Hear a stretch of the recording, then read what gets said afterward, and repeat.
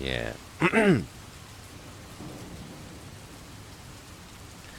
Hello and welcome to the Wolf Plays. Lone Wolf Wednesday. We're up to Wolfsbane. In the Lone Wolf Saga.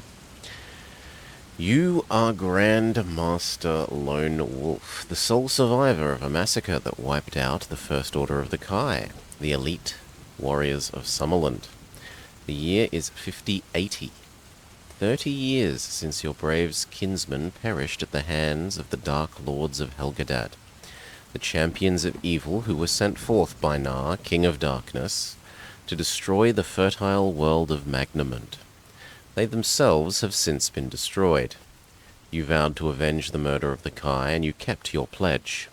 For it was you who brought about their downfall, when alone you infiltrated their foul domain.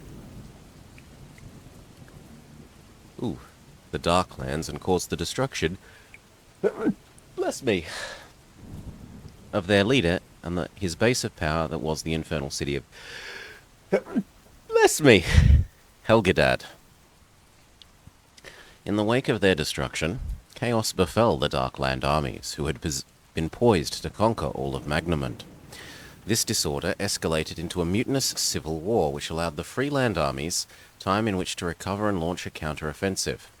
Against the odds, a swift and total victory was secured over the feuding Darkland armies. Ooh, this has been shortened. This used to be like 2 paragraphs. They've condensed this bit of the synopsis. For 10 unbroken years, peace has reigned in Summerland. Under your direction, the once ruined monastery of the Kai has been rebuilt and restored to its former glory. The task of teaching a new order of warriors the skills and traditions of your ancestors is also well established.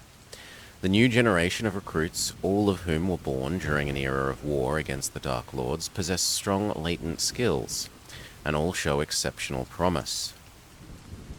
These skills will be nurtured and honed to perfection during their time at the monastery, so they may teach and inspire future generations, thereby ensuring the continued security of your homelands in future years. Your attainment of the rank of Grand Master brought with it great rewards, some, such as the restoration of the Kai and undying gratitude of your fellow Summerlending, could well have been anticipated, yet there have also been rewards that could not possibly have been foreseen. The discovery that within you lay the potential to develop disciplines beyond those of a Magna Kai, which were thought to be the ultimate to which a Kai Master could aspire, was truly a revelation. Your discovery has inspired you to search for the wisdom and power that no Kai Lord before you has ever possessed. In the name of your Creator, and for the greater glory of Summerland and the goddess Ashir, you have vowed to reach the very pinnacle of perfection, to attain all of the Grand Master disciplines and become the first Kai Supreme Master. With diligence and determination, you set about restoring the monastery and training the new order recruits. Your efforts were rewarded. Within the space of 2 short years, the first raw recruits had graduated to become a cadre of gifted Kai Masters who in turn were able to commence the teaching of their skills to subsequent intakes of novices. The Masters readily rose to their newfound responsibilities, leaving you freer to devote more of your time to the pursuit and perfection of your Grand Master disciplines. During this time, you also received, G'day Vama, expert tutelage in the ways of... Actually, you know what, we can bump that up a bit. In the ways of magic, from 2 of your most trusted friends and advisors, Guildmaster Bane, leader of the Brotherhood of the Crystal Star, and Lord Ramoa, speaker for the High Council of the Elder Mages of the Desi. Can't let you do that, Lone Wolf. Not yet. The party's just begun.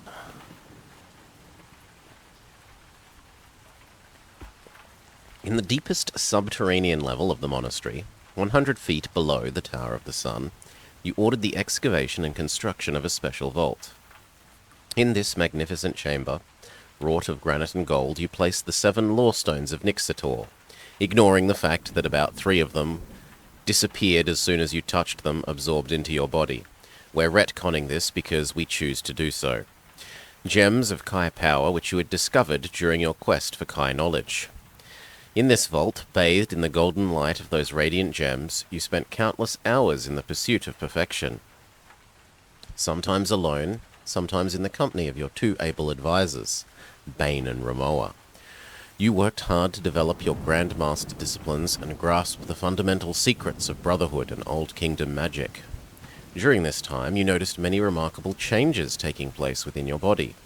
You became physically and mentally stronger, your senses sharpened beyond anything that you had experienced before, and perhaps most remarkably, your body began to age at a much slower rate.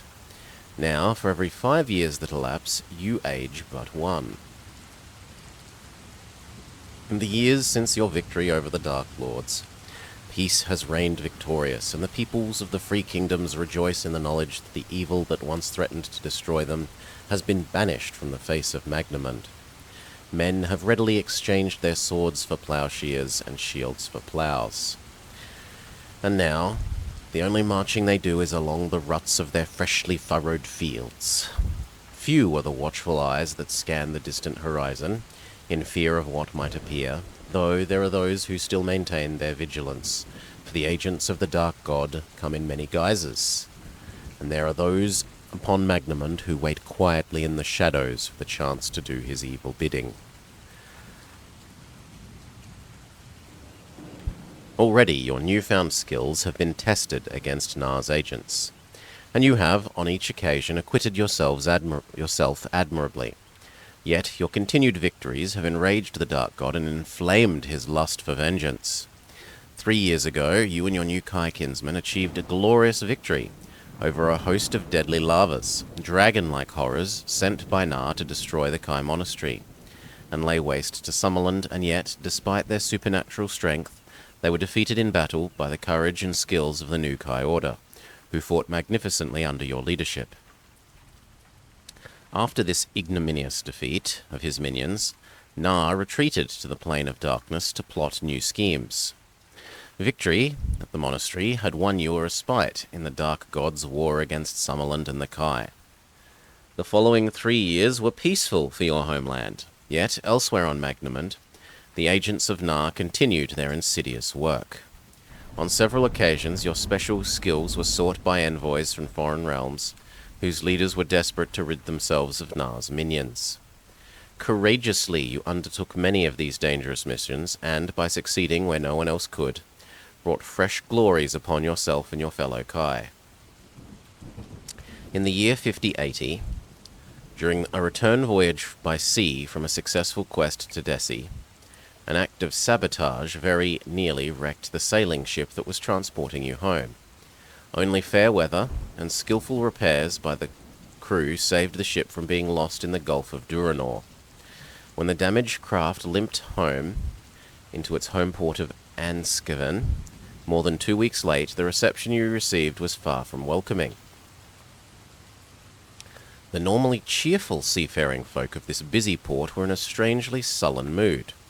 They recognized you, yet none cheered you as you disembarked on the quay. The crowd was quietly hostile. Before you could determine their reasons, the uneasy silence was shattered by a troop of heavily armored cavalrymen who came galloping along the quayside, their gleaming swords drawn. The crowd scattered as the horsemen drew around you in a circle. Their leader, a nervous young lieutenant whose coat bore the Black Eagle and 3-heart motif of Avan Kaldar, Baron of Anskaven, ordered you to lay down your weapons. Not wishing to provoke the city troopers, you obeyed and allowed them to escort you to the Baron's castle, where you felt sure their inglorious mistake would soon be punished. Baron Kaldar formally received you in the Great Hall. You had met previously in state occasions at King Olnar's court in Holmgard, and had always held each other in high esteem. Yet, Kaldar, flanked by more than a dozen bodyguards, could barely bring himself to conceal his contempt. He spoke of you as if you were a hated criminal. You asked why you were being treated in this manner, yet your pleas fell on deaf ears. Without further explanation, he ordered you be taken immediately to the dungeons and placed in irons. Later that evening, using your disciplines to help loosen the tight-lipped resolve of a dungeon guard, you learned the reasons for your apparent fall from grace. You first arrived in Anscaven by ship 18 days ago as expected, said the jailer in response to your psychic commands. Baron Kaldar met you personally at the quayside and gave you a horse and 6 of his best troopers to escort you to Tauren. During your ride to that city, they say you murdered his men and burnt their bodies. Upon arriving in Tauren, you tried to assassinate Bane. No! The Guildmaster of the Brotherhood of the Crystal Star. Bane has survived, yet much of the Guildmaster's hall was destroyed by your doing. To cover your escape from the city, you poisoned the wells, causing hundreds of deaths. At first, it was said that a Helghast had adopted your likeness to gain entry. But Guildmaster Bane has refuted these claims. He is convinced that you were possessed by the spirit of Nar. The Guildmaster dispatched the Tauren militia to spread this message across Summerland. A few days later, at the forest village of Durnfallow, near Tyso, the Fry Earl of Durnfallow was murdered and his manor house was torched to the ground.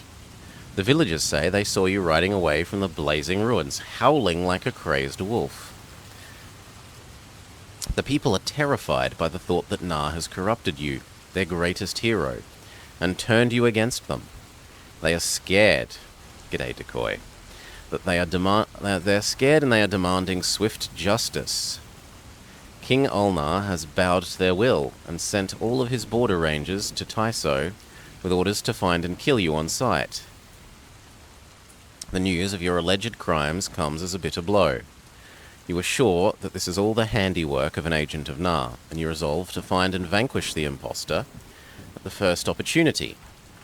However, as you cast your eyes around the damp walls of the castle dungeon, you can only pray to Ashir and Kai that the Baron and his guards will believe your story and allow you a chance to reclaim your honor. Okay. 3 skills left to pick from: magic, craftsmanship, or advanced animal control. So what does this one give us? Shield, Power Word, and Invisible Fist versus advanced ability to control fish and birds. If we're trying to search for evil us who could be hiding in the forests, I feel like advanced animal mastery may well be more useful. Let's go with Quarterstaff for our next weapon to master. We can deposit some stuff. I don't need a pouch of tobacco. I don't need a military pass. I don't need... What's this? Okay, I don't need a potion to protect me from the Stormlands. I don't need a bottle of brandy liqueur.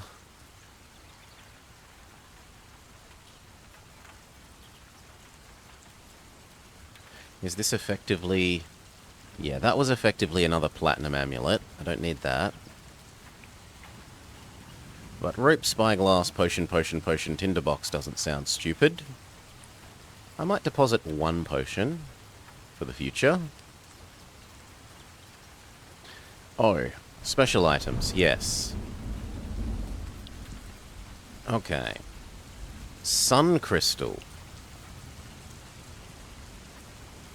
We don't need that. We used that at the end of the last book. That was how we blew up the Shadow Gate. Silver seal? Yeah, I don't think we need that. That was of the Queen or whatever, of the area that we were passing through.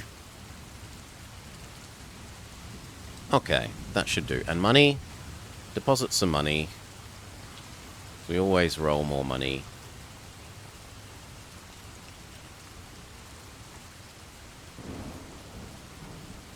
Yeah, I understand. We might run out of space. Okay. Meal. Another healing potion. A second rope.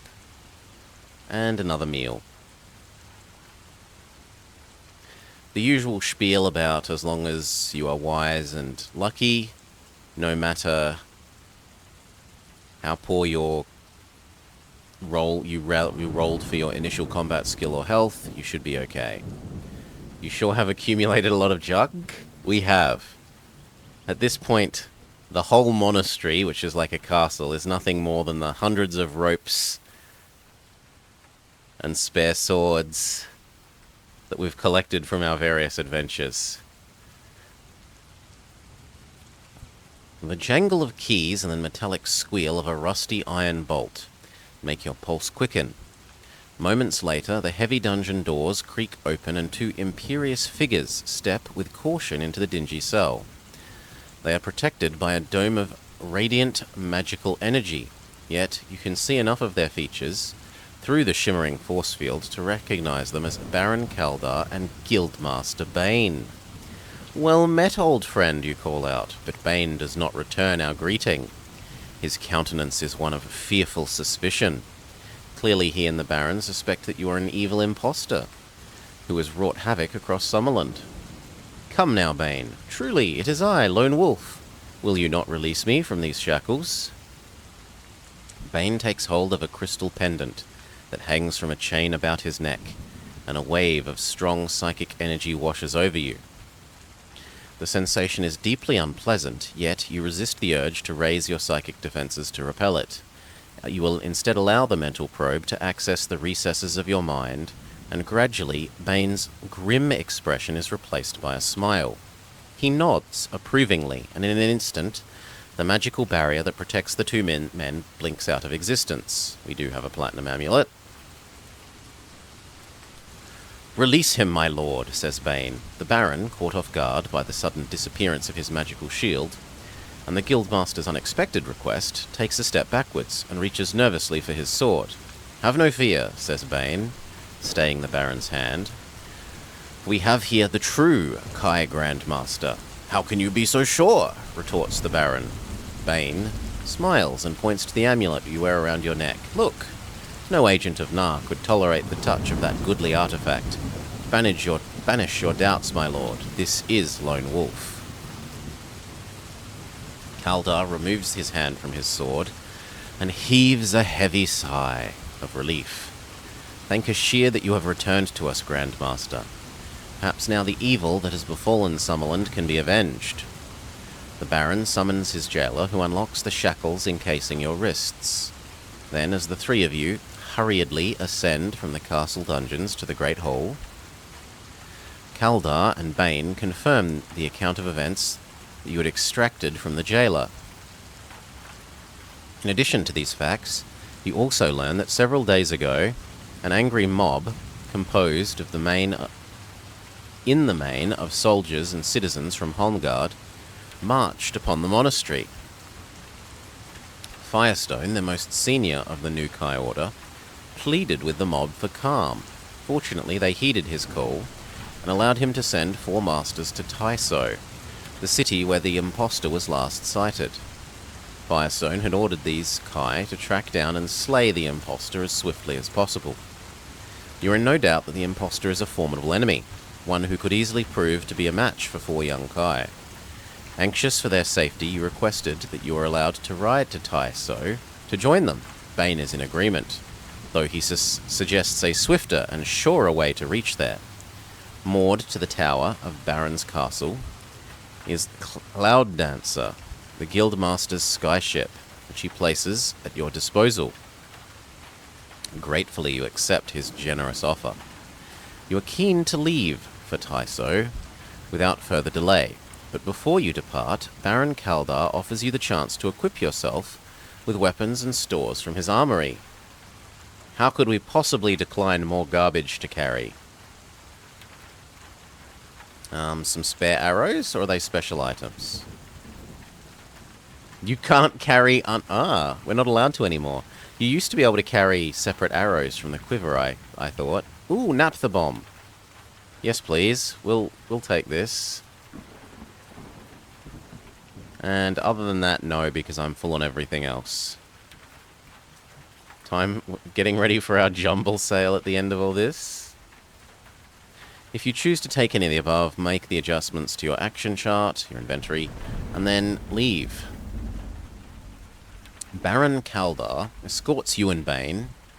Baron escorts you and Bane to the roof of his castle, where, hovering above, you see the great gleaming hull of the Guildmaster's skyship, Cloud Dancer. At Bane's signal, a cage is lowered from the stern of this magical vessel, and after bidding farewell to the Baron, you are both hoisted aboard. The crew, some of whom are survivors from his previous skyship, Skyrider, are agitated by your unexpected appearance. A sibilant hiss of their fearful whispers echoes softly along the deck. But, immediately, Bane vouches that you are not the impostor who has been terrorizing Summerland these last few weeks, and this swiftly allays his crew's suspicions. As you accompany the Guildmaster to his quarters, the mood of the men and dwarves of the ship's complement changes. Respectfully, they salute you, and welcome you with pride aboard their wondrous craft. The Cloud Dancer sets sail and follows a southwesterly bearing for the city of Tyso, over 100 miles distant. The night sky is clear, and Giovanno, the ship's pilot, is confident you should arrive within the hour. During the brief voyage, Bane communicates magically with the elders of his brotherhood in Turan. He informs them of your safe return and tells them of your plans to track down the impostor. In response, they assure him that word of your return will be conveyed to the king in Holmgard, and to your beleaguered kinsmen in the Kai Monastery. This glad news does much to lift your bruised spirits. It seems as if you've been aboard the Cloud Dancer for no more than a few minutes when a message arrives from the forward lookout. Tyso lights due south. You leave Bane's comfortable quarters below deck and accompany him to the prow rail, from where? That sounds weird. From where you catch your first aerial glimpse of the distant city port. The warm lantern lights of hovels and taverns shimmer like a captive cluster of stars within the city's protective wall. At the Guildmaster's command, Giovanni begins the descent, and as the twinkling lights loom larger, you are able to make out the silhouette of a grand castle that is perched on a headland overlooking the harbour. That is our destination, the castle of Baron Tor Medar, Seneschal of Tyslo. Guided by a circle of blazing beacons, Giovanni, the pilot, lands the ship expertly in the middle of a paved training park, located within the castle's expansive grounds. In Tyso, a curfew is in force. And the only figures lawfully abroad at night are the Baron Medar's guardsmen, whose numbers have been doubled by a regiment of border rangers recently arrived from Holmgard. Bane suggests you stay on board until he has informed the Baron of the true situation. The guards of Tyso are under orders to kill you on sight. It would be wise not to show yourself until I have explained this all to the Baron. You remain in his quarters while Bane seeks an audience with the Baron. Shortly he returns with the Baron, who, entering the cabin, greets you warmly like a father welcoming home a favoured son. You will always be welcome here, Lone Wolf, he says, clasping your hands in friendship. I knew in my heart you were innocent of these crimes, which have so shocked our people. You can rely on me to help you find the impostor, who has sought to harm us and bring dishonour upon your good name. You thank the Baron for his support and his pledge of loyalty, and you tell him how pleased you are to be in Tyso after the months you have spent abroad. Then come, my lord, let us adjourn to my hall, where you might enjoy the hospitality of my court. And turns to leave the cabin. As he reaches the door, he says, "Oh, by the way, there are some men waiting there who I'm sure will be pleased to meet you." The Baron escorts you and Bane through the echoing corridors of his castle, past watchful ranks of court guards and the border rangers. to a hall which is lavishly furnished with Duranese oak and rare silken tapestries. Awaiting you there are a group of young men attired in hooded grey cloaks and close-fitting tunics.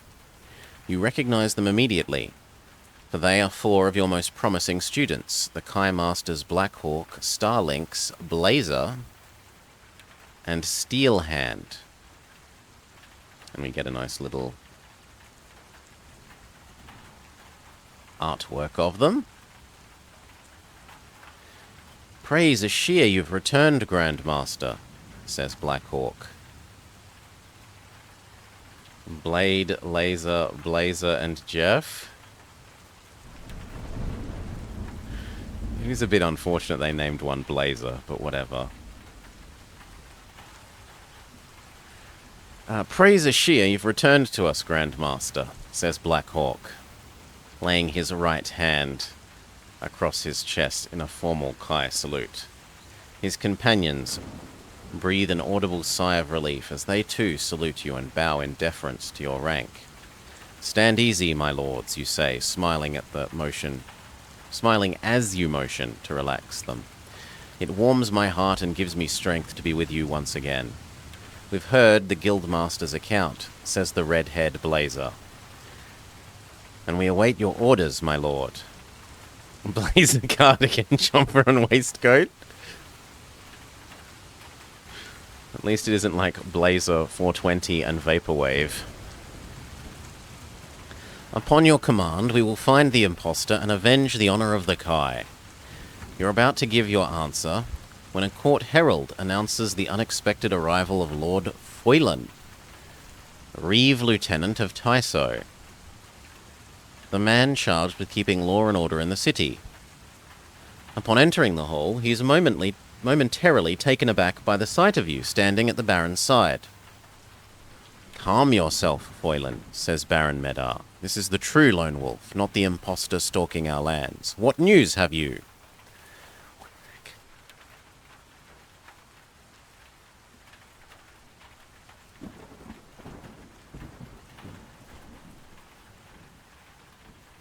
Furfuriz no cap bussin guildmaster?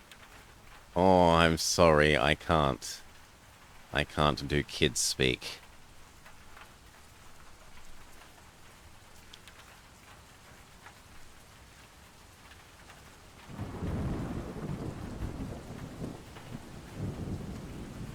Sire, the Kai impostor has been sighted within the hour by rangers in the city's north quarter. They tried to take him captive, but he slew 2 and wounded 3 before escaping into the old necropolis. The city watch have both entrances secure. He will not be permitted to escape. Very good, my lord, retorts Baron. So, we have him cornered. If he's gone to ground in the necropolis, says Bane, he will be hard to track down. The catacombs of that ancient burial field are vast. It could take months to search them all. Never fear, you say confidently. With the help of my Kai Masters, I will track down and trap this impostor before dawn. I, my lord, pipes Starlynx, elated by the thought of the hunt, will flush this cur from his hole before sunrise and bring him to justice. Guided by Lord Foylan, you take your leave of Bane and Baron Medar and depart from the castle on horseback, accompanied by your eager Kai. During your ride through the twisting, lantern-lit streets of Tyso, is Starlynx related to Star Fox? Oh, I do wonder if, that makes me wonder if Decoy saw Vumma's first comment before Decoy seemed to be around. You learn from Foylan that there are only 2 ways in and out of the city's old necropolis. By its south gate, or by its western arc. Ah, well, Decoy, it's, can't let you do that, lone wolf. The impostor fled into the burial ground by the south gate, my lord, says Foylan. But that was more than an hour ago. He could be deep underground by now. If you wish to ask Foylan to lead you to the south gate, go to 337. If you choose to go to the West Arch instead, go to 323. Well, he was found by the South Gate. Let's go where he was. This way, my lords, shouts Foylan as he spurs his black mare along a mist-wreathed street that snakes through Tyso's shabby northern quarter. The street is deserted, yet many citizens witness your passing. Their eyes glint in the moonlight as they peep through the smoky yellow panes of their windows, their curiosity and fears awakened by the clatter of the horses' hooves. At length, the street opens into a wider avenue and gently descends towards a sprawling expanse of derelict ground, surrounded by a tall moss-covered perimeter wall. Several dozen guards and rangers have gathered at a distant archway in this wall, and by magnifying your vision, you can see they have erected a barricade which completely blocks the entrance to the burial grounds beyond. The Reeve lieutenant tells you to wait there with your men. Then he goes forward and informs the guards of the situation, and to tell them that you and your companions are not the impostors. On seeing his signal, you move forward and join him at the archway. At his command, the guards hurriedly clear away some of the rubble which fills the entrance, enabling the five of you to dismount and proceed into the necropolis on foot. In the moonlight, the burial ground has a certain ghostly beauty. There is an aura of sad serenity surrounding its mouldering tombs, as, with the passing of centuries, they crumble to dust and disappear with their secret memories of another age. But all is not what it seems. Your sixth sense detects a lingering aura of evil that has invaded this place. A glance at your fellow Kai tells you that they too can sense its presence. You clasp the platinum amulet, and a tingling vibration runs through the palm of your hand. The sensation grows stronger as you move along the weed-choked path that leads to the shadowy tomb. With the passage of years, the tomb has settled lopsidedly into the soft Tysoian earth. It should so be soil, because soft Tysoian soil would be a lovely not assonance. Assonance? Is it assonance?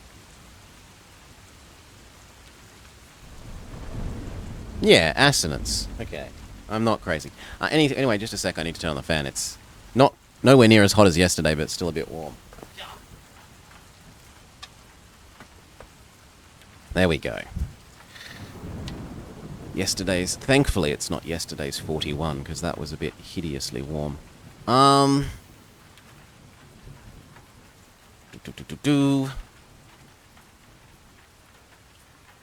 Yet a flight of damp stone steps. See, there we go. There's some nice damp stone steps. Descends to where its door once was. As you draw nearer, you notice that all that now remains of the door is a mound of broken rubble. If you have spirit walking, go here. Your advanced Kai senses detect faint magical energies radiating from a large chunk of rubble that lies in the open doorway to the tomb. Cautiously, you move nearer to inspect the slab of stone and discover an intricate design scratched upon its surface.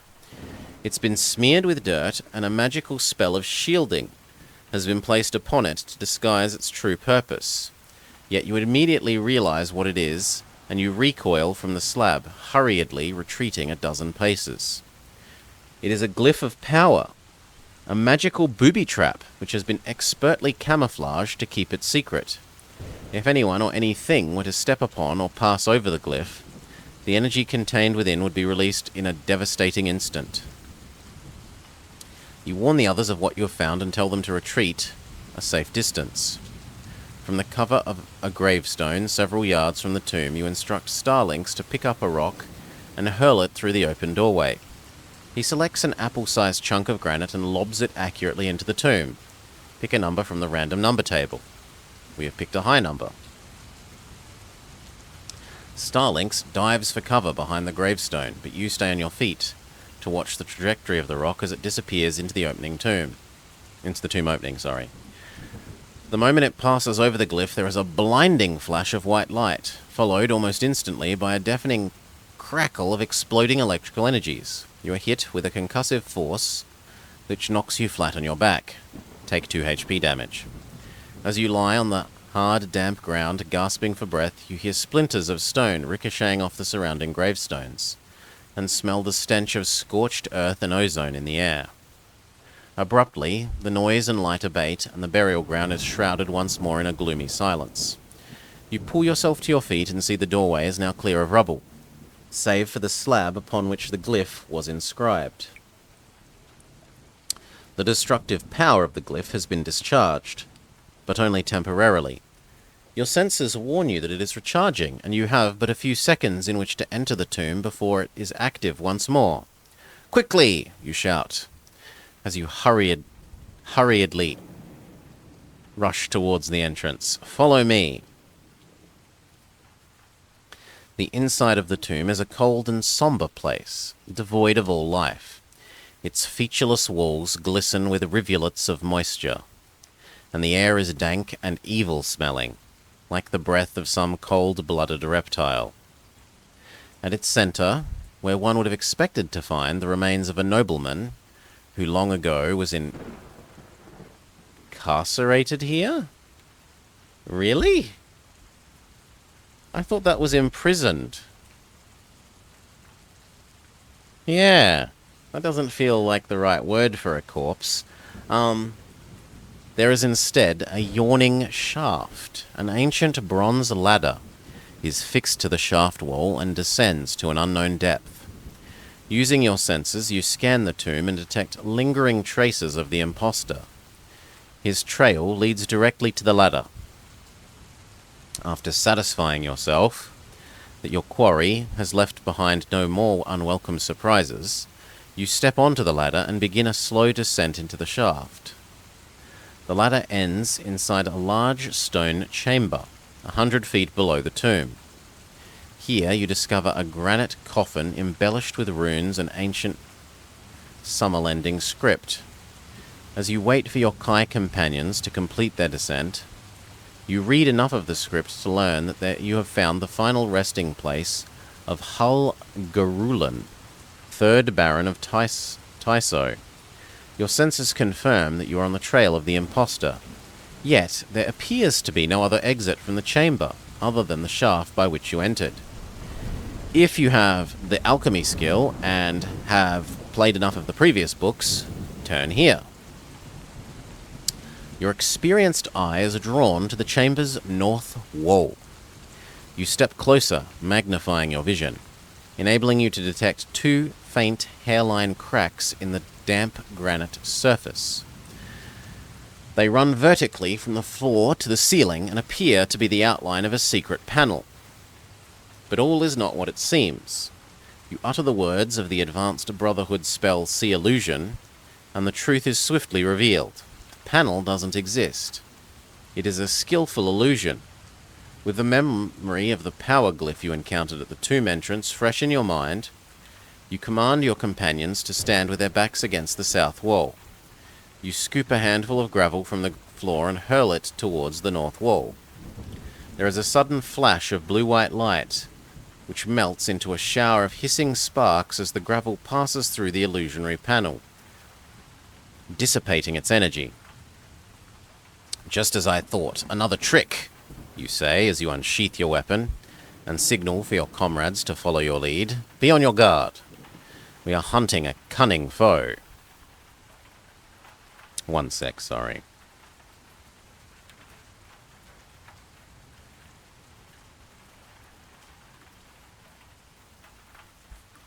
Beyond where the illusionary north wall once stood, you can now see a small antechamber, which is wreathed in acrid blue smoke. Gradually, the smoke dissipates to reveal a shallow plinth upon which lies a bronze urn. This heavy object rests on its side, and a quantity of pale grey ash has spilled from its lid. Cautiously you approach the urn and see that there is an inscription engraved upon its side. From this ancient script, you learn that the ashes are the last remains of Baroness Garrelin, the wife of Hurl, 3rd Baron of Tyso. Glinting, half buried in the ash, you notice a ring, encrusted with crimson gemstones. Sure, why not take the ruby ring? You are writing at the urn on its plinth when you hear Steelhand calling you. He has found something among the rubble littering the floor at the rear of the antechamber. Steelhand and the other Kai clear away the rubble to reveal a trapdoor set into the floor. You command Starlynx to tie one end of his rope to its bronze ring, and then together, from a safe distance, you pull open the stone hatch. No traps are sprung as the heavy slab of stone creaks open, and when you move closer you see a circular chute, and a ladder descending to a deeper level of the catacombs. You peer down into the darkness, and you detect fresh tracks on the ladder's iron rungs. You are back on the imposter's trail. Cautiously, you lead the descent into the chute, using your powers of infravision to scan for signs of movement in the damp darkness below. After several minutes, you reach the bottom of the ladder, where you discover a large, vaulted chamber. Around its walls are positioned urns and grey stone caskets, each embellished with traces of gold. There is an unexpected air of opulence about the vault, which prompts you to guess that it is a secret burial tomb. If you have ever visited the graveyard of the ancients in a previous adventure, turn here. Looking around the walls of this tomb brings back memories of the time that you ventured into the graveyard of the ancients. The shape of the urns which stand here is identical to those you discovered by chance in the tombs beneath that forbidden burial ground. The recollection chills you, for clearly you recall that those urns contained deadly crypt spawn. You focus your sixth sense on the urns that line the chamber, and to your relief you detect no living creature lurking within. You instruct the others to examine them with care, and to your surprise they discover they contain lamps leaves, spotted with age but still possess healing powers. There are enough leaves here for 3 potions. Each potion counts as a backpack item, and will restore 4 hit points when swallowed after combat. Of course we take the potions, and if I have to give up spyglass,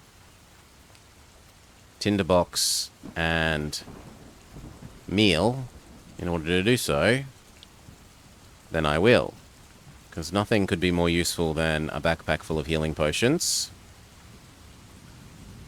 You are helping Blazer to tilt one of the urns when a sudden and unexpected noise at the far end of the chamber sets your pulse racing. The grating rumble of stone on stone heralds the sudden appearance of the imposter. Like some secret door to a nightmare realm, the entire far wall of the vault is slowly sliding open. Violent tremors shake the floor, and orange tongues of flaming gas shoot from the ever-widening gap. Silhouetted in the center of this fiery portal is a warrior clad in a parody of the robes of a Kai Grand Master. His stature and facial features bear an uncanny resemblance to your own, yet the two of you are not entirely identical. The eyes of this imposter betray his true nature, for they are black and cold. They are like 2 tiny windows through which you can see the evil lurking deep within his heart. The portal crackles and roars like a blazing furnace, yet it radiates no heat. You sense a powerful magic at work, and you shout a command to your comrades to prepare themselves for combat. They react as one, their years of training suppressing their fears, and swiftly they draw arms and form up in a protective circle around you. The imposter unsheaths his black-bladed sword and gives vent to a chilling laugh that momentarily drowns the roar of the flames. His cruel laughter fills your head, and suddenly the stone walls of the vault seem to writhe and buckle inwards. Your psychic Kai defenses resist the illusion, and the distortion ceases. Yet, as it does as it does so, comma, you realize that something important has changed. You command your companions to retreat towards the chute, but they do not respond. They are frozen, completely rigid, immobile, like 4 stone statues. Is the phrase "tell it walking" an Aussie phrase? Not that I'm aware of. But it might be a regional thing. Ha ha ha, cackles the imposter. So we meet at last, Lone Wolf. It'd be from Brisbane? Yeah, there's probably regional phrases from Brisbane that I don't know. I wouldn't say it's definitely not. But it's not one that I know.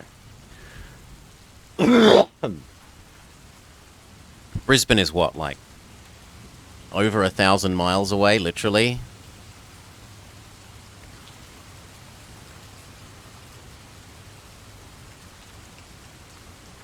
Yes, it's literally over 1,000 miles away. You command. There are some small regional differences. They all speak in a super nasally voice, even more so than us. All right, where are we? Ha ha ha! Cackles the imposter. So we meet at last, Lone Wolf. He advances a little nearer, and you feel an icy chill wash over you. The body of this bogus Kylord irradiates coldness. How I have enjoyed myself in your guise. Let me introduce myself. I am Wolfsbane. An apt name, don't you think? What is your purpose? You growl in reply, your hand poised to draw a weapon in case he should attempt to launch a sudden attack. Why, I've come to kill you, of course, he retorts. No, Lone Wolf, I expect you to die. There should be but one Grand Master, and only I am worthy of such distinction. The imposter narrows his coal-black eyes and curls his lips in disdain.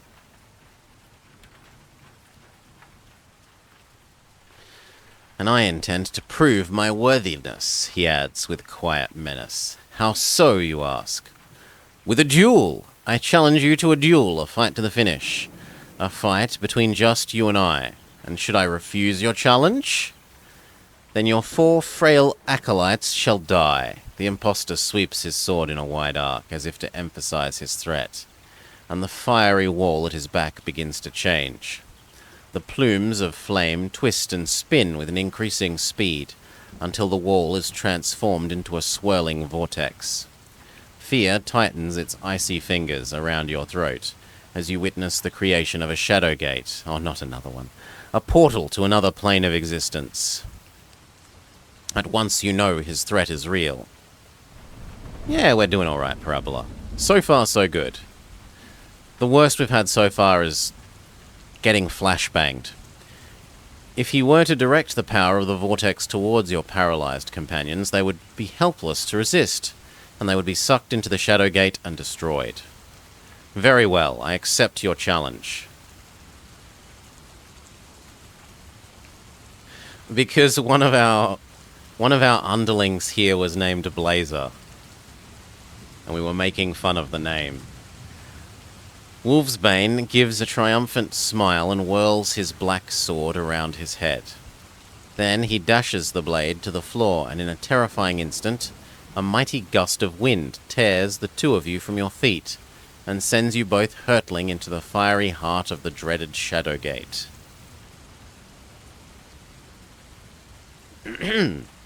If you have super immunity to cold and poison and gas, and you've played enough of the previous books, turn here. Fiery winds sear your face and your body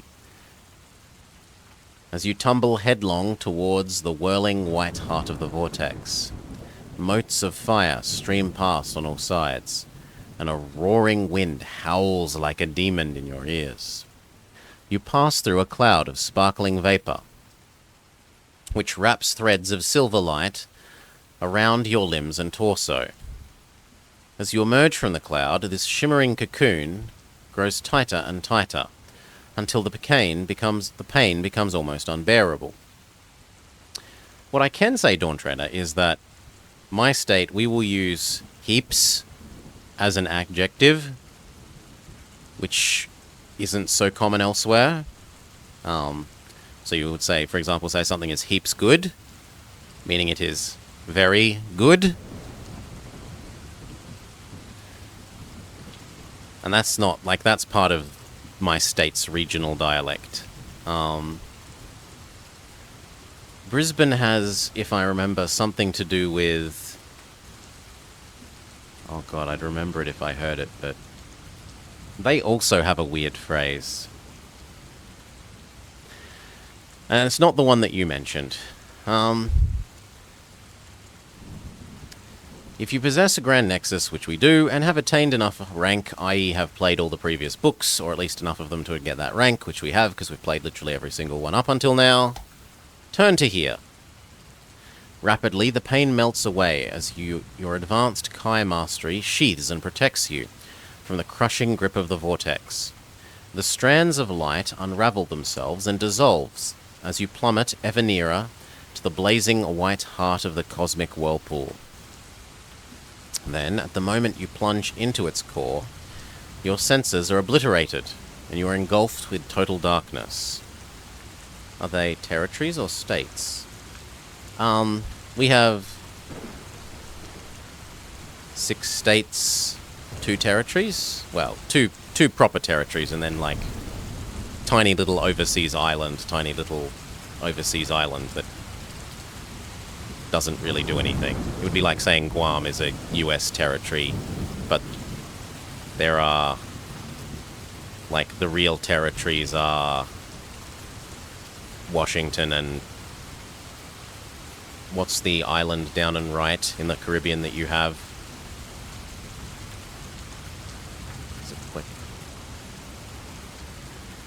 Because the one that they talk about giving it statehood, but they never do. That sort of difference. Puerto Rico? Yeah. Okay. Rapidly, the pain melts away as you are protected from the crushing grip of the vortex. You are engulfed by total darkness. From out of the depths of this cold, dark universe, there appears a pinpoint of light. You feel yourself being drawn inexorably towards it, and although you struggle to resist, you cannot tear yourself free from its irresistible pull. You feel yourself accelerating towards the speck until it becomes as large as a glowing sun. Then, with an abruptness that leaves you gasping, there is a flash of blue-white light, and you find yourself lying spread-eagled upon a bed of moist green foliage.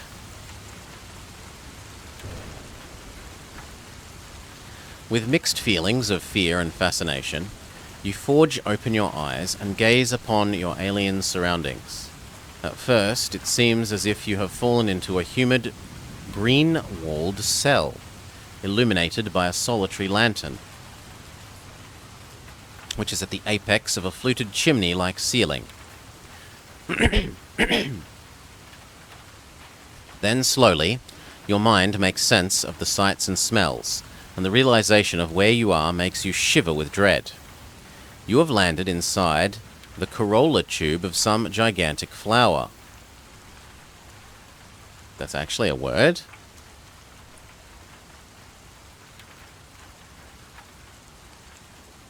Yeah, it's genuinely a word. You say Corolla to me, and I think of the Toyota Corolla, which is a little bubble car sort of thing. I don't think of plants, but clearly I'm just a witless Philistine. Huge stamens rise up to the light from a sticky, bowl-shaped floor on which you lie, and nearby there is a large, chute-like tunnel. That's what the Toyota Corolla was named after? I don't think so. chute-like tunnel which drops away into the plant's hollow stem. For a moment you close your eyes and let your psychic senses explore the strange environment. Your greatest fear is that you have been drawn through the shadow gate to the planes of darkness, the supernatural realm of the dark god Na, yet you detect no abnormally high concentration of evil. Also, you are able to sense the presence of your adversary, Wolfsbane. Your hopes rise when suddenly you realize that you are still somewhat within the material universe of Aeon. You are able to determine that this alien place is not your homeworld, yet you are certain that it is a planet that lies within the same galaxy as Magnamund. You cling to this small crumb of comfort and resolve to find a way of returning to Magnamund as quickly as possible. You open your eyes and stare around the walls of your plant prison, searching for a means of escape. There are only two ways out: by climbing a stamen towards the light, high above, or by sliding down the nearby chute, which plunges deep into the plant's stem. If you wish to climb a stamen, turn to here. If you wish to slide down, up or down? I think up. That's where the light was. The thick trunk-like stamen is covered in fine hairs, which help you to make the long climb towards the amber-coloured light far above. However, as you get nearer to the light, the stamen hairs become coated in lumps of sticky, sweet-smelling yellow pollen. The pollen clusters hamper your progress, and as you struggle to unglue yourself from them, and you have to struggle to unglue yourself from them every time you shift position. You are nearing the stamen bud's top when you become aware of a distant buzzing sound. Rapidly, the noise gets louder until you are suddenly plunged into semi-darkness. A huge winged insect is hovering directly above you, its multicolored body blotting out most of the pale amber sky. It lunges back and forth with its great head, as it sucks away clumps of pollen from the surrounding stamens with its long, spear-like proboscis. Then the creature detects your presence, and the deafening noise of its wings changes pitch. It rises several feet above the stamen and hovers there for a few moments while it studies you with its massive composite eyes. Unfortunately, it takes only a few seconds for the creature to decide that it wants to vary its diet of pollen. With a sinister nod of its head, it extends its proboscis and stabs its sticky point towards your unprotected back. If you wish to attempt to defend yourself from the creature, turn here, or if you wish to dodge, turn here. Fight! The gigantic insect detects movements when it is expecting none, and immediately it senses a threat to its safety. Swiftly it retracts its proboscis and rises several feet, taking its vulnerable belly beyond the reach of your sword arm. It hovers motionlessly for a few seconds, its glinting fly-like eyes watching you intently. Then it emits a high-pitched shriek, and at once you know that it is getting ready to attack. If you have advanced animal mastery, the skill that we just took for this book, and wish to use it to repel the creature, turn here.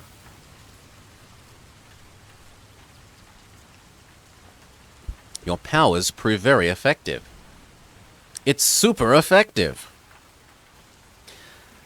The giant insect obeys your command not to attack, but before it flies away, it sprays the stamen with a misty vapor which causes the petals to close up. Hurriedly, you retreat along the stamen and narrowly avoid being crushed to death as the huge petals fold in on themselves. Your innate Kai discipline of animal mastery has saved you from a confrontation with the giant insect, yet the creature has used its own innate abilities to thwart your chances of escaping from the plant as well. The vapor condenses and runs along the stamen, making it difficult for you to maintain your grip, and reluctantly you are forced to retreat all the way down to the bowl of the corolla, to where the hollow stem is now the only chance you have of getting out of the plant alive. Okay, so we should have just tried to go downwards to begin with, but whatever. You lower yourself carefully into the hollow stem and soon discover that it drops away very steeply. It is a vertical tube for most of its length, yet you are able to slow your rate of descent by grabbing hold of tiny tendrils protruding from the walls lining the stem. As you get nearer to its base, the stem wall becomes semi-transparent and slick with moisture. You press your face to its warm surface and are able to discern other stems. They look like the trunks of trees in a dense green forest. You look down to see that the stem of this plant is descending into darkness. The darkness begins at the point where the stem passes below ground level. You decide to stop at this point, for you have no desire to explore the roots of this strange flower. Carefully, you examine the fabric of the semi-transparent stem. If you can force your way through the plant wall, you'll be able to escape from your prison-like tube. If you have a bladed weapon or a bladed special item, if you have magic, if you have other magic, or if you have none of these. Let's go with magic. You press the index finger of your right hand against the plant and whisper the words of the Brotherhood spell, Lightning Hand. You feel a tingling sensation run down your arm, and then a crackling flame ignites at your fingertip, which burns a neat hole through the stem. Quite suddenly, the sap within the plant wall catches fire, and within seconds you find yourself trapped inside a roaring cocoon of fire. The highly flammable sap feeds the flames, and the temperature rapidly increases until on the inside of the stem, until it becomes as hot as a blazing furnace. Unless you possess Grand Nexus, take 5 hit points, but we do have advanced immunity to temperature, so suck it. You leap from the rent in the plant wall and land safely on a mound of soft black earth. As you struggle to your feet, you notice that this rich soil forms a narrow clearing between the base of the plant and the stems of many others, all of a similar species. Their colossal stalks soar into a dimly amber sky, where gigantic flowering heads bend and sway in a humid breeze. Staring at the awe-inspiring canopy hundreds of feet above makes you feel incredibly small and vulnerable, like a tiny insect. This feeling is made worse when suddenly a huge horse-sized beetle comes careening through the plant stems. Instinct and quick thinking saves your skin. Instantly you freeze, and the shiny black monstrosity ignores you and continues its chaotic rampage through this forest of gigantic plants. It is several moments before your pulse slows down, and your senses detect a distant source of energy, some ways away to the north. You cannot discern its nature or purpose, but you feel compelled to investigate. Guided by your tracking skill, you trek through this extraordinary forest for nearly an hour before arriving at a huge clearing where, from the cover of a fallen leaf, you gaze upon a spectacular sight.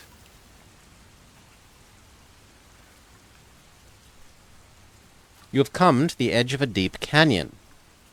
The verdant walls of this massive gorge are carpeted with a rainbow of color, and the air is alive with the busy noise of huge buzzing insects. Everything is fecund and fertile, dripping with humid jungle heat. High above the gorge you glimpse, for the first time, the source of the light that illuminates this strangely wonderful realm. The canyon is set within a cavern. Yes, there are Yanmegas, the walls of which seem to engulf the sky. It explains why our attack earlier was super effective. It was against a Pokemon. At the apex there is an oval-shaped vent through which a concentrated shower of amber rays pours down, like sunbeams through a stained glass portal. You watch in awe as flights of dragonflies, each as large as a Vasagonian Itikar, circle languidly above the canyon on gossamer wings. They shimmer like streaks of liquid silver as they ride the thermal currents. The sight is one of great beauty, yet you cannot enjoy it fully. The instinct that led you to the rim of the gorge tells you that the source of power you seek lies several miles away and above, beyond the vent that is the source of this chamber's light. Carefully you consider your predicament and determine that in order to escape you must reach the vent that lies more than 1,000 feet above the rim of the gorge. If you have magic, and wish to use it, and have attained a high enough rank, turn to here. If you have magic, and wish to use it, but have not attained a high enough rank, turn here. If you have neither of these, or don't want to use your magic, I have magic and am high ranked. Drawing on your newly acquired magic, you focus on the distant vent, and carefully recite the words of the Brotherhood spell Teleport. For a few seconds, your vision swims in and out of focus, as your strength is sapped by the power of the spell. Take 4 hit points. Then your sight becomes crystal clear, and you feel yourself floating upwards through the air towards the apex of this gigantic cavern. You have risen close to a mile above the canyon when suddenly you attract the unwanted attention of a gigantic dragonfly. Anxious to evade a probable attack, you concentrate harder on your destination and will yourself to accelerate. Select a number from the random number table. If you have advanced camouflage, add 1. We roll relatively well, and we have advanced camouflage. You increase the rate of your ascent and swiftly accelerate beyond the reach of the predatory dragonfly. Unable to catch up to you, it emits a loud buzz of frustration and then slowly spirals away.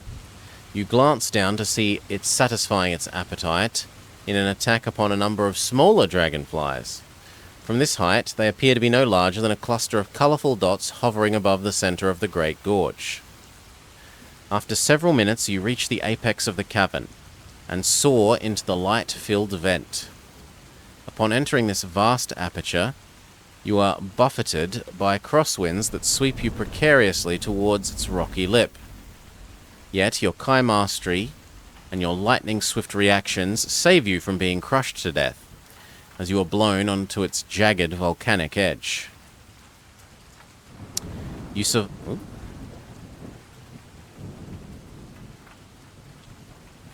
Dragonflies are basically natural helicopters. They are exceptionally good at flying. They can do all 6 degrees of freedom.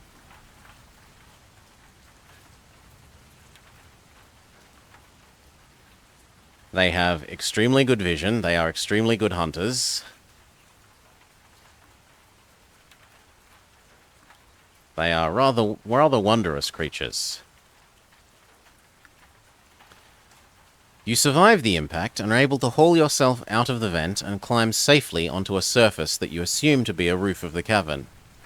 Seeking shelter from the raging crosswinds, you squeeze yourself into a hollow in the porous rock from where you are able to take stock of your new surroundings. The sight makes you gasp, for it is a view that truly rivals the fertile wonders of the caverns below.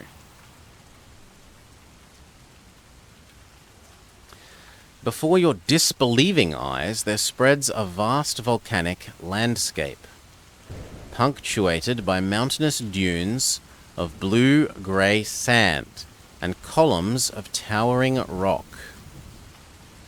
The amber sky is mottled and banded like the eye of an angry tiger, and within its fathomless reaches you count 12 multicolored moons. These glowing spheres cast their light upon the burnt and crusty soil, lending it a ghostly aspect. Thick clouds, black and turgid, swollen with humid vapors, rear up like shadowy castles on the far horizon. You can feel coarse grains of sand in the stinging crosswind, and your senses warn that a storm is fast approaching. Seeking safer shelter from the coming storm, you get to your feet and cast your eyes across the warm yet unwelcoming land. Away to your right, lying less than a mile distant, Within a shallow basin of age-worn rock, you see a monstrous temple crafted from opaque black glass. Spikes of crystal embellish its many tiers, and atop the highest level there stands a tower, tall and sleek. A square of yellow light marks an open portal at the tower's base. You glimpse something standing in the doorway, and when you magnify your vision, you see that it is a cloaked warrior silhouetted against the portal's fiery glow. Your pulse quickens the instant you recognize the warrior. Your pulse quickens the instant you recognize the warrior. It is your accursed adversary, Wolfsbane.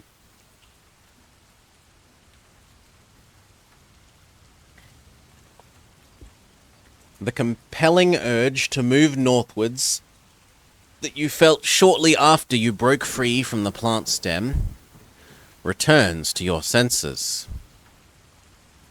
You feel drawn towards the temple as if being summoned by a force beyond this world. Your sixth sense screams danger, and every fibre of your being knows you should resist. But you suppress these natural instincts and set off towards the temple. The towering edifice holds many dangers. Of that you are in no doubt. Yet bravely you resolve to confront and overcome them. Only by doing so could you hope to triumph over your enemy and find a way back to your home of Magnamond. During your task you have to eat unless you have Grand Hunt Mastery or take damage. We'll eat a proper meal rather than hunting.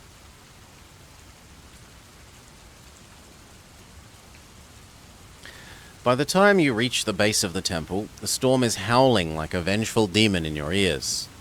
Stinging blasts of hot, sand-laden wind whip your face mercilessly, and you are forced to leap almost horizontally into the storm, or to lean almost horizontally into the storm to maintain your balance. The storm is increasing in ferocity by the minute. You are sorely aware that you must find cover within the hour, or you will perish in this hellish blizzard. An empty parapeted stairway ascends from the temple's lowermost tier to the portal of its crowning tower. The parapet offers you protection from the wind, and you climb the many steps bent over almost on your hands and knees in order to stay out of the abrasive storm. Before you ascend the last tier, you check to make sure that your adversary is not waiting in ambush. The portal is now closed, and you can sense no living creature nearby. Yet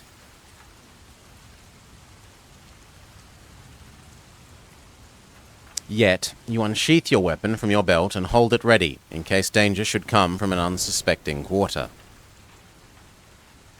When you reach the portal, you discover that it comprises a seamless sheet of lead-lined iron, many inches thick.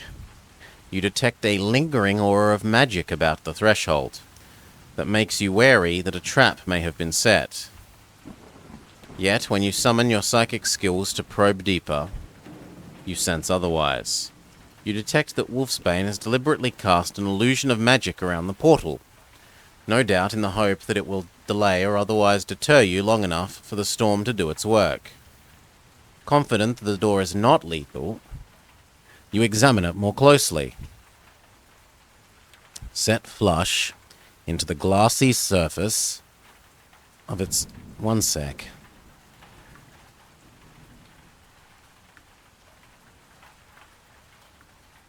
Set flush into the glassy surface of its surrounding arc, you discover an inscription above 2 squares of dull crimson gemstone.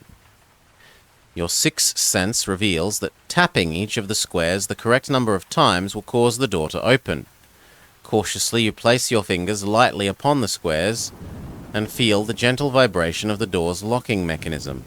By concentrating on the vibrations, you hope to decipher its locking codes. After several minutes, you determine that the first code is equal to the endurance points score, below which a master cannot use the discipline of Kai Search. The second code is equal to the number of villages that lie on the highway between the cities of Holmgard and Raggadorn. Notepad time. Okay. Notepad says the number of cities between Holmgard and Raggadorn.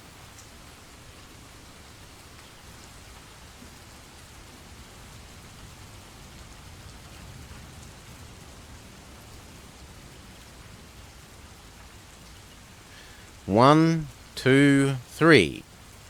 3 be the number of cities.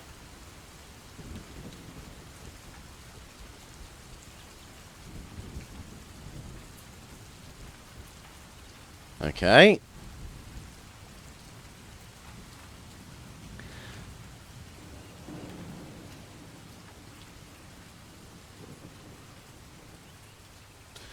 And the first code is equal to the endurance points score below which a master cannot use Psi Search. So we don't go to the map. Instead we go here. Disciplines. This.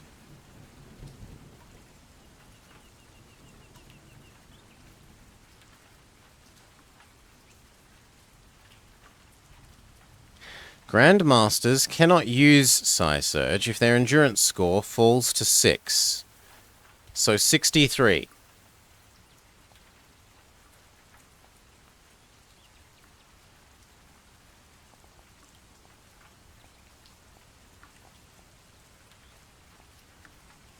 No! Okay, I don't know what I did wrong. Unable to decipher the code, you decide instead to attempt to dismantle the locking mechanism. Using the buckle of your belt, you work it between the gemstones and attempt to prise them away. It is a difficult and delicate procedure, made doubly so by the increasing ferocity of the storm, tearing through the fabric of your cloak. Take 3 hit point damage. After several minutes, you succeed in lifting off the gemstone plates. But this doesn't actually release the locking mechanism. It just exposes it to the elements. In order to force the door, you must open. You must now physically destroy the exposed mechanism. Conduct combat in the usual manner. Any endurance points lost is a result of the prolonged exposure to the storm. It has absurdly good skill, but somehow we can psychically attack the door lock. Let's not ask questions. Second roll, we roll a critical success, so we insta-kill the door. If you succeed in reducing the door's endurance to 0, or below, before dying, turn here. The moment you destroy the mechanism, you feel a shuddering vibration run through the great iron portal. Slowly it grinds open to reveal an antechamber that is lit by a dozen flaming torches set around its glassy walls. The wind has now become so fierce that it is ripping your exposed flesh. Rather than remain outside in the storm a moment longer, you hurry through the open portal and seek shelter within. The iron portal grinds to a close behind your back, shutting out the storm so completely that the roar of the wind instantly disappears. The abrupt silence and lower air pressure within the entry chamber makes your ears pop painfully. You lower the hood of your cloak and carefully wipe the sand from your eyes before taking your first tentative steps across the antechamber and its polished glass floor. You pass through a triangular arc and jump down a ramp that leads to an echoing hallway. The floor and walls of this broad hall are fashioned from a black glassy mineral that is veined with fluorescent greens and sickly purples. You sense strong pulses of psychic power radiating from an open arch at the far side of the hall, and your skin prickles with the presentiment of danger. You unsheath your weapon and move towards the arch with the utmost caution, You are expecting the unexpected. Beyond the arch lies a steep ramp that descends to the floor of a circular chamber, the lowest level of the tower, which soars into the stormy sky above. Runes of alien design run around the seamless glassy walls, and the air is heavy with the sweet smell of decay. A large circular plinth stands in the center of the chamber, its mirror-smooth surface a little under 3 feet from the floor. You take a step forwards, and suddenly... You take a step towards it, and suddenly it is surrounded by a wall of fierce blue flames that shoot upwards from tiny vents in the floor, about its base. As these flames gradually subside, you see 4 Kai Masters cowering upon the plinth. They are the 4 young disciples you thought you'd left safely behind on the old necropolis in Taiso. They look petrified with fear. And when they see you, they throw up their blistered, black-sooted hands and plead for you to release them from their fiery prison. Drawing upon your skills of Psy-Screen, you detect that the image is nothing more than a cruel illusion. In the very next instant, the ramp on which you are standing suddenly drops away under your feet. You throw yourself to one side and crash down on the floor of the chamber, rolling over as you strike the hard surface to lessen the shock of impact. As you stagger to your feet, you see the image of the 4 Kai being consumed by the fire. It is a frightful sight, and as they scream their last, a wave of hostile psychic energy crashes into your mind. If you have advanced mental defense skill, turn here. The sudden and unexpected ferocity of the psychic assault makes you fall to your knees and clasp your head. The pain is worming its way deep into your mind, causing your body to convulse with psychic shock. Dimly, through a red haze, you sense that the platinum amulet you are wearing around your neck affords you some defense against this attack, though it does not protect you completely. Roll the random number table for every level of mastery you have above this rank. Add 1. You may only add 5. We add 5. We roll 5, so we do perfect.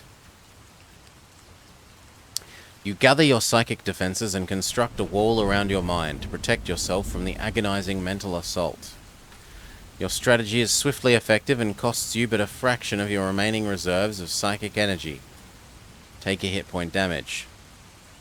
The assault has been one of the strongest you have ever experienced. Yet you survive, though your Kai senses tell you that the ordeal has not ended. It has only just begun. You force open your eyes and look with dread at the terrible threat which now confronts you. From the uppermost reaches of the tower there descends an icy fog, which radiates an intensely powerful evil aura. The menacing mist darkens as it swirls around the lower levels, like some huge vaporous snake seeking out its prey. Then, slowly, it gathers in towards the center of the chamber, where it hangs above the plinth like an angry thunderhead, roiling and seething with colossal malevolence. You gaze into this black cloud, and are gripped by an abject terror the instant you fathom its nature and purpose. The cloud is not of this world, and it is not fully taken on substance, nor being within this material plane. Yet, even in this malformed state, you recognize that it is a materialization of the ultimate evil. This is a manifestation of Na, the King of Darkness. Suddenly, a deafening clap of thunder shakes the walls and base of the tower. Lit up by crackling arcs of electricity. The freezing air seethes with tension as the presence of Na triggers explosive chemical imbalances within you. Really? Then, above the crackling cacophony of noise, you hear a chilling voice speak to you in your native tongue. Disciple of Kai, you know my name. Will you not deign to speak it? Morbid terror is ripping at your insides, yet you refuse to show the slightest trace of weakness. You steel yourself, and inwardly you pray to Kai and Ashia to protect you in this hour of deep need. No, you scream. I will never acknowledge you. You may be one of Kai's favorite minions, retorts the voice, but you will always be mortal. You would do well to remember that in my presence. Thunder booms and the floor shakes beneath your feet, causing you to fall involuntarily to your knees. Now that you bow before me, I will impart to you your fate, for I am the true master of your world. Well, of your material plane. This is Avaros, a small and insignificant satellite of Duron, a world that has long been devoted to my cause. And you have been lured here with but one purpose, to be destroyed. During the speck of time that you have existed, you have become an impertinent obstacle to my conquest of Magnamond. For this you will forfeit your soul. Yet, before I claim your worthless soul, I will make sport of your demise, so that Kai and Ashia will see the worthlessness of their creations, and know the futility of their cause. Once more the thunder booms, and you are blinded momentarily by a flash of white fire. Slowly your sight returns, and now you can see your adversary, Wolfsbane, standing upon the plinth, directly under the menacing black cloud. This is my champion, speaks the voice of Na. You and he are well matched for the contest that is about to commence. Wolfsbane unsheathes his sword and levels it at your chest. His facial features twist into a grotesque parody of your own as he spits out a venomous threat. Victory will be mine, Lone Wolf. Evil will triumph. You shout a defiant riposte, but the voice of Na booms once more, drowning your worthy cry. So be it. Let the duel begin. You recover max health, okay. Nausea wells up from the pit of your stomach, as the lower chamber of the tower is suddenly transformed into a swirling spiral of violent colours and noises. You feel yourself falling forwards into the vortex. For a few fleeting seconds you glimpse your adversary. He is brandishing his sword and laughing like a madman, his face twisted with maniacal glee as he rides this terrifying whirlwind. Then he is lost to the chaos of the maelstrom, and he vanishes from your sight. For what seems like an eternity, you spin and fall through a rainbow of colour and sound. Only gradually do you become aware that this nightmare journey is coming to an end, when the noise abates and the swirling colours begin to fade. Then with a jolt you find yourself standing ankle-deep in the stagnant green water, struggling to keep your balance. You draw your weapon and scan your surroundings, fearful of a sudden attack, but you soon realize this is not the case. You appear to be standing under the ground, in a crude, sewer-like tunnel which has been excavated by primitive means. The roots of trees protrude from its beaten earth ceiling, and there is a stale and unpleasant smell of rotting vegetation. You use your psychic skills to probe for Wolfsbane. You cannot detect his presence, and so you sheathe your weapon and relax your guard. The encounter with the manifestations of Na has left you feeling a fear and anxiety as you draw comfort from your faith in the god Kai and Ashia.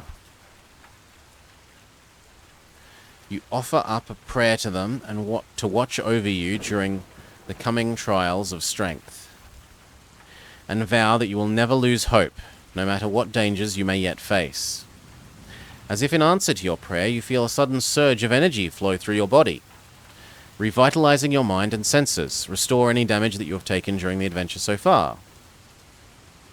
Alert and confident, you peer along the gloomy trail in both directions, trying to determine the best course forward. Neither way looks especially appealing. Tunnel? Tunnel. We advance. The damp subterranean tunnel meanders for nearly a mile before entering a cavern, which is lit by rays of insipid sunlight permeating through holes in the root-entangled ceiling.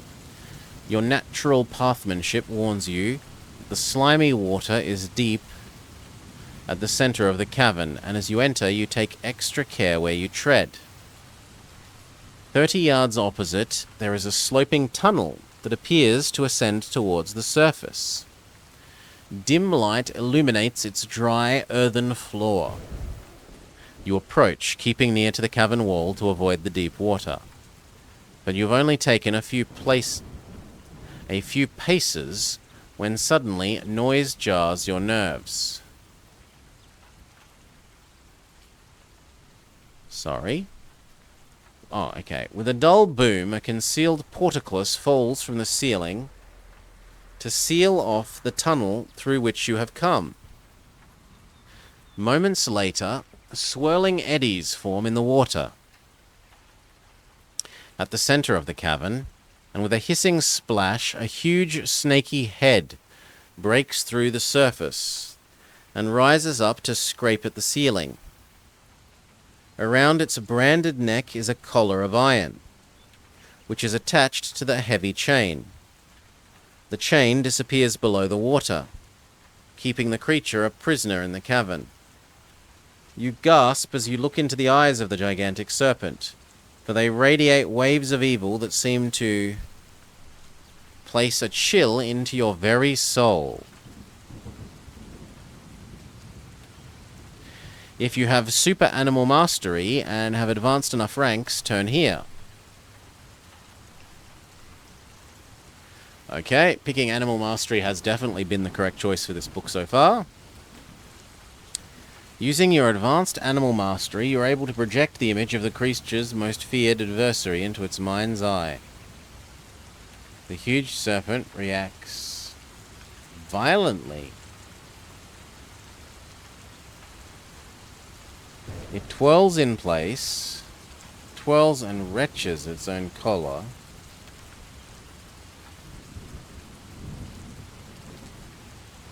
Sorry. The huge serpent reacts violently. It twists and wrenches at its iron collar in a desperate attempt to break free from its bonds. Its great body, which is studded with tiny barbed thorns, although it says horns, thrashes the water into a stinking foam as it writhes back and forth in front of the tunnel exit. Your psychic projection has the creature terrified, but in its state of near panic, it will be difficult for you to reach the tunnel and escape. If you have magic, turn here. You concentrate upon the entrance to the tunnel as you recite the words of the spell Teleport. You feel the power building deep within your body, a power you are able to contain until the moment comes to release it. As soon as the writhing giant serpent twists away from the tunnel mouth, you channel the spell's energy into propelling you across the tavern. Within seconds, you are able to reach the safety of the exit and make your escape unscathed. The use of the spell is draining. Take 5 hit point damage. You follow the tunnel as it ascends towards the surface. A dot of daylight appears in the distance, which, as you climb towards it, becomes a cluster of bright sunbeams filtering through a curtain of vines. The fringe of emerald streamers. This fringe of emerald streamers conceals the cave mouth entrance to the tunnel. The tunnel itself becomes increasingly humid as you get near the exit. The dry earth floor has gradually transformed into a slick and treacherous surface, alive with beetles and centipedes, some as long as daggers. Upon reaching the cave mouth, you stop to peer through the hanging vines. Outside, in the fiercely tropical heat, you can see a dense jungle sweltering beneath a blazing sun. It extends in every direction towards a jagged horizon of volcanic mountain peaks. Then your eye is caught by something small and metallic glinting in the mulch of vegetation that carpets the entrance. You pick it up and put it in your purse, and discover that it is a brass button engraved with a sun motif, identical to the buttons that adorn your own tunic, none of which are missing. You deduce that this must come from the tunic of your adversary, though you cannot be sure if it was lost accidentally or placed here deliberately for you to find. If you want to search for further clues, turn here. If you want to leave the tunnel and explore the jungle. Yeah, I don't want to be in the tunnel. As you emerge from the tunnel, the oppressive jungle heat hits you like a sledgehammer. Your Magna Chi discipline of Nexus automatically regulates your body temperature. Yet, even so, it comes as a shock that any living creature can exist in this hellish environment. Unfortunately, the shock of the jungle heat is only the first of many surprises that await you. The next is a barbed arrow that whistles from out of the dense foliage and is speeding towards your forehead. If you have magic and have a high enough rank, we can use shield. No, halt missile. Frantically, you shout the words of the Brotherhood spell, halt missile, and point at the onrushing arrow. The deadly shaft freezes in mid-flight, a few inches from the tip of your extended finger. Immediately, you crouch down, and as the effects of the spell wear off, the shaft suddenly animates and whistles over your head to lodge itself in the tangle of vines behind the curtain. Your eagle eyes pinpoint the place where the arrow emerged from the jungle perimeter. And, when you magnify your vision, you see the face of your enemy, Wolfsbane, partially hidden by a tree. He laughs, his teeth showing white against the dark green of the jungle, and then he springs to his feet and disappears into the undergrowth. Determined to not let him escape so easily, you break into a run and give chase. You force your way through the dense tangle of plants and grasses, and soon reach the place where Wolfsbane lays in wait for you. The foliage around this hiding place has been carefully arranged, which suggests that he must have spent some considerable time setting up his ambush. Yet there is also evidence of a hasty retreat. Lying on the ground behind a tree, you discover 2 arrows and a dagger, which you could yoink. Determined to stay on his trail while it is still fresh, you pocket what you can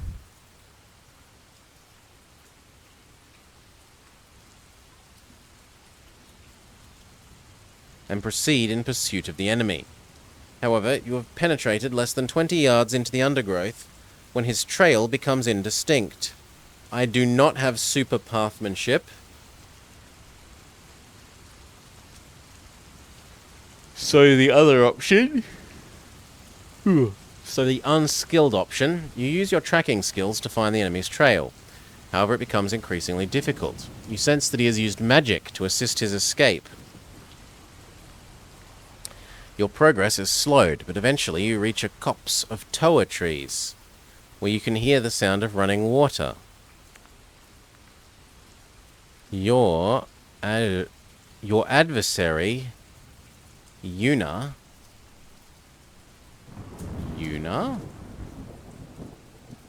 Your adversary's tracks turn in this direction, and you follow them into the portal. Less than 50 yards downstream, there is a primitive settlement of huts that form an untidy line along the edge of the stream. The tracks appear to lead to this settlement, but you see no sign of Wolfsbane. Stay and observe, or continue your pursuit and approach the settlement under the cover of jungle. Warily, you approach the settlement, your senses absorbing every detail. The line of deserted mud huts looks innocuous, but the words of the voice of Na still linger in your memory.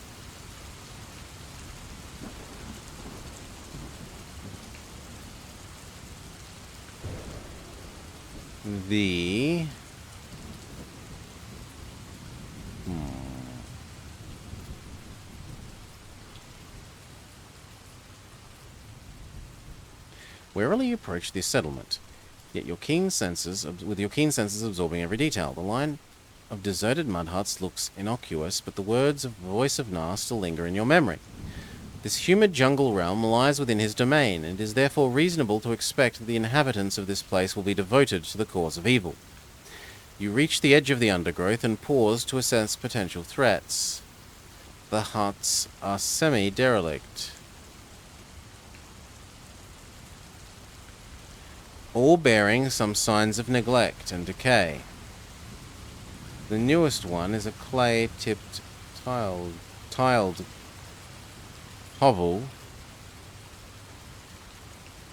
which, like the others, appears to be empty. But when you focus upon the open doorway, you see that a trench has been cut into its earth floor. You magnify your vision, and at once you detect steps in the wall of this excavation which lead underground. If you wish to enter the hut and investigate, or if you want to check the hut for traps, everything that we've seen so far is traps, so we'll look for traps. You approach the hut and crouch down beside its mud wall, close to the door opening. Your senses detect no glyphs or other traps, and there are no residues of magical energy that would betray the presence of illusions or shielding spells. However, your Kai senses do pick up a strong aura of evil lingering at the door of the hut. No, I like that. You move around to the rear of this hovel and discover that the bank is deeply undercut, where the soft earth has been eroded by the fast-flowing stream. Standing in a line in the shadow of the undercut are a dozen wooden cages, each containing a fleshless skeleton. A shiver runs down your spine as you use the Magnakai discipline of divination and detect the lingering agonies of these luckless victims. They suffered cruelly at the hands of the natives of the settlement before their final death. The shock of your discovery is unnerving. Lose 1 hit point. You leave the stream and return to the front of the hut. Inside the open doorway, you discover several fruits stacked into a mound on a mat of woven rushes. Somewhat to your surprise, your senses tell you that the fruit is nutritious and therefore safe to eat. There are enough fruit for 3 meals. I mean, I have space for a meal.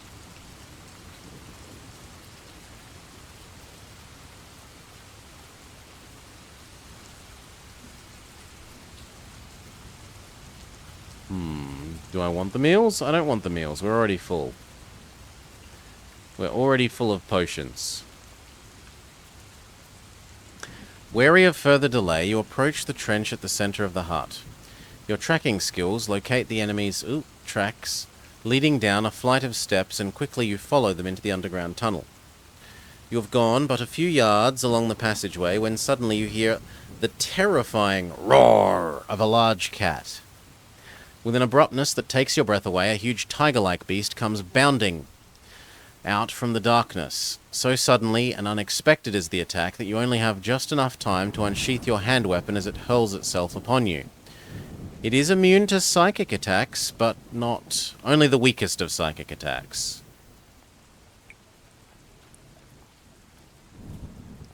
Insta-kill.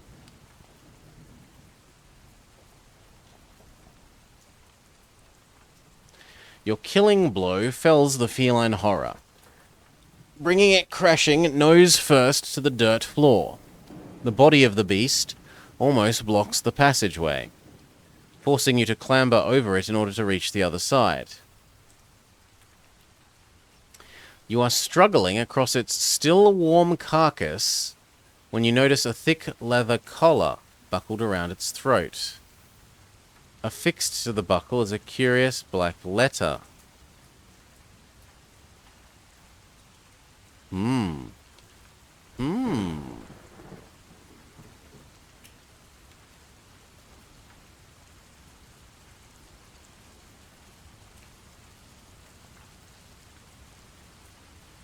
The black clasp. Well, we take it with us.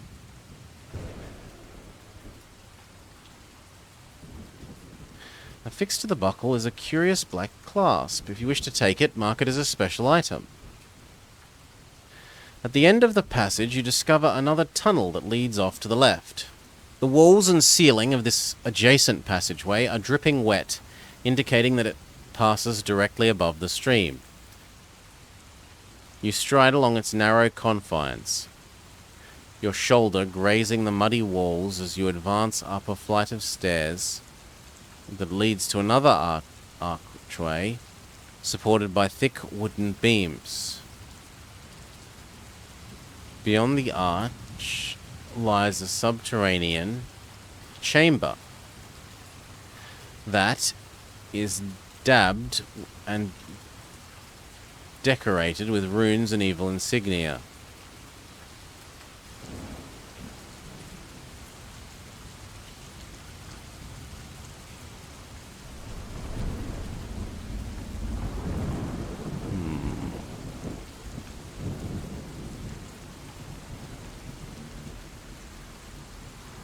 It is a primitive temple, and it radiates an aura of evil so vile and malicious that the thought of entering makes your skin crawl. On the far side of this unholy place, you see a stone altar standing before a huge boulder that has been crudely chiseled to resemble a grinning human skull. An eerie green glow pulsates from the eye sockets of this great rock skull, and a mist swirls from its open jaw. Wolfsbane stands before the altar, an arrogant sneer spreading slowly across his face. I'd expected better sport from you, Lone Wolf. You disappoint me, but no matter. Such easy triumph proves the worthiness of my master's cause. I bid you farewell. A final farewell. And with those chilling words ringing in your ears, your enemy stretches out both of his hands and takes hold of two iron staves that protrude from the ground on either side of the skull rock's jaw. He jerks them out of their settings and casts them into the center of the temple. Then, with a patronizing smile, salute, he turns and enters the jaws, swiftly disappearing into the swirling mist. The dull boom of an explosion somewhere in the rocks above makes your heart miss a beat. Moments later, the walls begin to shake and the floor shudders violently, throwing you off balance. Rocks and earth cascade from the roof and fissures tear open on the ground.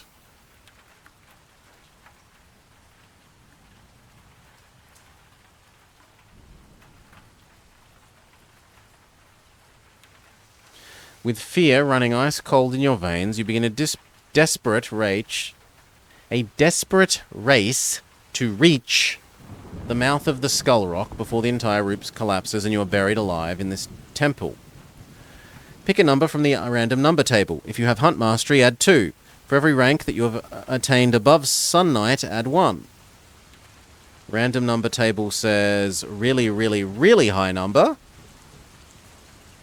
plus my other skills. Guided by your advanced Kai instincts, you avoid the rain of debris without too much difficulty and reach the entrance of the Skull Rock unscathed. Without any hesitation, you enter the misty portal in pursuit of your enemy, and barely seconds later there is a tremendous explosion and the entire temple ceiling collapses. The moment you enter the mouth, you are engulfed by a dense fog that is icy cold and impenetrable to your sight and other senses. The thunderous noise of the temple's destruction ends abruptly, as if a great big door had been suddenly slammed shut upon it. You strain your Kai skills to the maximum.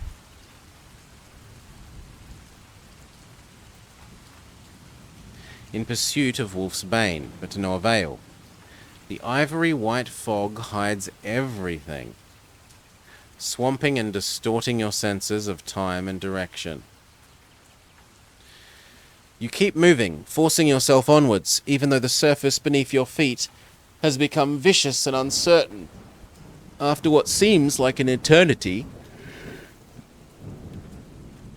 spent wandering through this cloudy limbo, you gradually feel the ground hardening and sense that the impenetrable fog is beginning to dissipate. Patches of grey appear in the creamy whiteness.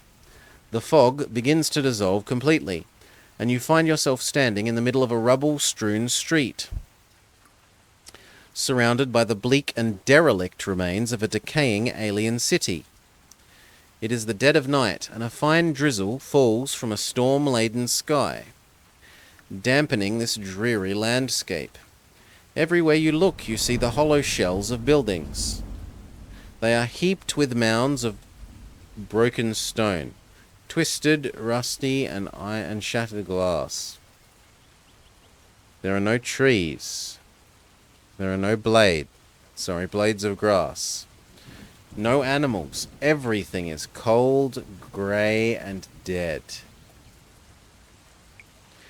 You examine the paved surface of the street and detect your enemy's footprints. They are fresh and lead to a small courtyard flanked by two buildings.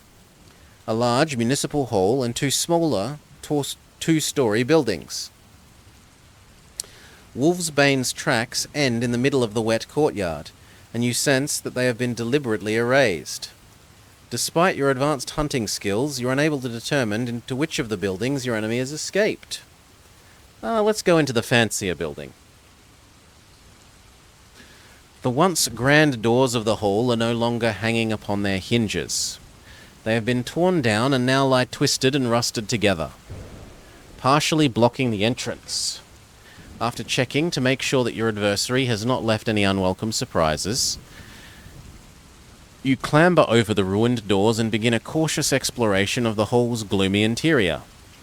The cavernous ground floor was long ago gutted by fire. All that remains of its contents now lies buried beneath blackened timbers and twisting iron beams. Metal chains hang in festoons from the buckled roof girders, dripping icicles of rust. They sway and squeal eerily in the wind, sending shivers coursing down your spine. You detect nothing of interest in the debris and are about to abandon your search when suddenly you hear something unexpected. A dull thwomp. The sound came from below the ground. Drawing upon your hunting skills, you peer through a hole in the ruined floor and detect something large and warm-blooded. It is moving this way.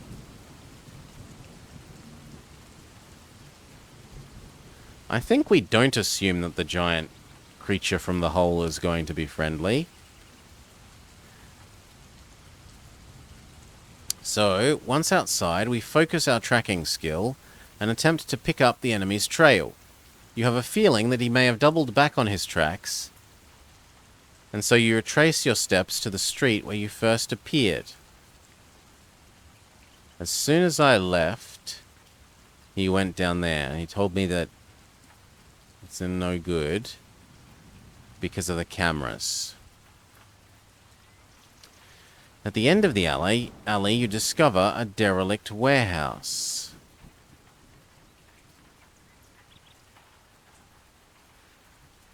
Fire has ravaged its interior, and much of the roof has caved in. But amongst the debris you can see that it once stored metal cylinders and coils of wire. You stop at the entrance and listen. Your caution is rewarded when you hear footsteps at the rear of the building.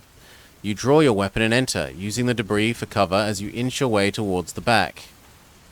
You're moving between cover when suddenly you see the outline of a human form, silhouetted against a broken window. Instantly you know that it is not Wolf's Bane. This figure is clad in grey, a close-fitting armour, and is holding a metallic spear. This realization makes you hesitate, and in the split second of indecision, the armoured figure sees you and raises its spear. A blinding flame ignites at its tip, and a beam of white-hot light comes speeding towards your chest. Pick a number from the random number table. If you possess Pathsmanship, add 3. You dive to the ground, but the white beam is lightning fast and it still glances off your shoulder as you fall. Take 5 hit points. You bite your lip to stifle a scream of pain as you hit the warehouse floor, and then scramble for the nearest cover. A heavy iron chest, banded and riveted with steel.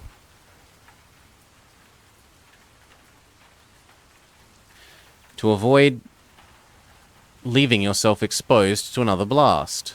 The warrior follows your swift move and discharges a second beam, which slams upon the iron chest with stunning force. You gasp with horror as you see the side of the chest bulging towards your face. Its thick rivulets tremble, and its age-blackened skin smolders with a sullen heat. Instinct takes over, making you roll away from the iron chest and seek cover elsewhere. As you move, the beam of light tears through the rear of the iron box and destroys the ground where, only moments before, your face had been. You call upon all of your camouflage skills to mask your body as you hurriedly seek a way to escape the warrior and his sorcerous weapon. You reach the base of a large steel tank and scramble up a ladder fixed to its side. The top of the tank is stacked high with coiled ropes, and you force yourself in amongst them. A few moments later, you watch the warrior approach the smouldering remains of his iron chest. He is close enough now that you see that his weapon is attached by a length of steel cable to a canister strapped at his back. If you have a bow and skill, with bated breath you watch as the warrior kicks the smouldering remains of the iron chest. He scans the warehouse, the visor of his helmet pulsing a dull crimson as he tries to locate where you're hiding. Unable to find you, he cradles his weapon and begins a systematic search of the building. As he passes beneath the storage tank, you seize the opportunity to launch a surprise attack. You leap onto his back and bring him crashing to the ground. However, you soon discover that he is an exceptionally strong opponent, and your surprise advantage is quickly lost. He draws his power from the armor he wears, and you are hard-pressed to maintain your hold on his neck as he wrestles to break free. And then another warrior appears at the rear of the body. Okay, so this is some sort of boys-only club, seemingly.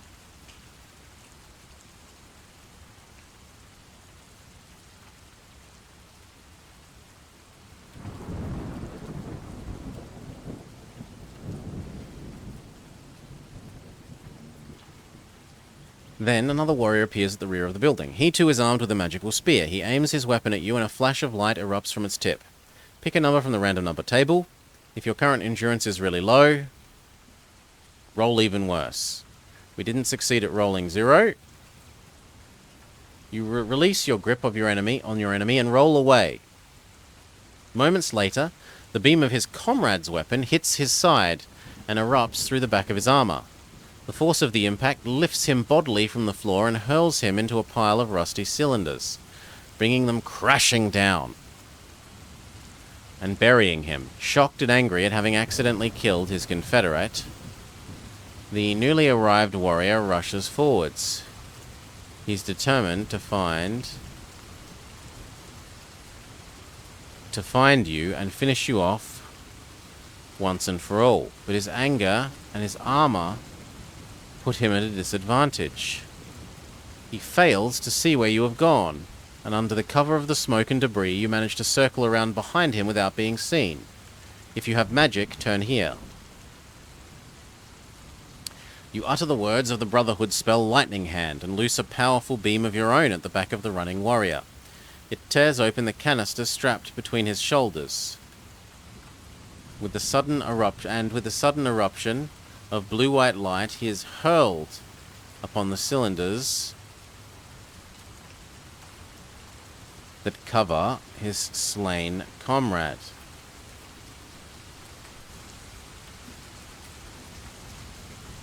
For a few seconds, a spidery net of pulsating light enshrouds the two lifeless warriors.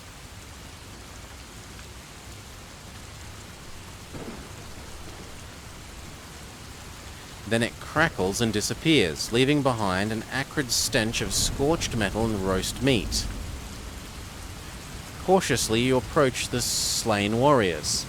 You are eager to examine their strange armor, and you are particularly curious about the lightning-emitting spears. Weapons such as these would prove useful in your fight against Wolfsbane. However, on examining their steely shafts, you discover they are useless. The source of their power was contained in the canisters, a power which is now depleted. When you prise open a helmet and breastplate, you discover a thin, pale-skinned humanoid. His bone structure and muscularity is surprisingly weak for a warrior, prompting you to suspect he must have relied heavily on his powerful, power-fed armor for strength and protection. This sallow-faced soldier has a lean and brutal appearance, a look which resembles that of an emaciated Drakkar. After having satisfied yourself there is nothing worth salvaging from the bodies of the two slain enemies, you make a cursory check of your own equipment. You are hungry, and unless you have Super Hunt, eat or suffer damage. Then we eat. Having satisfied your curiosity and also your appetite, you hurry out of the derelict warehouse by the rear door and continue to hunt for Wolfsbane. The rest of the warehouse opens into a wasteland of shattered rubble, which is bisected by a dreadstorm.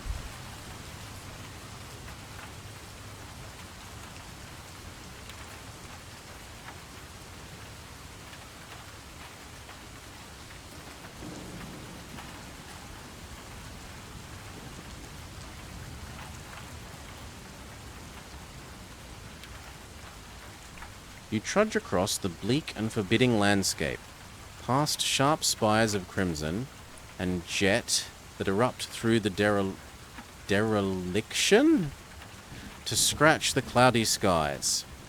Rust-red water encircles their bases, lending them a wholly sinister aspect. To your eyes, it seems as if this blighted city has been impaled upon these cruel, towering spikes. Beyond the spikes, you discover a paved street clear of debris.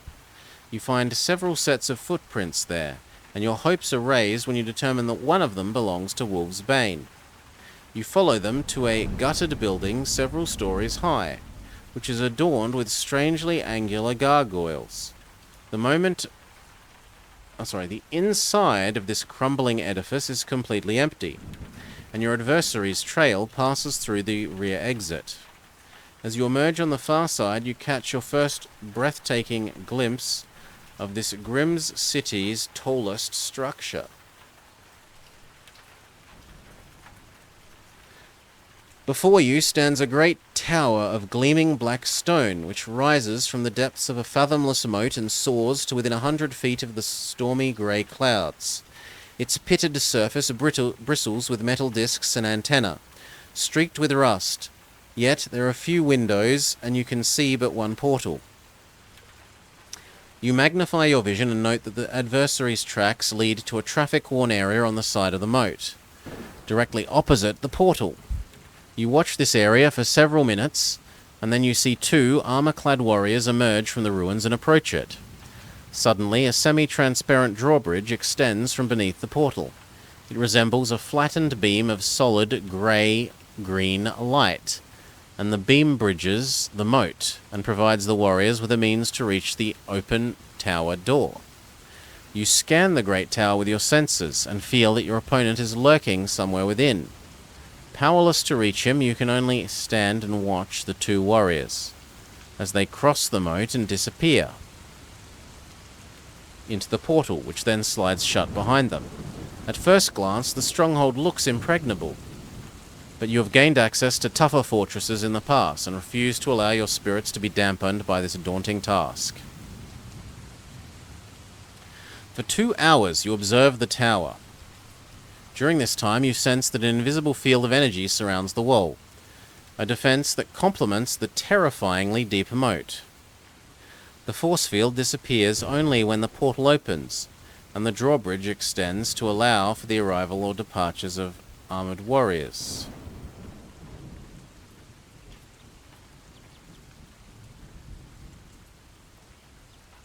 And strange, horseless wagons that hover a few feet from the ground. But in the main, the great door remains firmly closed. You notice that the sparse traffic of warriors and wagons passes along one avenue. It is the only thoroughfare approaching the tower, which has been cleared of debris. There is an uncomfortable vigil, but the time you spend observing the tower is rewarded when a bold plan takes form in your mind. You assess that entry to the tower could be effected by 2 means: if you were able to ambush a warrior and use his armor as a disguise, or were you to stow away aboard one of the wagons approaching the moat. Stow away on the hover wagon. You make your way towards the avenue and take cover in the dark alleyway, an ideal place from which to observe passing traffic. 30 minutes elapse before another hopper wagon glides into view at the city end of the avenue. Bound for the tower, you note that its cargo compartment is completely sealed. And so, you have to decide to let it pass, and with what?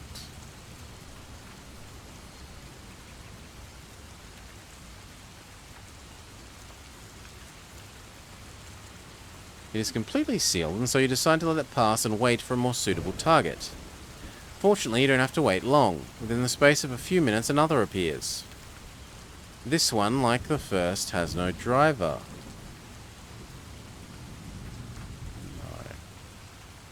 No. But its cargo bay is open to the elements. As you wait for it to get closer, you judge its speed and prepare yourself to leap aboard.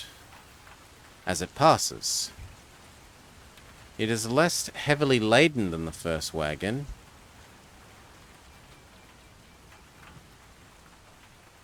and it is moving much quicker. Leaping aboard the speeding wagon will not be easy. Pick a number from the random number table. If you have pathmanship, add 3. If your current endurance is low, deduct 2. Boop. We roll well enough. You race towards the hover wagon, and as it sweeps by, you hurl yourself towards its open cargo bay. You hit the side of the vehicle with a numbing force. Take 2 hit points damage.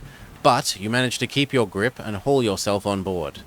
By the time the wagon reaches the windswept moat, you've concealed yourself among the cargo of steel cylinders and bales of wire. You hear the distant clang of a bell, and from your hiding place, you are able to watch as the drawbridge extends from beneath the portal to span the deep chasm. Swiftly, the wagon passes across on the semi-transparent bridge and glides through the tower's open portal unchallenged. You hear the great portal closing behind the hover wagon.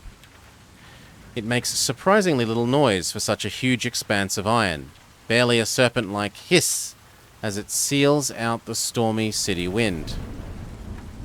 You stay hidden until the wagon comes to a halt, and then you venture a glance over the side of its cargo bay to assess the situation.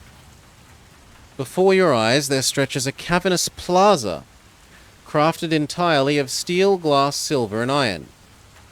Towering girders arc over your head, buttressed upon each other to support the many upper levels of this stupendous edifice.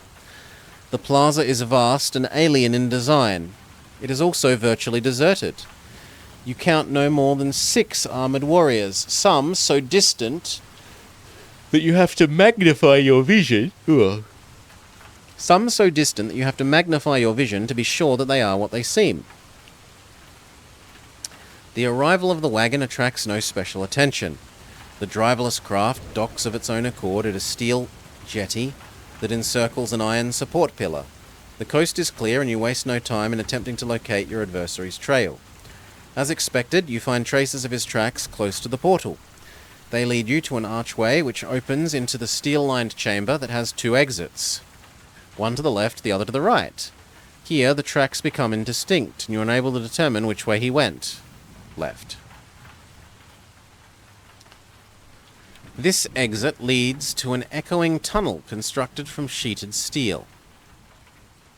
Its walls and ceiling are lined with iron pipes and braided copper cables along most of its length. You follow the passage for several hundred yards before arriving at another that crosses from left to right. If you possess spirit walking and are high enough rank, click here. Your advanced Kai mastery reveals to you that a hoard of precious platinum is stored in a chamber at the left end of the corridor. Sure. This passage ends at a door crafted from sheeted silver inset with circles of iron. It has no handle, and there appears to be no lock. You try pushing against it, but to no avail. It refuses to open. You notice a small slit cut into the frame of the door, and when you run your fingers along it, you detect the telltale vibrations of an electrical lock. However, we do not possess an iron disc. Unable to open the portal, you turn around and retrace your steps back down the other passageway. The passage ascends by a slope to a chamber that is lined with sheets of a glassy jet-black mineral. A flight of iron steps ascends from here to a landing where a circular stair continues to ascend to the levels above. On a shelf, besides the opening to a circular stairway, there is a steel cage containing a small primate.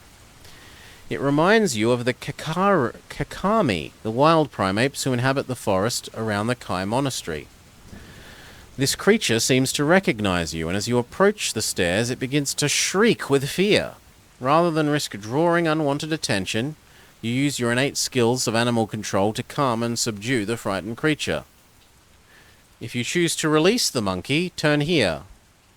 Why not? You open the cage door and command the creature to jump into your outstretched arms. You are hoping to be able to use it as a guide. However, the primate does not cooperate. It is deeply confused. It thinks you are Wolfsbane and adamantly refuses to leave its cage. You detect that it has suffered great cruelty at the hands of the imposter, and this sudden realization strengthens your determination to find and defeat him. You take one last look at the pitiful creature before closing the cage door and continuing your exploration of the tower by way of the circular stairs. As you climb the stairs, you are filled with a growing sense of uncertainty and dread as you ponder what may yet await you in this alien tower. However, these feelings of impending doom are quickly banished when you reach the third level. For here, you pick up the trail of your adversary. Your tracking skills determine that his trail is fresh and your pursuit is eager. You pass through a maze of empty passageways which lead eventually to a large circular hole. Cautiously, you approach the entrance and peer inside. Your tracking skills and your curiosity are handsomely rewarded when you see Wolfsbane. He is standing there alone, and he is unaware that you have found him. Eager to confront your enemy, but wary of walking into a trap. At first glance, he appears alone, but then you notice something curious about the hole. At the 4 points of the compass, there are rails attached to the walls. Small horizontal platforms are attached to these rails, and they move along them in a continuous procession. At the north and south, these platforms ascend through holes in the ceiling. At the west and east, they ascend through similar holes and continue through other holes cut in the floor. You suspect them to be elevators, and your suspicions are confirmed when suddenly an armored warrior appears. He is standing on a descending platform and passes through the hall and continues travelling downwards to a level somewhere below. Wolfsbane is standing with his back to you and examining a panel of glass set into the chamber wall. You magnify your vision and see that the panel displays an illuminated view of the avenue that approaches the tower. Your adversary is watching and waiting for your approach. Clearly, he's unaware that you have gained access to the tower already. Suddenly, though, something alerts him to your presence. He spins on his heels, his dark eyes blazing with a mixture of fear and loathing. He sees you at the entrance to the hall and immediately leaps upon a rising north platform in an attempt to escape. Determined not to let him get away, you enter the hall and jump onto a rising platform as well. As it passes through the ceiling of the hall, it carries you up a tall, open shaft. Wolfsbane is on the far side of the shaft, some 20 feet away. You can see his face peering over the lip of the platform on which he is standing. He mouths something that you suspect is a curse. But then he points at you with an extended hand, and a crackling arc of crimson fire leaps from his fingertips towards your face. We have the summer sword, so we draw our blade. Its radiant halo of golden flame, which caresses its razor-sharp edge, lights the platform. We raise the sword above our head and strike out at the leading point of the approaching firebolt. There's a tremendous splash of fiery sparks as we connect with the bolt and send it arcing away to explode harmlessly against the wall of the shaft. The summer sword absorbs some of the energy of the firebolt, which it transfers to you through its hilt. Heal for 3. As your enemy's platform passes through the next level of the tower, he leaps off and disappears from view. A few moments later, when your platform reaches this level, Wolfsbane is nowhere to be seen. You step onto the circular chamber and cast your eyes around its bare metallic surfaces. There is only one exit, a narrow tunnel in the north wall. Quickly, you enter this tunnel and discover footprints in the dust, which blanket the floor. You follow the tracks, but they soon fade and then disappear completely. You stop to examine the floor, and your tracking skills tell you your adversary is deliberately masking his trail. Determined not to give up the pursuit, you break into a run and hurry along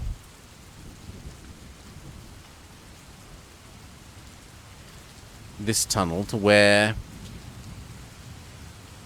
it makes a sharp turn to the left.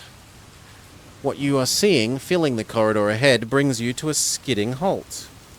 The way is blocked by a crisscrossed tangle of thick, gluey strands, anchored to the floor, walls, and ceiling. You sense that Wolfsbane has cast this magical net to ensnare and delay you, while he makes good his escape. We'll use the summer sword. Vigorously you attack the sticky strands of net with your magical sword, cleaving through them with an unexpected ease. They shrivel at the touch of the golden blade and drop in smouldering heaps to the floor of the tunnel. Within a matter of seconds, you have cut your way through and are able to continue your pursuit. Beyond the net, you rediscover your opponent's tracks. They lead you to an unlit storage chamber containing dozens of iron canisters and large steel crates. Using your ability to see in the dark, you follow his footprints as they wend their way around the obstacles and trail off towards a distant door. But before you reach the door, you are brought to an abrupt halt by a strange sound. A whirring, mechanical growl. Instinctively, you look over your shoulder in the direction of the noise and freeze with shock the moment you catch sight of the creature that is moving slowly towards your back. The first thing you see are the creature's eyes, like 2 strips of molten sulfur. They radiate a cold yellow light. Then you glimpse the outline of the angular shoulders. Its square snout and its gleaming steel forelegs.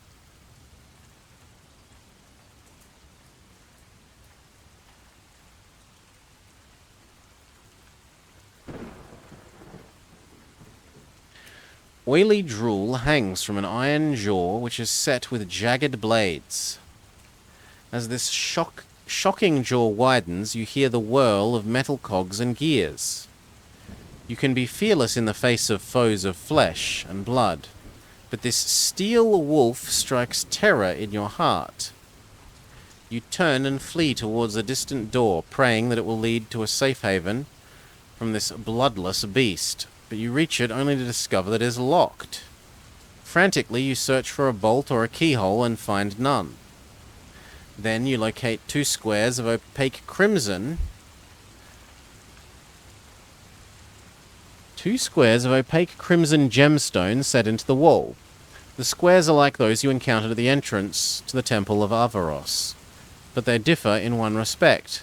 They are separated by a slot. I still don't have an iron disc. The rasping growl of the metal wolf is steadily getting louder. The sinister sound makes your palms slick with cold sweat as you feverishly examine the door and the locking mechanism. The gemstone squares are sensitive devices which secure this door. Tapping upon each the correct number of times, you will cause the lock to disengage. You place your fingers lightly upon the squares and feel the telltale vibrations that are the key to deciphering their code. Aided by your skills, you're able to determine that the first is equal to the number of named Kurlundian islands north of Eggen. So we go visit our map. Named islands north of Eggen.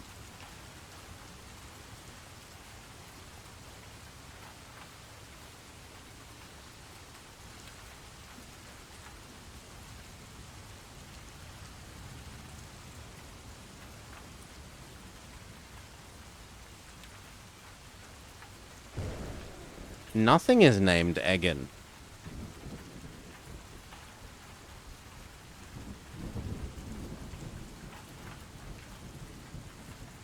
Oh well, we'll just... Oh, north of Eggen.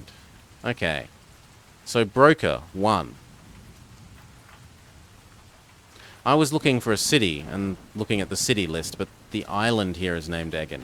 So north of this there is 1 named island. 1 and...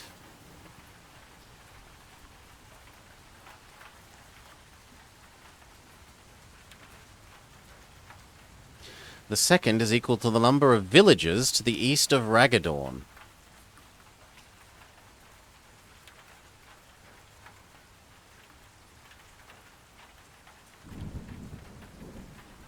Zero. So 10.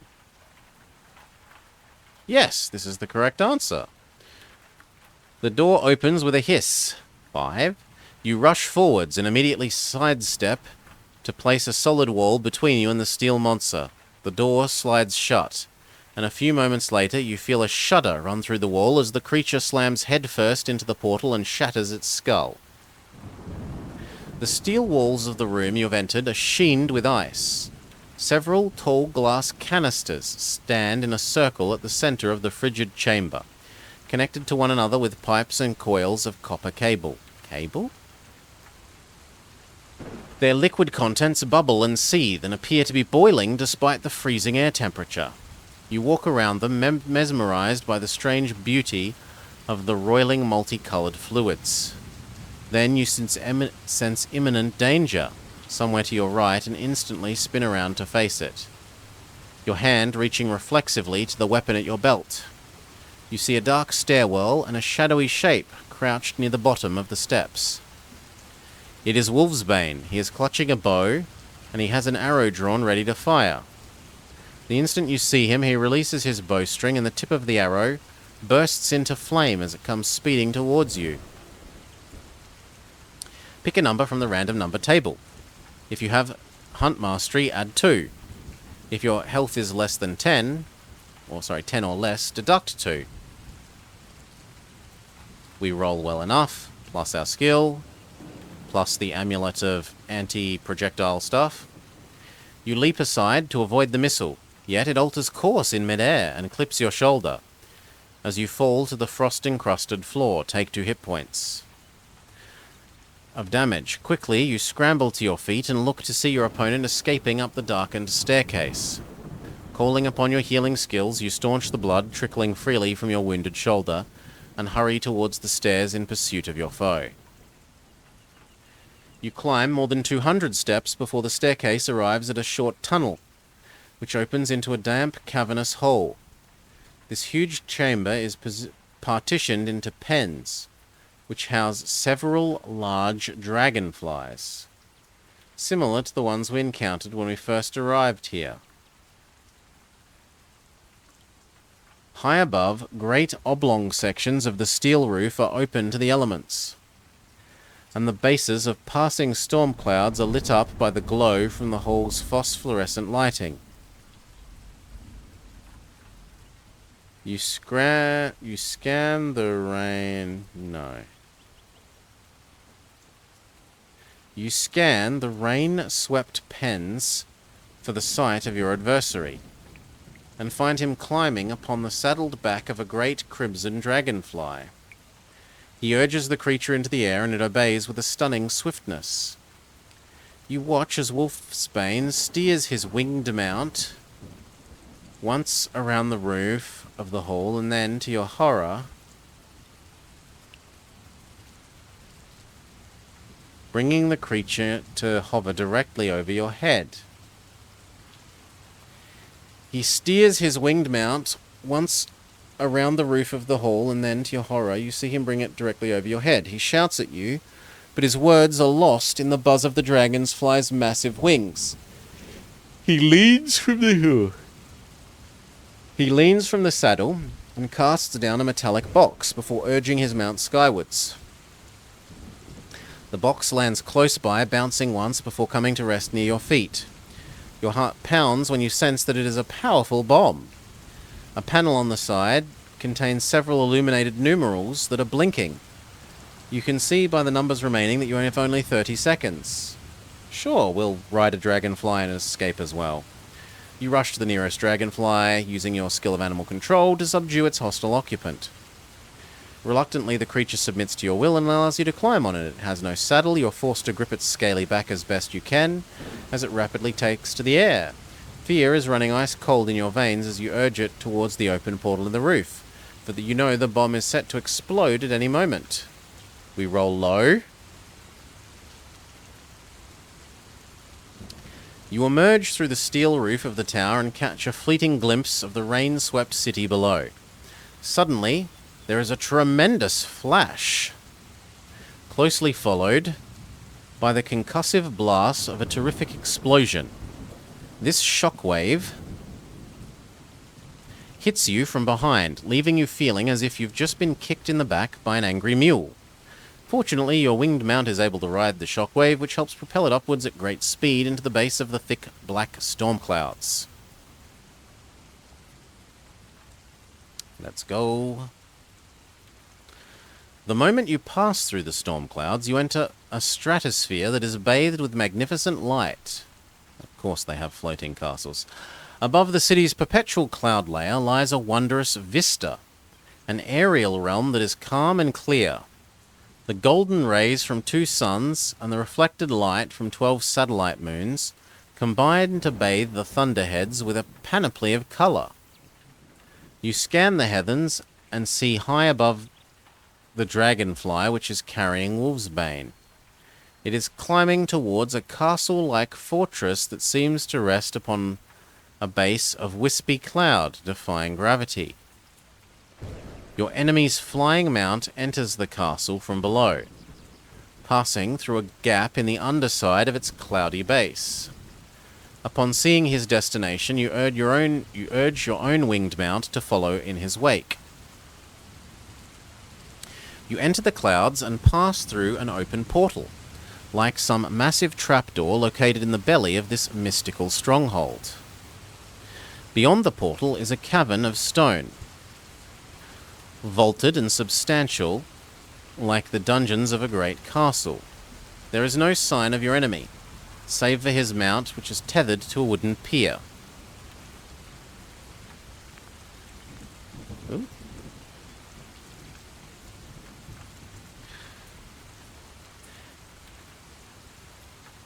You bring your dragonfly into land upon the pier and leap down from its back and examine the ground for tracks. You find what you are seeking, and it leads you to an archway that opens upon a landing where 3 tunnels lead off in different directions. However, to your dismay, you discover that Wolfsbane has deliberately spoiled his tracks. His footprints lead down all 3 tunnels. West, always left. The tunnels zigzag to the left and right for several hundred yards before it widens at the entrance to a long, low-ceilinged hall.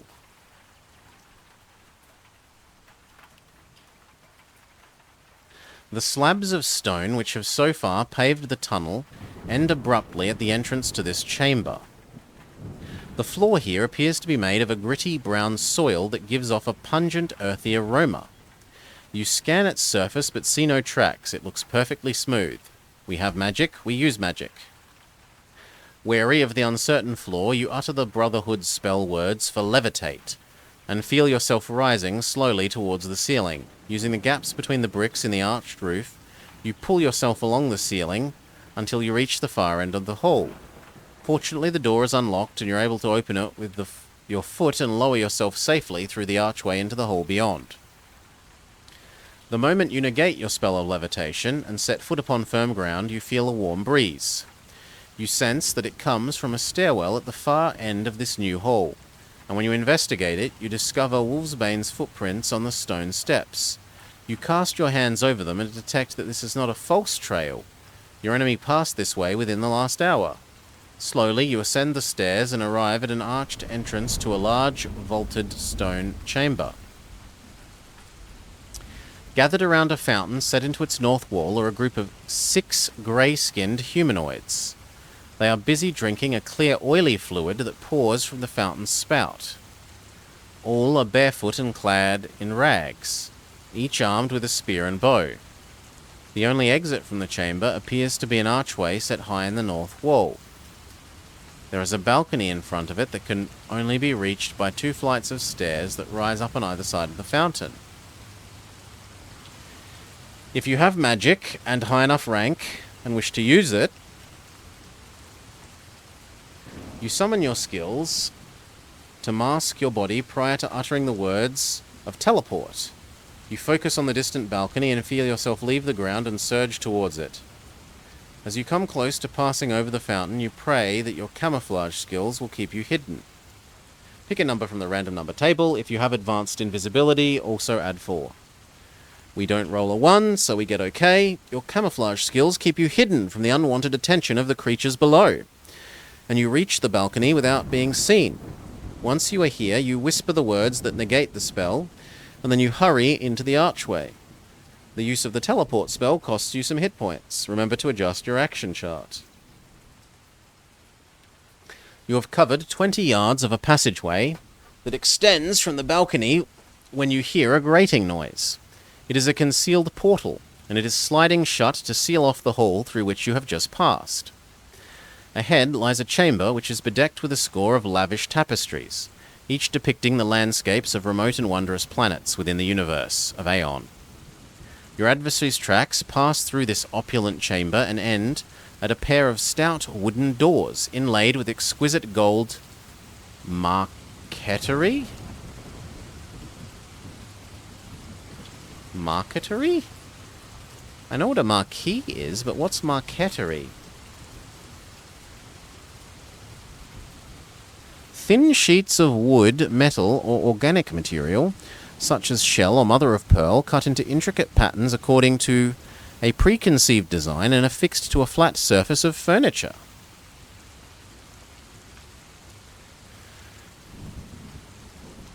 You place your ear to one of the doors and concentrate. The only sound you can hear is a crackle of a log fire, but your senses detect the presence of your adversary in the room beyond.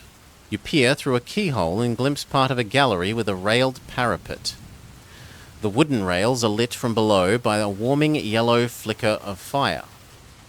You reach out to open the door and confront your enemy, but a strong sense of unease stays your hand. It feels as if a swarm of butterflies are fighting to escape from your churning stomach. You have a chilling premonition that a confrontation with Wolfsbane in the room beyond could prove fatal for both of you. This fear prompts you to pray to the god Kai and Ashia to sustain and protect you from the coming fight. Pick a number from the random number table. We roll high. We get a little bit of health back. The gods answer our prayers.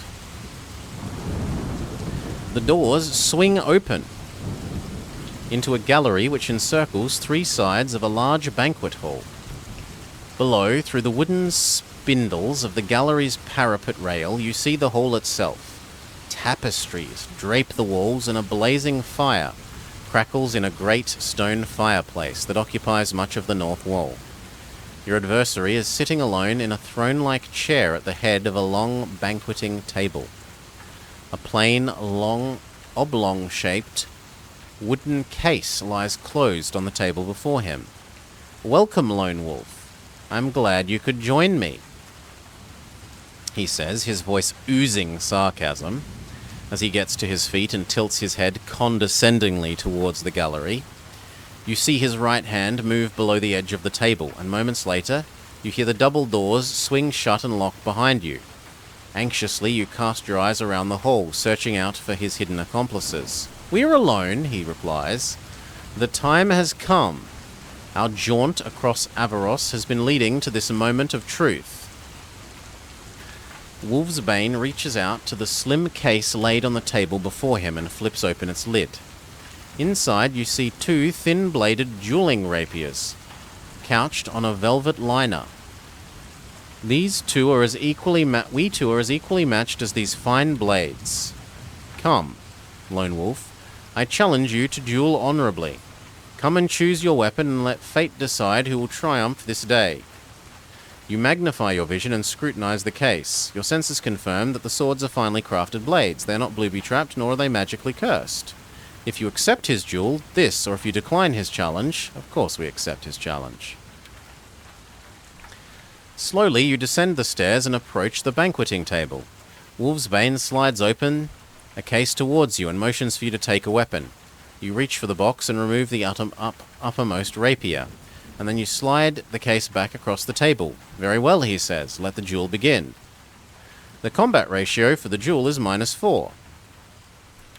This ratio takes into account all bonuses that you could apply, including weapon grandmastery, psychic attacks, special items.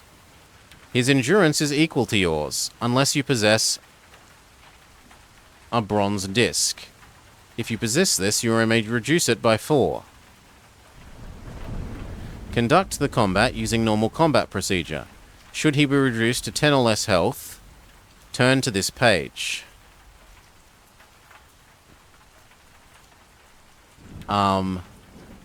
No? Well, we did well on the first round, even on the second. Slightly worse than him on the third. Much better on the fourth. Slightly worse on the fifth. About even on the sixth. Slightly worse on the seventh.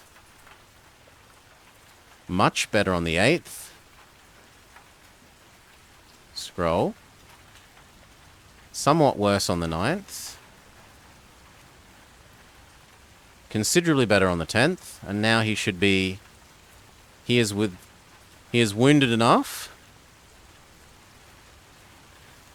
He runs away.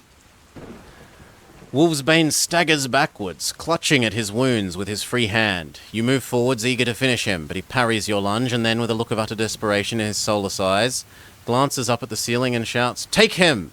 Take him now!" Your blood freezes when a great gull-winged horror emerges from a hidden perch among the hall's shadowy rafters. It plunges towards you, a fiery sword held at arm's length ready to be driven through your heart. If you have ever encountered the demoness Shamath in a previous adventure, turn here. We have, and we trapped her in the... She was jumping through the portal, and we blew up the portal as she was partway through. The creature that is diving towards you suddenly freezes in midair. The morbid fear of death that had gripped your heart evaporates swiftly. But you are left with a feeling of unease as your Kai senses detect something extraordinary is taking place. The hall has become filled with a deadly silence, and everything, including the tongues of flame trailing from the creature's sword, and the blazing fire in the grate, is utterly frozen.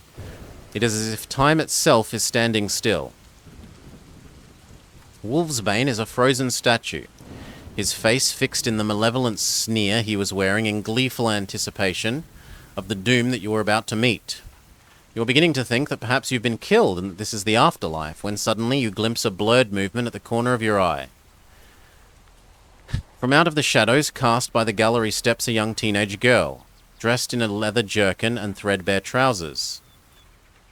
You recognize her at once. This is Elise, the strange, enigmatic creature who helped you once before during your confrontation with the demoness Shamath.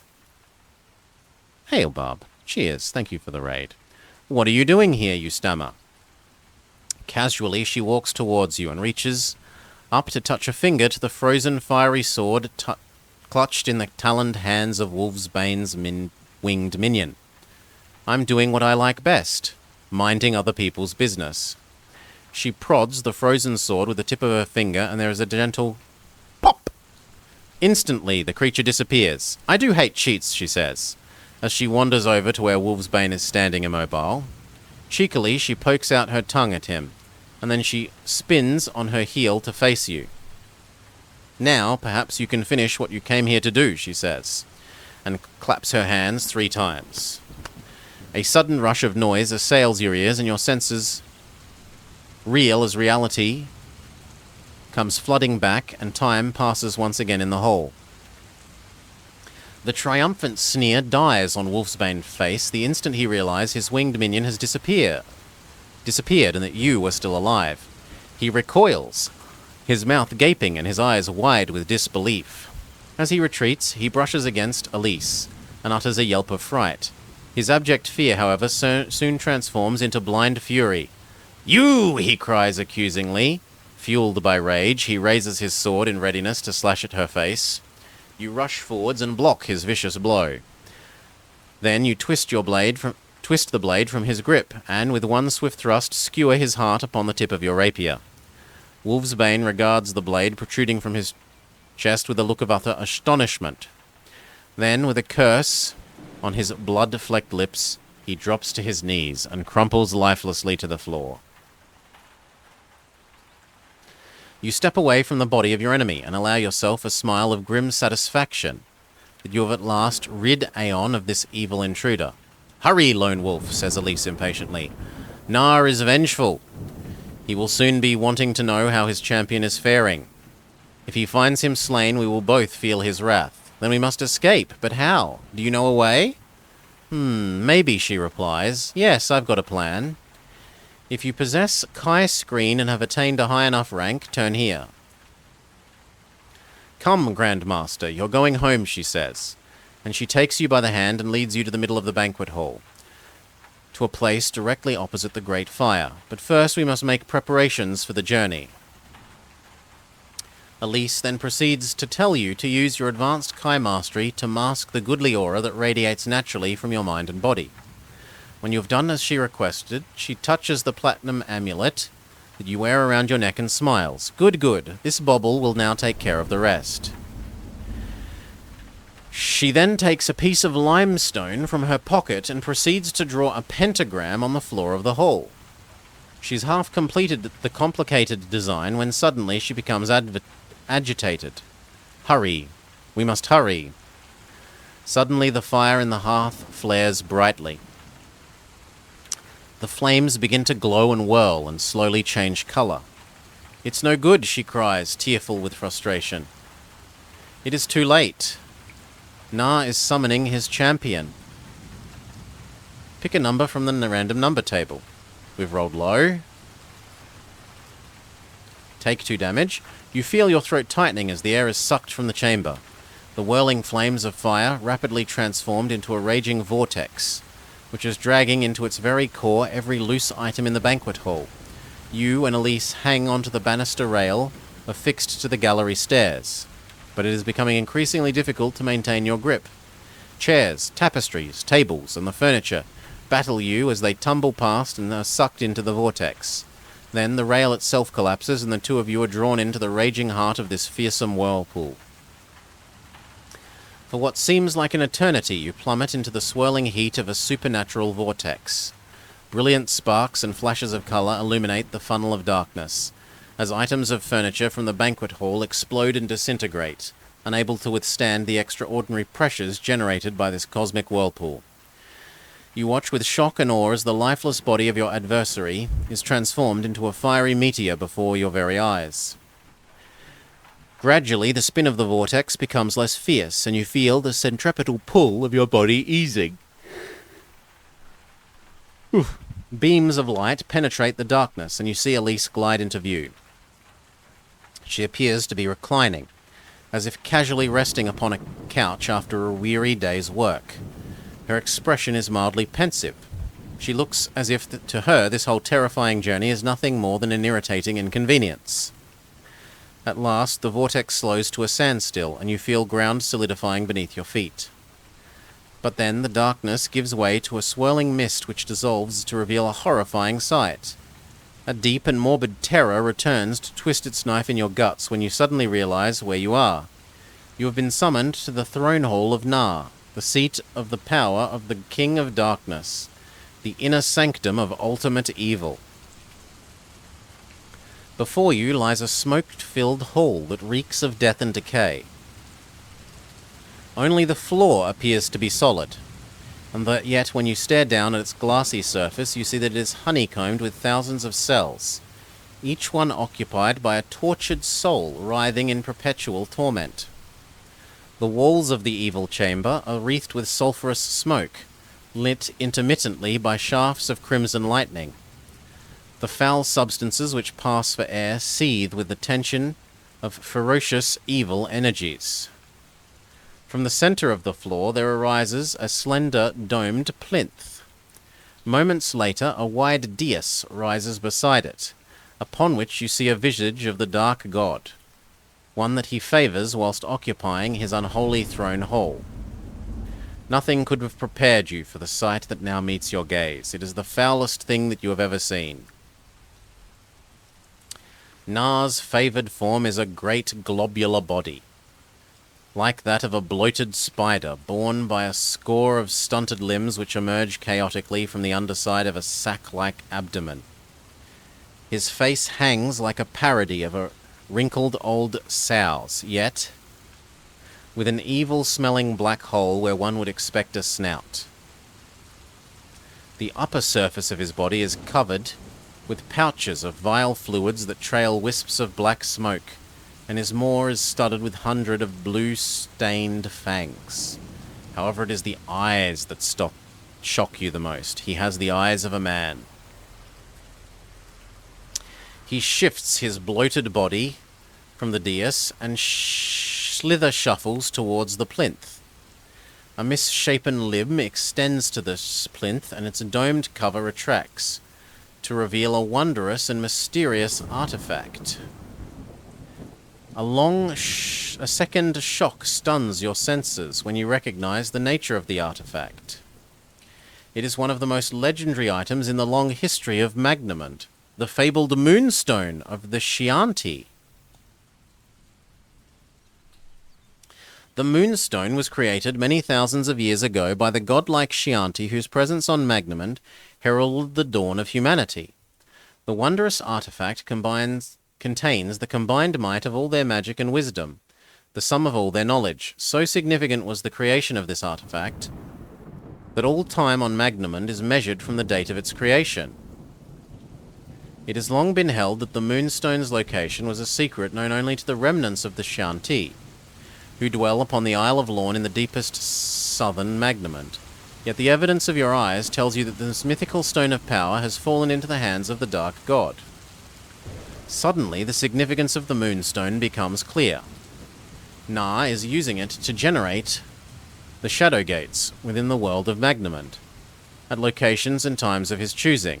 Such power has enabled him to send his loathsome champions to your world, while the goodly forces of Kai and Ashir held at bay, helpless to counter them.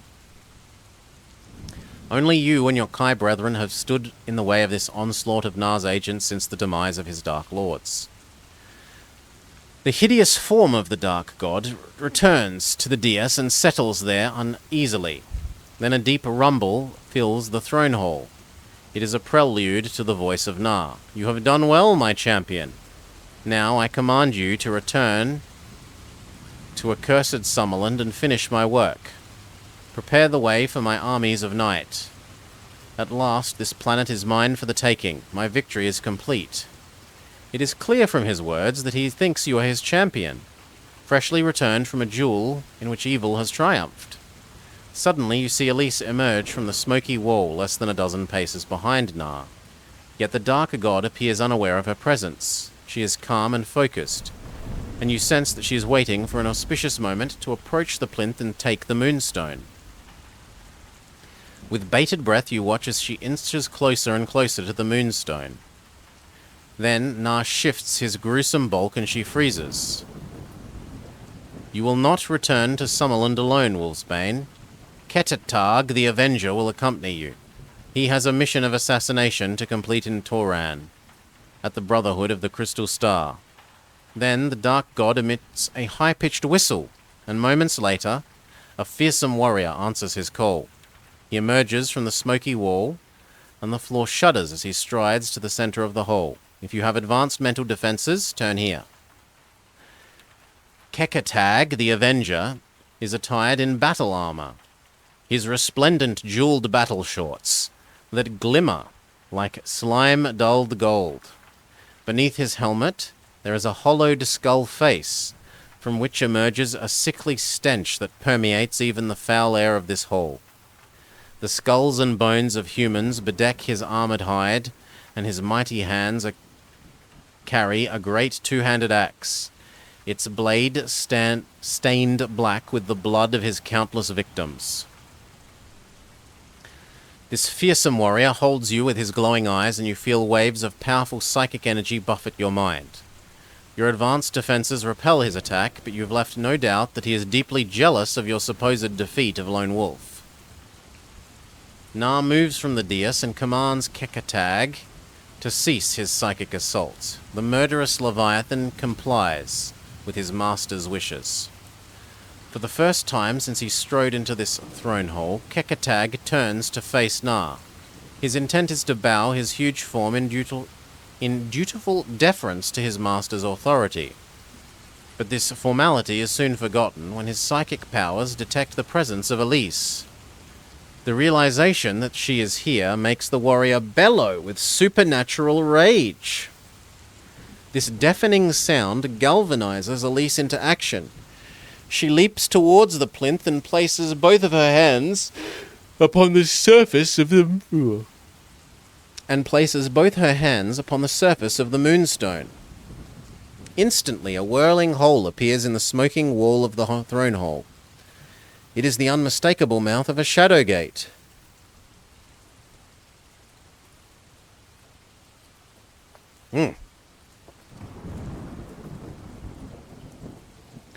Flee, Lone Wolf. Flee to your homeland before it is too late. Bravely she stands her ground, her hands clasped around the glowing moonstone, as Kekatag and Nar advance upon her from two sides. You are deeply moved by the courage of this enigmatic being. It seems she is prepared to sacrifice her immortality that you might escape alive from this terrible place. If you obey, turn here. If you choose to stay and fight... Ooh, yeah, we got a whole bunch of healing potions. Let's healing potion up and maybe stay and fight. This might be an insta-death and we have to repeat everything, in which case I cry. Elise draws upon her magical powers to create a cocoon of energy to protect both her vulnerable body and the legendary moonstone. Kekatag assaults this glowing shield with maniacal ferocity, his great two-handed axe drawing fiery sparks with every blow. You can sense from the hatred which blazes in his supernatural eyes that he and Elise are old enemies. Nar is now aware of your true identity. He also senses that you have made no effort to reach the Shadow Gate, and so he moves away from Elise, happy to allow his minion to press on the attack while he devotes his undivided attention to you. We do have the Summer Sword. You draw your divine blade from its scabbard, and a halo of golden light irradiates the throne hall. Nar bellows in terrible rage. He is mortally aghast that such a holy weapon is unsheathed in his presence. Within his inner sanctum, and in his anger, he summons a host of rubbery-limbed horrors. We will fight the creatures. The Cryopedians.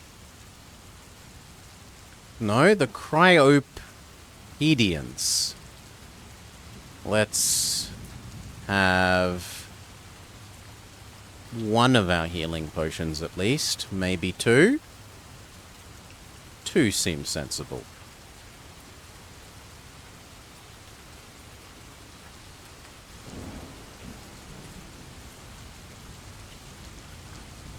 Maybe one more.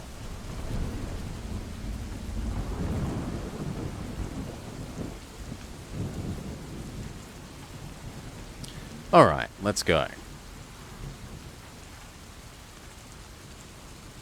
We will use Psychic Attack. Let's go. Half dead. Dead in 2 rounds. Lovely.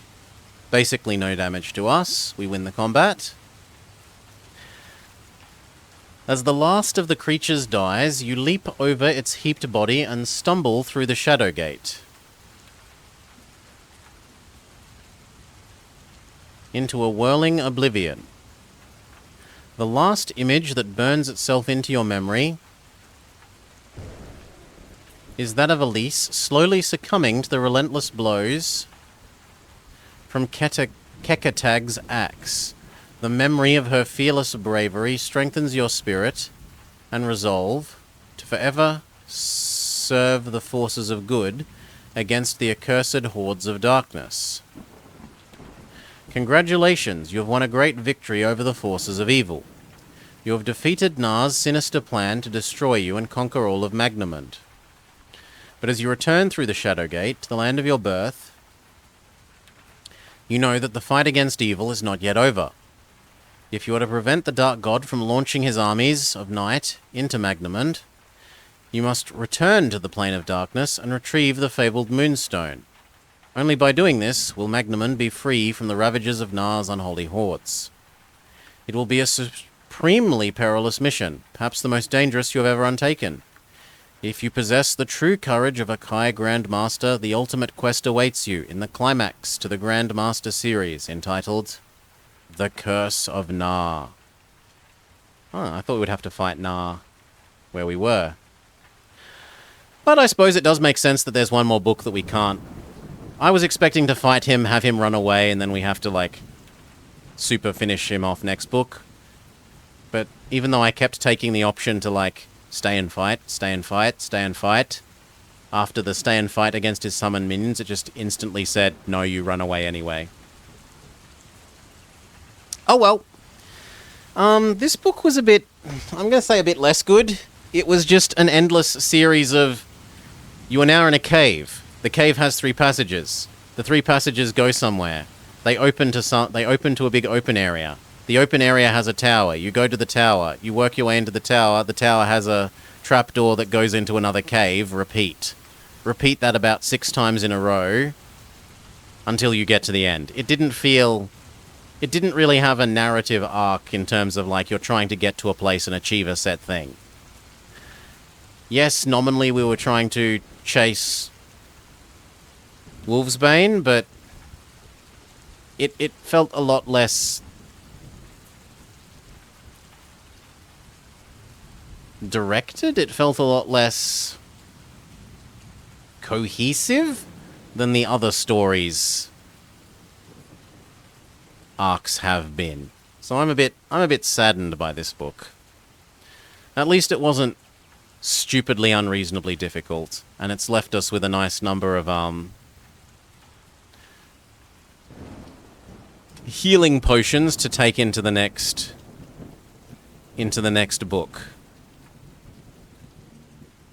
So cheers. Thank you for joining me. I hope you have enjoyed the 19th and penultimate book in our Lone Wolf Wednesdays Lone Wolf Saga playthrough. Join us next time for the last. Okay. Give me a couple of minutes to change my drink, as it is now empty. And we will transfer from Lone Wolf Wednesday to the much predicted Lonestar Wednesday.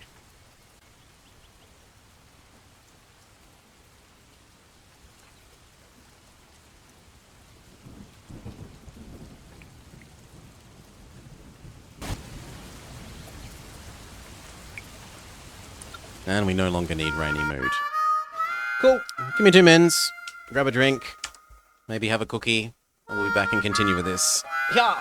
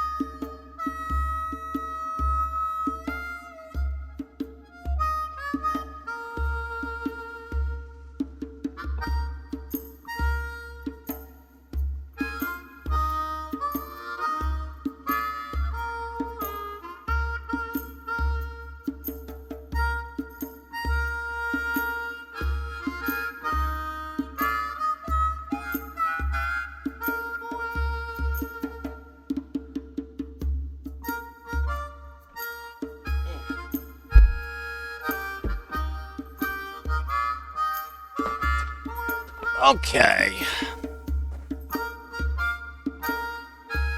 Cheers all.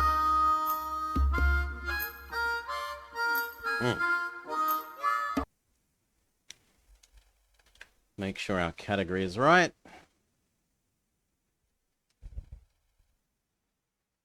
Get rid of our BRB. And get going. Hello and welcome back to the blob playing Lonestar. We are left with only Doggo to win as out of the Shielder ones. Well, Doggo and Treant, but I don't think we're going to ever complete Treant. Treant's stupid power is stupid. So we will use one of our rerolls to force Doggo to spawn. Buddy was once a cosmic celestial surveyor, but for some reason the distance he measured always ends up being 1 grid longer than the actual distance. Directional effects extend by 1 more grid. The first henchman's enemy in each section surrenders, and gain a 6-point resource at the start of the game. Sure. Let's go. We need to win with this guy, and then we're going to change ship and start learning how to not suck at the other ship. Which I have great trouble with because it doesn't have shields. First fight is an auto win because of one of his abilities, random abilities. The energy converter. Get it installed. I don't need repairs, so we'll go to the unknown. Gain another high energy cube.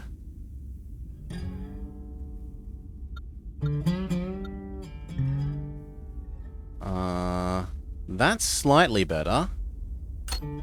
Trade weapon for weapon that at least has +1 power. So strictly an upgrade.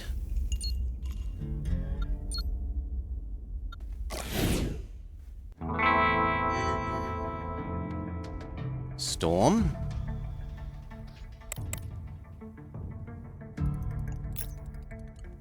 Three, 4, 2, boost.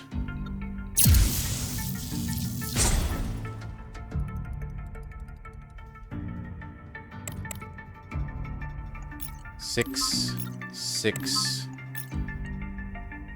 mean, there's no reason to not turn the 1 into a... Actually, yes, there is. Because then I can turn this into a 3. 7.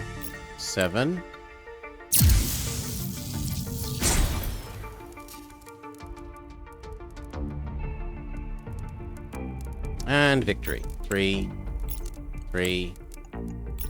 4. Done.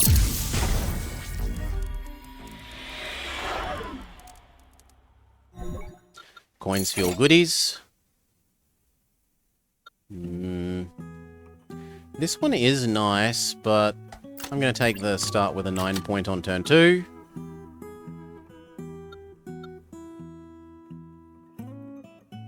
We might find a weapon, but I'll go with the treasure. A rare unit for 4 damage. Accepted. Bleaching device.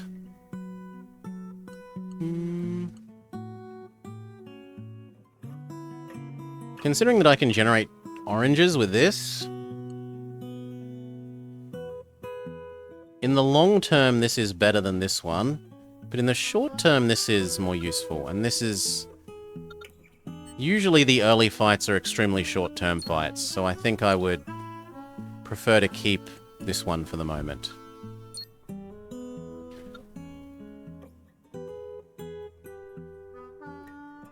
Enter the upgraded shop. Piggy bank. Already loaded shielder.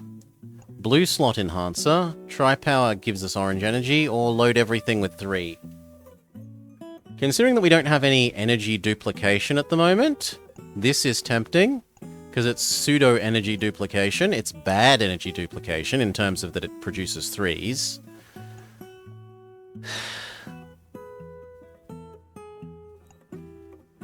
But I can't bring myself to argue with the power of the piggy bank.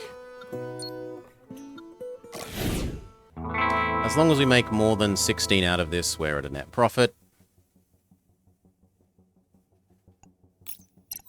2 can become a 3. 3 can become a 4.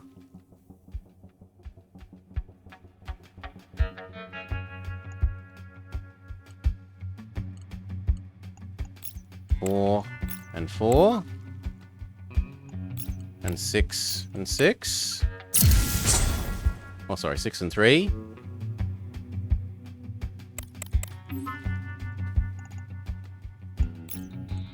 One into 3.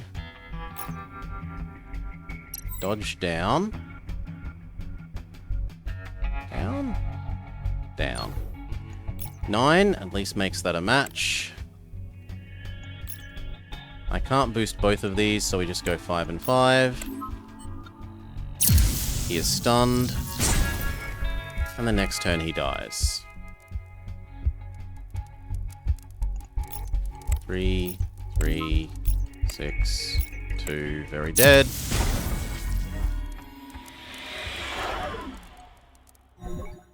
Num num num. When you enter a shop, gain coins? Absolutely. We gain a weight, which means we can put in our bleaching purifier thing. We've got to be careful for ones that make us lose coins, so no. Just upgrade my garbage thing then, because at least that's free. Sure, I will pull... I can't pull this because it makes us lose coins, so goodbye.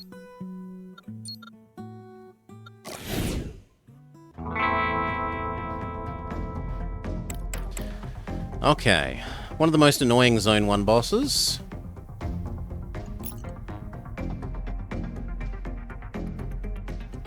Boost.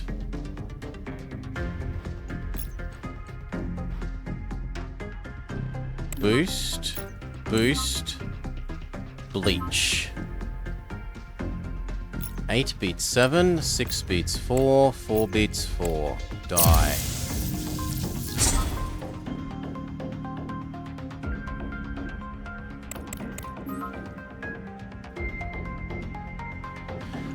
There's nothing higher than 9. But 2 5s beat 4. 2 can become a 3. 9 definitely beats 6.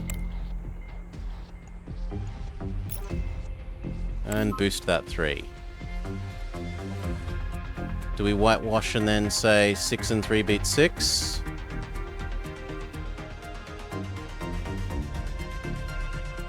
He's the boss, I can take 2 damage.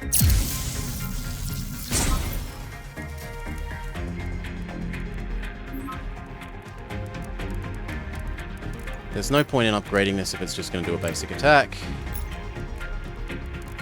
Same with you. Actually, we should use that one. Then upgrade the other 2.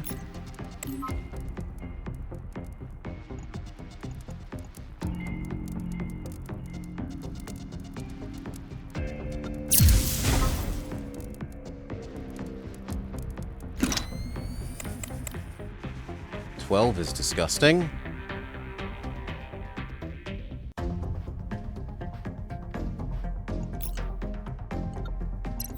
One into 3.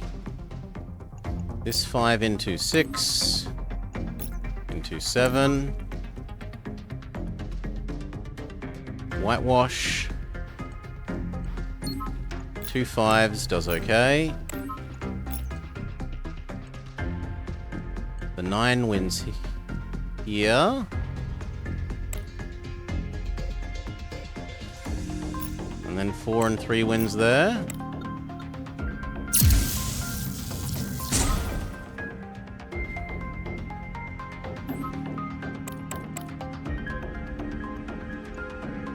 Two becomes a 3. Boost the 3 because we can. 4 and 4. Whitewash. I think we'll use a dodge.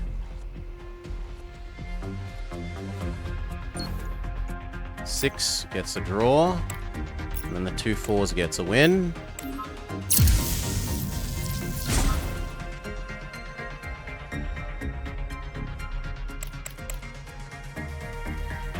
Oof. 3 can be boosted so that we can boost it up to 4. I think we have to dodge again. I'm swiftly running out of dodges.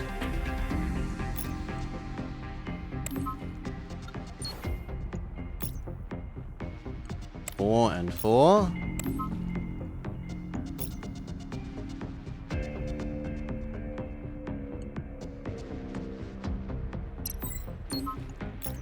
And 7.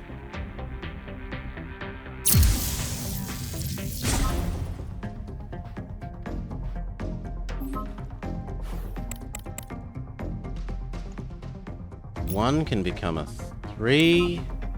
2 can become a 3. Boost each one once.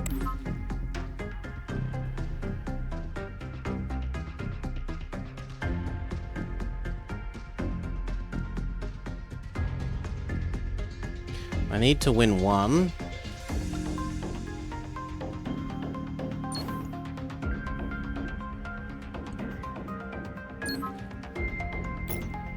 Six and 6, sadly.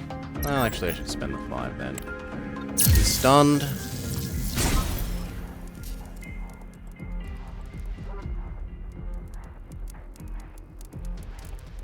One becomes a 3. Boost. Boost. Whitewash. Use the 7.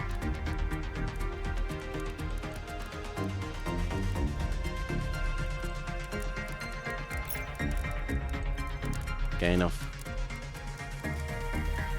I'd rather gain the middle column as hurtable. But I absolutely need to do 10 damage. 2 is to 3.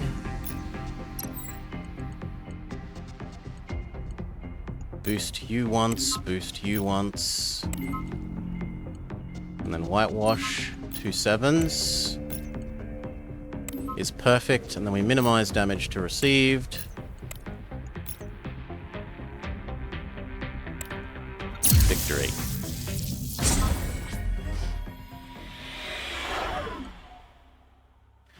Coins, full heal, treasure. At the start of your first turn, load a 6 in the center. When you run out of fuel, generate a 9. Load a 6. That's 1 free energy. Load a 9, become a 10 strength. Yes, that absolutely is better than that default. Well, upgraded default. Coins, because coins get us more coins. I will lose my upgraded basic core for 12 coins plus piggy bank. See if we can get another orange. No. We can change our distribution. I can turn the 6 into a 5. I don't like these. If anything, I want the opposite, because I'm happy to have 1s, because 1s shove in this. But I guess flat 5s are useful for that.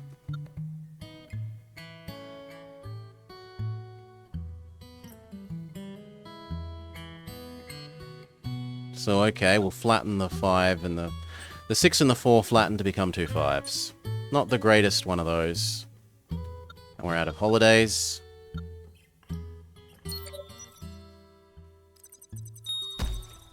Zone 1 complete.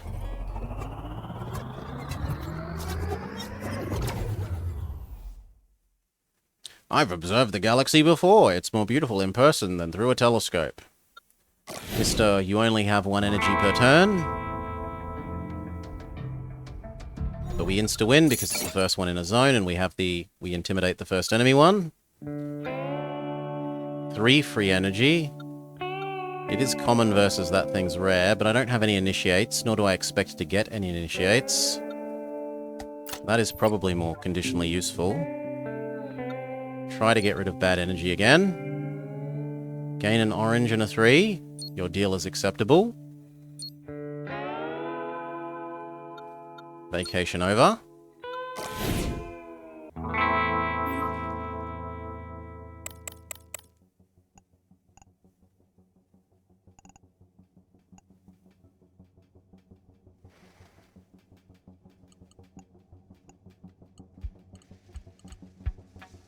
Okay. You don't get to know what all your different energies are. 6, match it with that 6. 5. 5 is good, shove it in there. 3 can become orange 3. This can become a 4.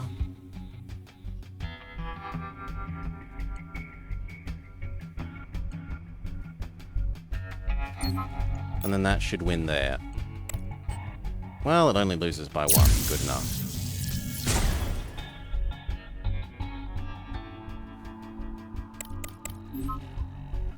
Okay. 5. I'm going to say is good here. 1 is terrible. Cycle it. We now know that's a 3. 2 is garbage. Turn it into a 3 as well. These are now both 3s. 5 matches well with 5. 9 goes extremely well in here. And then double boost you. And minimize as much damage as we can to ourselves. With a dodge. Enemy is dead.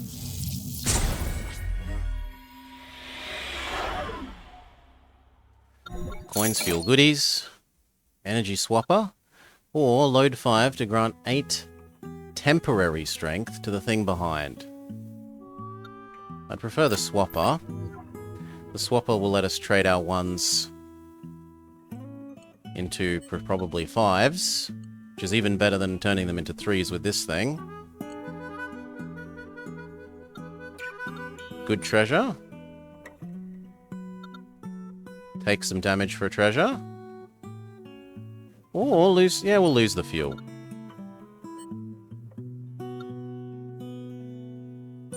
If you win in every column, do an extra stun.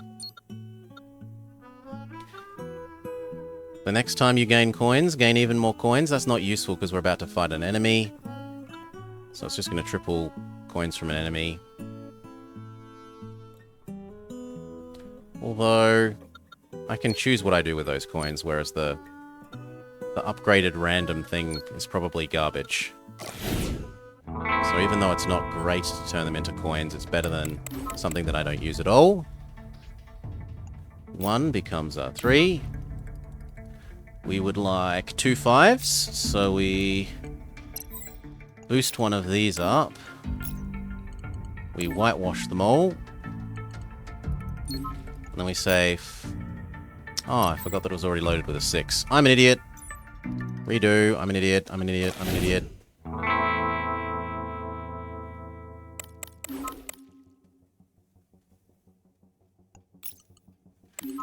Four, 5. Now when it whitewashes, it becomes a 6. No, it becomes a 7 because I'm also an idiot. So I only need it to be 2 below. I need to put it to 4.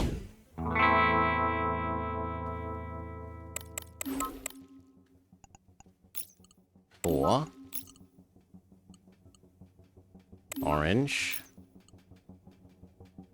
4. Now we can do that. 2 6s go very nicely. 6 is better than 6 when it's enhanced in strength by 1. And there's not a lot I can do about this aside from try and minimize the damage down a bit.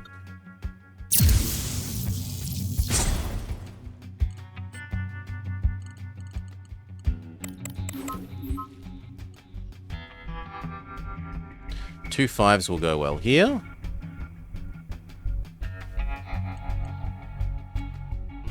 Although it looks like I could also get 2 9s. Although 1 9 is enough.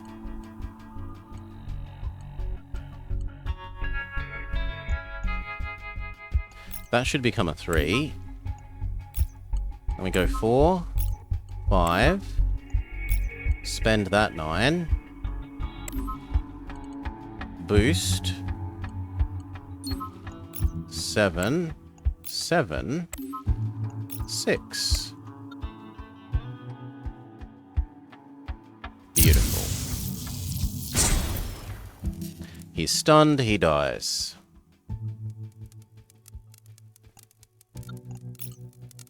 Six become orange, so we can boost you as well. Boost.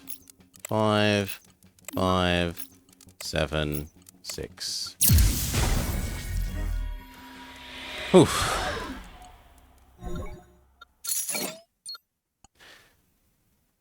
Start of the first turn, everything gains strength. Nice, but every 3 turns, get an extra energy as a forever bonus.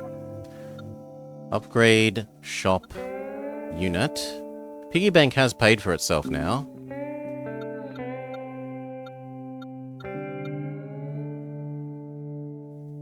We'll try for the upgrade and hope that it doesn't cost.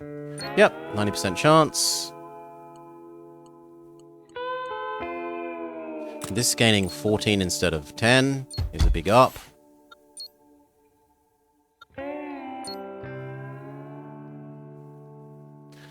Lose current health, take some damage, gain shield points. Yes. Vacation over. Final boss for the sector. I'm allowed another slot. Do I want this or the swapper? I probably want the swapper.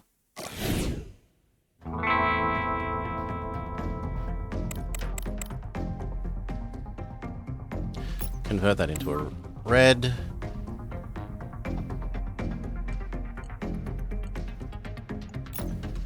Boost. Boost. Whitewash. 2 6s.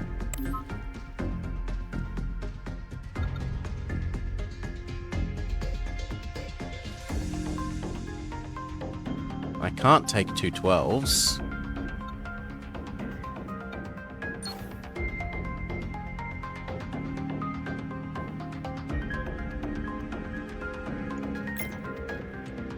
No, I should have dodged the other way. And that's making it tempting to have this thing instead of that, because I need the sustain. It's not a lot of extra sustain, but it's a little extra sustain.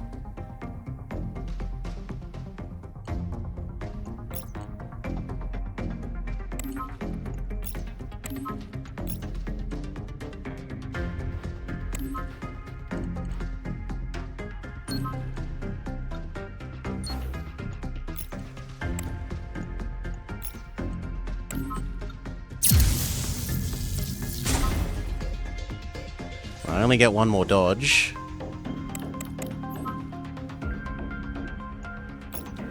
Nine is fantastic.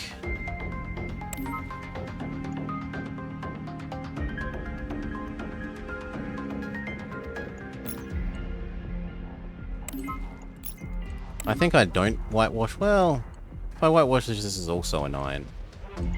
Convert you to a 3. Yeah, I'll whitewash you as well. That just does too much damage to not do. So does that.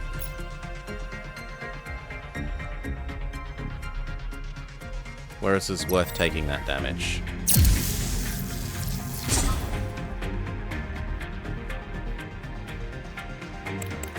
This turn we want to do no damage, merely minimize incoming damage.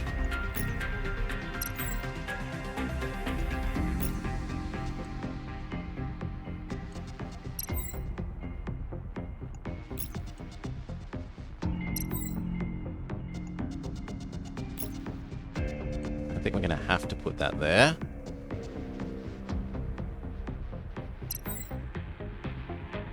Actually, at the end, I could generate 1 white, turn it into an orange, and then shove it there. So I am better off whitewashing.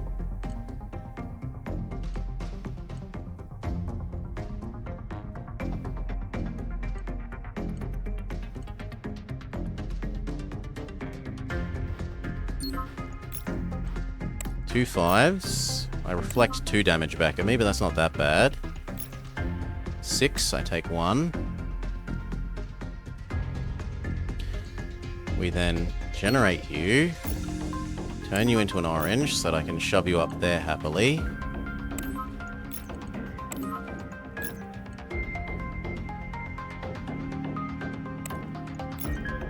And minimize my damage received down to 1. Well, down to 4, 2, and 2. But then this turn... Woohoo! We definitely want to dodge that way. 6, 7. You. Whitewash. 9.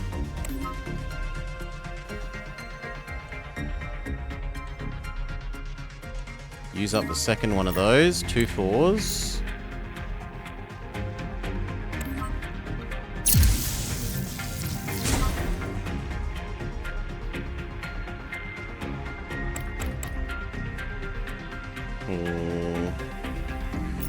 That up cycles.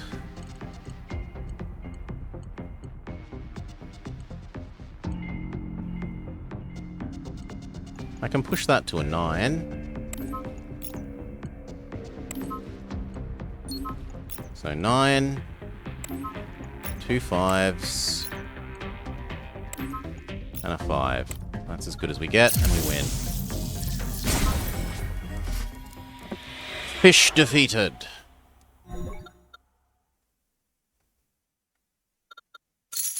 Full heal.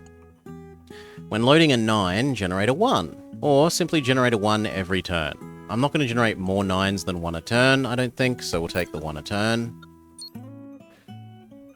The copier. Oh, all the really nice weapon. You are better than that thing. That thing can live here.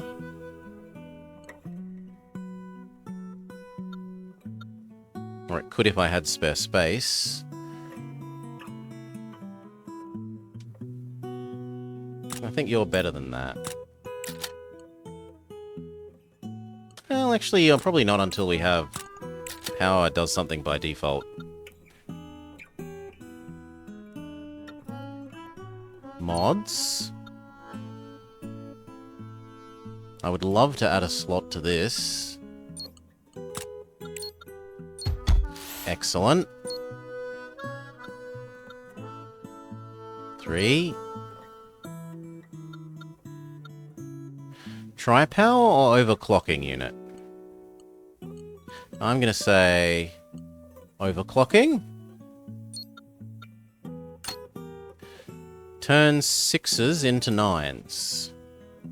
That is useful. Because we can turn 5s, level them up once into a 6, turn the 6 into a 9, turn the 9 into 14 extra damage. That is a spectacular little cycle.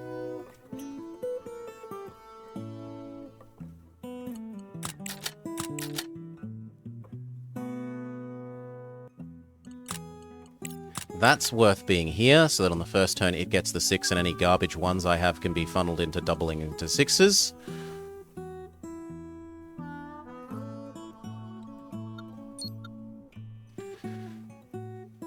Upgrade 3s into 4s. I mean, 2 into 3 does nothing for me, because my 2s are going to become 3s with this thing anyway. But the 3s into the 4s is useful.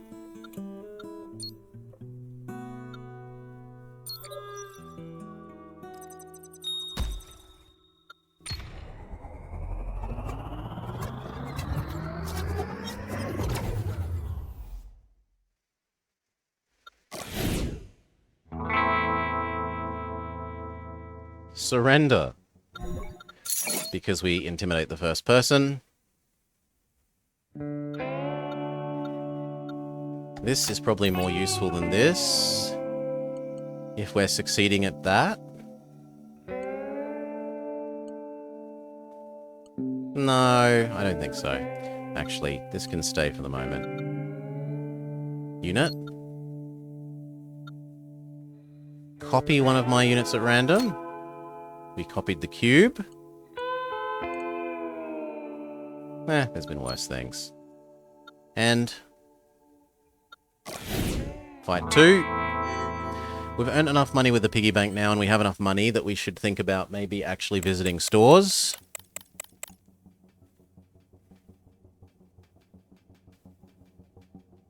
Okay, let's do our little upcycle things that we were talking about. So, 1, 3.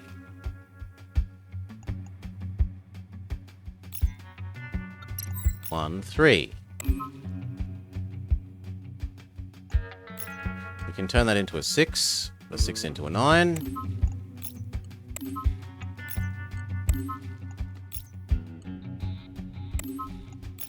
A 9 into overwhelming damage there. 2 makes that pretty perfect.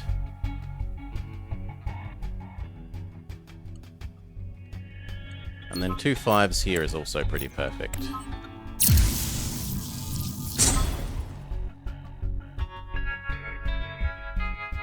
This column is to be dodged.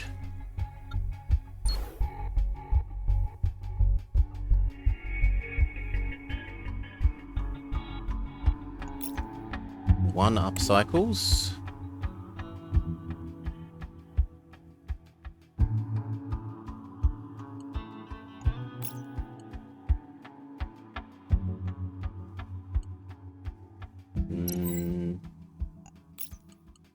Nine, 3.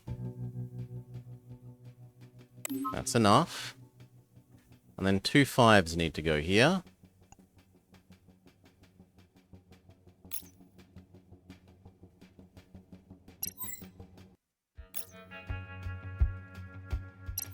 Now, do I whitewash?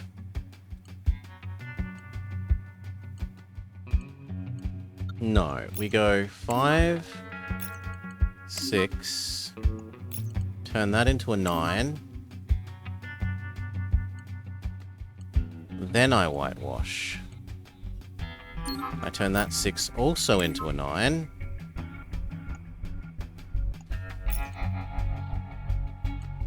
The 2 7 here's are fine.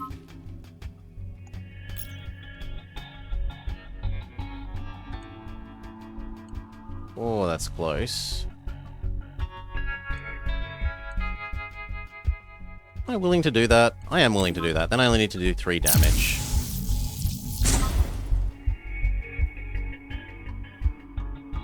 Again, we say these 2 columns are annoying. It's tempting to go down now, though.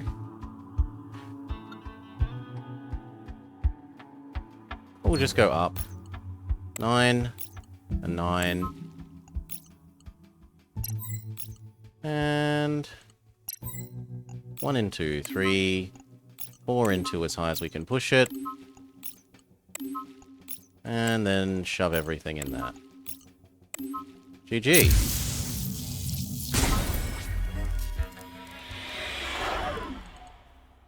Did cost us a fuel, but we suffered no damage.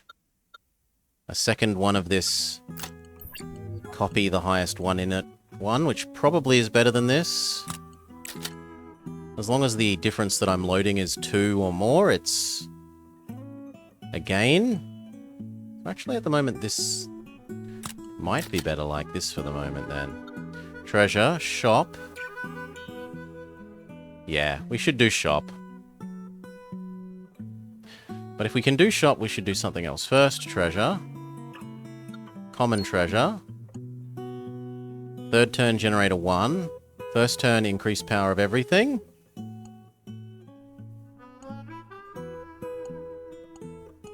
Both of these are nice. I think this is, well, that is an extra energy, whereas this is just making our existing energy stronger. But I like existing energy stronger. We can maybe trigger... 5s will start as 6s. The 6s can instantly become 9s. Now you, shop. Ultra rich shop. Shield regenerator. Non-upgraded. Fuel eater. When you generate orange energy, gain a strength. The other kind of fuel eater. I think we take the health. And when something gains power, it gains more power. I don't know that I want that. I think I would potentially prefer to save my money for the next shop.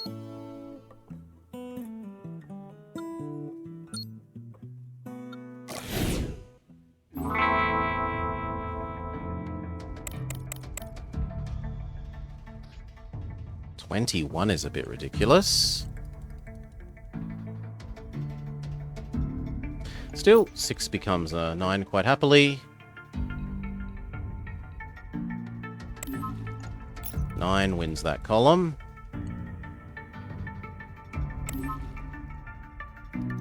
Or at least draws it. Now I need to win this column.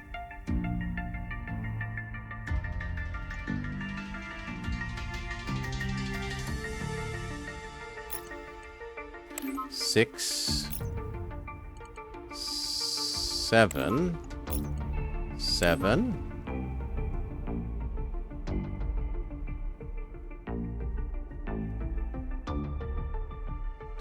Boost you to a 3. The 2 works well there. And then we go... dodge down.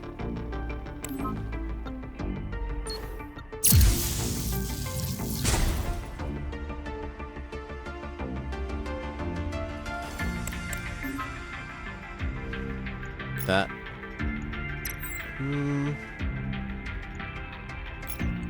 6 to 9. It's really tempting to dodge again.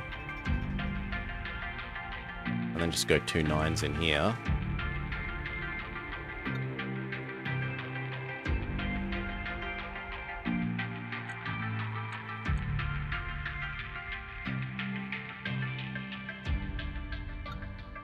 Yeah. 9. 9. 1 is to 3. Try and prepare some 6s so that we can become 9s for the future.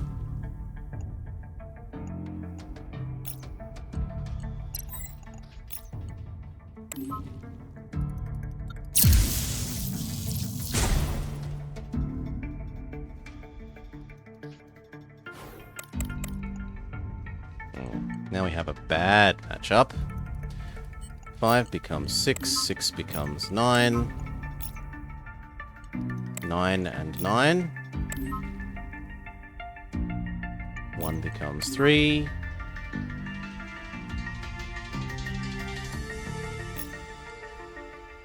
4, 5, 6. 6 is as high as the number's getting. We might as well shove garbage in.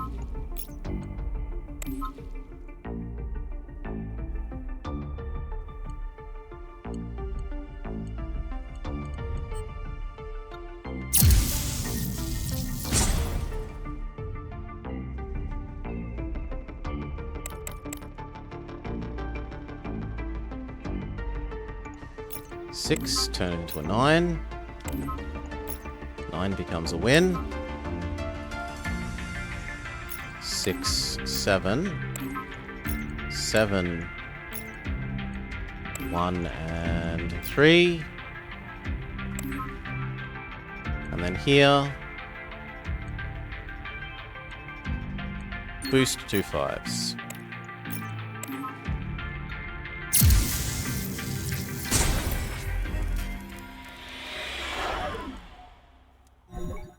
Num num num. If we're on low health, gain strength, or any oranges in our hand increase by 1. We gain a weight limit. It is...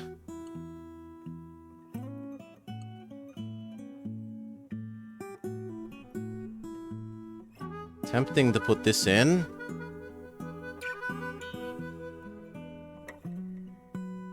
Because I need some more energy generation. That's the only energy generation we have, even if it's only partial.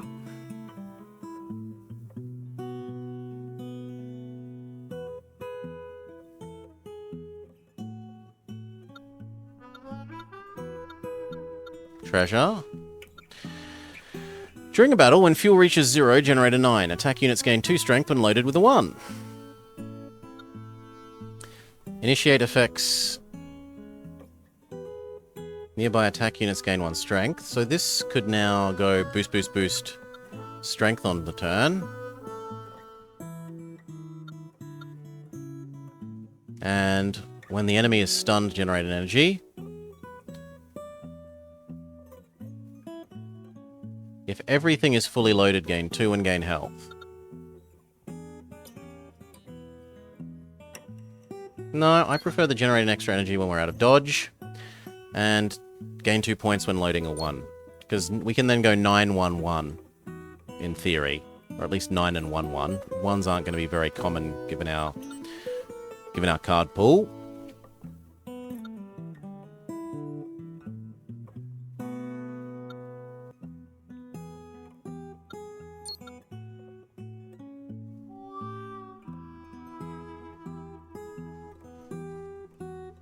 There's no point doing this when we're about to face the boss. Okay, final decision. Are we replacing you with you? I guess we are.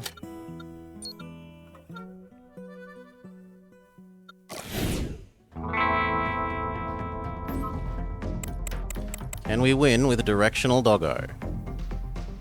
6 become a 9. 6 become a 9.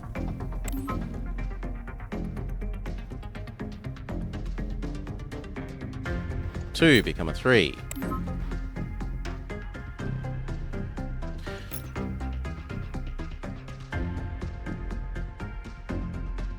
Nine goes really well there.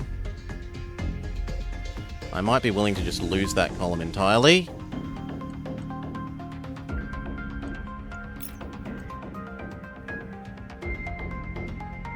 God, that does good things.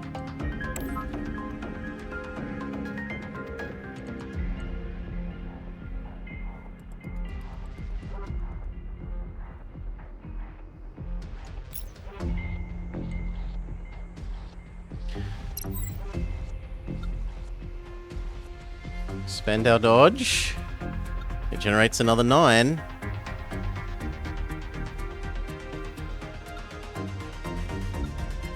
You know what? I'm going to say yes. And we can go 911.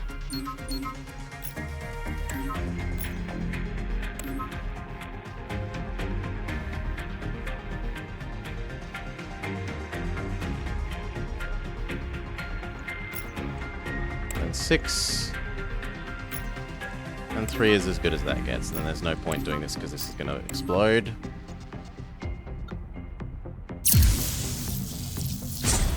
They're half dead. Well, about half dead. 6 becomes a 9. 9 is perfect there.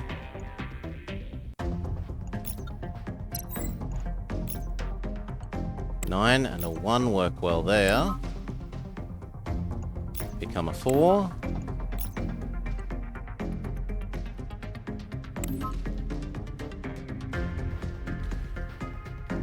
I can boost that to 6, which can become another 9.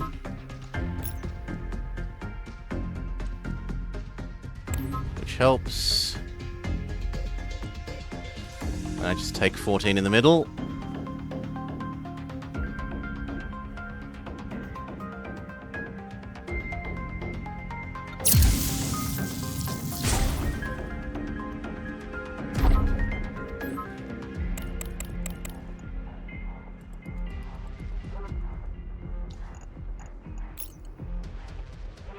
Six.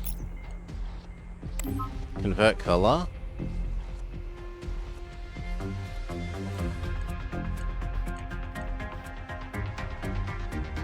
I'm not getting a 9 here.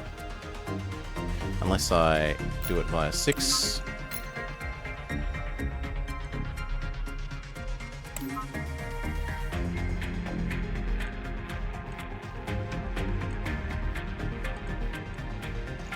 Boost one of these up as much as we can.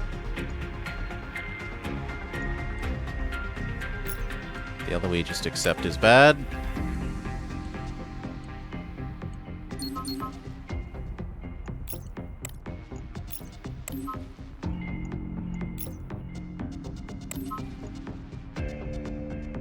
Actually, I should have put the 5 in there.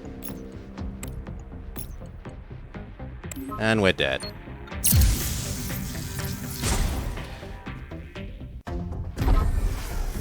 Directional doggo fails again.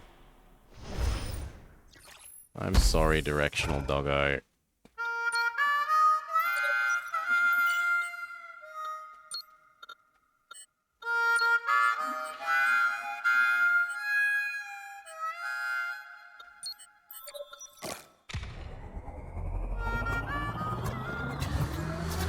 Not enough energy generation.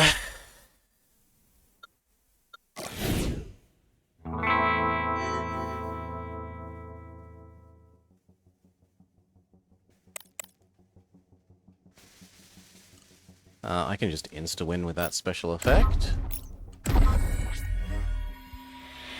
Too easy.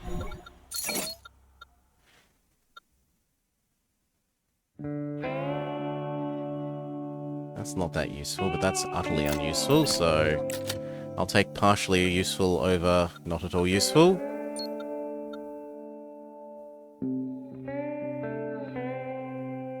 I'll pay for a rare unit. We've gained 2 of the same thing.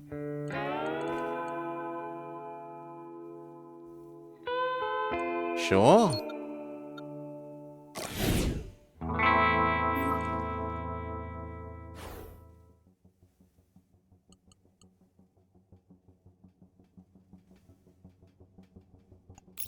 One, 2, boost.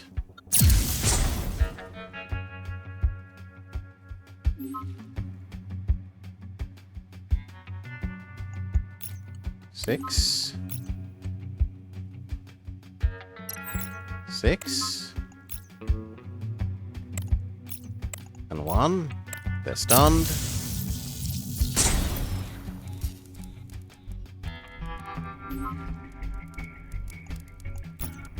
2 5s. GG.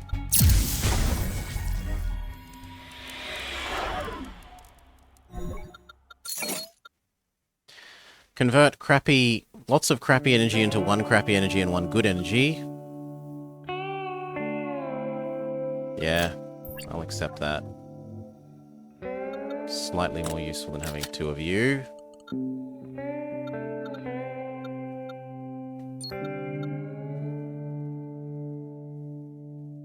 I like this weapon because it's power, not strength. But I don't like losing my gentle tap device.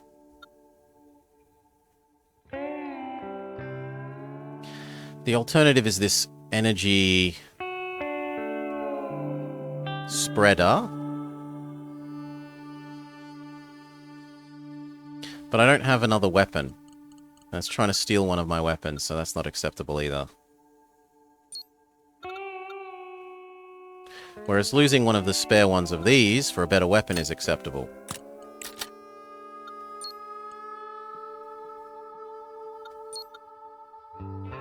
Sure, spend health is... why not? Permanently degrade?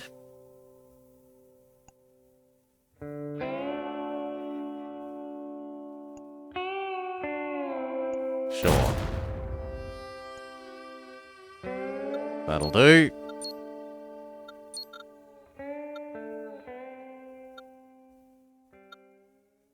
Let's go. So everything gets easier to use with time.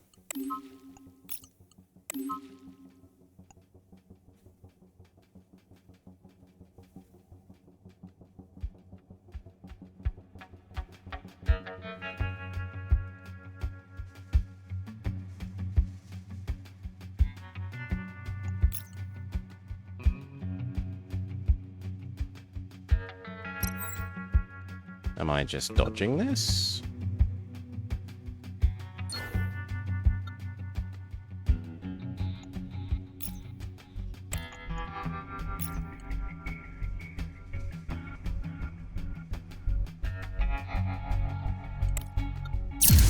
I guess so.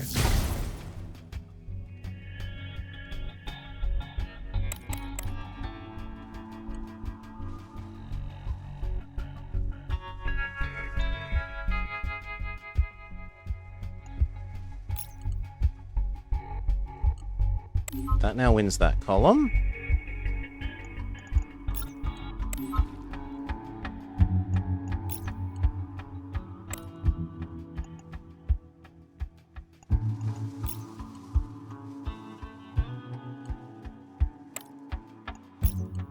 That now wins that column. And prepares it for next turn. But I don't like that. You know what? We're going to turn you into 1 nicer energy next turn, maybe.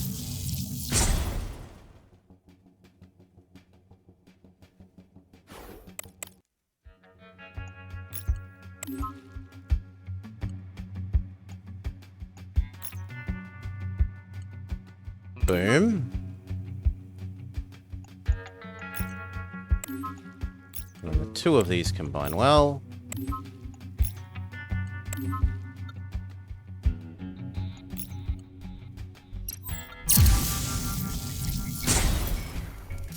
They're stunned, we win.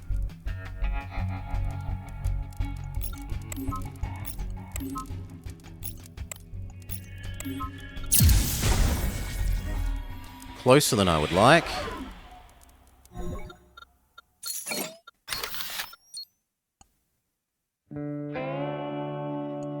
Nah, max health, or max shields, I should say.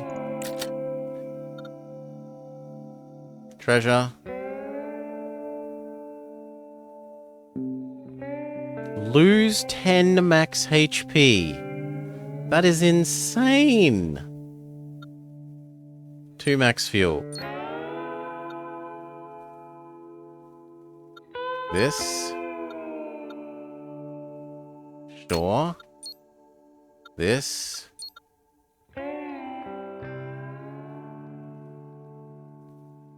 Upgrade main ingredients. And leftover pieces. So it has 3 slots. Sure. And these... Well, actually keeping these is better because of this. I was going to say this is better than these two, but it isn't.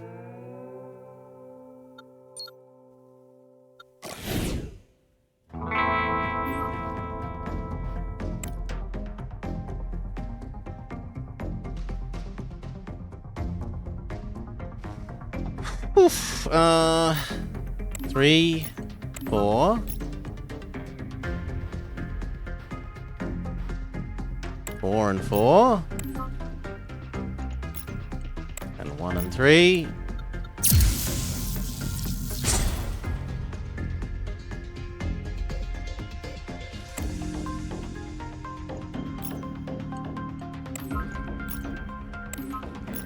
Five and 5.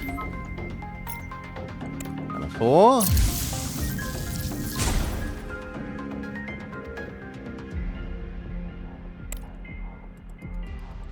I can't do anything about the 15, it's too strong.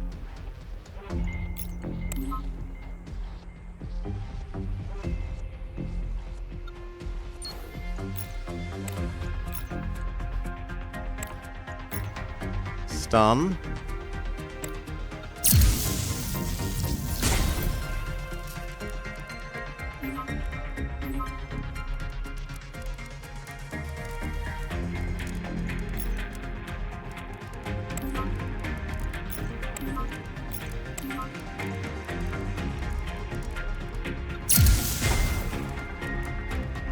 I think Directional Doggo is dead again.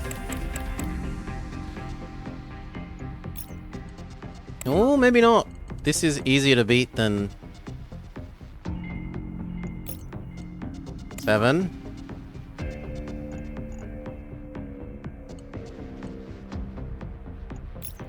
Seven is a draw.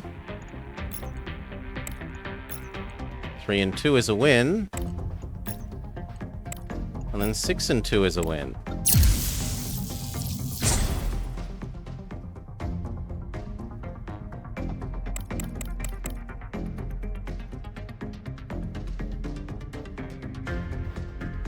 No, but now I can't do enough. 6.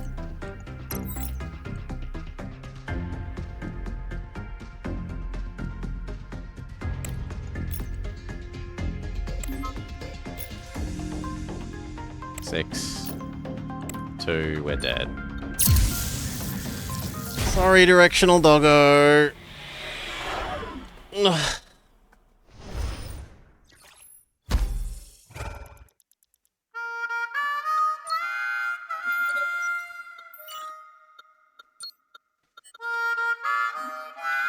Must have Directional Doggo.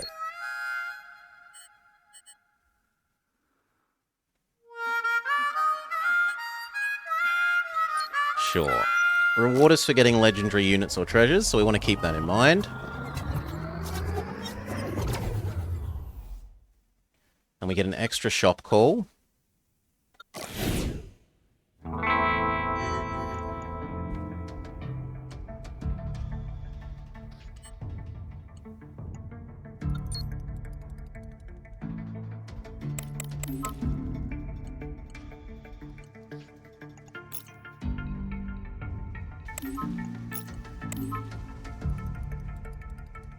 Dodge. 3 and 3.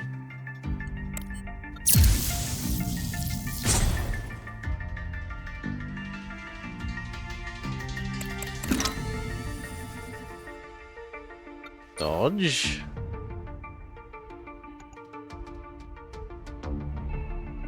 2 2s. And the 4.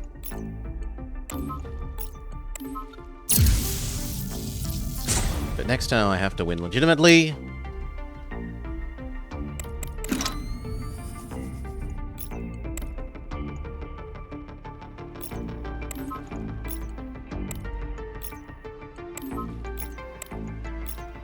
There we go. So it cost us a fuel to take no damage. Nope, I like that more. Dodge, duck, dip, dive, dodge, duck, weave.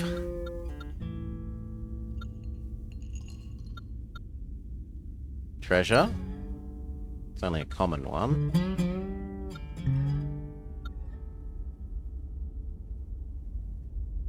Sure.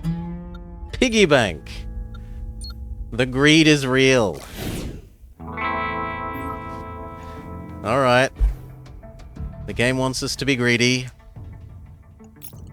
Who am I to argue with the game?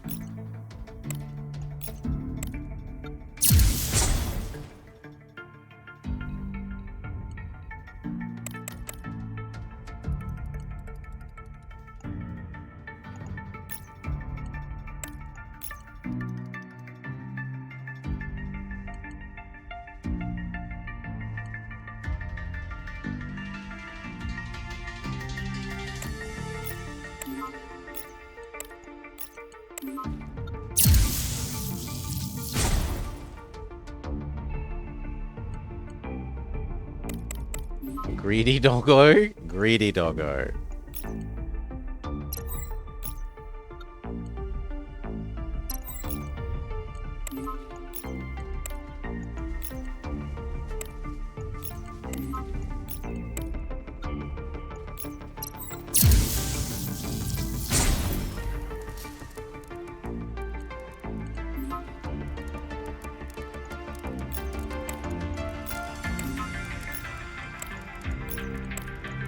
Very dead enemy.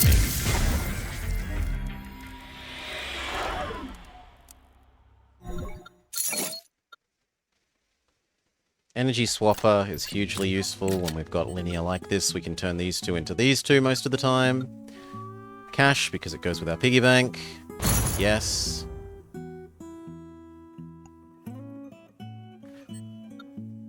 Yes. Yes. God, this is so good. The piggy bank. Done. I don't think I can justify taking more than that. Repair.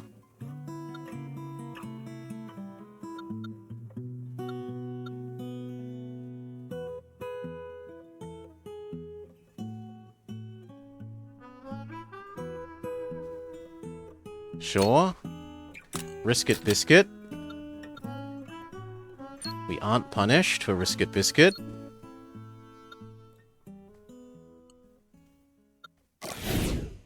Okay, Mr. Infect your slots with color disease, so they get harder to power. So first we'll make that one worse.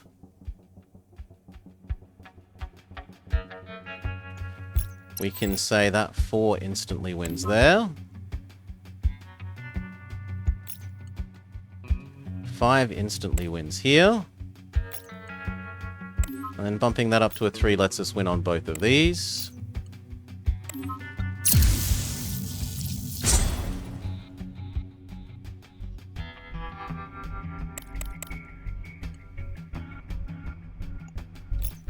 Four is obvious.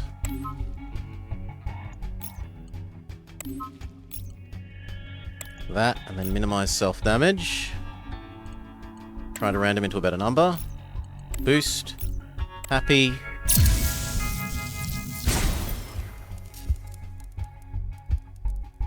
He's stunned.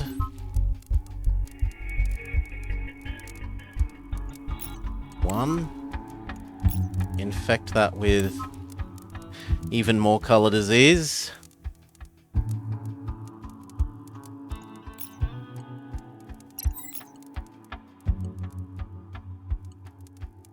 No, I think saving this for next turn is more useful.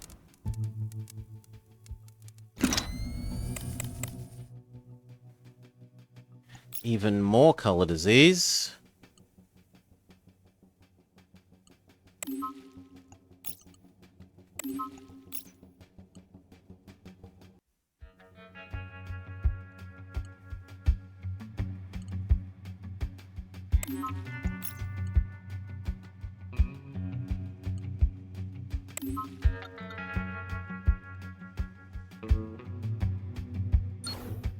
Then try and minimize self-damage.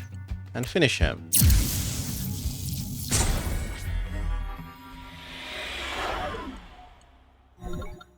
Very well done. After a call for support, get 2 extra energy or gain money. Gain money works well with a piggy bank. It becomes even more money. I'm allowed to equip you again. Treasure. Common treasure. Do we want? Shops equal money, obviously. Gosh. Then it's almost tempting to spend our... But no, we'll go here. What energy distribution do we want? More crappy ones? Because I can convert the crappy ones into good ones with the swapper.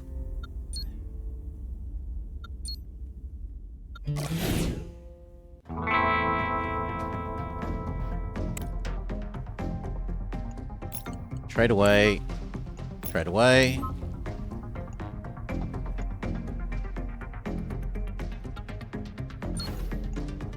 Four and 4.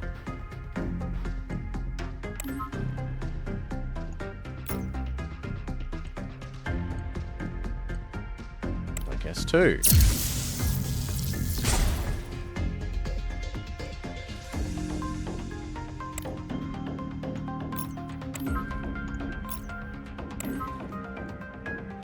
Okay. No reason not to boost that a bit more. 9 and 7.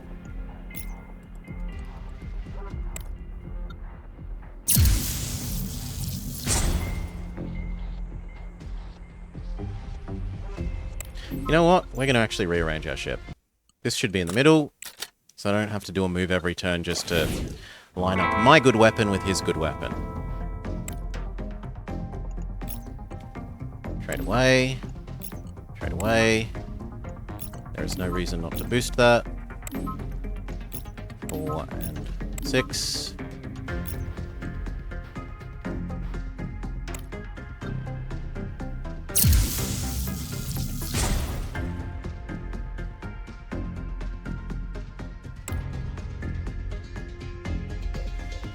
Trade away. Trade away. 7 and 7. I should have boosted it up before I did that, but whatever.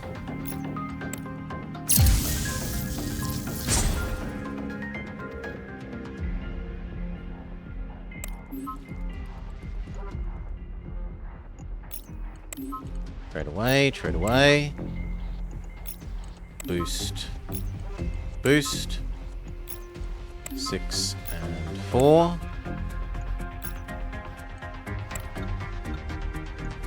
And now we can spend these happily.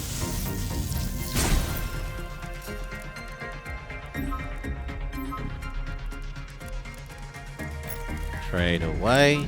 Trade away. Boost.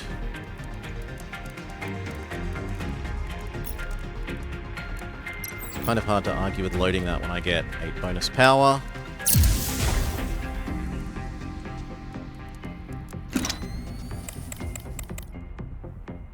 Trade away. Trade away. 7. 8. 7.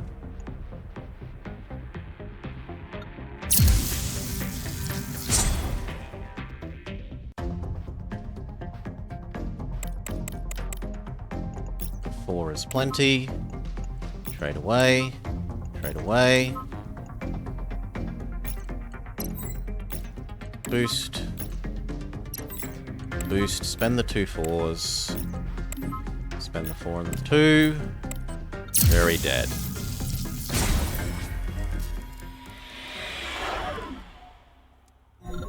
Good, good. Treasure. The unit at the center gains 2 extra strength when loaded with energy. Or the enemy starts with 1 less stun. No, that's basically 2 extra strength every time you load it. That's too good. the blow itself up and increase everything's attack by 1/1. Or a fully upgraded Shieldo one. Fully upgraded Shieldo one. We wanted to get legendary things because of this. So we go to the legendary unit sort of thing. And we cry that none of ours are legendary.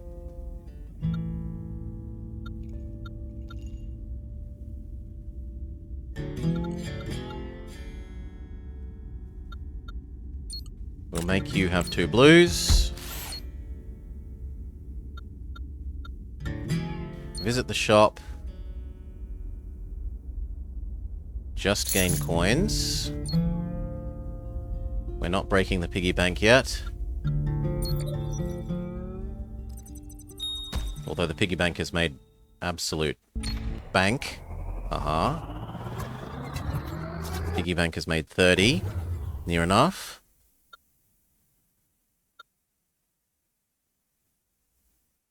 Conceal points, which kind of makes me want to swap those two.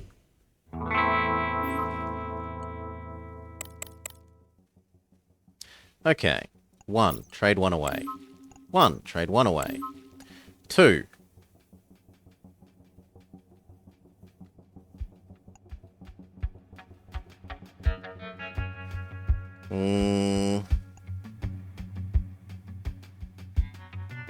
I'm almost inclined to say do nothing, but... 2, 4, 7... 7. But first we should boost it. There's no reason not to.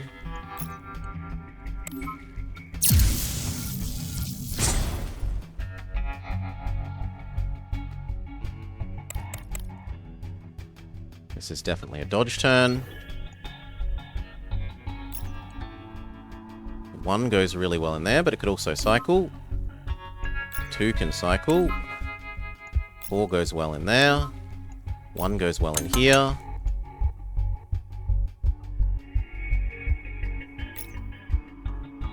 5, 6. Win that column.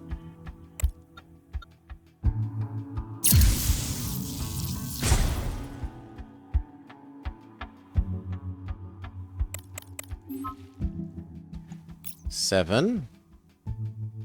Enemy is dead, so for now let's minimize our damage. 2 is also garbage. 1 is garbage, but it's what we've got.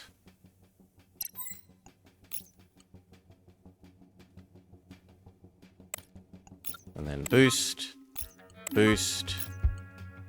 Beautiful. We haven't taken any hull damage. We get our fuel back.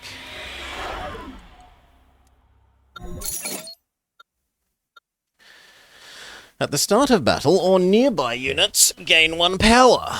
Or one thing gains 3 power.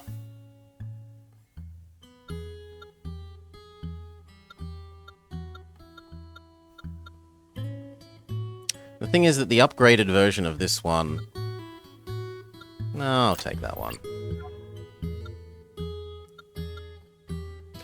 Usually there's an option for money here. No.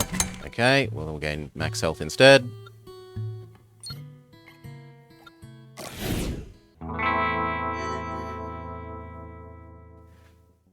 Rich Spectator.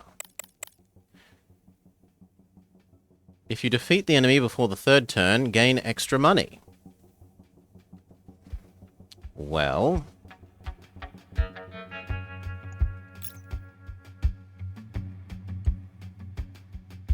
Seven. Trade that away. Trade that away. 5, 6, 7. Boost. 7. I take 4, which is livable. We want to kill him this turn.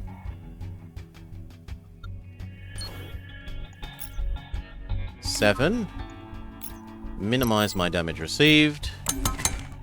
Victory. I mean, if we wanted to, we could even minimize our damage a bit more. This is all just largely pointless. Okay, we make 10 extra money, which then becomes 3 because of the piggy bank.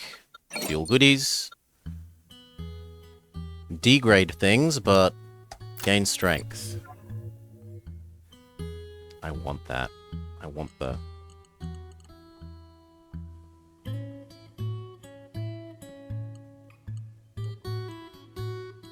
Yeah, because this lets me downcycle stuff to feed in here.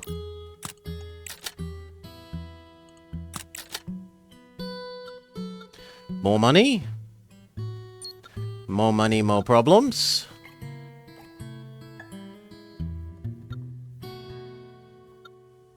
No, we obviously turn them into money.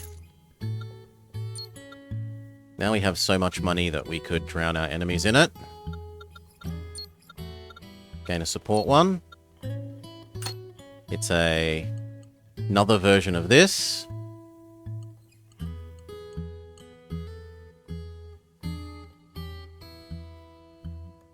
I mean, that's probably better than the shield thing.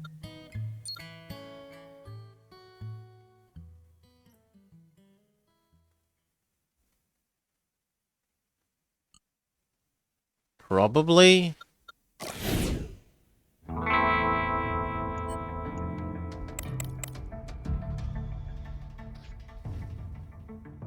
Okay, so how are we doing with this? We turn the 1 into something better.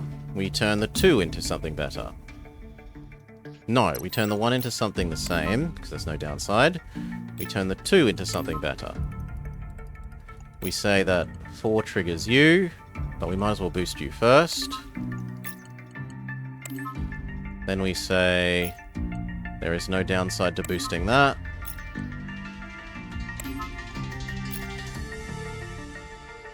Boom.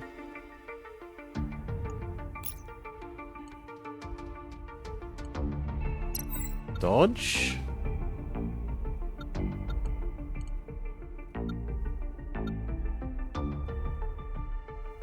Actually, I've done that slightly wrong. I should have spent one of the oranges in the strengthener.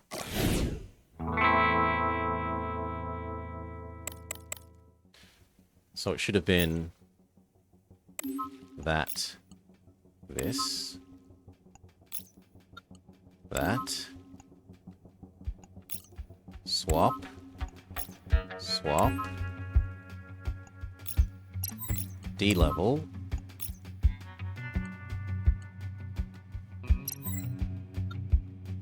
okay, and then we could put the 2 7s in here.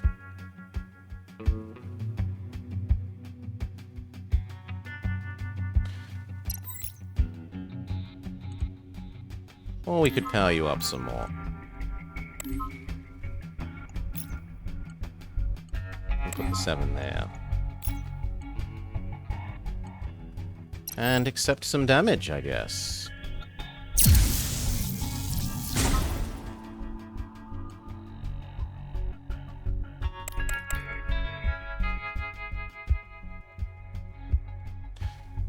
Oof. 1 becomes boosting that by 1.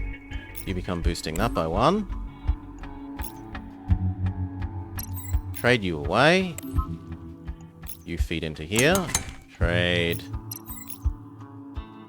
you away. Well, yeah, trade you away.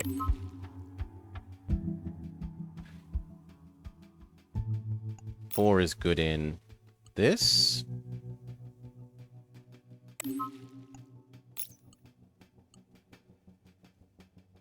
We are obliged to dodge.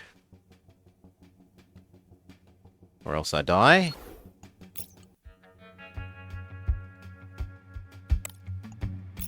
Nine, and then boost the rest.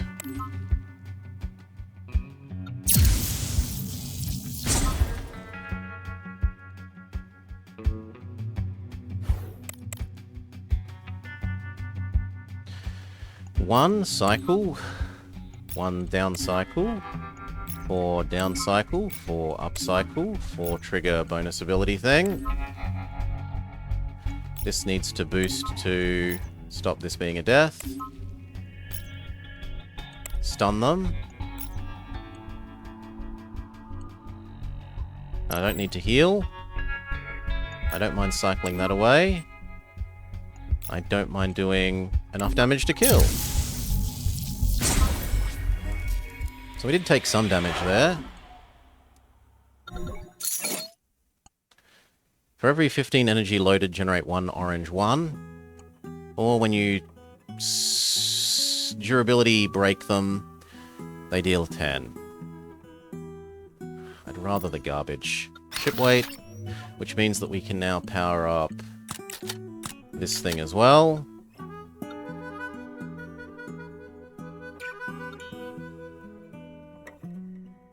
Really nice treasure, because really nice treasure equals more money.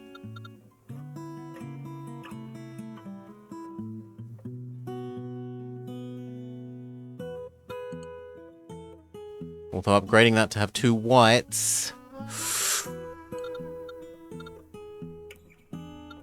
yeah, that getting 2 whites is too good to argue with.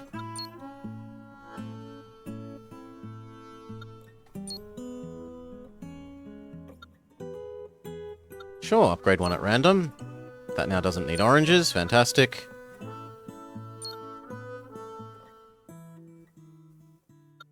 See if we need to use our shops and or heal before this.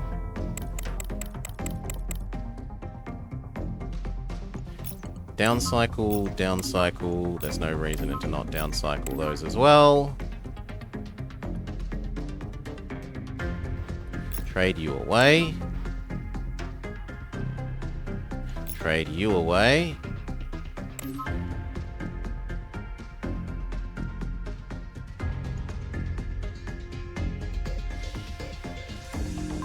Okay, then 4. And 4.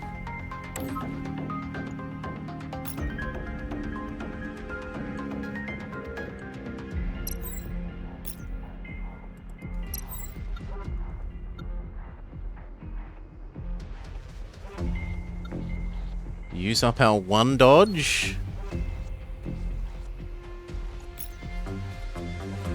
Boost. Boost. Try and punch in some. It's looking like I will need to use my Summons Thor.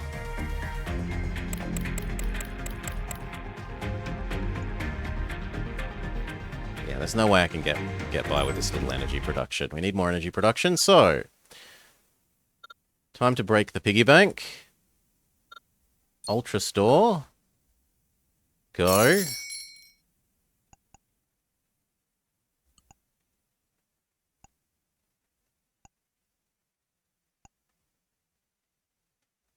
Bye, piggy bank. We broke you. Normal shop as well.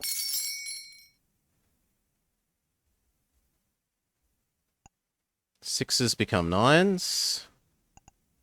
Unloaded things gain strength. Misses equals still stun. If you lose on all still stun...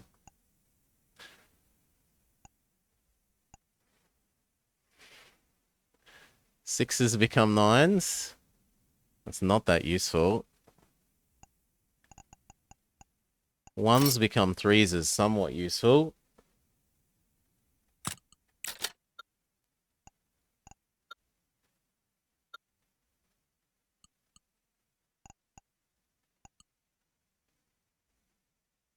Three power is basically as good as 4 strength. Although I can do this endlessly with 1 orange, so I should keep it like that. Alright.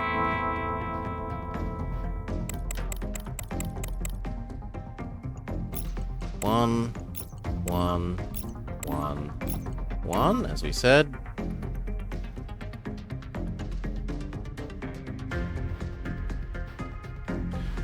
Trade you away.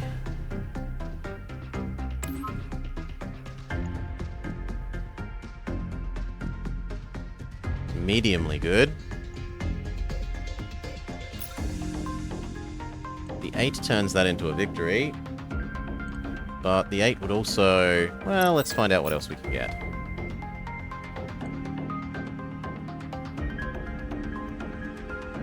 Like if I turn you into an orange, and then turn you into a 4, there's no reason not to turn that one into a 3, even though it's just going to get D-leveled next turn anyway.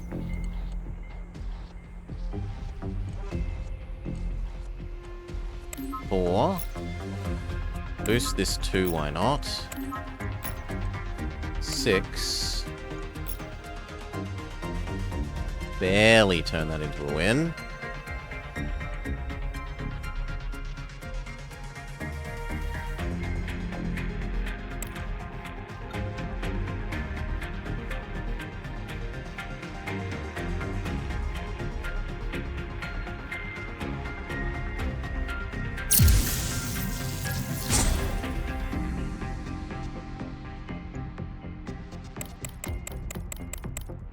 What we would like to do is go for all draws, really.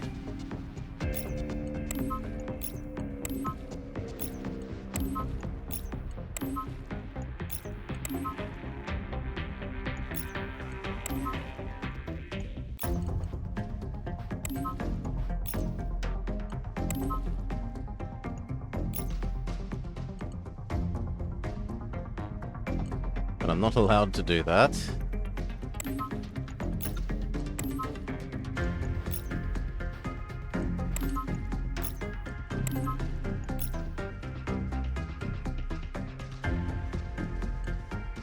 Oof.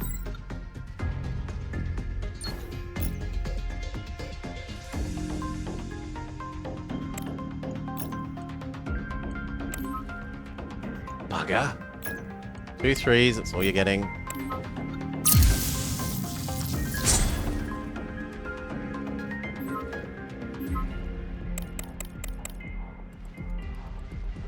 Okay, down cycle, down cycle, down cycle, down cycle. Trade you away. Convert you into at least that. Convert you into at least that.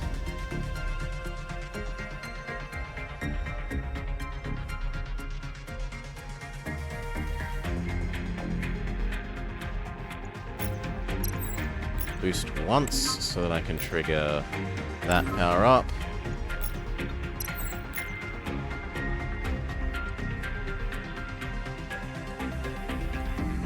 Good enough. Try and turn you into something more valuable. Boost. Boost.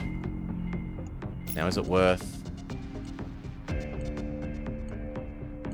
Yes, I get disproportionate outcome from doing that. Alright, they're stunned.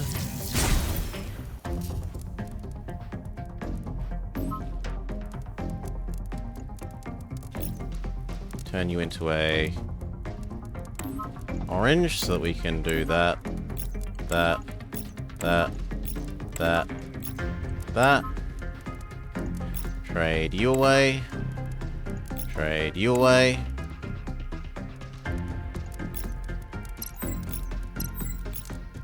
Seven and 7. 4, 5, 2 5s. And the 3. We get there. Just. Coins restore all treasure. Gain an orange and reduce a... No. If I take less than 5 damage, take 1. When you generate oranges, auto-load. You replace that.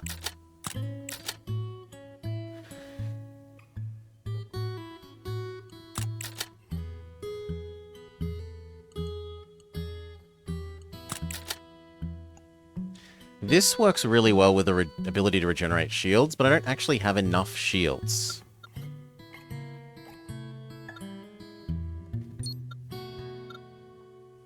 Gain an energy doubler?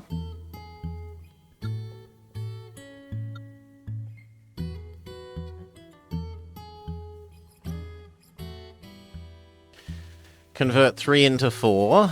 That is energy production. I kind of need that.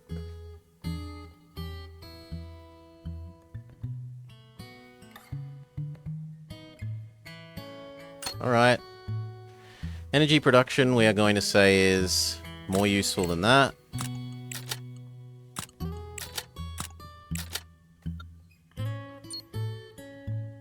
Which is maybe questionable, but...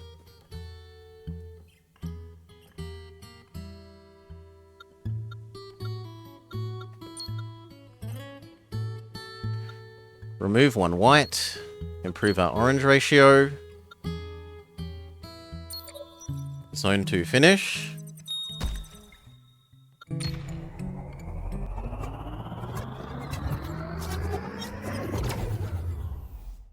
Now we still have lots of money. So we still want to keep an eye out for shops.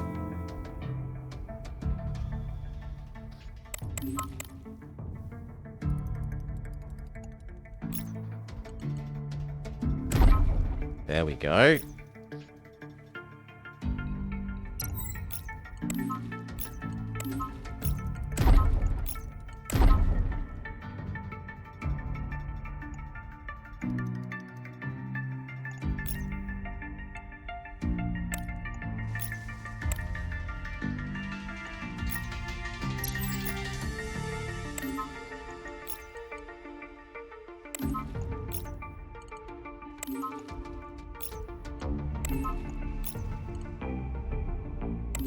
Maximum damage in 1 column.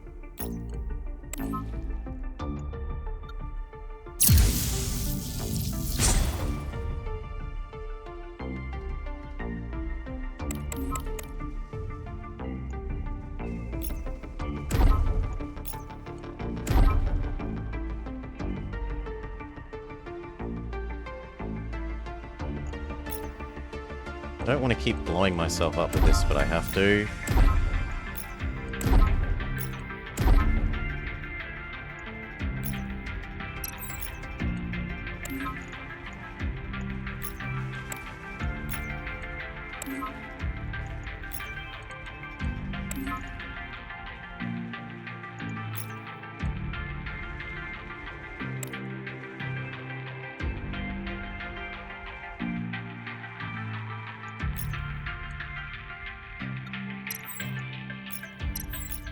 Actually, no. Make that ready for next turn better.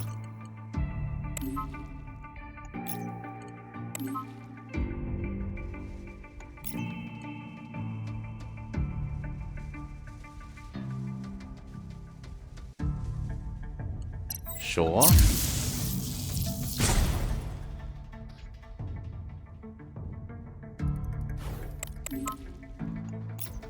Eight. 9. Good enough. 9. 8. Done.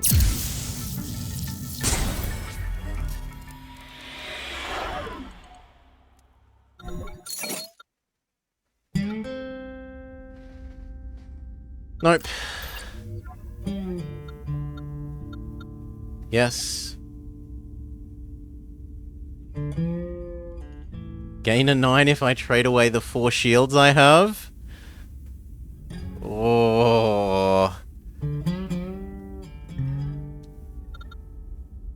No. Gain another 4.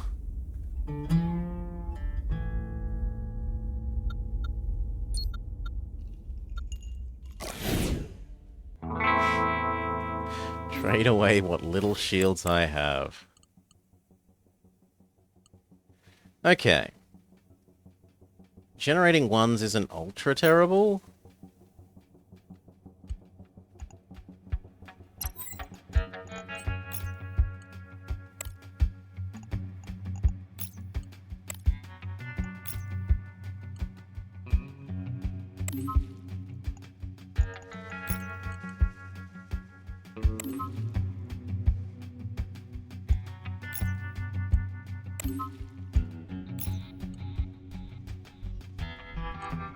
Actually, I should have done that in the other order.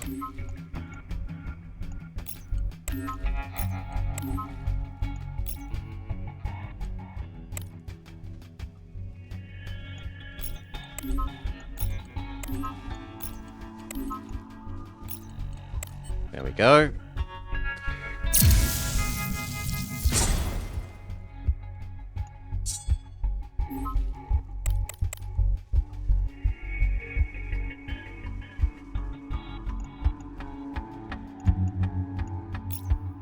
That one is good. You are good in there. I should have spent more before doing that. Okay. Live and learn.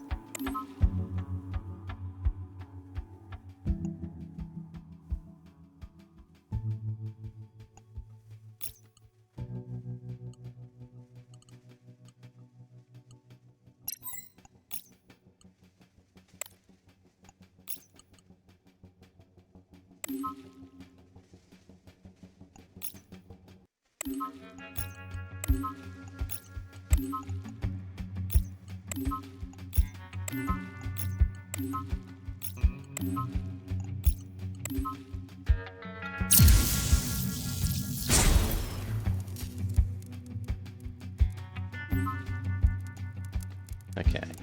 Garbage.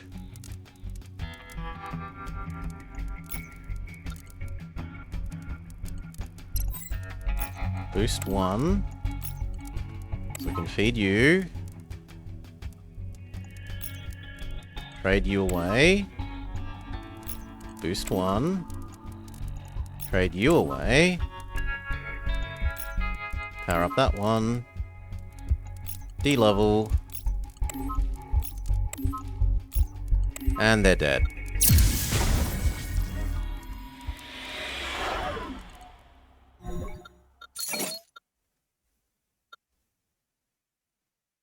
No, not another one of these. No,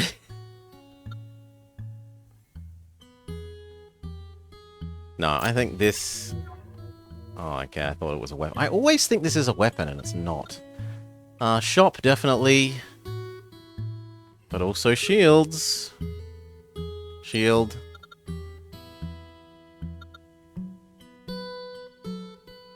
Yes. I wish I could afford to go there now. Not enough vacation.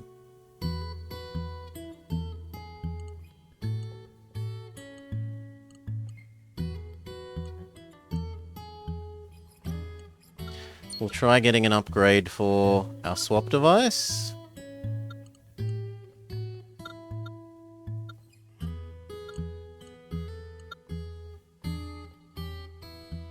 No, it picks things I don't want. If we're going to have any, it's probably the cube.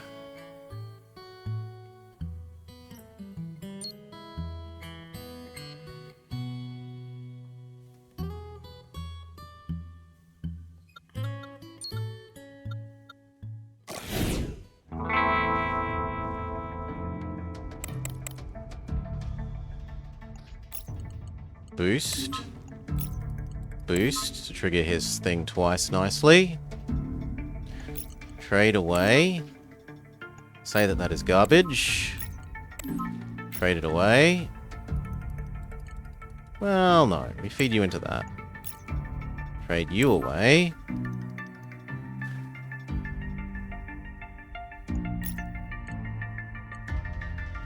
Boost 1.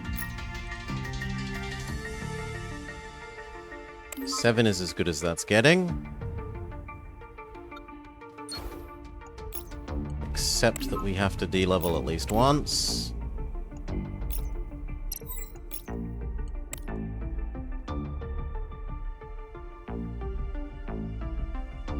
Don't like the 2 hit point damage.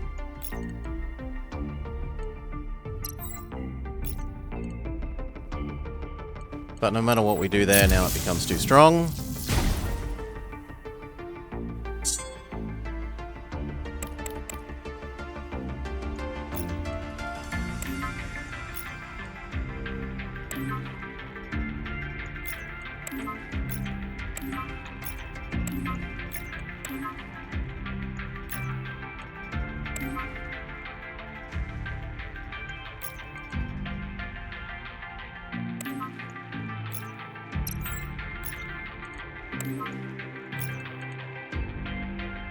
Almost perfect.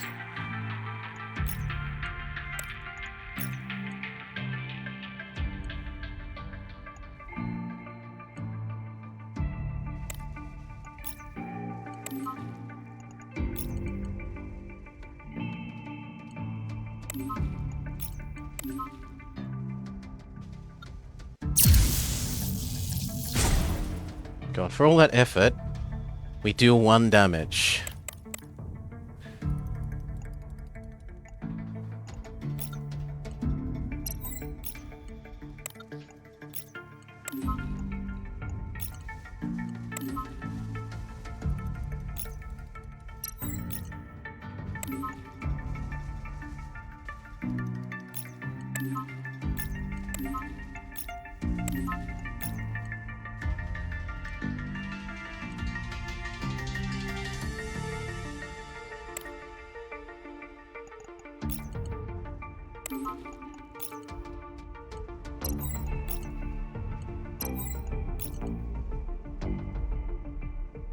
Good enough.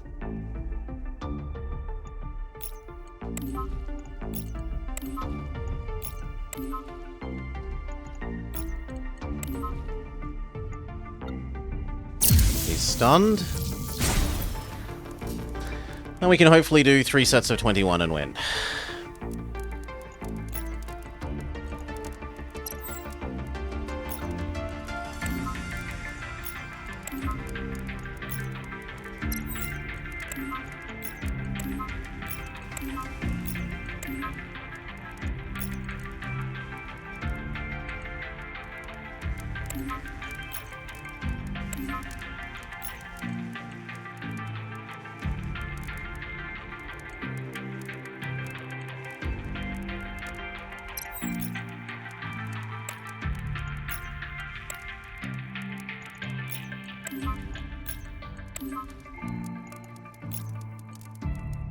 Just barely.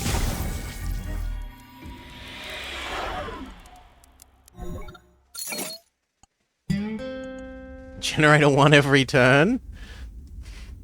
I mean, at least we should trade that for that.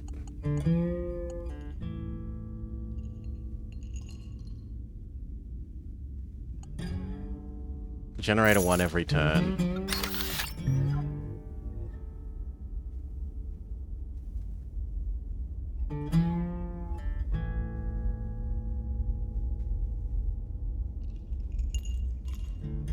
And I guess we're using you. I need a shop. And we are not offered a shop, which is disastrous. We have $130 and we can't spend it. They should guarantee a shop in the last zone.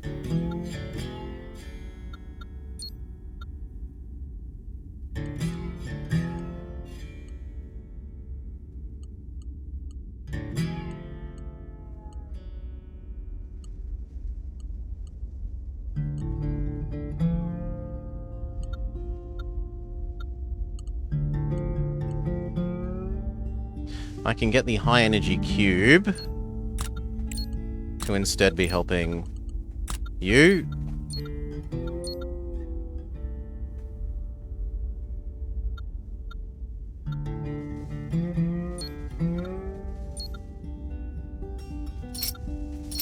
I might as well just click this button until we run out of money.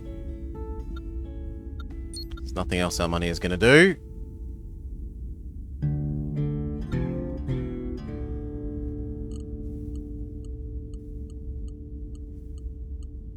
No, not losing that. You suck. Heal. Okay. Whew.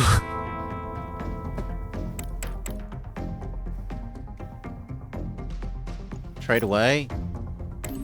Not good enough, we want an orange. Trade away. Not good enough, we would like an orange. Trade away. We get no oranges, we cry. D-level, D-level, D-level, D-level.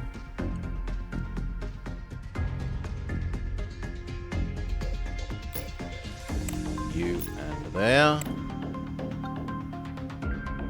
Spend 1 to go up. 6, 7.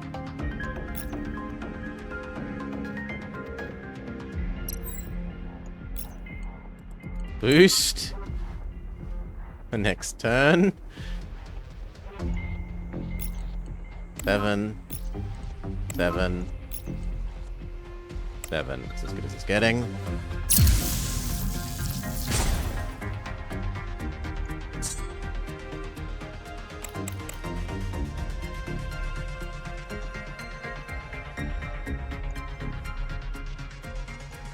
Convert that into more cards.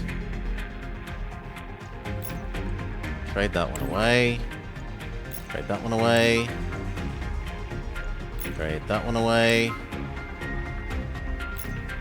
Turn you into more cards in the future.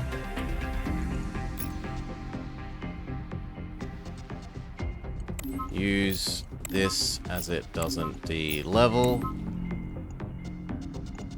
Boost you. Nunts. Dodge again. You can help feed that.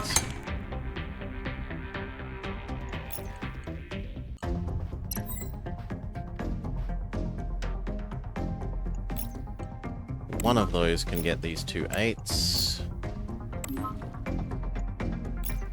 One of that can get these 2 5s.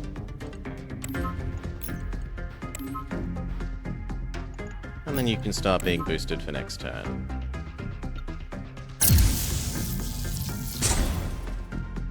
I only get 3 energy. It's bloody disastrous.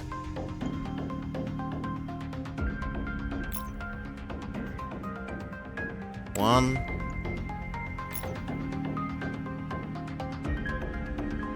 2. 3. I somehow live. But we are out of dodges now. 1 garbage. 1 garbage. And 1 garbage, so that this gets the lowest power-ups we can manage. Boost. And these don't de-level when you use them in this. Some shields would be nice.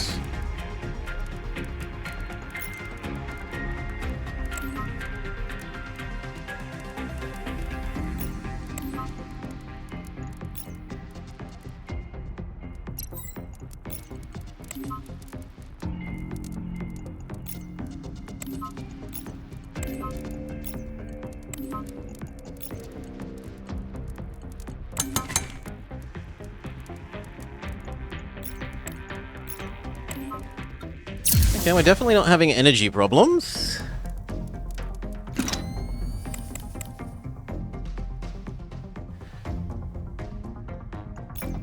Eight. 9. Even that's not enough. Because I screwed that up, that's my fault. You have to load the lowest ones first every single bloody time. Okay. 1. 2. 4. There. There. There. There. There. We have to dodge.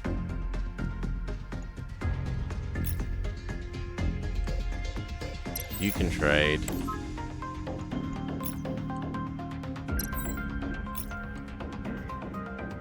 8. 9. Means you could boost. Yay!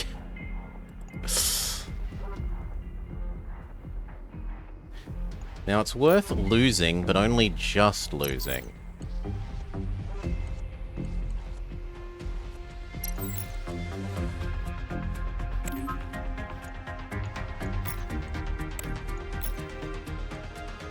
Beautiful. Which triggers an extra enemy durability loss because of our reflecting plus double center thing.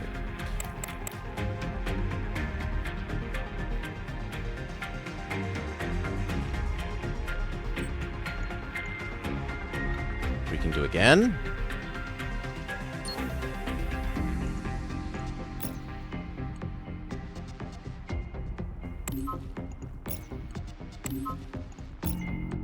Okay, we've loaded them with the minimal energy things we can. Now we can boost. Might as well use these as it doesn't de-level.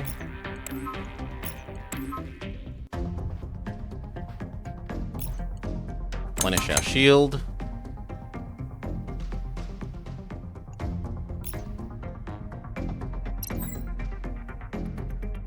Feed you forwards.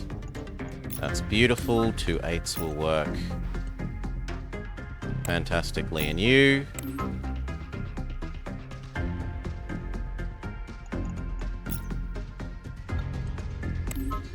Then a 5 and a 4.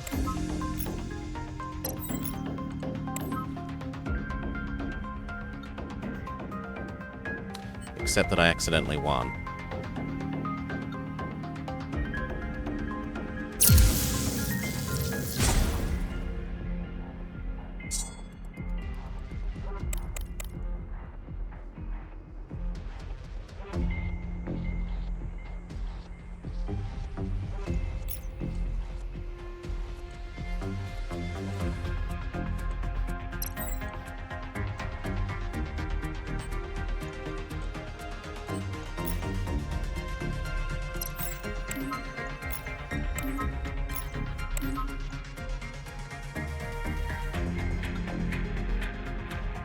No. Let's unscrew that up. I think we can get this.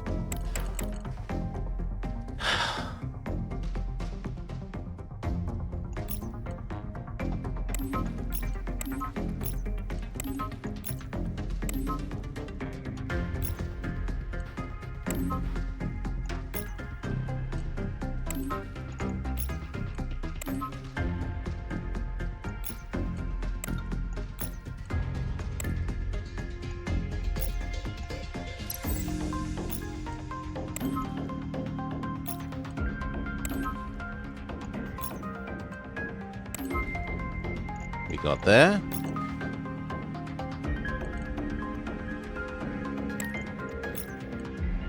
We don't win.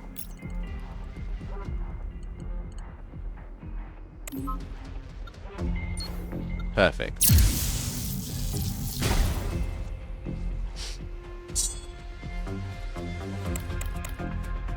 Now again.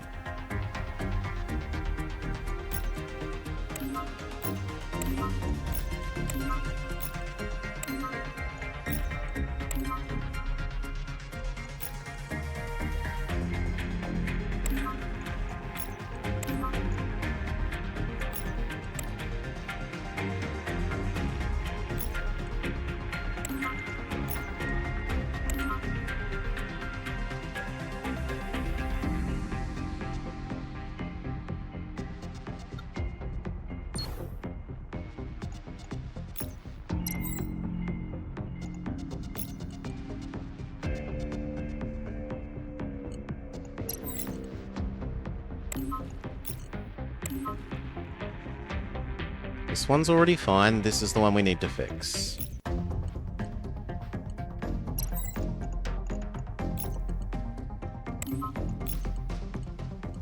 No.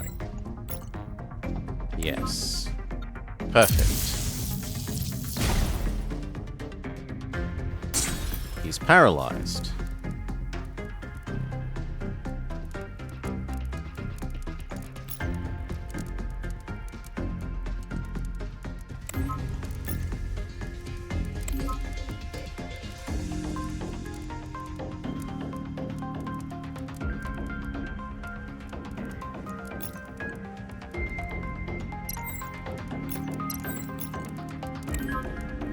Good enough.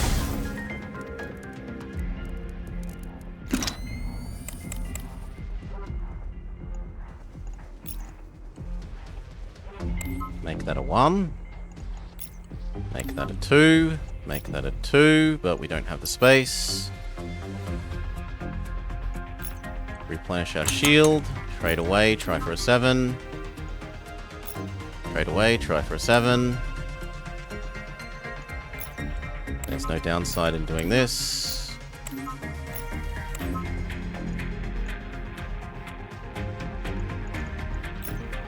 There's no more shield to replenish.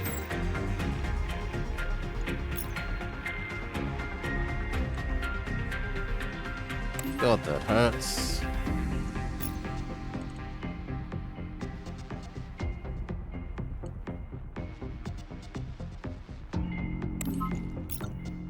Seven. 4. Try and generate some more higher numbers. 9. 2 9s. Nah. Even with 2 9s, this column can't win.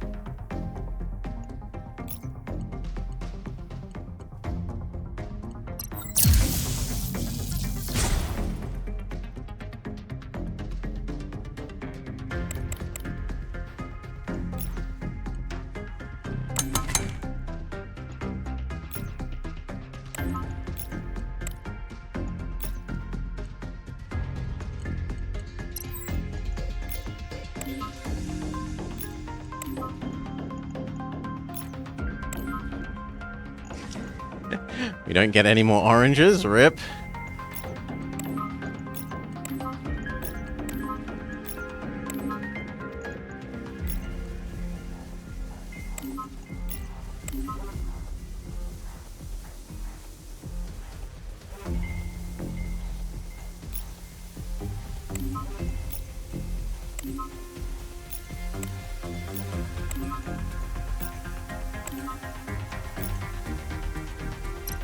Okay.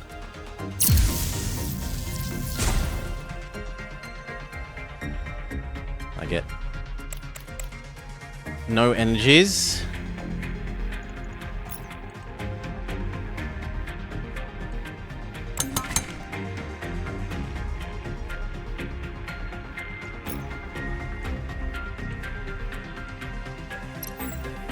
No, we're just dead. Just dead. Good try, Direction Doggo.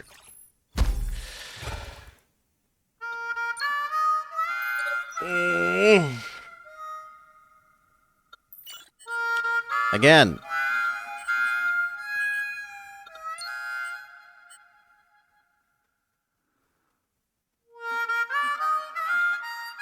Those aren't great abilities. I mean, the middle column upgrade is okay-ish.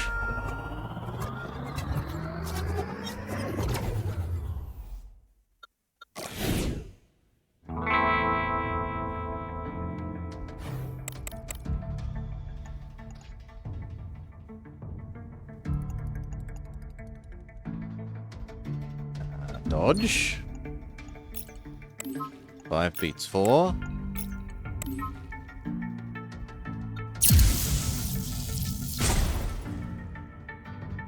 And then usually it's dodge in the other direction. Except we can win. Conserve a fuel.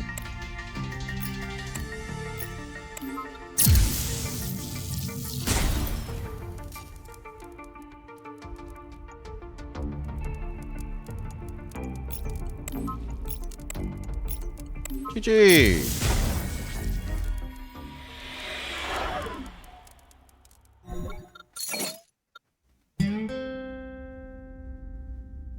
Load of blue into everything? No. Make my whites better, thank you.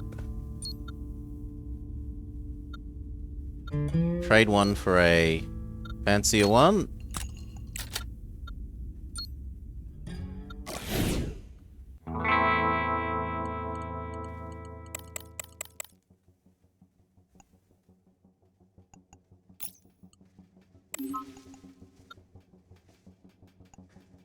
Six beats. Or actually, does 2 even? No. 6 beats here, 4 beats here. 2 is a draw. Good enough.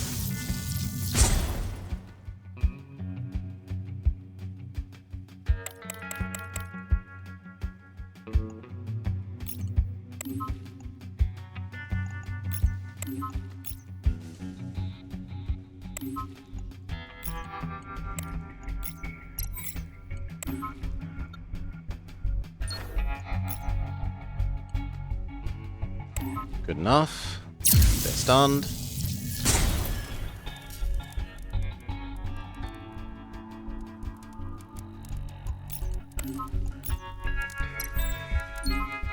Two sevens, insta-win.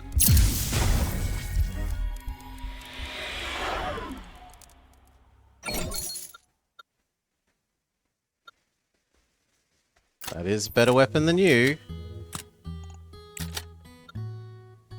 I'm not rich enough for the shop.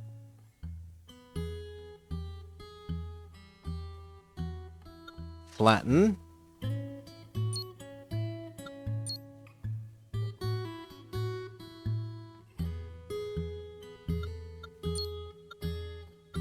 Bribe.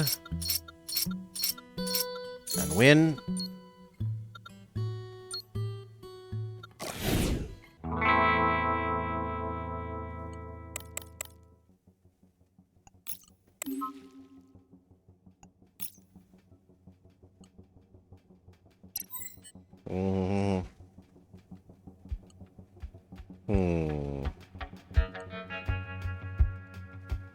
Hmm.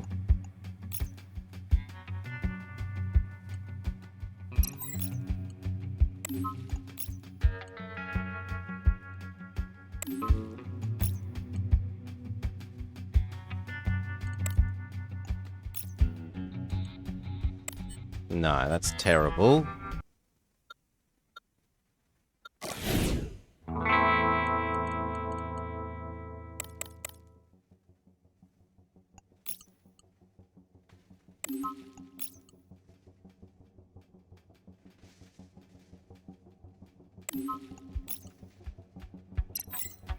Okay.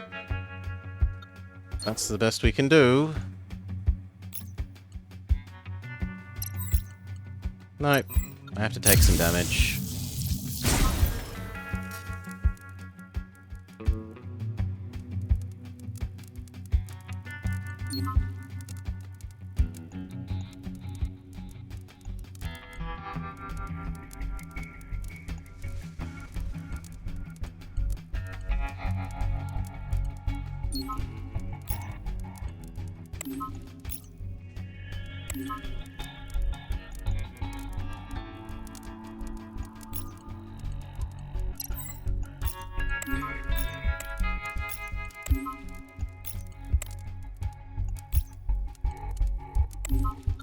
Beautiful.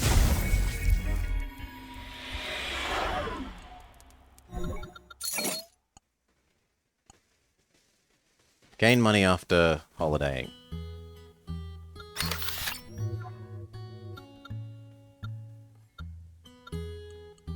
Treasure. Fuel for treasure. If you end with shields, you get more money.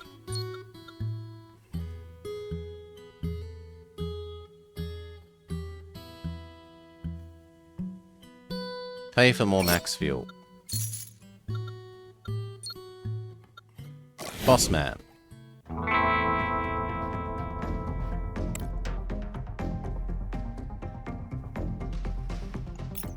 Boost. Boost.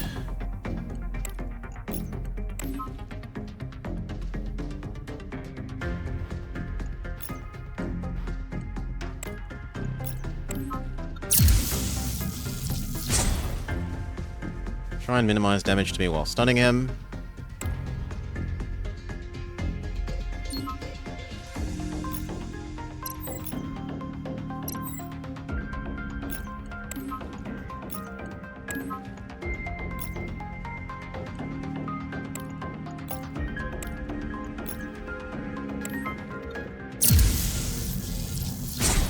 Stun.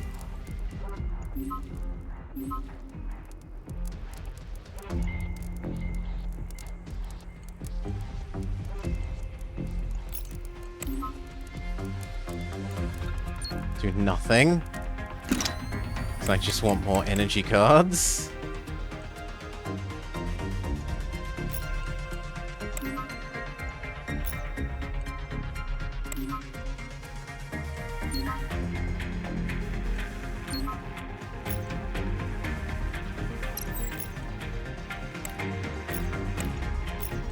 Victory.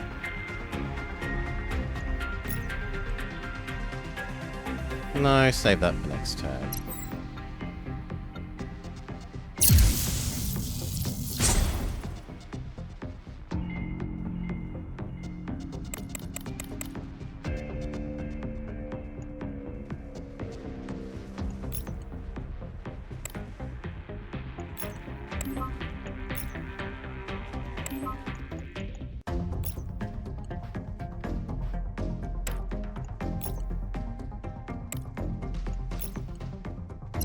That'll do. Yes, I take a bit more damage, but it means I can boost that next turn.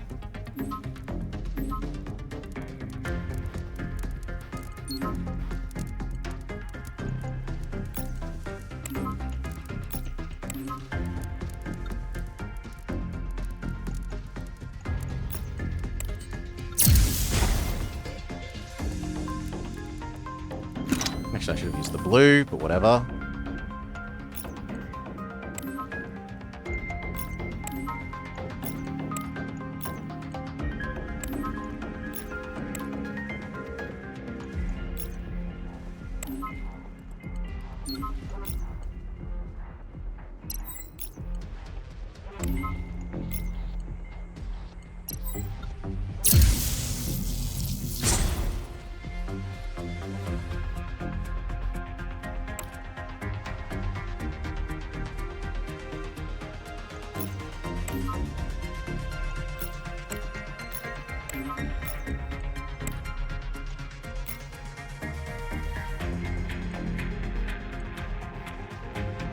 Close enough. He's stunned. We win.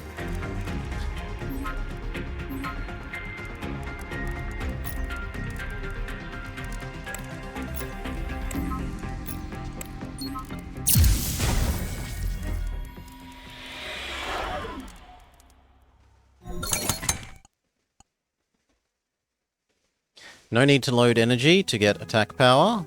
Yes, please. That is a lovely weapon eventually.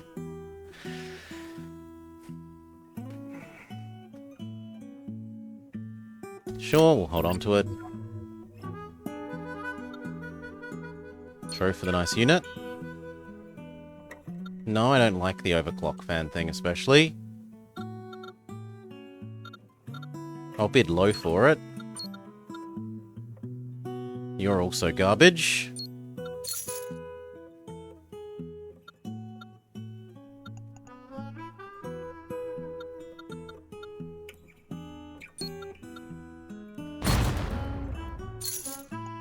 Money equals shields. Now, if only we had that in the other run. When we had 120 bloody dollars.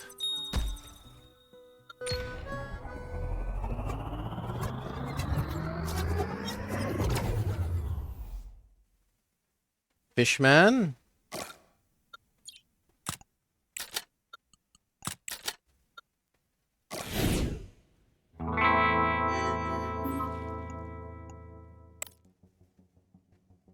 Actually, I should go back. This should live in the middle. There's no reason for it not to.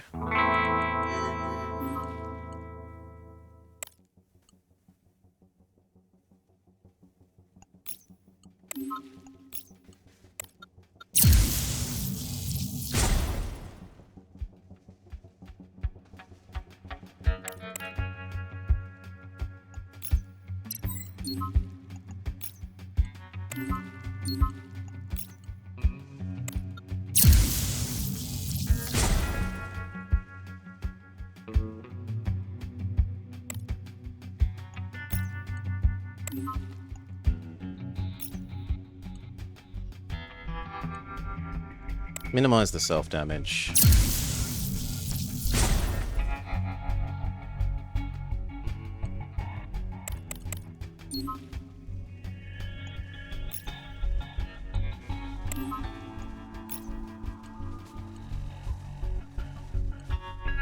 I need to stun you. Ow.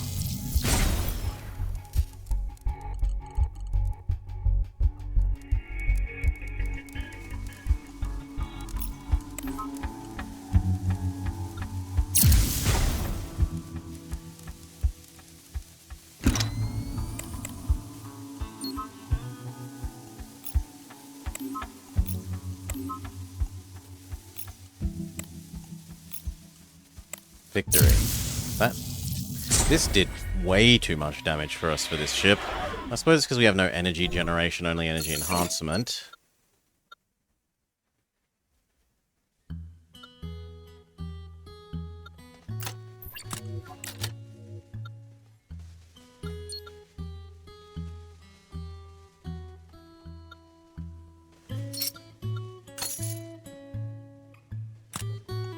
That being able to use blue is probably surprisingly useful. And this is strictly better than that one.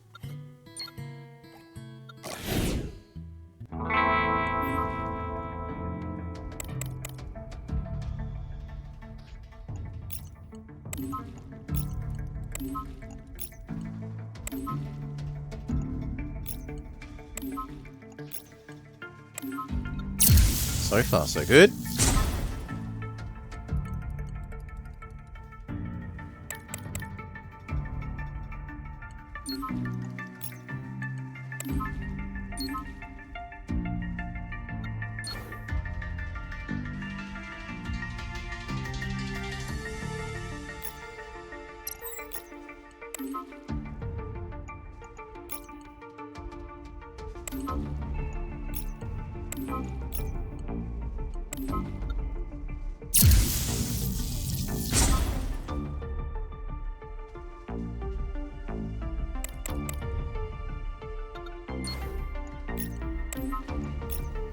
GG. Yes, we spent a fuel that I probably didn't need to. I have to optimize this better. Will do. Money, money. Another one of you.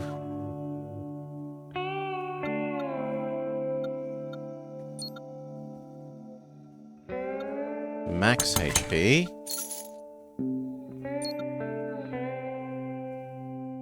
Sure.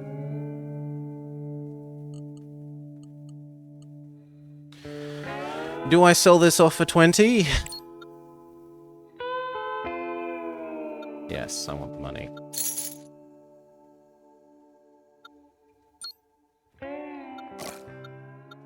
Saying you haven't loaded all your weapons, which is true.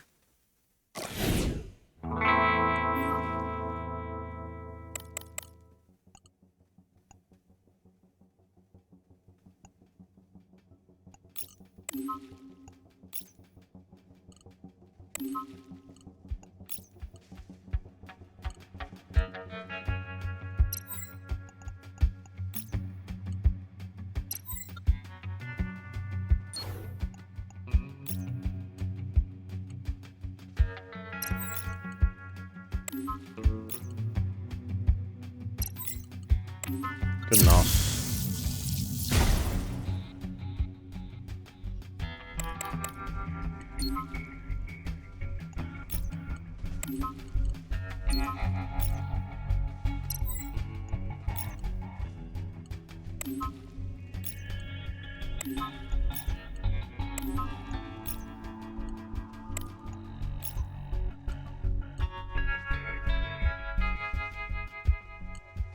I mean, I can take that. It hurts, but I can take it.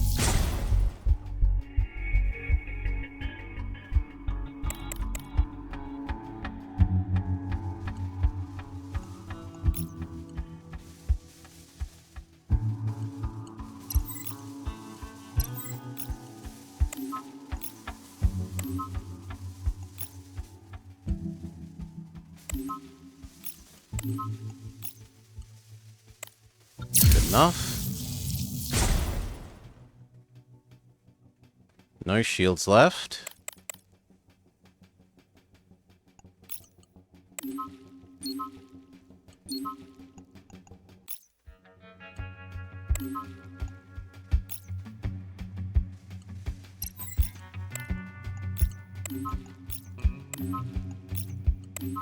Boom.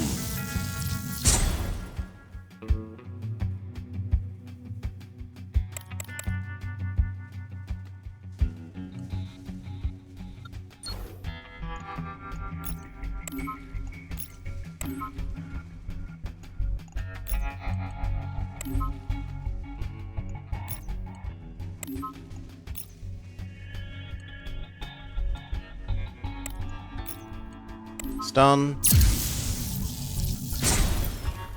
Hopefully we can kill this turn.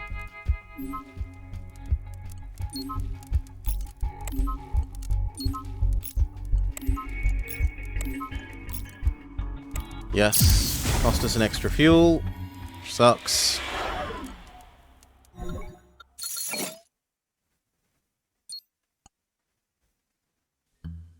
Gain a fuel if you're out of fuel.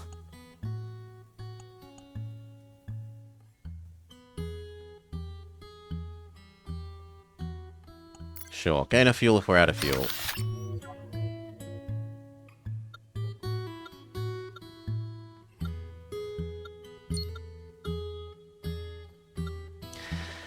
Money becomes boss damage. Maybe we're never spending our money.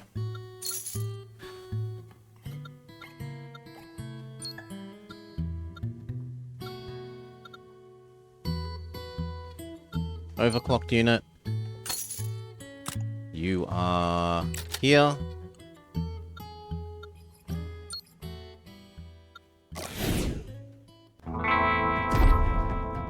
Yeah, boss is half dead at the start of the fight.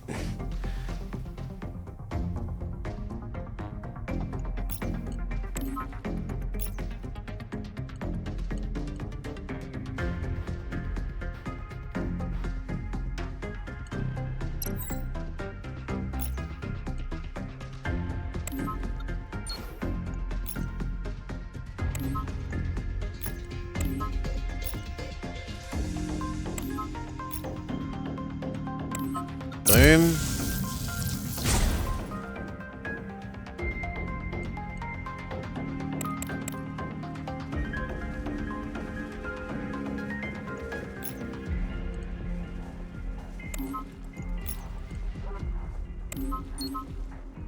And again.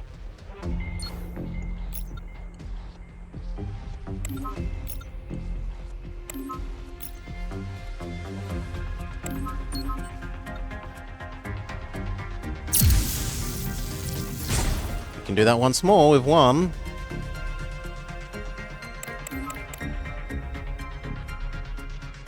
But instead we are dead.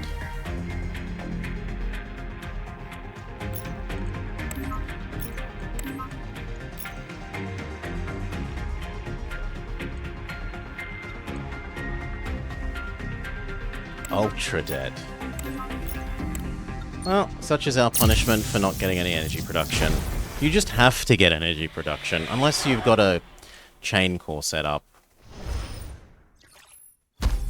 It's too necessary. Roll again on Doggo. No, not you. Doggo. Shops are cheaper and allowed to repeat one shot, or one holiday activity, which we probably actually use on a shop, given that shops are cheaper.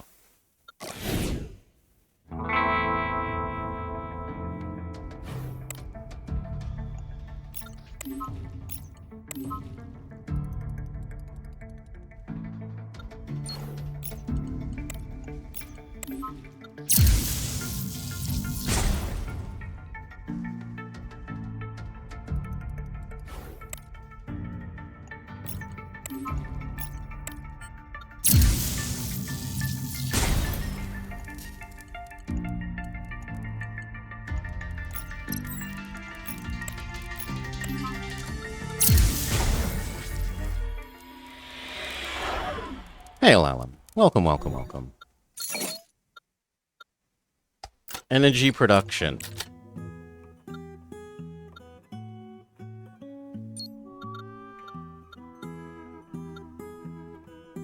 The shield point. This is similar to the other space game. It looks a bit like FTL, but it doesn't play like FTL. It plays more like sort of Slay the Spire sort of thing. 4 into 2 threes. 2 threes. Boost. Minimize self-damage.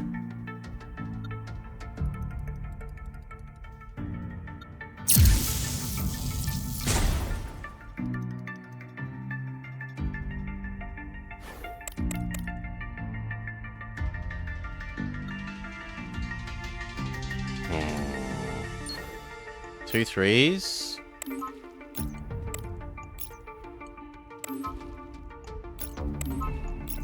Five and 2.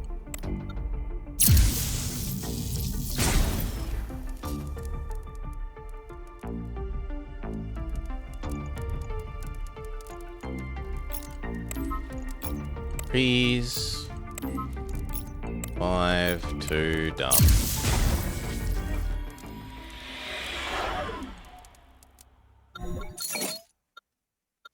Yes. Convert crappy energy into good energy. Speaking of energy, change our distribution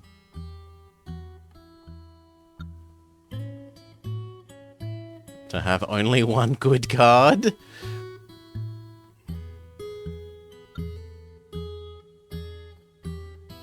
No. We'll have at least 2 good cards. Any plays to try Pal World? Sorry, I don't understand. Oh my god, I did it again. Well, it becomes even more lopsided. 1s, 5s, and 7s. Doo-doo-doo.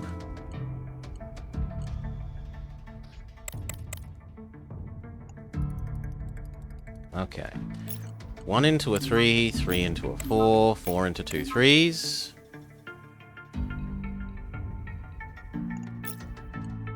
Two 3s. Really? A 1 and a 5? A 1 and a 1? A 1 and a 5.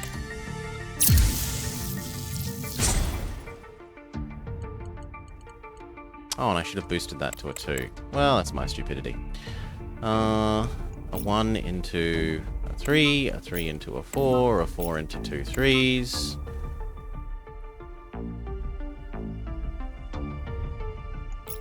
Two 3s is good enough. That into a 3. Boosted up 1. 7 and 5. It's weird that that's making more damage to me. But I guess it's to do even more to him. Now, if you're asking my thoughts on Pal World, it is that although I like the idea of a nice 3D world with a open exploration filled with legally not Pokemon, I have absolutely no love of the idea of spending my time going chop tree, chop tree, chop tree. You've now made one log to build one log side wall of your little hut. Smack stone, smack stone, smack stone, smack stone. You've gained a stone to make a stone side of your hut. Like, if I wanted to go chop trees or smack stone, I'd go do that in real life. I don't need a computer game for that.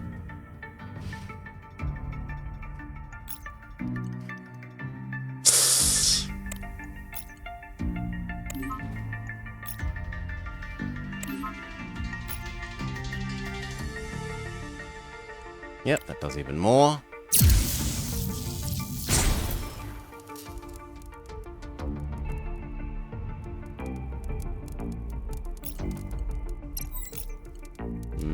Boost you 1, feed you forwards.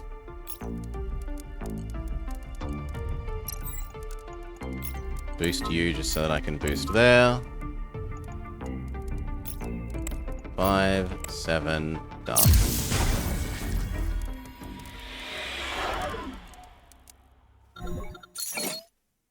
There are people who are like, it's clearly just Pokemon. They should feel bad for having no originality. And my counter to that is, Pokemon Arceus was kind of arse. If there's some other company willing to make nice big open-worldy games full of legally not Pokemon, I'm all for them. Even if it's not with a gameplay genre that I specifically like. I would like to see more of them.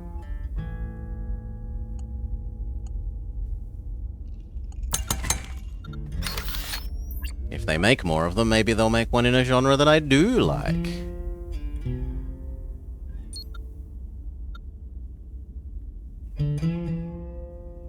kind of tempting to go up to 10. Done.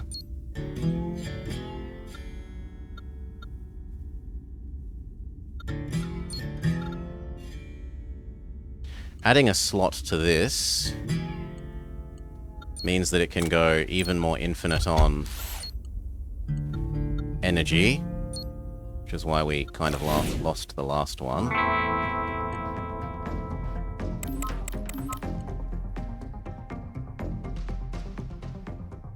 That's some horrible stunning from you. 5. I guess I could spend 2 1s to minimize that by a disproportionate amount.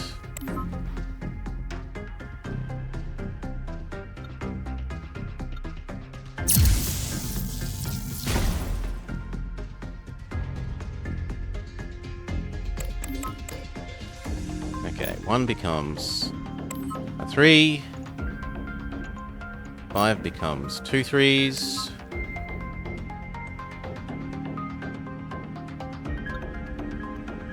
We say 6 will beat that once we lower.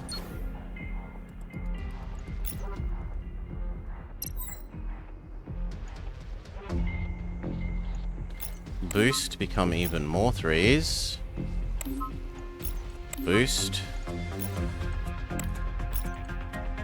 And then 2 3s at least minimizes damage to me.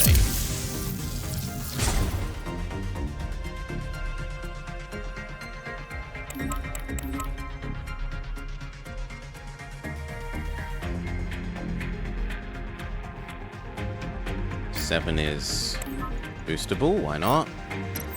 So is the 2. That clearly wins here. 2 3s will win that. And the other 7 will win that. He's stunned. He's stunned on his turn that he's going to do extra strong. Why are the numbers blue, grey, and red? They're energy quality. So though energy has quantity, which matters for how the attack gets increased. If you put a 3 in here, it increases by 3. If you put a 5 in here, it increases by 5. And there's energy quality. Oranges can go in orange and blue and white slots. Blue can go in blue and white can only go in white slots. You have a deck, and you're drawing a combination of color and number. So whenever you go to draw, it randomly picks from your deck a color and a number, and you get that. And it cycles through, and then it like reshuffles your colors and numbers every time you've gone through a whole cycle. 1 becomes 3, 3 becomes 4, 4 becomes more 3s. 1 becomes a 3. No, you're welcome, Alan. 3, 3. Boost that to a 4 to become more 3s. And I guess we spend those 3s.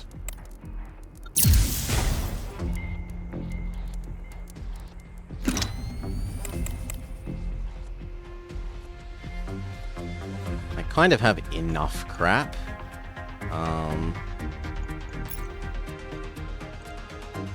2 1s actually does okay.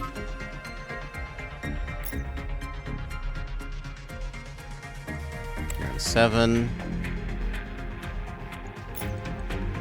Boost this one to become more 3s. Boost that to become a 4. 5 draws with 5. Pay that forward to become even more 3s, and up quality 1 3 to an orange.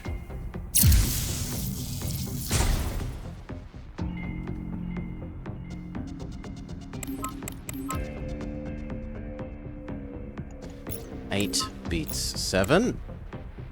5 beats 4. And the best I can do is minimize that down to 0.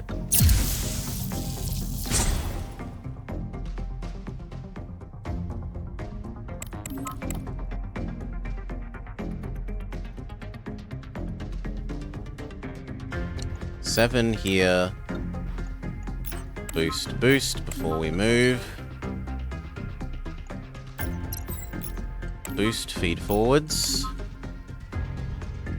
What's the smoke stuff? So this enemy's special abilities, he has these smoke things. He puts an energy in here and it makes a smoke on one of my slots. I can't interact with things under the smoke, but if I move, which costs fuel, you can move up or down a row, then I can move where the smoke is because I move underneath the smoke. So I loaded both of these and then moved down so that these are into the smoke. They're winning this column. I got to use the energy upgrader. Boop. And I got to convert a whole bunch of energy into more 3s for the future. And trigger enough to stun him. Stun turns mean they do nothing. You just get to wail on them. 3, boost.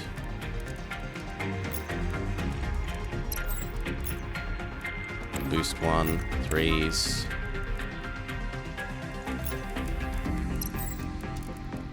Now we've kind of got some garbage.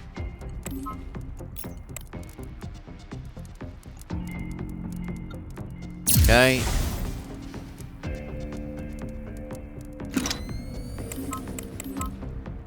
Doesn't feel like a strong turn, even though... Oh no, the last turn was his strong turn.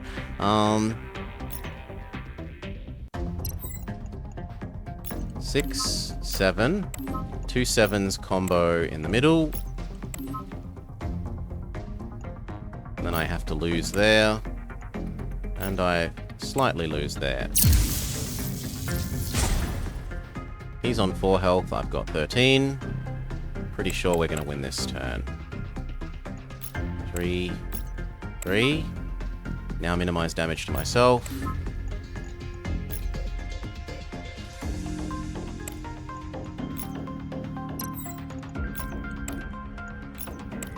Done. Boss for Sector 1 defeated. We get our full heal. Nom nom nom nom nom. If all 3 columns claim victory, do an extra damage. Or, overclocking goes down by 1. That's really strong on this. Because it becomes self-supporting. At the moment it needs a 4, and it only produces a 3. But this makes it accept 3s, so it produces a 3, and it outputs a 3. That's a really nice weapon. It's certainly better than that. I would like another orange if I can.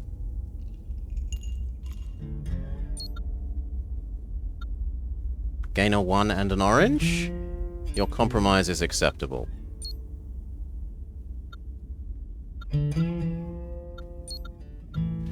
Gain a 4.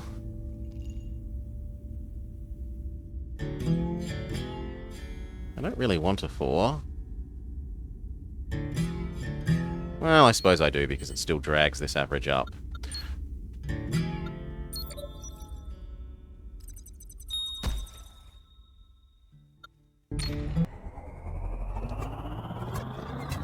Next sec to go.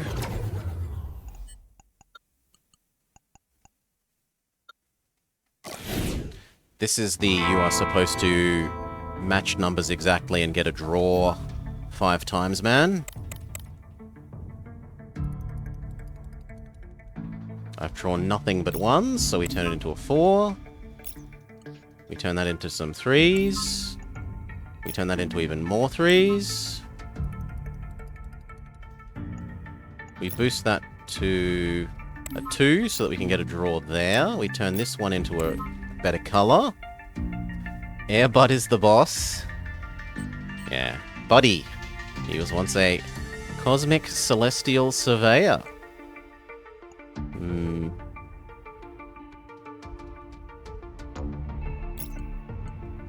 4. The trouble is I can't get a draw on both of these. I'm going to have to win one slightly, which sucks. And then we minimize damage to myself there.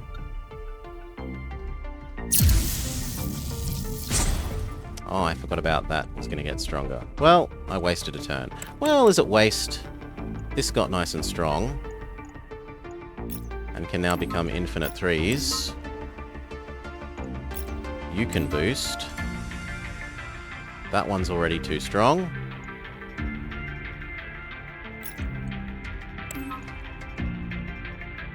Seven matches 7 perfectly. 4 matches 4. And we're ready for next turn. 2 draws. If we can get 3 next turn, then we win.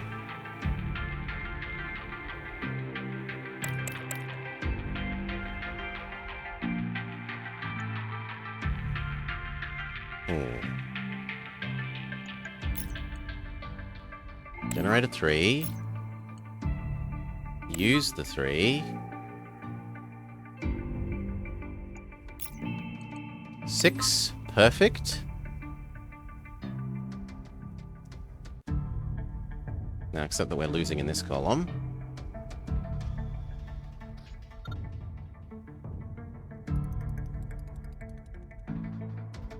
Sure. 6 and 4. Feed that forwards. Boost that by 1.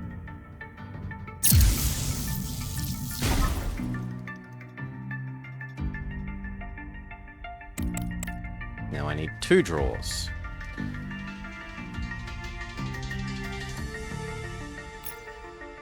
Three. Still too strong. Oh, you're chaining everything. I didn't pay attention to that. That's really bad.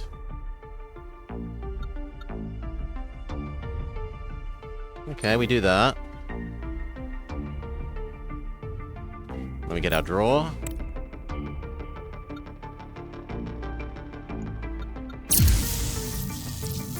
Actually, no. Let's reset this. Now that I know that it's chaining. I wish you could turn this off. Makes my life harder. So it was 1 into 3, 3 into more 3s, 3 into more 3s. Boost this by 1. Get a draw there. Turn you into a 3. Boost you by 1.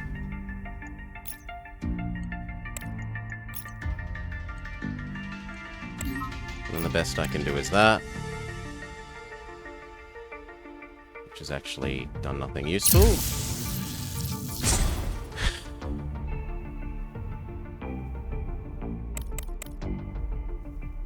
Okay, 1. That's too good.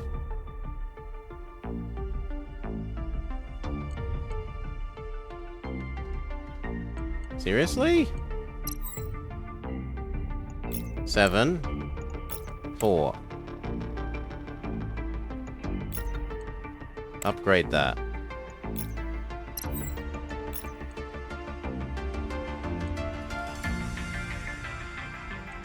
Minimize self-damage. Convert it into 3s for the future. 2/5 of the way to victory.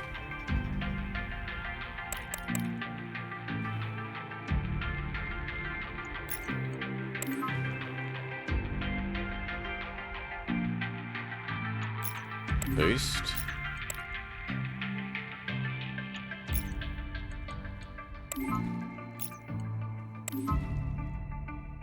Got that first.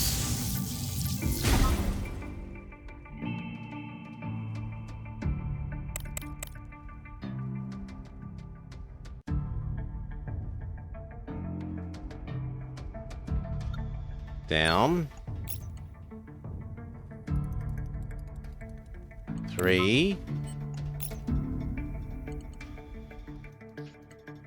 3. 3.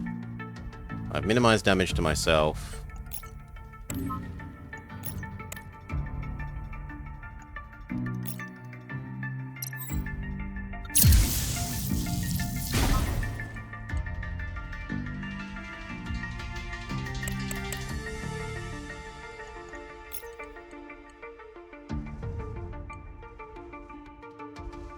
Perfect.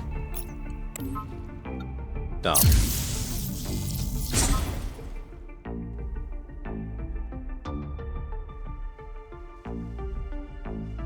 Thank you. Now, this thing, because I'm actually starting to have excess energy. And this thing can absorb the excess energy. gain money. Done. Mister, you only get 1 energy per turn, but we are super good against this guy. This guy is useless against us because we go 1 is a 3. 3 is 2 3s. 3 is 2 3s. 3, 3, 3. Win in every column.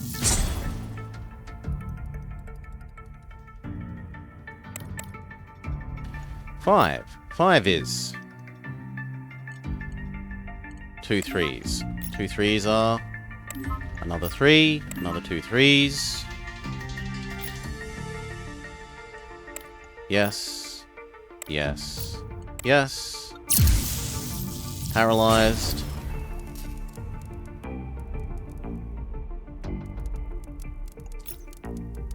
Turn into a 3, turn into 2 3s. Turn into a 3, turn into 2 3s. Boost. Boost. Damage. Damage. Win.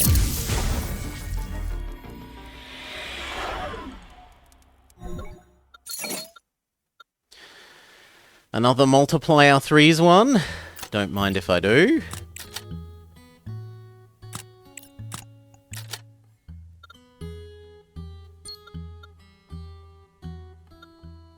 Pick something to upgrade. Or 6 for 2 shield points.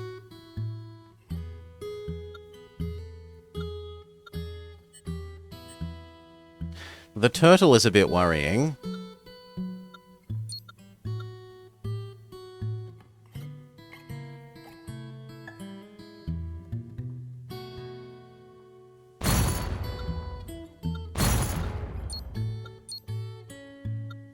Looks like we might be using our repair early.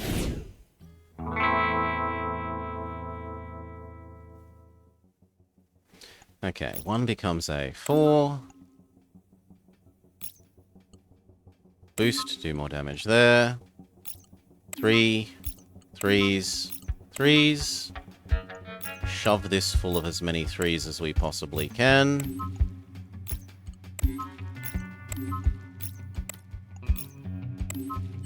Beautiful. They eat one of our... No, this is Mr. Deal damage equal to the stun thing. 6, 7. Follow. Become a 3. Become 2 3s. Become 2 more 3s. Become 2 more 3s. 3, 3, 7, 3, 3.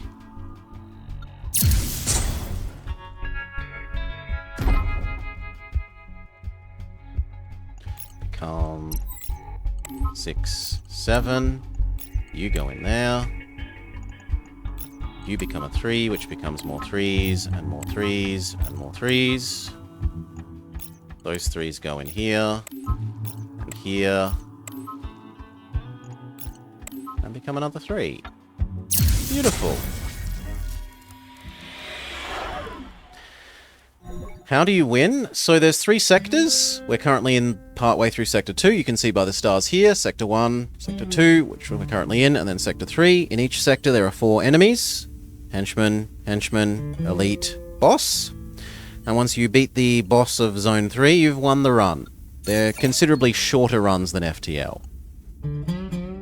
But otherwise the basic idea is the same. Sectors, fight ships as you proceed through the sector, collect resources, use the resources to upgrade your ship. An extra call for shop, or on turn 4, everything goes 4 strength. Last time that we were doing really well with Dog, we lost from not having another call ship, so we're going to get the call ship. I can have another slot, which we will make a normal weapon there.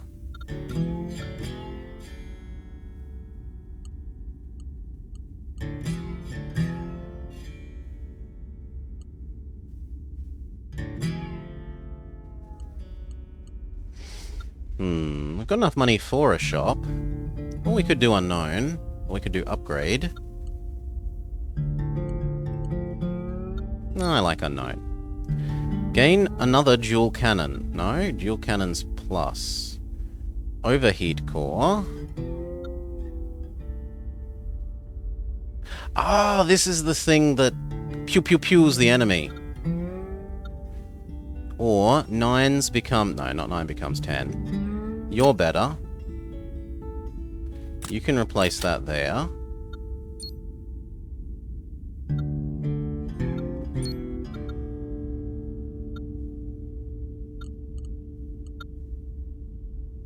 Lose our multiplier, gain a razor?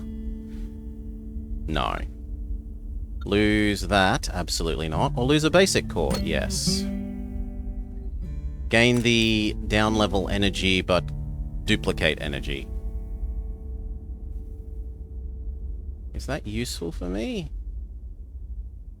It's useful insofar as... No, it's not ultra useful for me.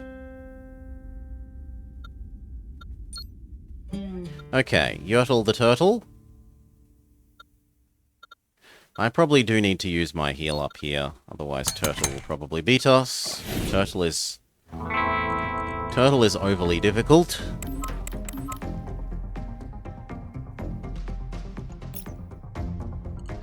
One into a 3. Boost the 3 so that this is empowered. Turn that into a 3, turn that into an infinite number of other 3s.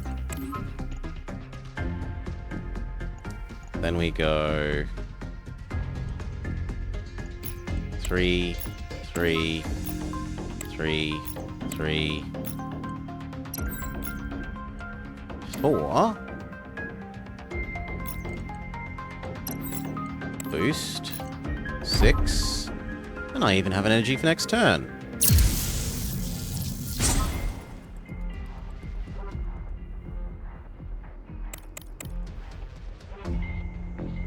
Not a fan of that. 1 into a 3, boost the 3. So we've hopefully minimized that as much as we can. Which is now actually fully true.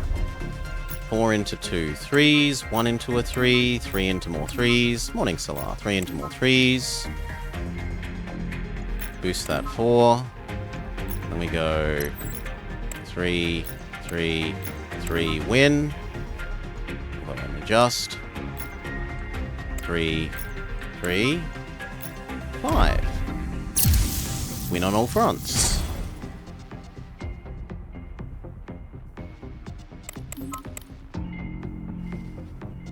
One into... Ooh, wait. 7, 8, 9, because that's fantastic for charging that up on the cheap.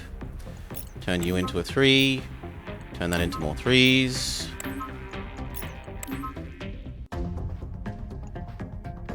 And then 3. 3, that column sucks. 3, 3.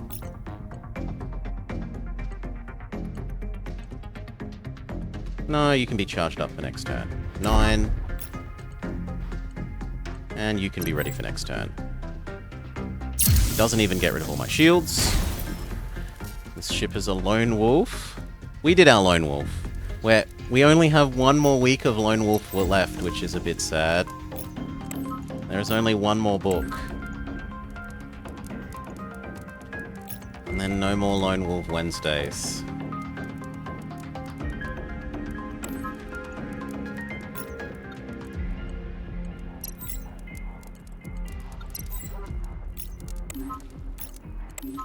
Become lots of 3s. Spend the 3s.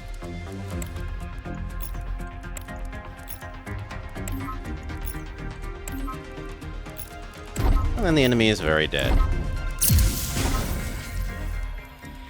Sucks to be you, Turtle. I didn't need to actually use my heal, but... C'est la vie. Remove an orange. Remove a white and gain an orange. Or everything starts with +1 power.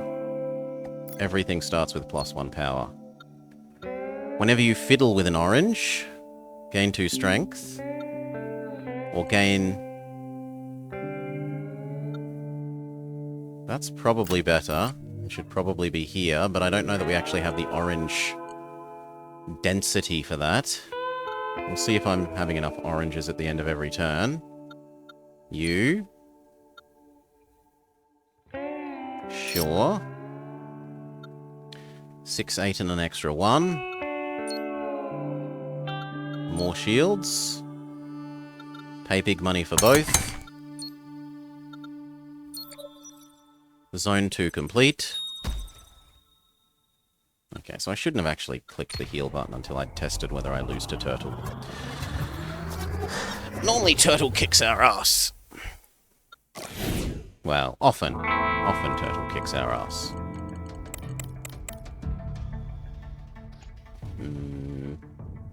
Become a 3.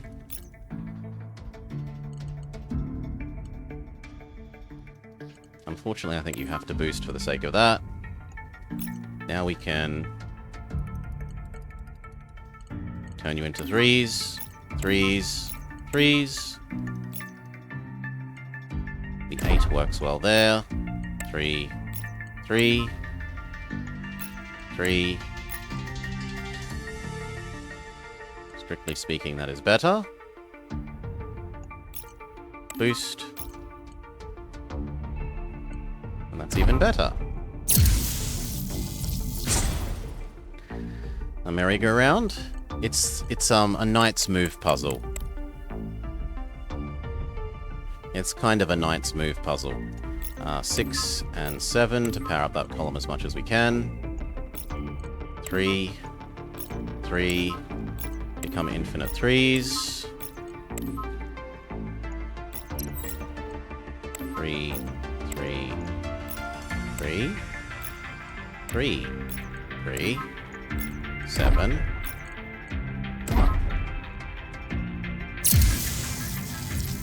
They name the ship because they go around and around this.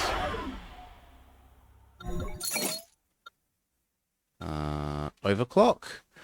All points load 1 orange. No. If this is the last thing you're loading, get an extra energy. Maybe. Legendary sale. I have to pay for my thing. Pay for it.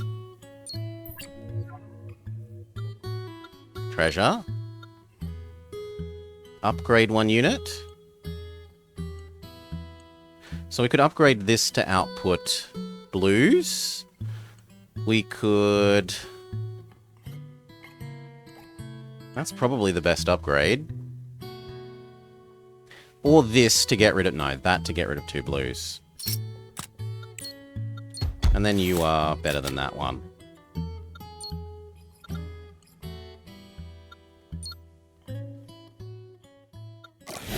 This is Mr. Spend the numbers that he has in here. So if we spend a 4, 5, and 6, they disappear out of his ship. We turn a 1 into a 3. We go 4, 5, but sadly, I can't deal with a 6.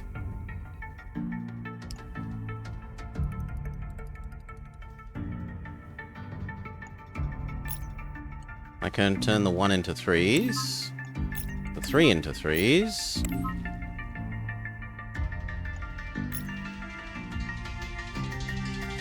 Eight and 7. 3 and 3. And then 3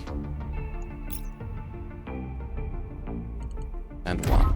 So they disappear. They disappear until the end of turn.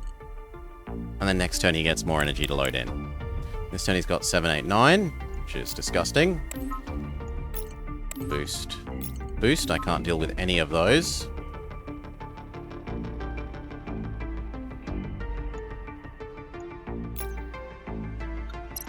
Become a 3, become more 3s.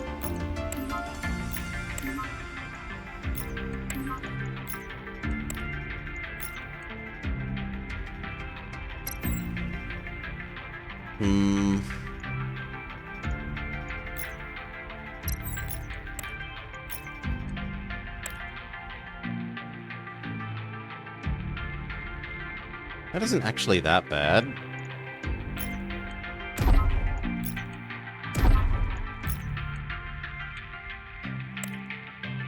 There we go. I don't even suffer hull damage.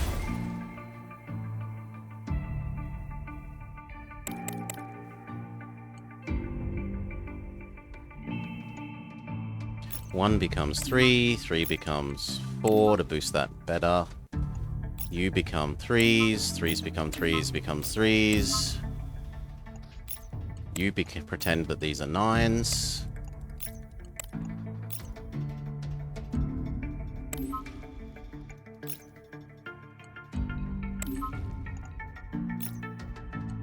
Very good.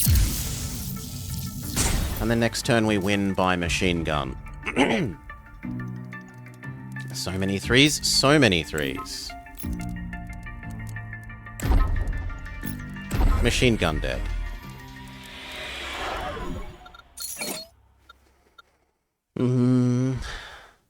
You... Upgrade?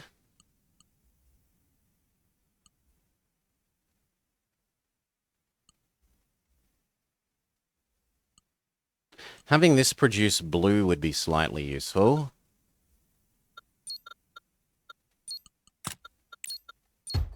Because then it can feed itself on future turns.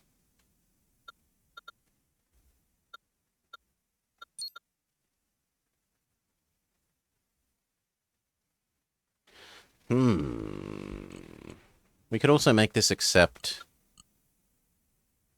blue. No, white. Even better.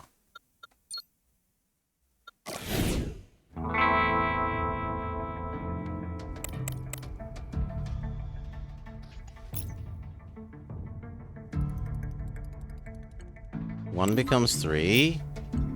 Boost. 1 becomes 3. 3 becomes 3s. Which becomes 3, which becomes 3. Boost. That's a draw.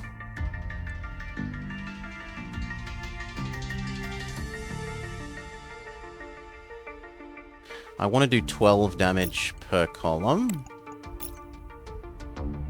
That's annoying.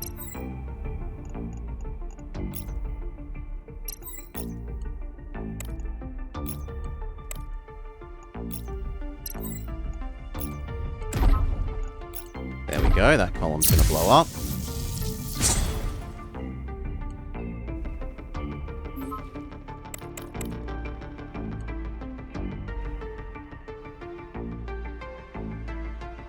Now we ignore top column and deal with the middle. Boost. Boost. 3, 3, 3, 3, 3. 3. Ooh, it's not going to be enough. Well, we minimize some of the damage. Now. You. You're also dead. Good. Minimize. Actually, that's perfect. It's just doing shield damage.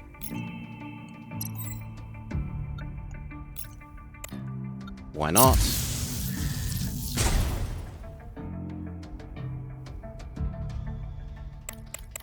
No, it was the wrong column. But oh well. Blow up one of the other columns now. 9. I'm going to do that again just to give that double. Then we go 3. 3. 3. 3. 9. 3. 7. 3. 3. Oh, 1 short. That's a disaster.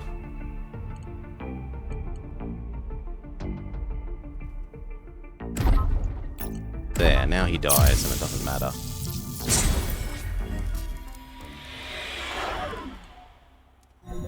Num num num num num. Gain an orange and remove a white. Or, at the start of the 3rd turn, instantly power up all tri-power things.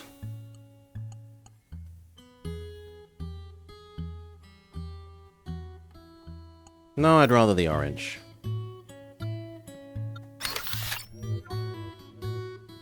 Now, do I care about de-leveling one energy to generate a blue? No. I would rather say that when I manipulate orange energy,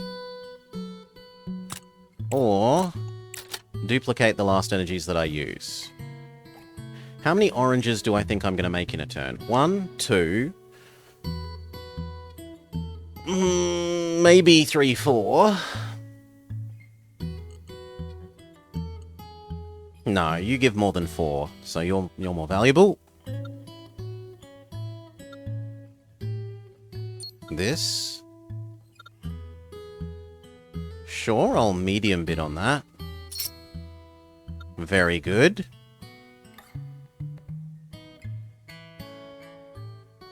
And then no. I don't think that's good. Leave you alone. So we did get the whenever you generate 25 energies, get a 9, which is really good for us because we cycle through a lot of energy, so occasionally we're going to get a super strong one. 1 sec.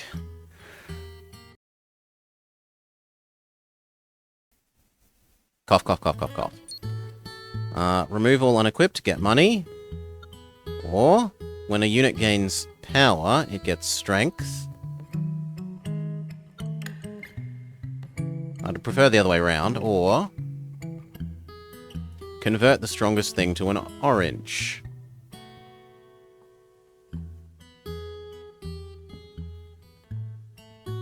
No, I'll take the money. Because it's time to summon our shops. If something is empty, that's never going to happen. Well, actually, it will happen twice in a turn. So that's maybe... We're not going to... Well, we will be loading one sometimes. So that's also a maybe. Grab these two. Summon the other shop. Oh, I should have saved the money for that. But oh well. All start of the battle triggers... No, trigger all initiate effects, but I don't have initiates. We'd rather do the... That's actually useless for me because I never don't load energy. Sucks, we wish we had 7 more money, but we don't. Final boss. Can we finally win with a directional doggo? 1 becomes a 3. Boost. Boost. Become a 3. Become more 3s. Become more 3s. Become more 3s.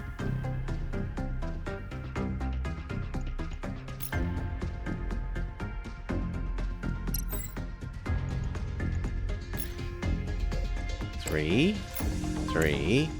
3. Next turn, both of these are ready to go superpower.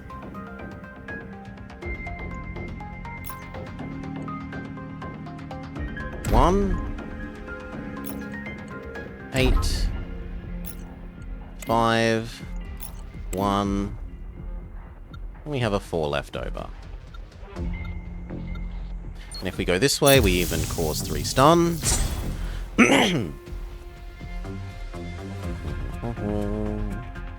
7, 8, 9. We get maximum value out of that thing. Now 3. Whoops. 3.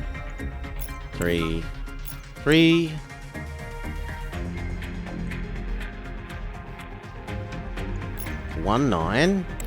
And then 2 3s. This doesn't care what it gets.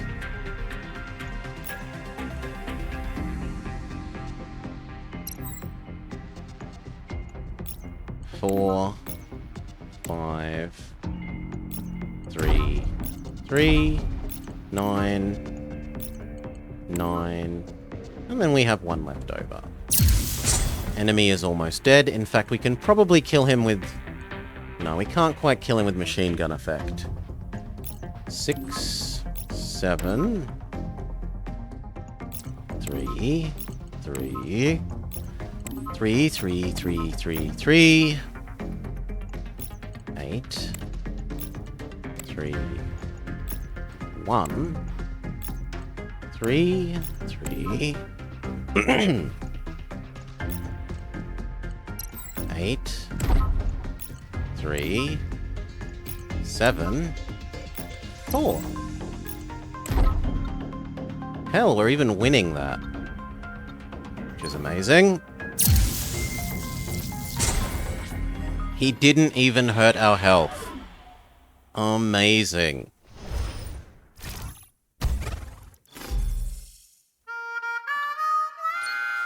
Directional Doggo finally has his victory, which means it is finally time to start on this ship.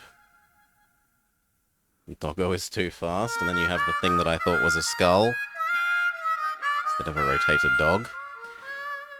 Okay, the Blind Watcher Lady. Let's go. Vacation refresh and more swap chances.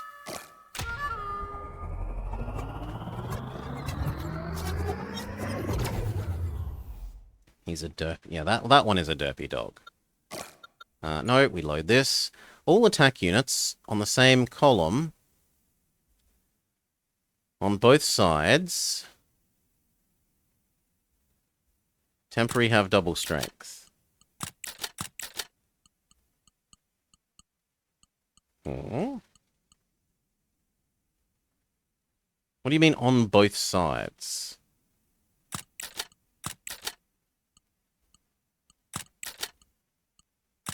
I mean, I would have thought that that meant the sides, but apparently not.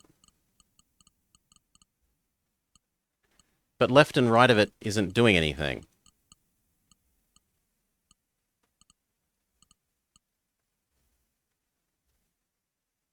Oh, well, I guess we'll see.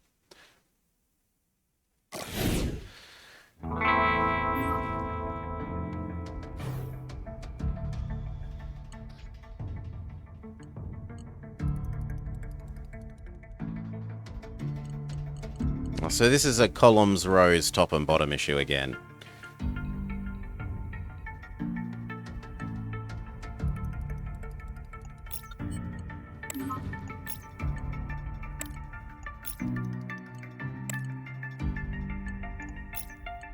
Oh, it needs energy.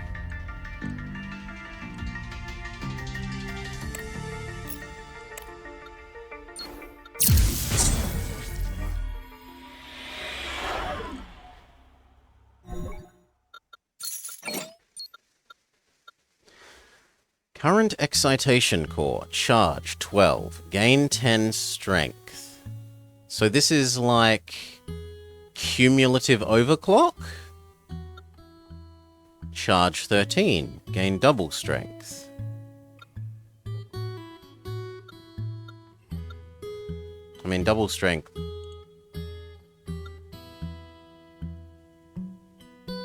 Does double stack? If double stacks, that would be okay.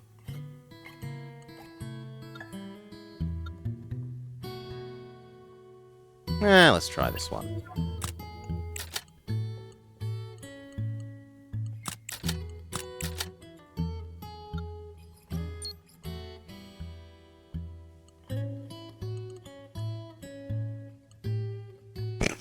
Upgraded to have +3 power.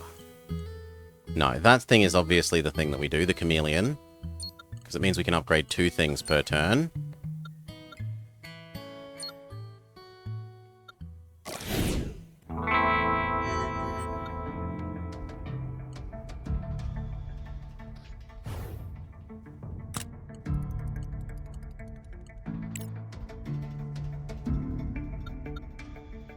Follow.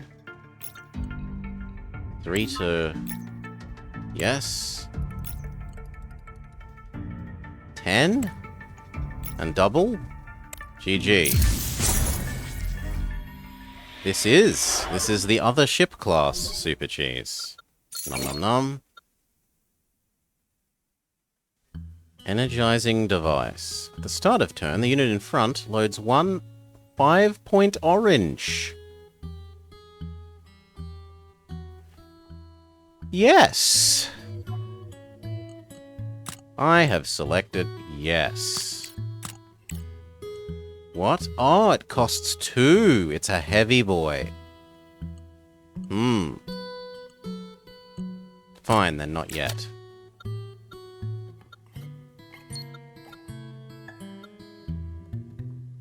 Gain money.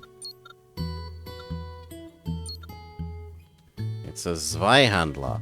Well, a Zweiweight. I don't think I want to flatten my energy. Or if I do, I want to do it like that. Maximum variance.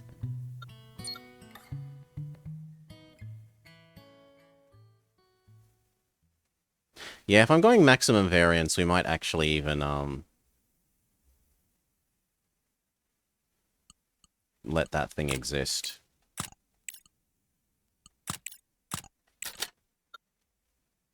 But then I don't really need this. Right? Because the orange is the hard energy to have. And I'm getting my orange for free every turn. Maybe I live without that, but keep this.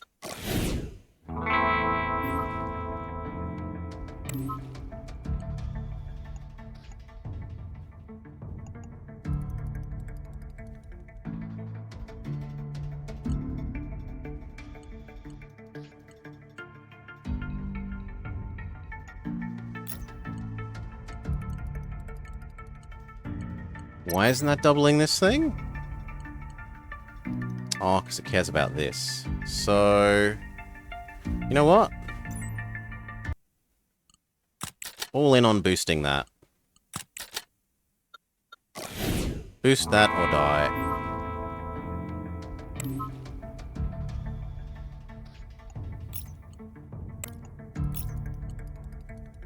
Woohoo! One hit KO.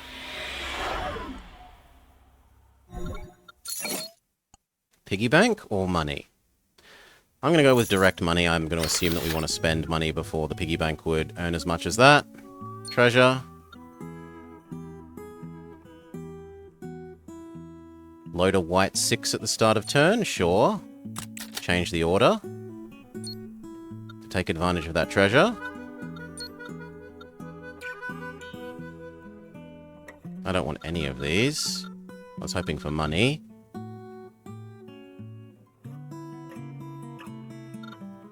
Restore health, that's already at full. Rip. I should have gone to the mod. Whatever. Bossman, you're complaining that I have more weight capacity, so we will agree that maybe occasionally I might not have the right color for that.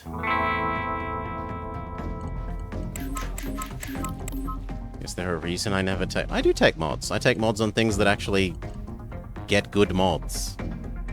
Which is not as many things as I might like. W.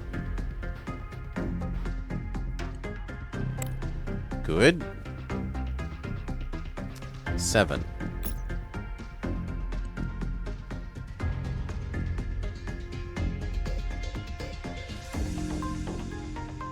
Ah, there's no point in winning that. And there's... I mean, that's minimizing damage to me. But this is the boss. So I can afford to take damage. Kind of.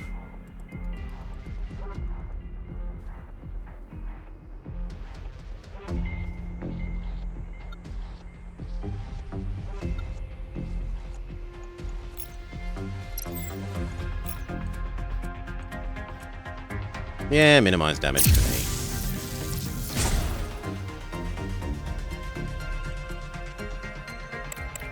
Like, usually the mods are like, gain 1 strength. Well, gain 1 power on a lot of the weapons. Or maybe lower 1 slot's things lower by 1.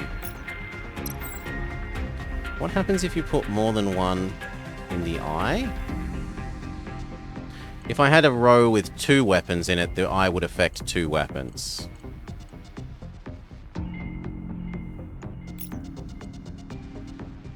Oh, really? That's not enough. Even when doubled. Well, that sucks to be me.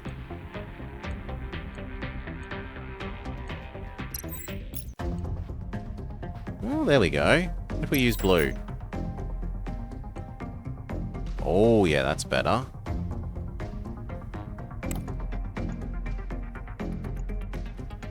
Convert that up.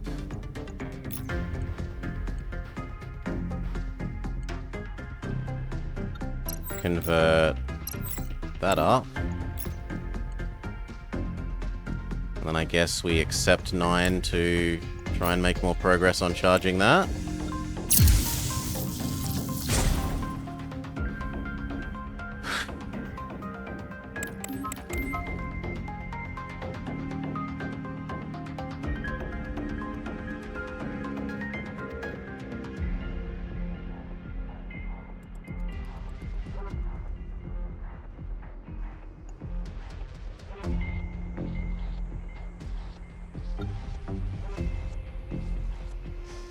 I mean, I could conceivably try and spend all of my teleports to one-hit KO.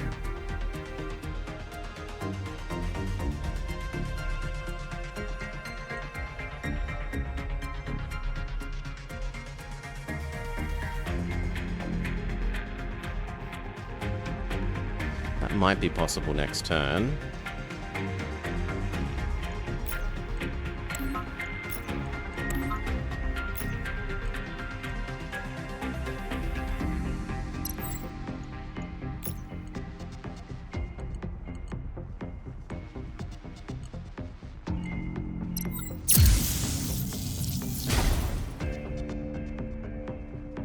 Okay, we're going to try and one-hit KO.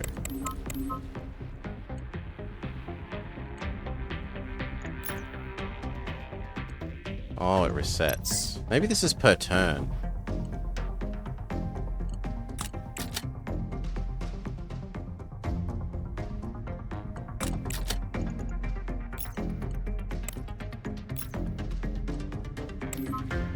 Well, they're definitely dead. Now, how do I live?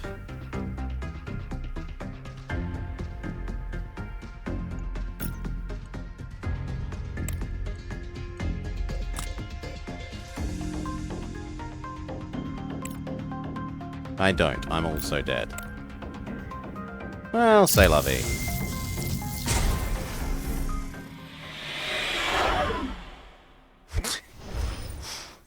Sorry, Nian.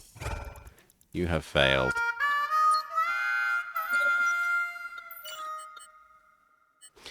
We will roll on these special characters. So we want to look at this guy, because this guy supposedly gets an even more unique ship. This ship is replaced by a mega ship that has more space. You can convert coins into vacation, treasures instead of units from defeating baddies. So there is a third ship. His ship. Mega ship set sail.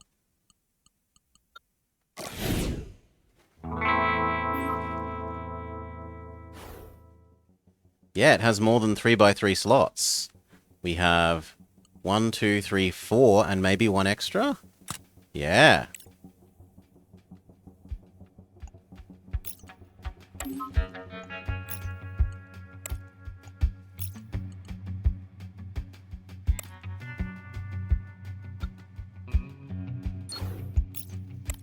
Spend the fuel to one-hit KO.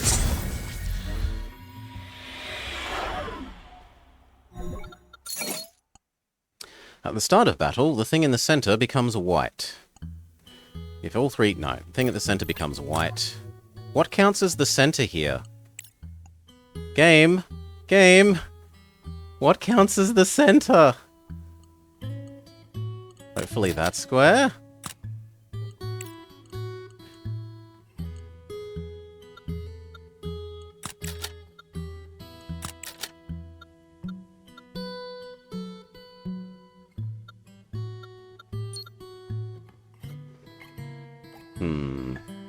Low damage for low coin.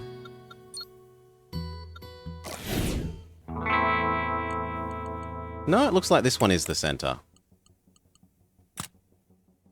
Cool, I found the right one. Does it go away if I teleport you? It does not. So that... This combos with our teleport ability somewhat. To make de-leveling that a permanent gain. Well, for the fight, I suppose. Not permanent.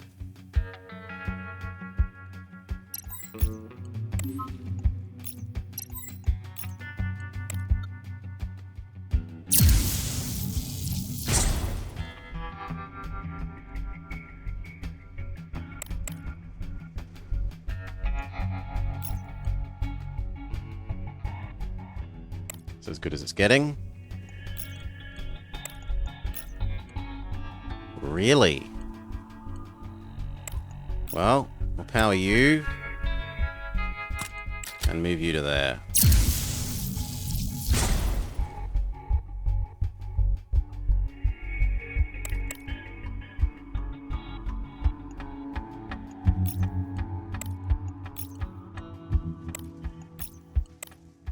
He's stunned.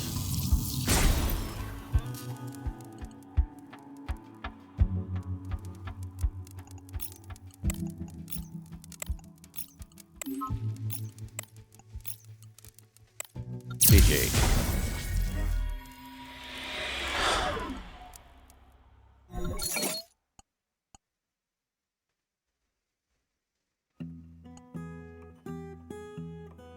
Gain 2 power for the first thing that attacks? Sure. Coin. Bribe. Win.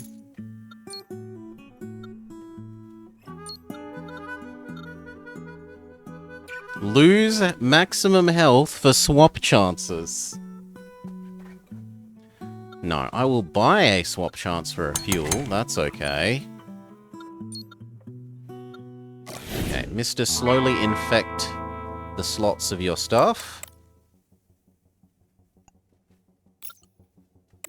Sure.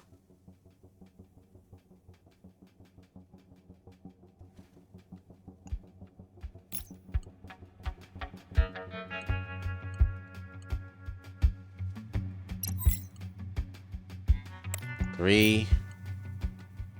5. Yuck.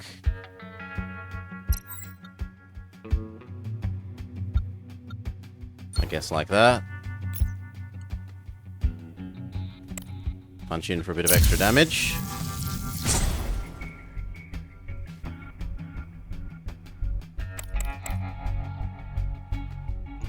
Infect that. It's now maximally infected.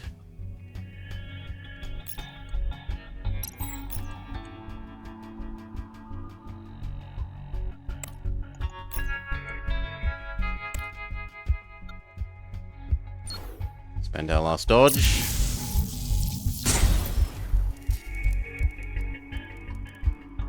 Now I have to start infecting these.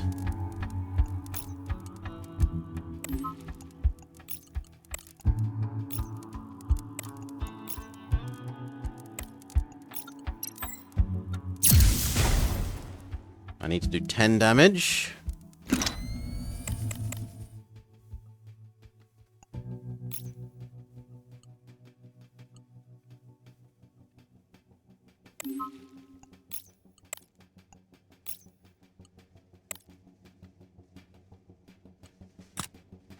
I have to take more damage to do more damage.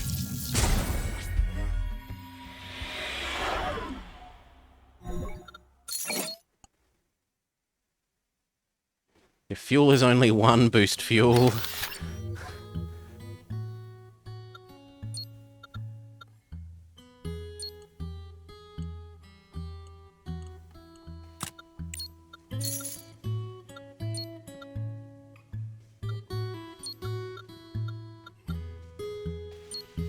Two slots for you. I do not see us beating Octopus, but we'll try.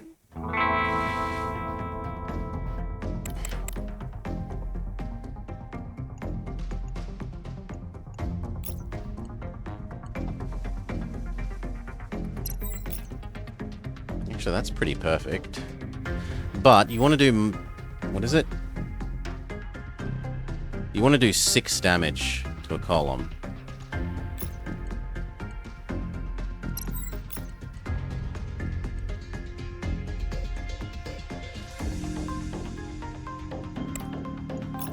Not 2. No, I think we're just dead.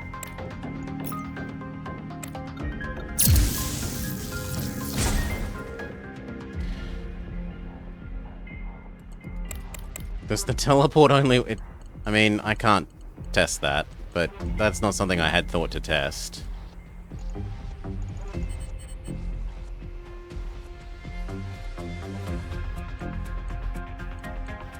Sure, we can try that next run.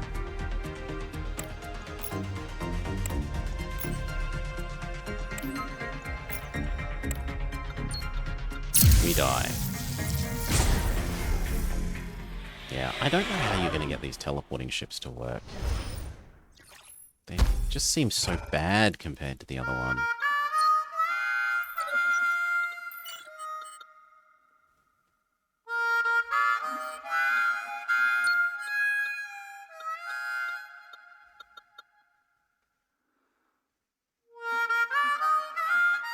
We'll go with Dr. Robot.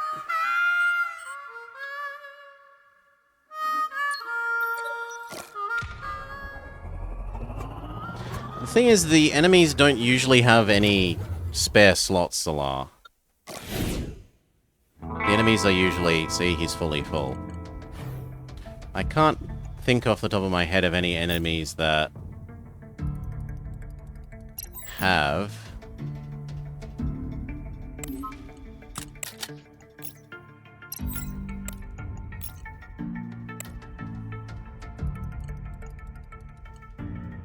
empty slots.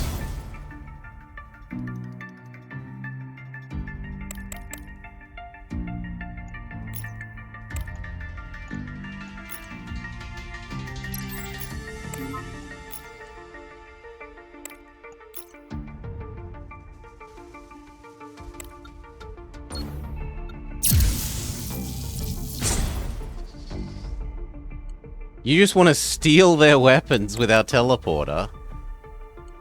No. We cannot steal their weapons. That would be way too strong.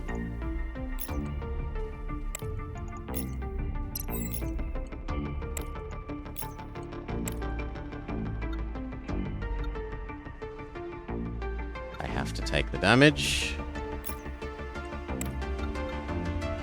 Well, no I don't. I have to spend more fuel.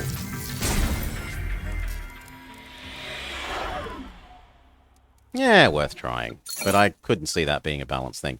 At the start of turn, lower the highest graded slot in front of this. Have 4 power in battle at the start of the battle and 1 point energy resource in this battle. So it is a strong thing, but it makes your hand garbage. No, we'll try that thing. Shove this here. Sure, mech will run on the RNG one. Upgrade the decay crystal.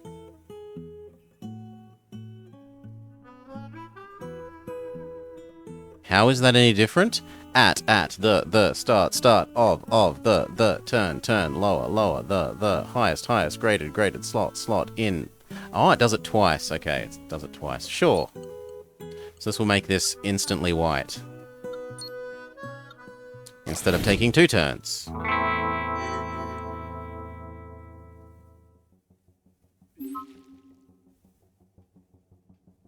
I suppose I can do that. It's at least something to do. I should have flipped these around.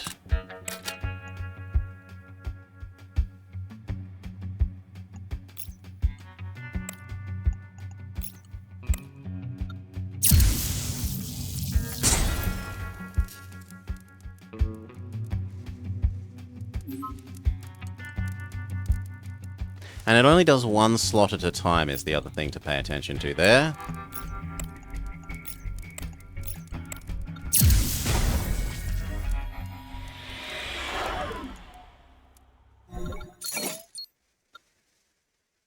Fully loaded. If loaded energy, form a straight, gain 9. No. Orange equals power.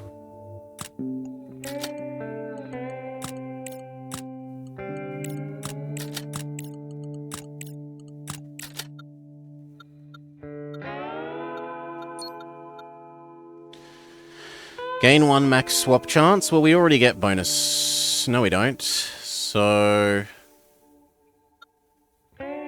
Sure, just gain 1. Mech, RNG, RNG fail. Number 3.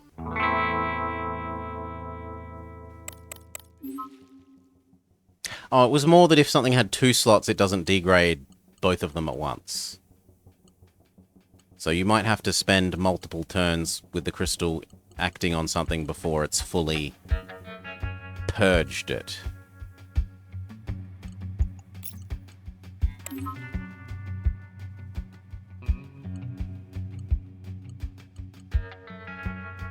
Why are you showing +3 strength?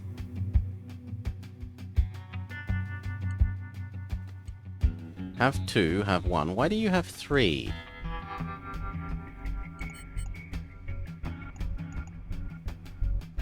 I don't know why you have 3. Do you have 3? You do. Just for no reason.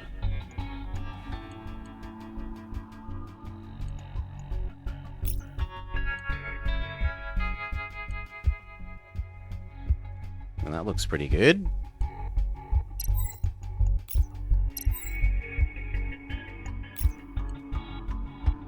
Sure. Sure.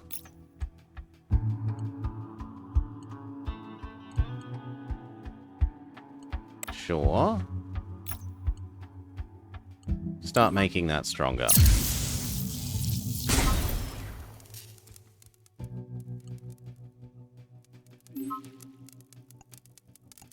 Level up so that that gains some strength.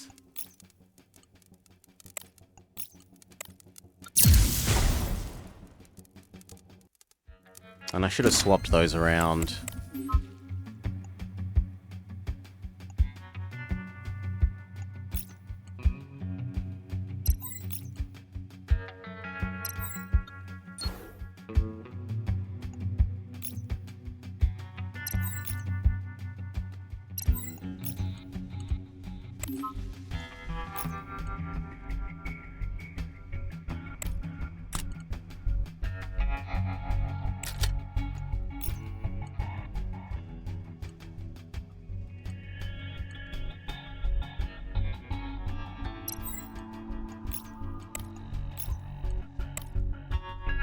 I don't want to take 8 damage.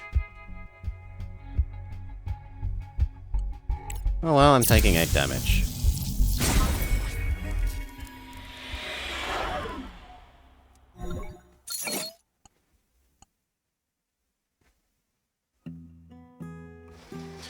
At the start of battle, all attack units in the middle column gain 1 power. I could just shove everything in the middle column at the start of the fight and then move them out of the middle column. I'd rather gain the fuel. We seem to use a lot of fuel on this ship.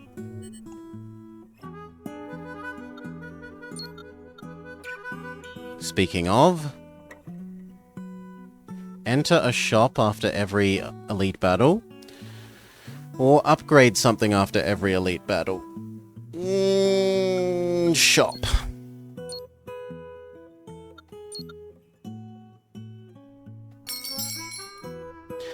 New stuff. Ball lightning. At the start of the battle, all charge units gain progress equal to half their recharging threshold.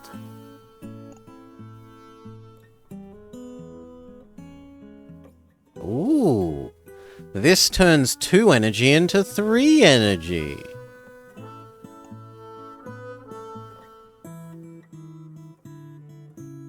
Start with 2 power. Whenever you stun the enemy, double it.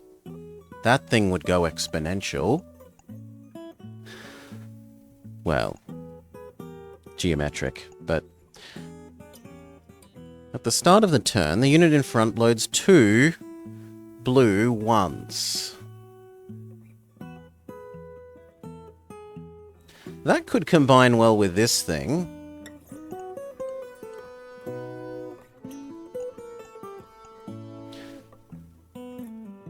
Charge 9. The attack unit in front gains double strength. No. Turn your strongest thing into an orange.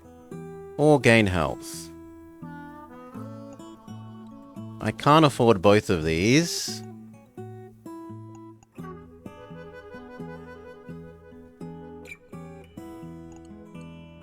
I can have both of these or both of these, though. Or both of these. Or both of these.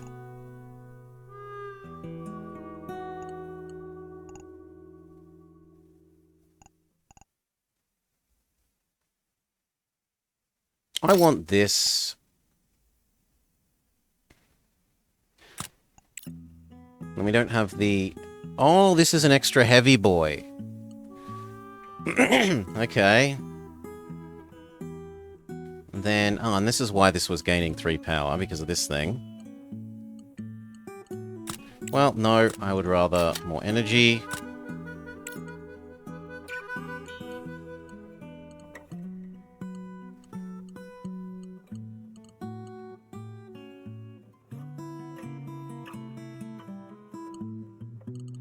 And I guess I'm going to get rid of these two to go even more. No, because this thing costs 0.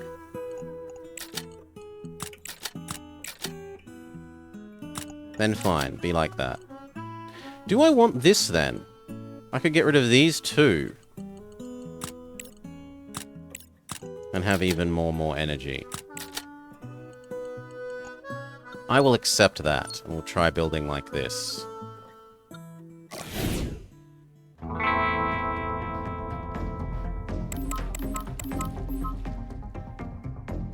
Wait, it did...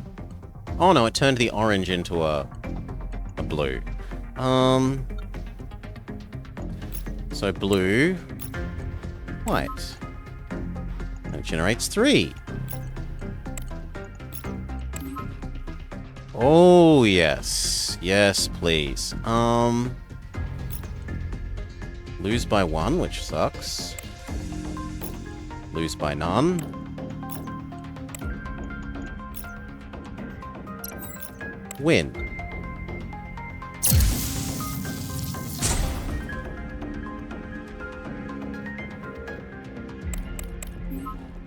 Now start purging that one. White, white, orange, blue, orange, blue, white, white. All that for 0.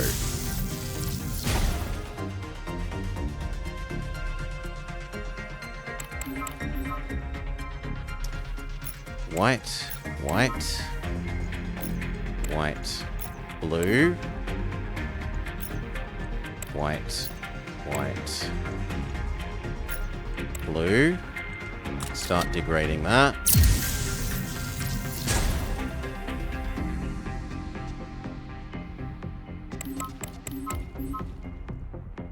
Go back to fixing that.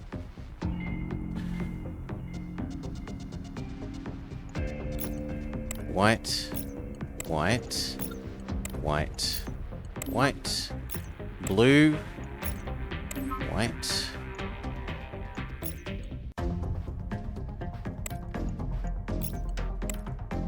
Seriously? Maximum strength and all I get is you die more slowly.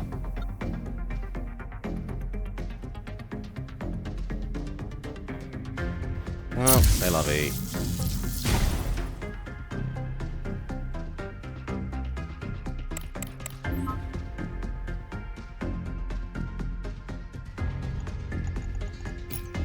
One,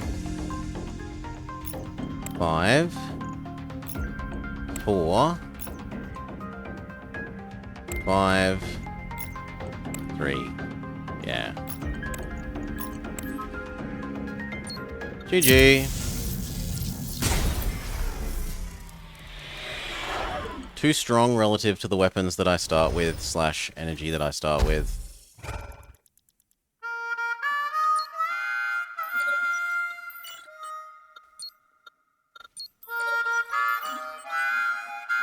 Ah, it's giving me both of them. 4th duplicate, vacations allowed again. The time cost of revealed treasures is reduced by a day. No, I'm still going to go with him.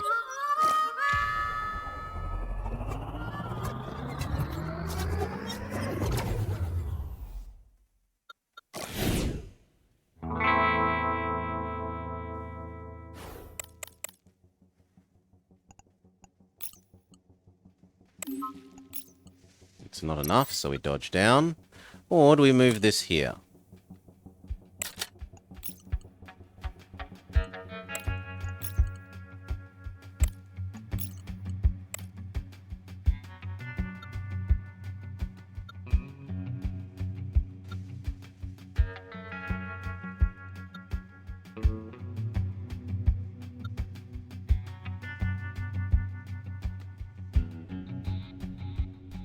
No.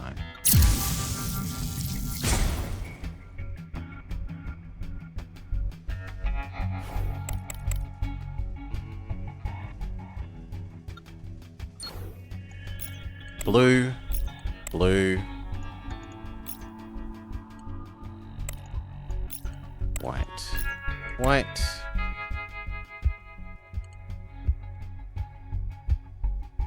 I suppose I could swap these.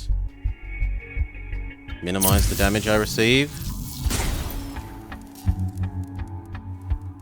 Now I'm out of swaps.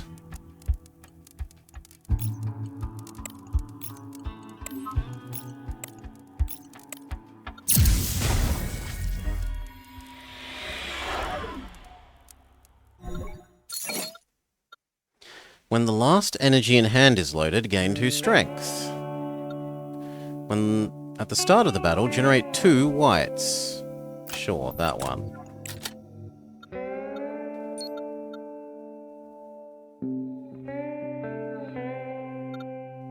Lose our chameleon device.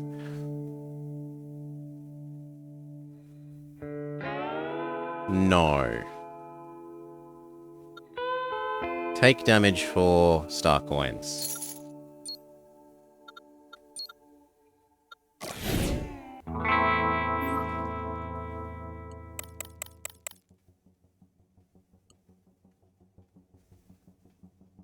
Oh, so it specifically generates white. It wasn't generate white 2s, it's generate 2 whites. So 4 and 1. And upgrade the 3, because the 3 is needed there and the 4 is needed there.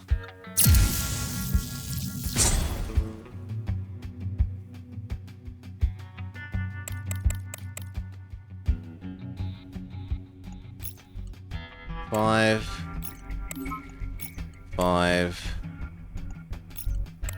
2, 3. They're stunned. And this turn they die.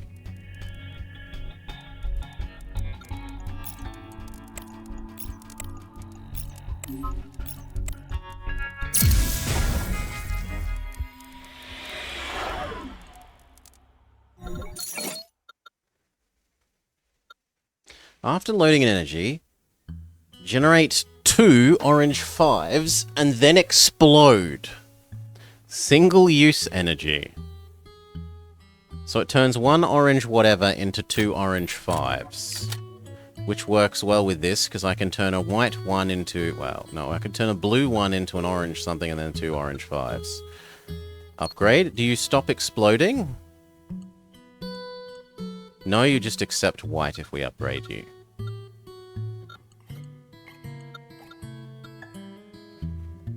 Three power. I would want to do the chameleon device. Or the double energy thing. We'll refresh once. Chameleon, success. Because this gives us an extra slot.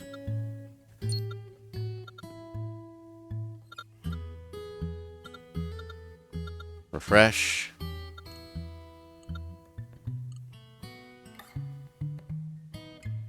Double. Done.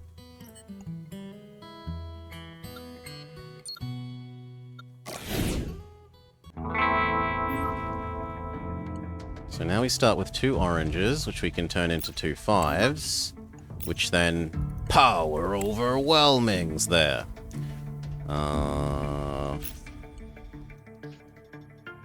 5.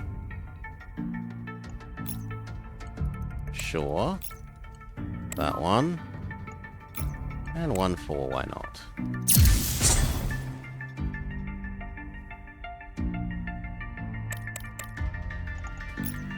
Five.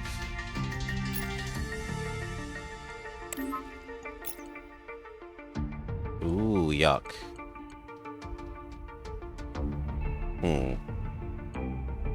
5. 4. 3. Then we're out.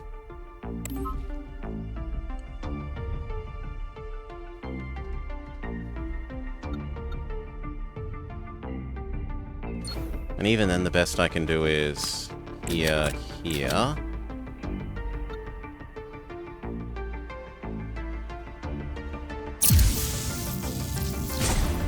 And I'm gonna have to spend 2 fuel.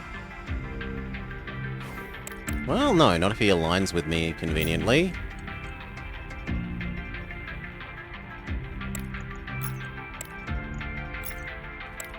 Thank you.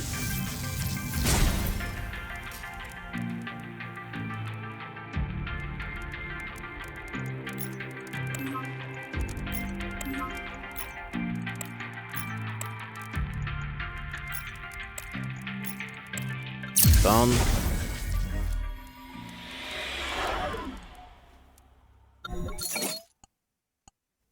Max health, or when you stun them, you deal 10. At the moment, when you stun them, deal 10 is worth a lot. Eventually, the health would be better. I've got unit space, so we'll go for the unit.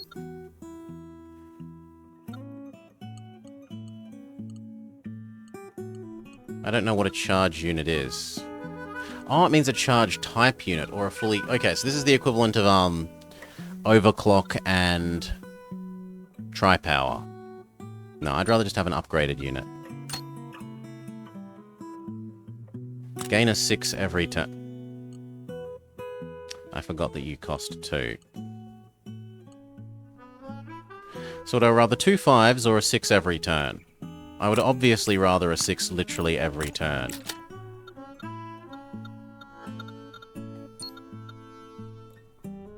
Sure. Sure. Sure.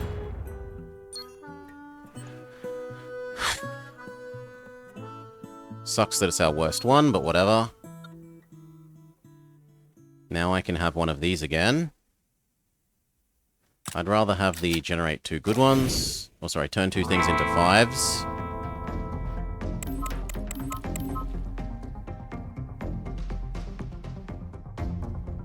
Right, because I can go work that towards becoming 2 5s.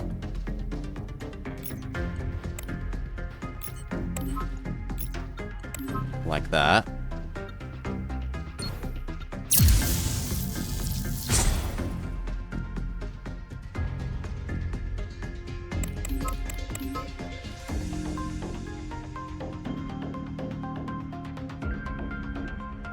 I don't see why we wouldn't dodge again.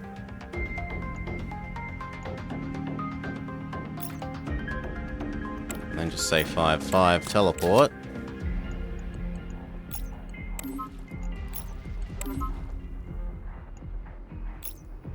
It's tempting to add that in as well, but I might as well not. We get our piercing spear damage.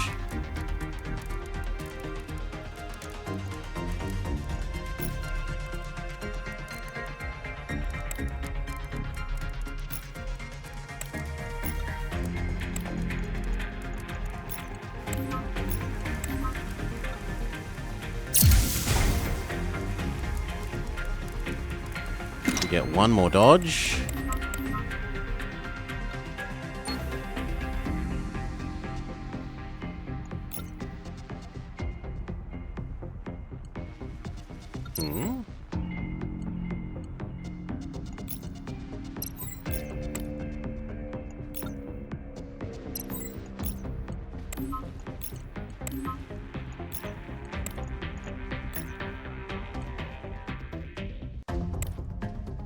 take 1 damage.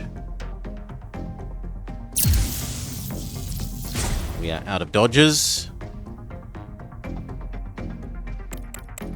I need to win every column.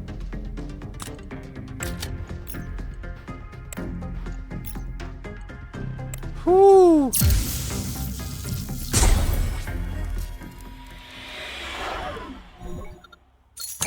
Treasure. Every third turn generate an extra energy. At the start of battle, generate 1 orange, whose point equals the swap chance. So generate 1 orange 3 at the start, or every 3 turns, generate 1 more. Every 3 turns, generate 1 more. Patch device. At the start of the battle, destroy itself and equip self-loading core. What is a self-loading core? At the start of turn, load 1 orange 1 into all slots. It's an attack that becomes 3. Sure, we'll fiddle around with you. You look cool. Get rid of all of this. New toy. Basically, new toy, want to try new toy.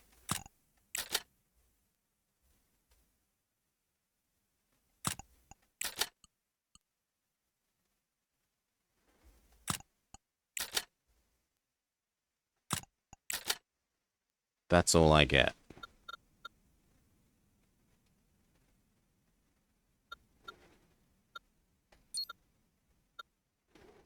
If it has no slots, if it's a legendary... I've got a legendary. Give me a free rare. At the start of turn, the unit in the center gains 2 strength. When any unit is destroyed, equip reproducing... Oh! When any unit is destroyed, do it again.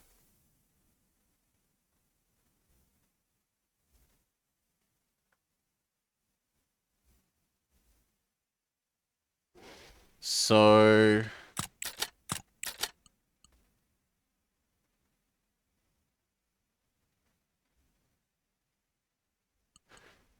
this is potentially leaving myself open to having no correct energy. But it's going to massively boost this, is what I think is going to happen.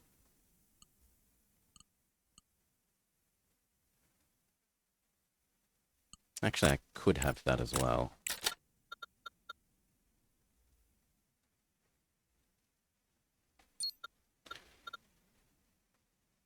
Oh, I'm using my repeat thing. Okay, then we'll show them this again. Get another free rare. After loading an energy, the damage taken by this column this turn becomes 1 point, then destroy itself. Oh, so this is the defend yourself for 1 turn, suffer no damage thing. Well, we finally got to the end of a sector with duplicating teleporting ship. Sector 2.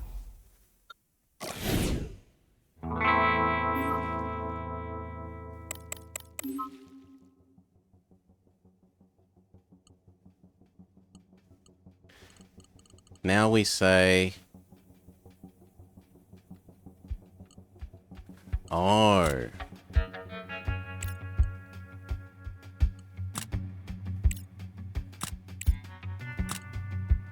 What?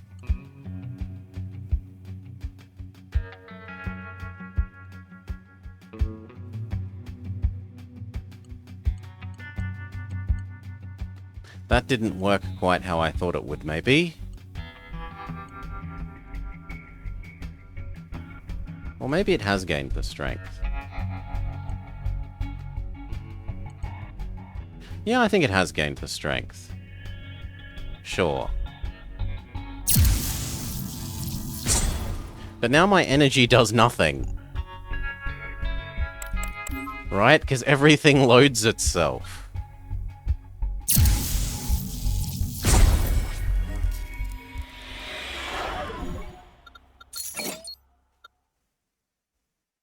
The attack unit in front gains 2 power. When swapping this unit, destroy the other unit and generate a white.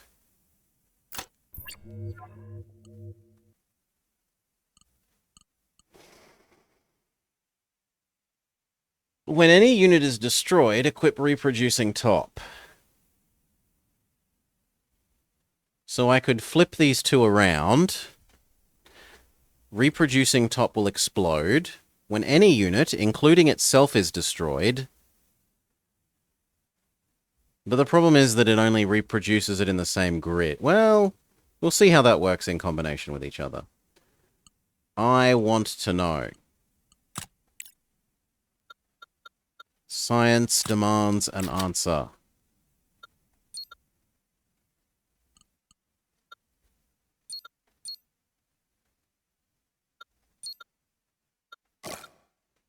Yeah, I know I don't have full slots used. I understand, I'm just trying to test how this works.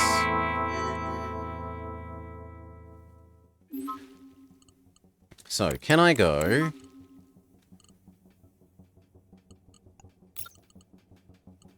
Flippity flip. Flippity flip. Flippity flip. I can, and it generates a whole bunch of 6s.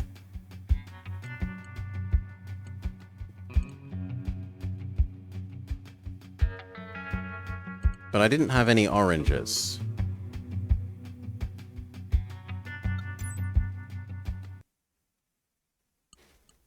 Okay, we go back to our other build, which was you, and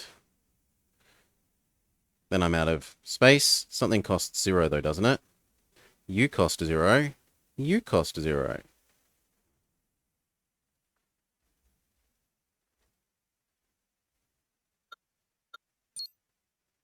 And you cost 0 but are useless. At least that can minimize damage in one column.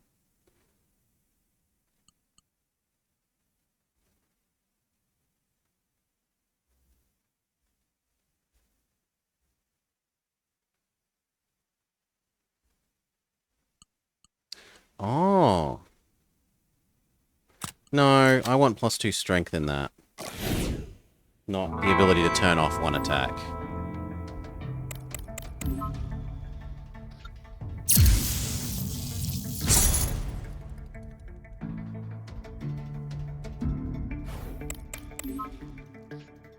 Follow.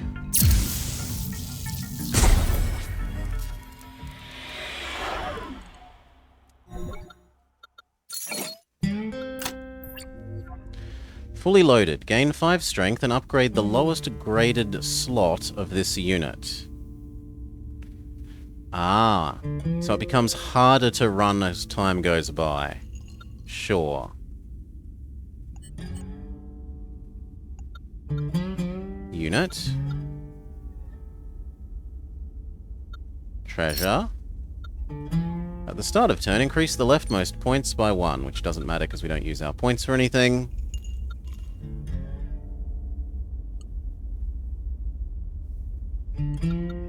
I wouldn't mind modifying...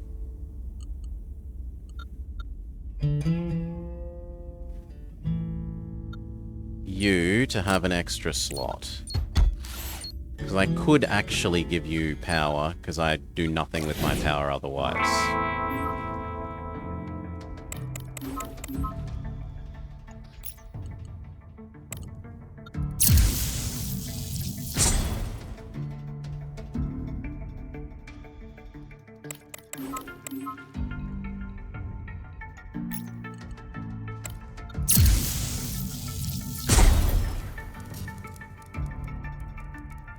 And then just end turn. Okay.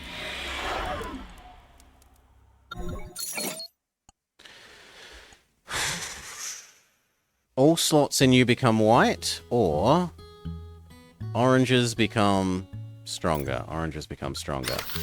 We're allowed an extra weight.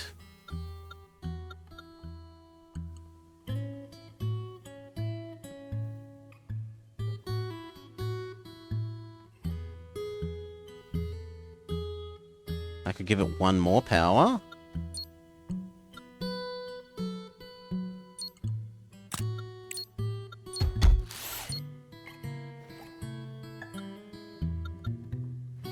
Cash money.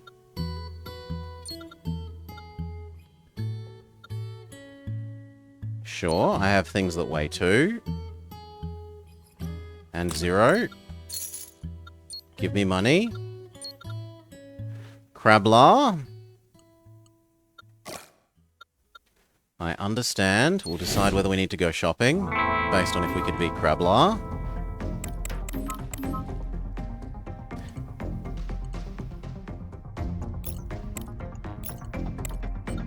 So far, so good.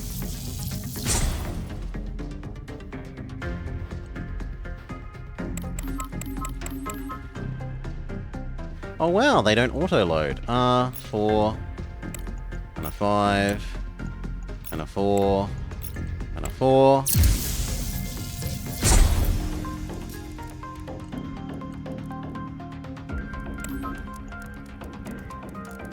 And a 5.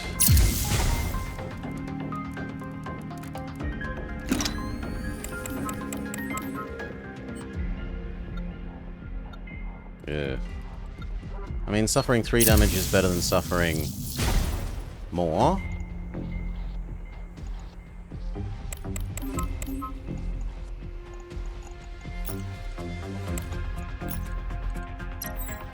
Win.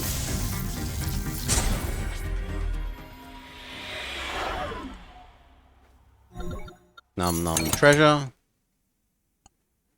Gain a 7, or if you take less than 5, yeah, that.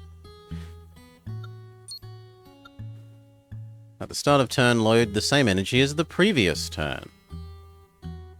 No wonder that, like, cause that means you get 1 9 and then you get to reuse that 9 forever. That's really quite good. At the start of turn, equip an upgraded attack unit in the behind empty grid. No. I like you more. We're rich, we say yes to shop. Extra good shop. The front grid of the spaceship is also considered the center. So my...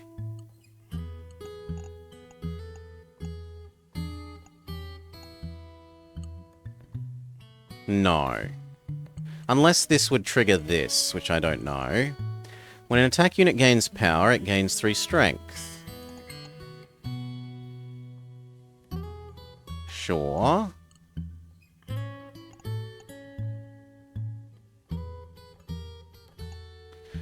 When an orange energy is loaded, load an extra copy of the same. Yes. But I have no way of generating that many oranges.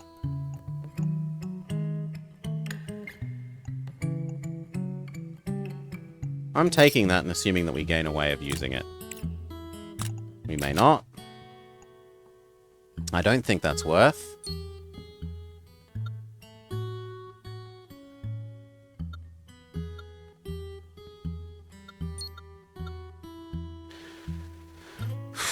Gain orange star. Ah, yes, we'll bet a medium amount on that. Why not?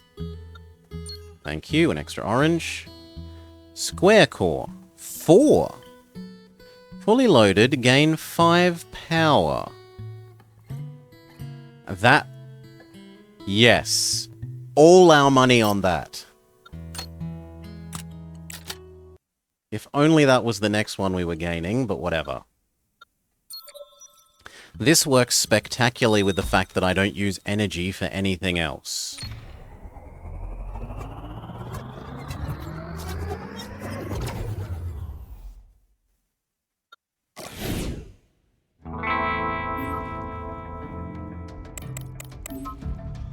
Right? Because I can just go boom, boom, boom, boom. It gains 4 power. In fact, if anything, I should swap these round. Well... No.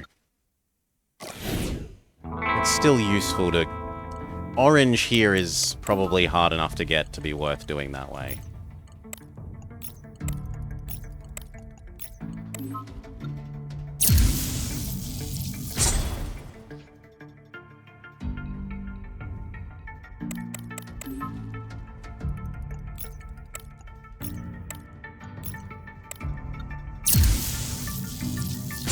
Okay, here comes his one punch.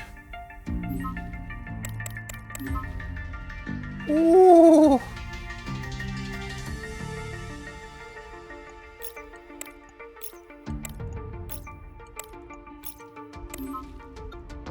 I can live with 1 HP. Happy days.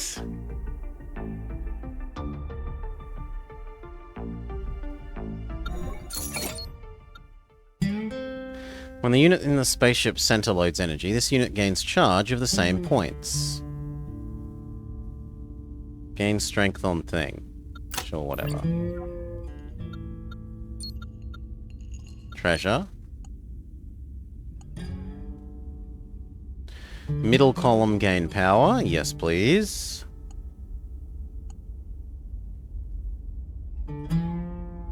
Although all of these would be good. I think I need to use the heal.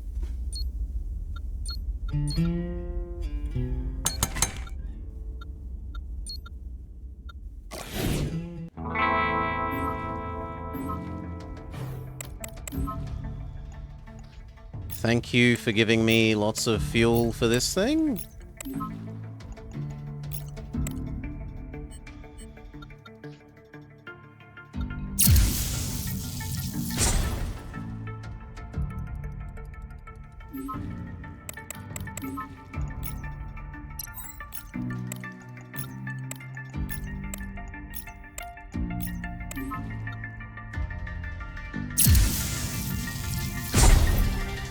And then just end turn.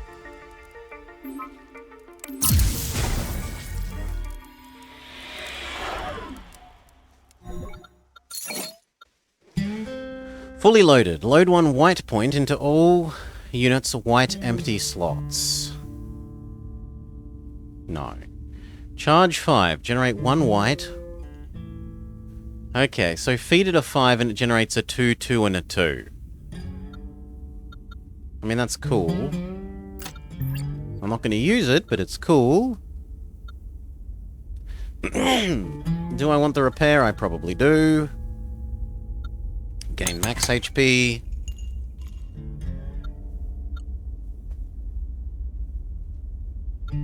See if we can add a number to you, add 1 to you. And if I have to choose a third, you. We can now trigger this one. Actually, that's bad. I shouldn't have included you. Because now you're harder to trigger your fully loaded thing. So modding is often bad with this kind of...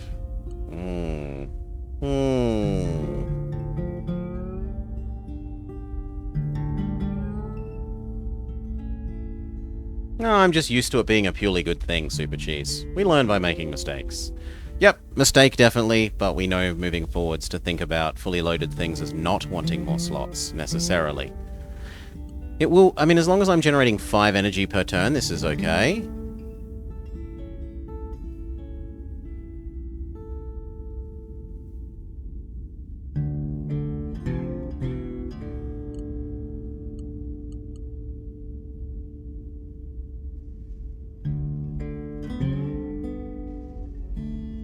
Yeah, I think that's okay. Maybe now auto-loading this one is better?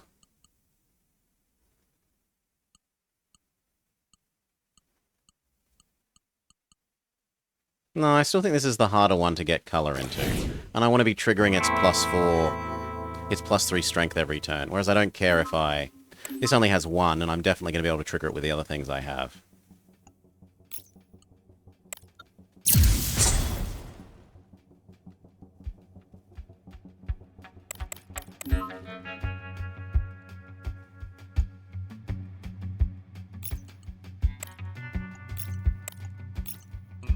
Actually, I should hold my things in hand for next turn.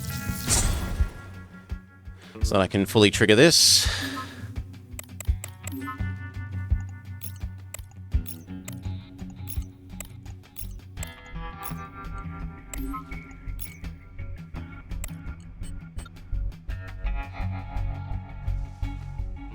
Minimize 16 damage to myself.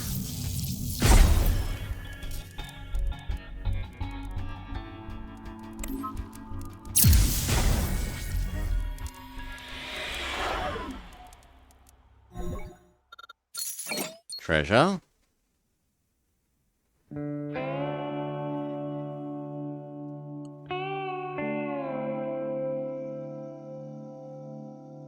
I don't know...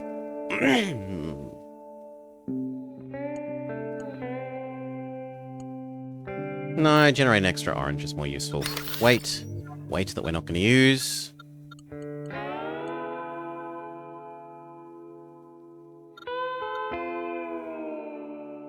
We're about to do the boss, so we go repair.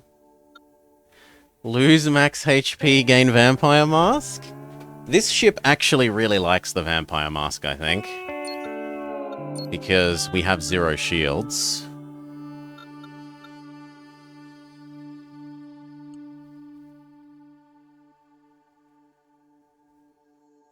Upgrade this if we can. Or gain max HP, absolutely. See if we can... Oh, it's cool for support time. Sure, this is the final boss. 2 strength if not loaded with energy. 1 strength for each empty slot. When loading the first energy in hand, generate a copy. Double strength. What about removing the orange core and then moving the max load back one?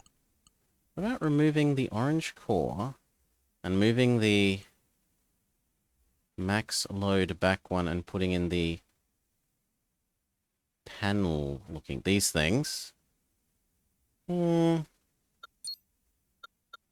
If anything I want to put in, I think I probably want this to be able to invalidate one attack.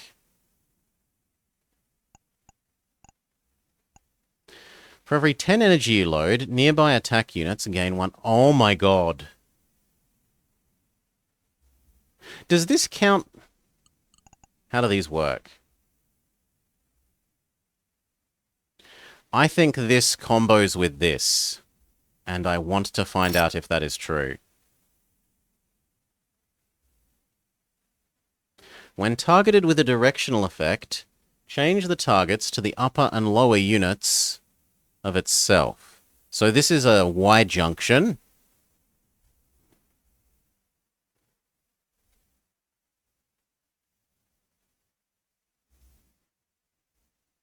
The idea being that we're gonna lose all of these. We're going to shove in our new... Whenever we load energy, these things get stronger.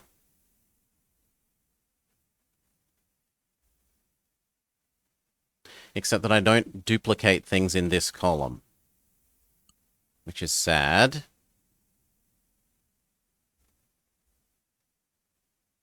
So I need things that are easy and cheap to load.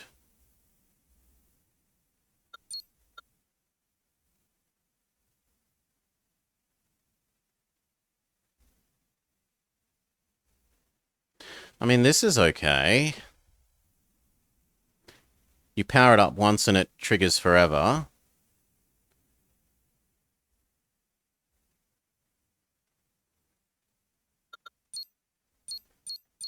I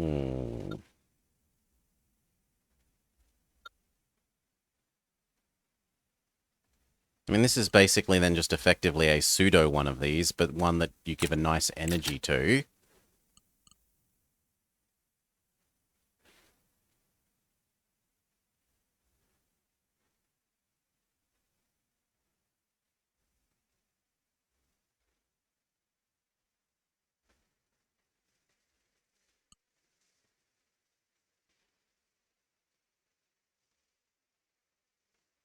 And then I think I want the thing that has the hundreds of slots. I think this is the layout I want to try.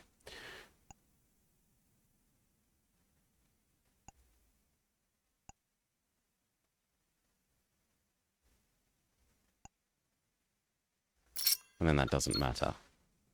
Let's try. I understand I have empty slots.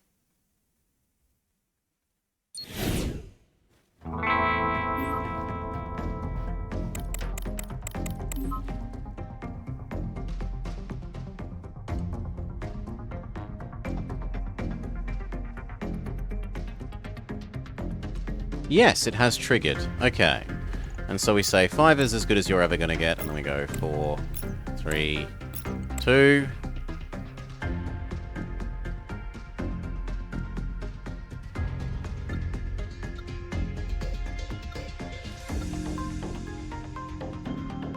Sure, 2 damage is acceptable.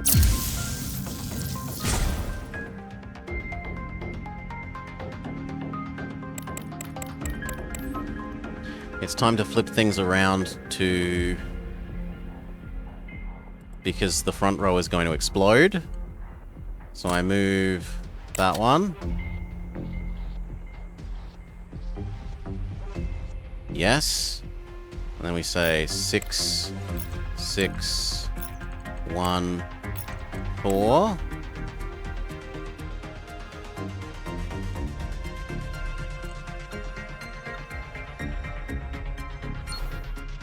Okay.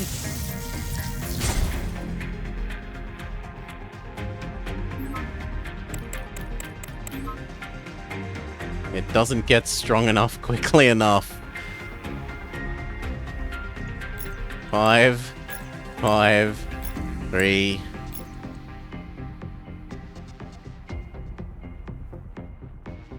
Two.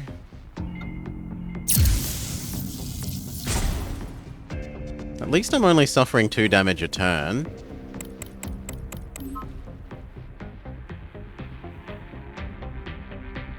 I was only suffering 2 damage a turn.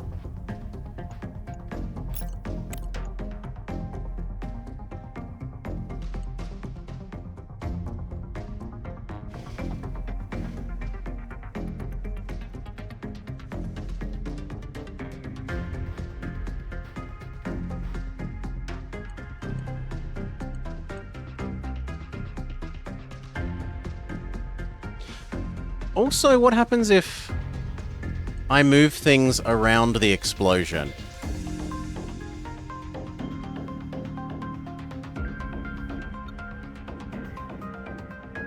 I guess I'll try and find that out. We'll for science that and maybe reverse him once.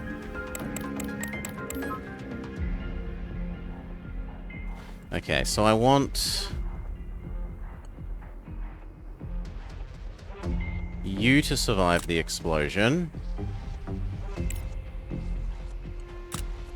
I'm not allowed to. Okay, so they've thought that through. Then you go back one.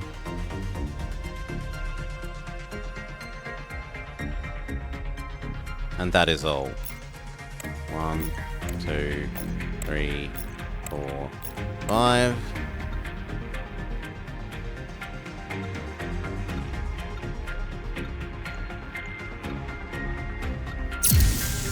He's going to blow up his own second row and my second row.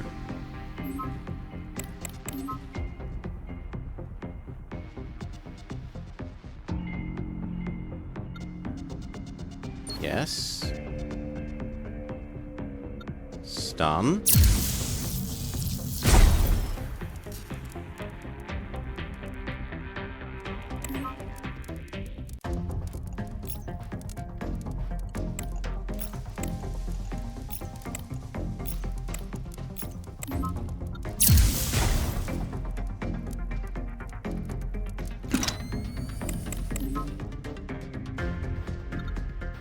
Win. We won.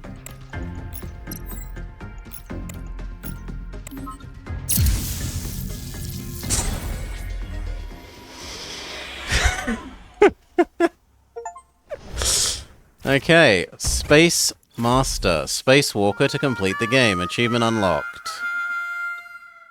And the nice thing about this ship, right, is that we've already got the vampire mask, so we can try the boss battles with this thing.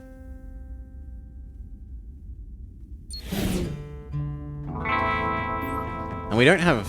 yeah, this might do okay with the boss battles, we'll see. 6 is pretty good to load continually. Unfortunately, he's winning by too much.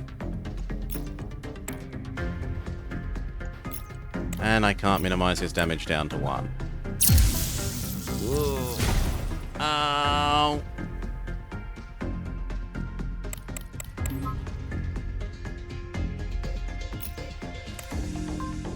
Well, I've minimized 1 down to 1.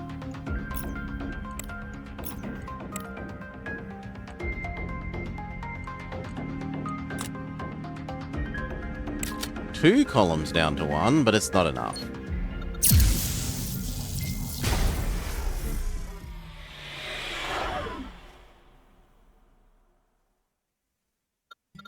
Oh, wow. Can you load over the top of an auto load? No. Once something is full, you can't shove in different values. Oh, you wanted me to dodge once? Wait, why do I get to... Oh, you can just start again and again against different combinations of the bosses. 4 is never getting any better. But we are ultra dead. I can't handle 1 hit from this.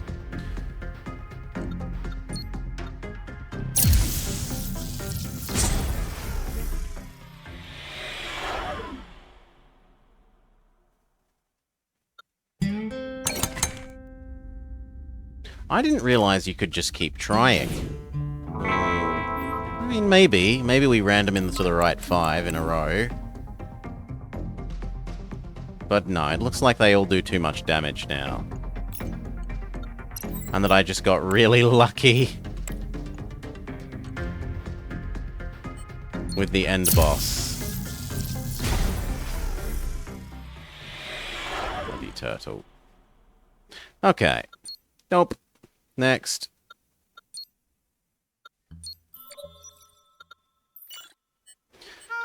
So there are more people that we haven't won with yet.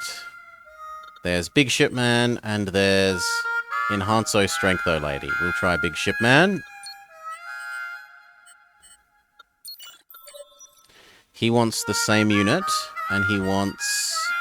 When the number of owned units reaches a multiple of 10, gain... Oh my god, that's terrible. That's going to take so long to earn 15 coins. Also, I think it made it difficulty 1, which I didn't want.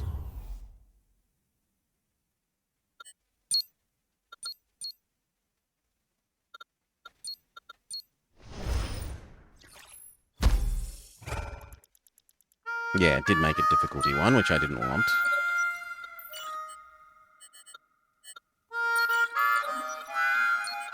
Thank you.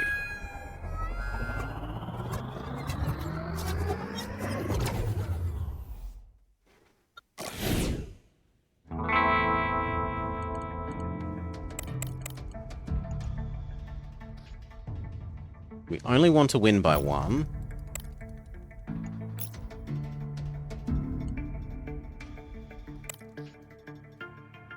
One damage is livable.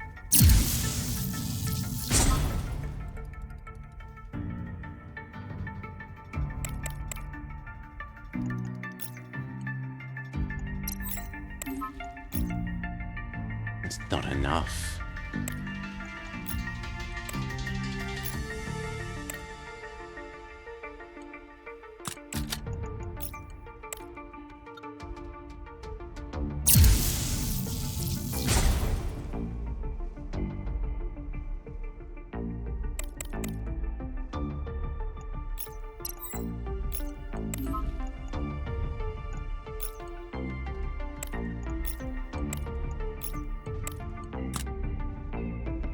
Teleport and stun.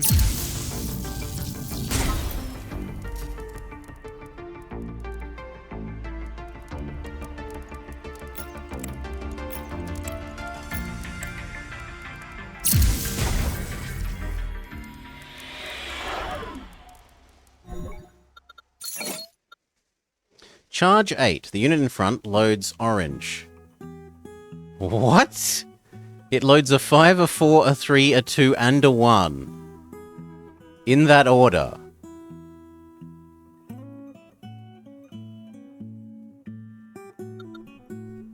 When different attack units load energy greater than 5 points, this unit loads 1 identical energy. different attack. Oh, so not this one. So you can't just put 1/5 in this and it copies it. Yeah, that's fair. But this essentially says that this copies whenever I feed that a nice big... Yeah, this is the better one, I think. And I'm even happy to use you. Upgrade. I want to upgrade the chameleon device.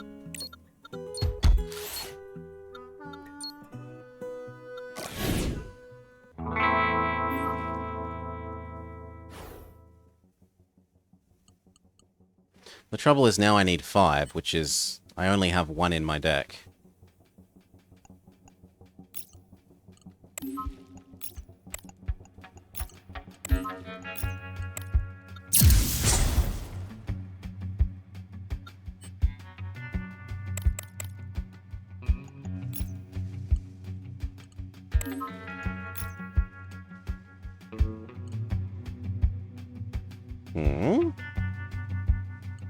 But this is loading a 5.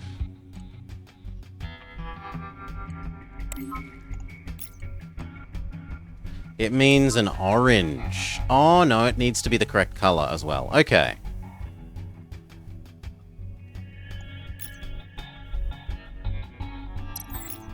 Criticism accepted.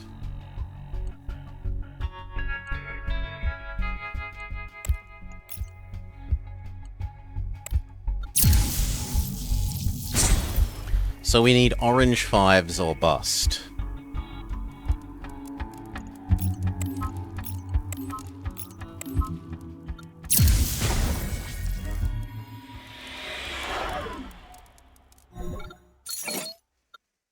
When loading a energy, generate 1 orange 6. Well, that solves my need for... Ooh. Or a duplicator. No, how's a duplicator useful? This seems bad. What does this even do?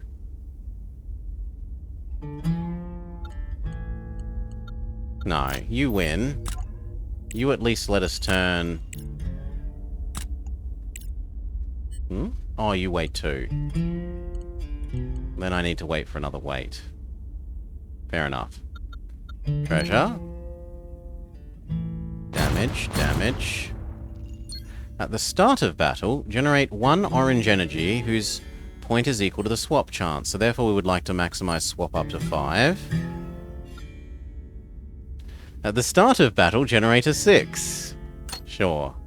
Until I can afford this thing, you at least ensure on turn 1 I can go 1 white, white, orange, orange.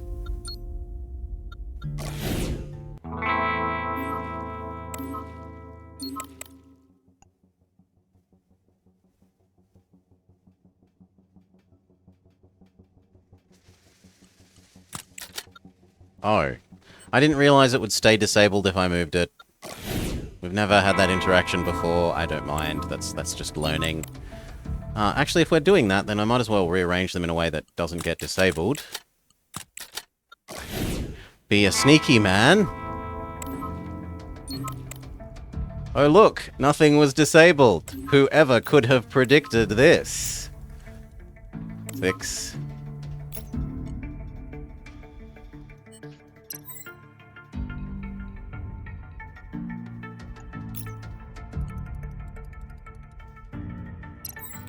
Two, move it into the middle. 4, win all fronts.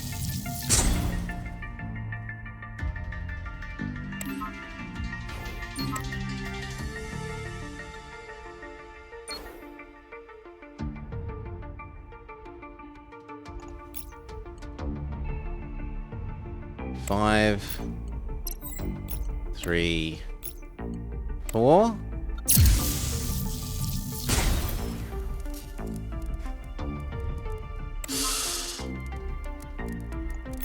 Orange. Double load.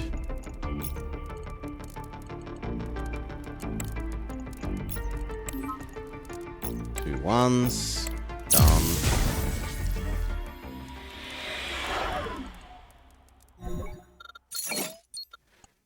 Durability, or draws are my victories. No, draws are my victories is better. Now that I can do that, we get rid of this thing for that one.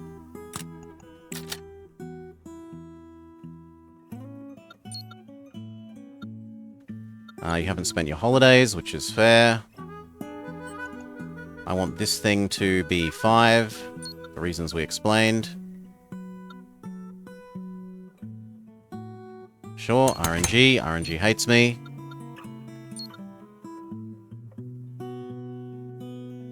No. Okay. Octopus. No, I should rearrange my ship. Back to a sensible layout.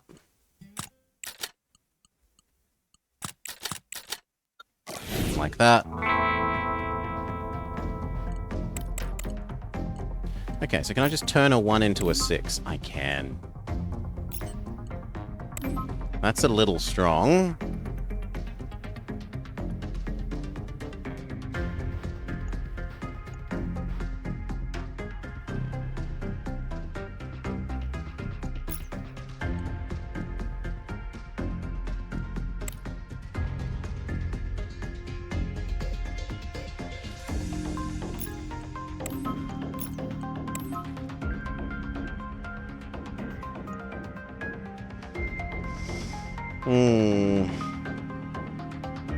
This is the boss that you want to do damage in increments of 6 against.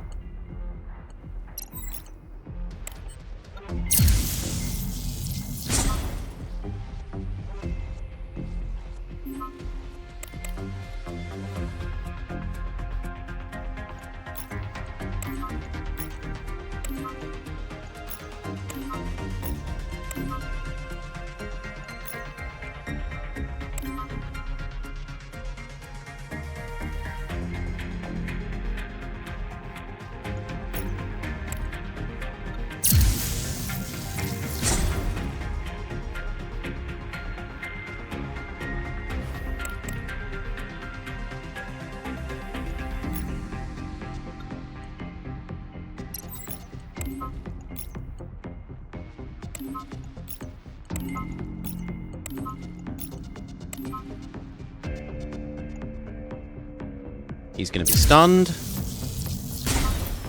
And then he's going to be dead.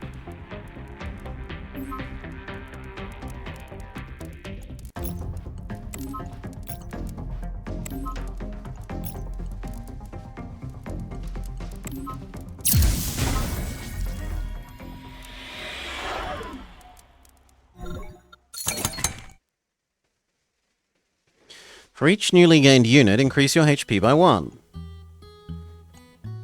Or, at the end of Showdown, change the energy with the highest points in your hand to orange.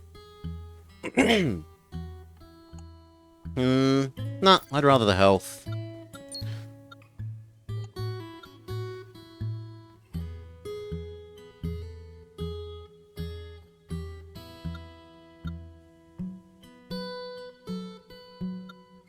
When swapped to an empty grid, consume an extra swap.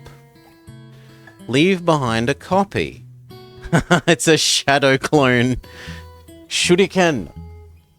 Kagebunshin no Shuriken. Shadow clone Shuriken. If only we could give that chain.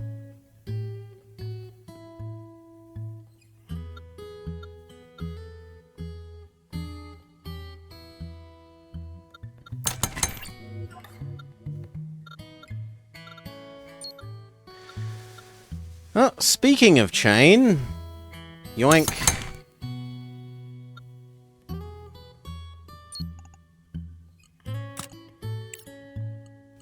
I'm happy to admit that I prefer chain to these two.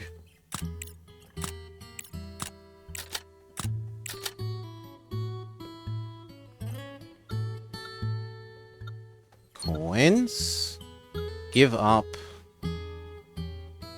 I guess we're giving up our Shadow Shuriken because I want money. I'm greedy. Zone 1 complete.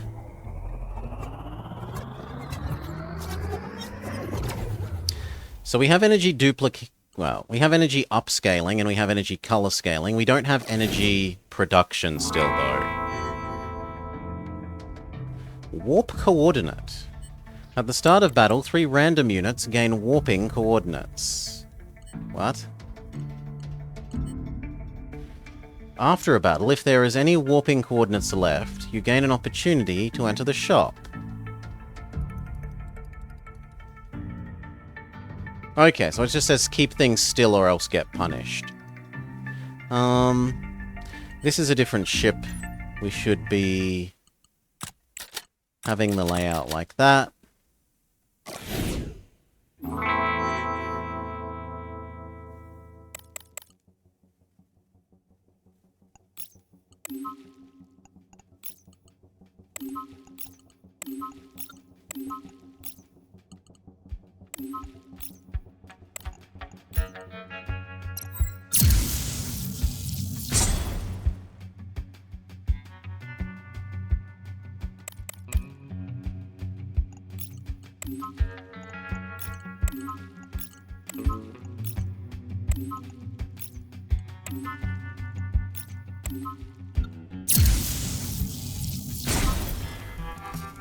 Paralyzed. 1 damage to me.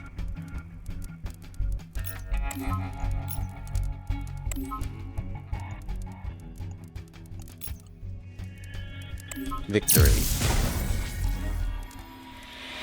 1 damage, not too bad. Nom nom nom. Have 2 power in battle. When the enemy's durability reaches 0, double it. Yeah, we liked you. At the start of turn, the attack unit behind gains 2 strength. After loading an energy, this effect increases by 2. No. That I prefer. The thing that scales infinitely. Enter the shop. Gain a 7. This is something we haven't seen before. Mini lighthouse.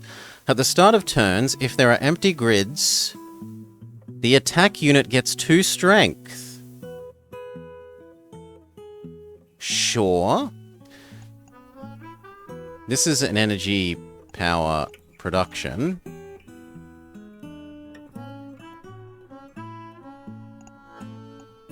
And I can afford both of those.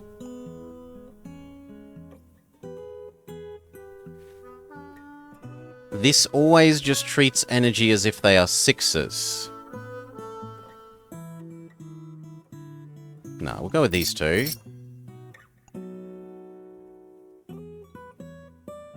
Power takes effect without needing to be loaded, yes. And then do I want this? Or this, or this? No. Now we need to arrange these so that they don't have...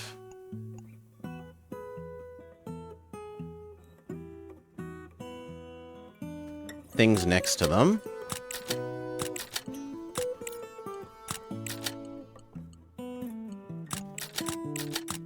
There. This should trigger their bonus things. No weapon has an adjacent slot anywhere.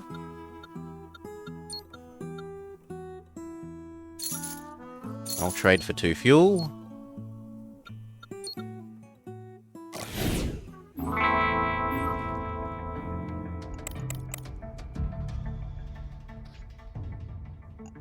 Become a nothing. You can upcycle and get spent. You can transform into a 6 and get spent.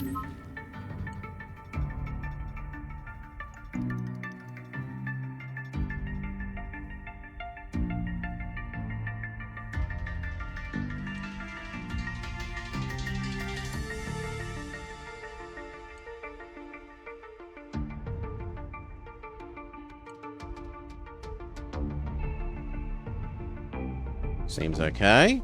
Where is the rest of this attack coming from? 6 and 4.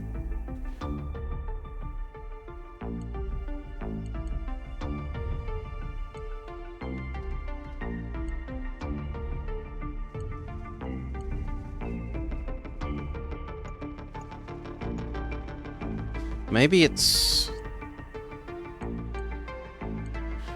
No, because that would be 18. I don't... Not about you. Okay, so it only triggers once. It doesn't care about number of adjacent empties. It just says, does there exist an empty square? If so, gain strength.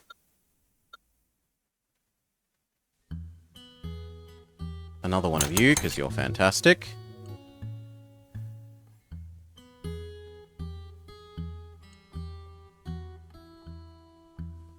Is this... Well, this one with 3 slots is obviously better than the one with 2 slots. But is the 2-slot one better than the one with 1 slot?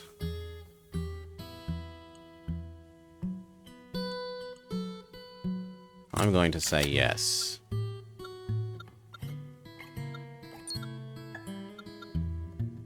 Remove everything you don't have equipped. Gain money. Or the last thing gains 5 strength. Or... No, I'll take the money.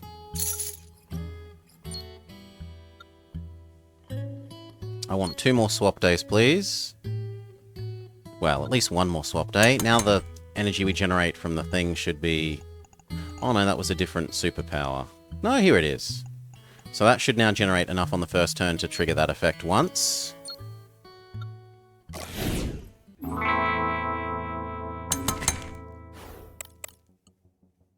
We need to single KO, hit KO him in a single thing. So I want to rearrange where my weapons are. We stack everything on a single column.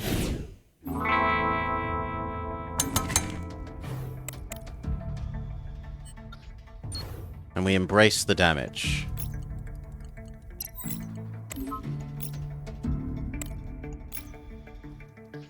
Hey, hey, hey, hey. Why aren't... Oh, it doesn't counter other ones of itself, not just the own one. Then that is a lot less good.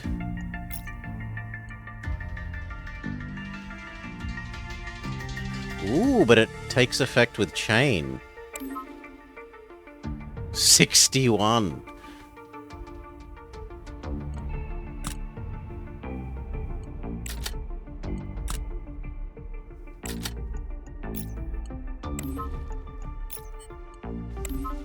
Yeah, if we have a chain, it loads twice, which I hadn't realized.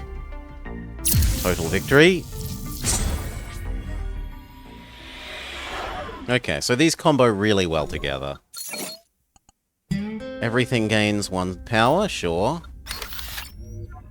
We have an extra weight.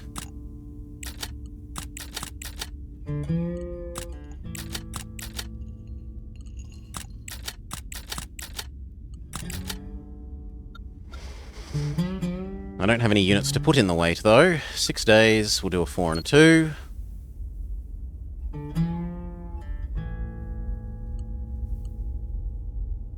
I'll take a heavy boy. I'll take a light boy.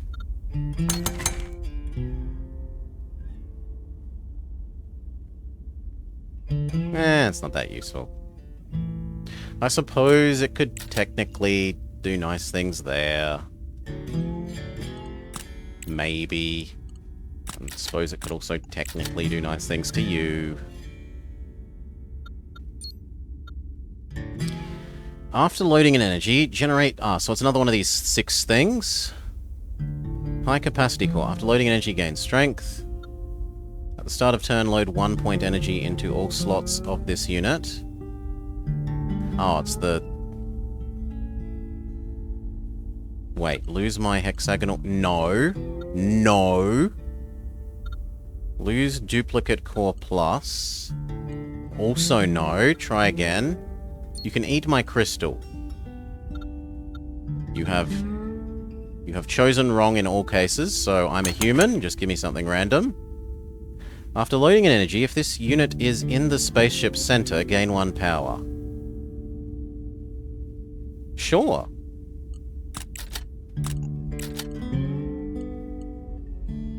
Why not?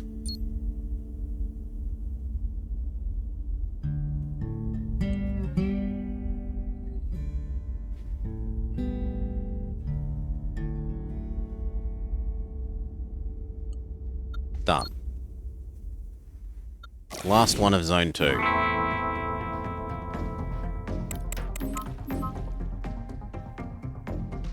Abuse our chain power.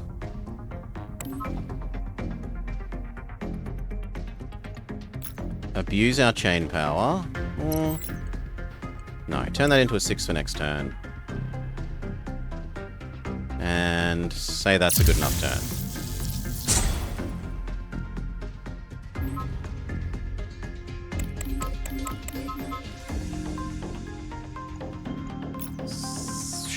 I have to feed you one first because you've been suppressed.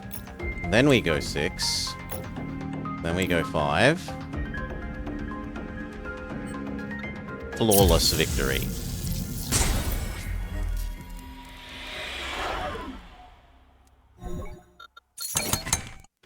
For every 25 energy generated... No. Support units degrade slots. Yes?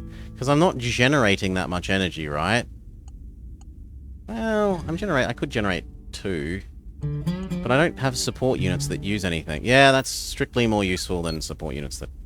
Like, that can always chain up, so it's not useful.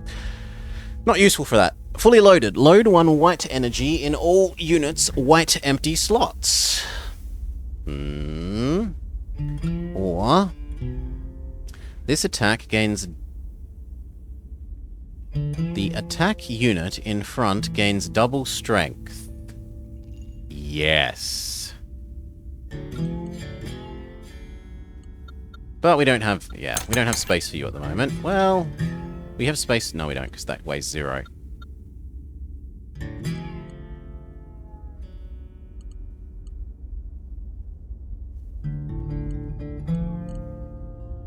I could make this fit 3.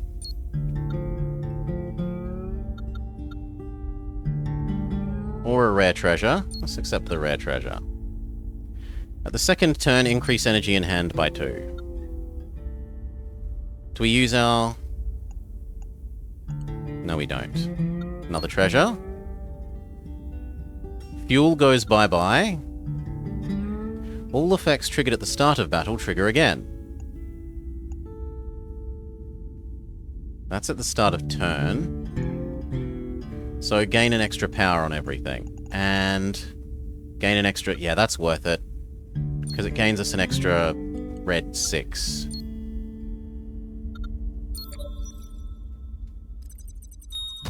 Start Zone 3.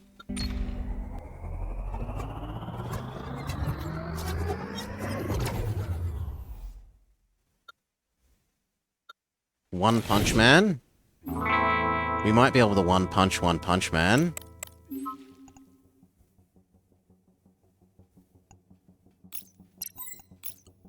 Five.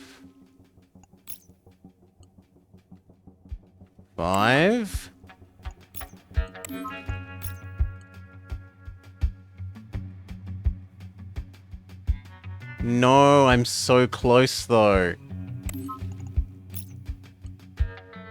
2 points. 1 point off. Oh. Oh. Can I?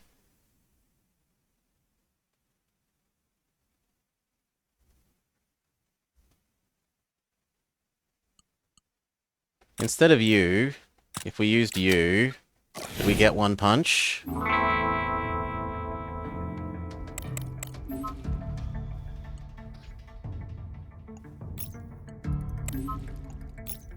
Six. 5.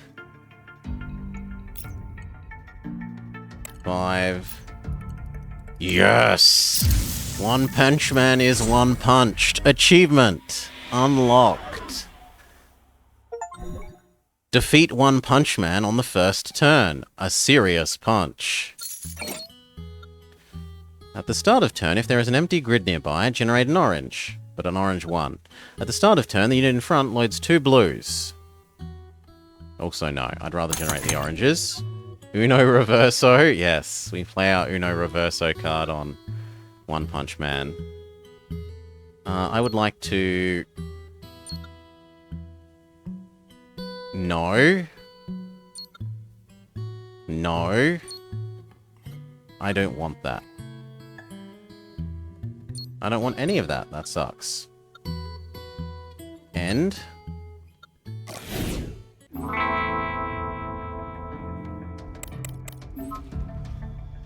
Become a 6. Copy the 6s. Copy the 5s. And then trigger double damage on the center thing.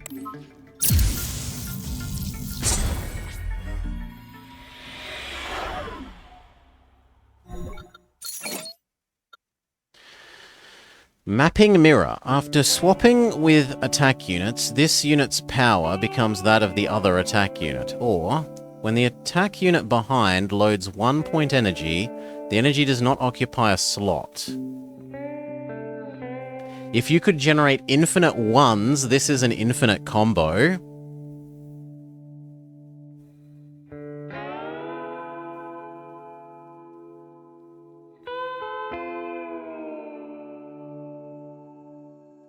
You might be able to get that to be an infinite combo with the chain.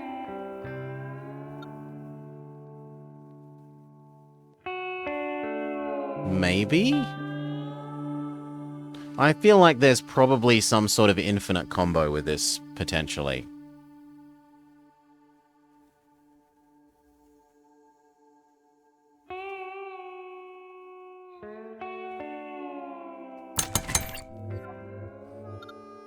More swaps. More swaps is more first turn damages.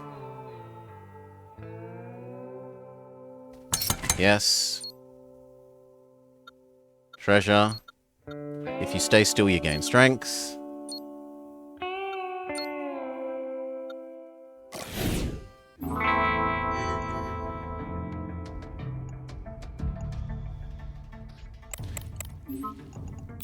Seven. Boost. Boost. Turn into a 6. 6. 2. 100 damage. 1 hit KO.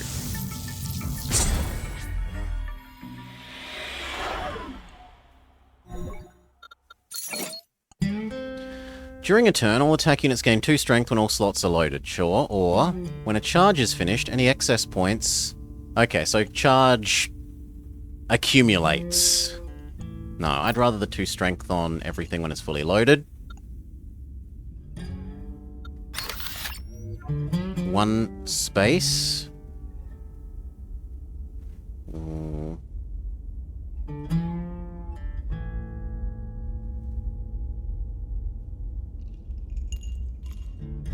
No, it's not useful.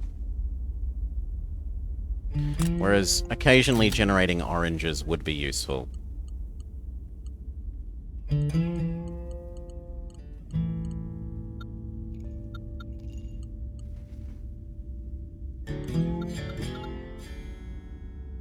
Treasure.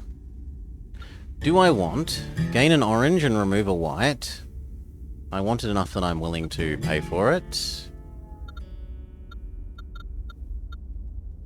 I'll pay half. Fail. Do I want... When this unit gains power, it gains 3 extra power. But it doesn't have anything to currently cause it to gain power. Well, it has this. And that triggers twice. Which therefore gives it 6. Yeah, I'll pay full price for you. It's time to shop after this, so... Pay for a possibly ultra-rare treasure. We were robbed. Excess charge carries over. Summon the shopping car. HP, after movement, restore a swap. Generate a white 1 every single turn. After loading an energy, the attack unit behind gains the same strength. At the start of turn, load an orange 1 into all slots of this unit. That's horrible. That would be anti-synergy with what I have. Gain 5 strength and then make everything more difficult. No. Health. Get a swap back after moving. Generate whites.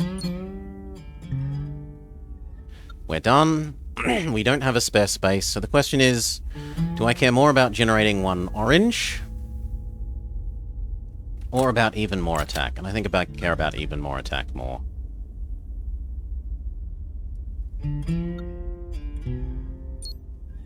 Alright.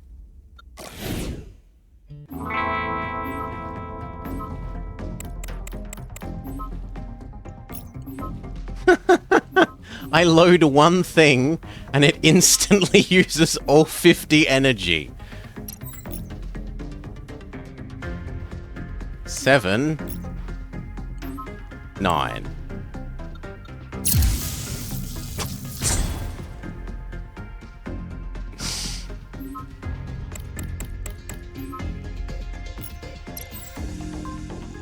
Three becomes a... No. This up levels. This up levels.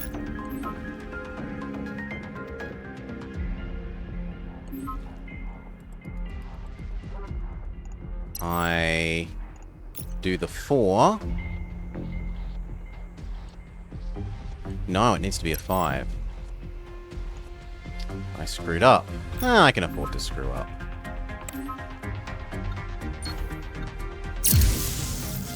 We move, they die.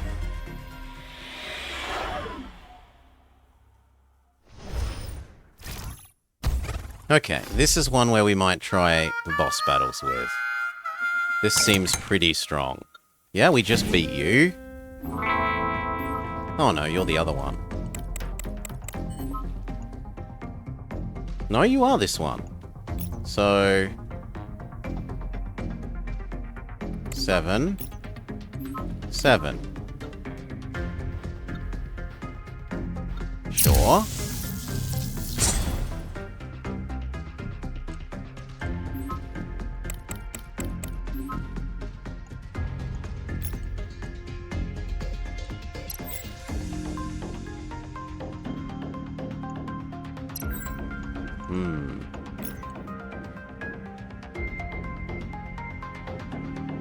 No, it's gonna need to be like a 6.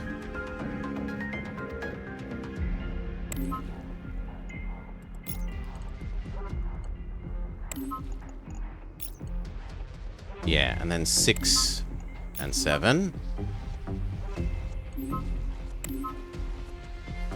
Which isn't quite enough, so we'll use a move.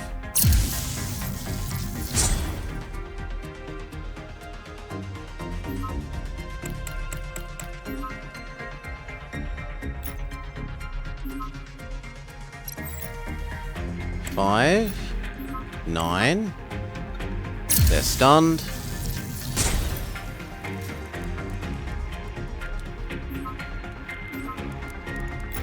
Nine. 1. 6. Didn't even scratch us. Next.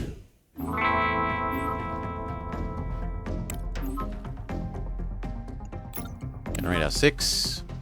Upscale the 5. 7. 7. Double the center.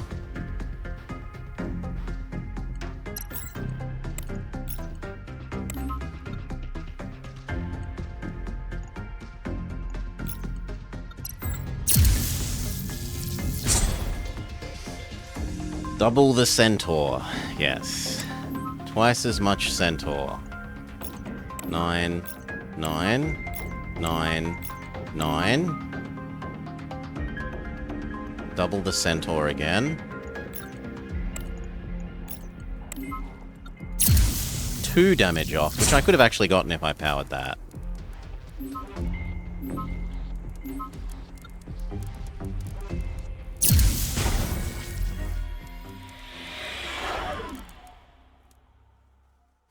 Turtle. Yertle the turtle.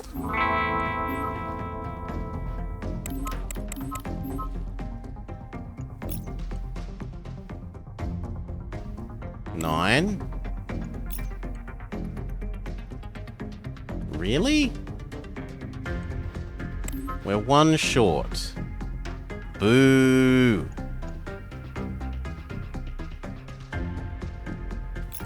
Six, 7, 5, and 2. Turn this one into a 6. Good enough.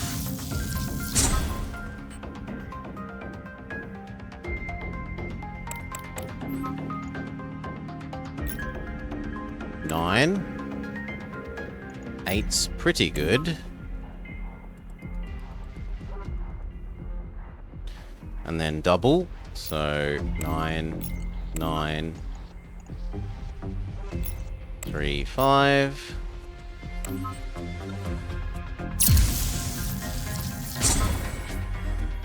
Yup. Yertle the turtle is defeated. Typically the hardest boss.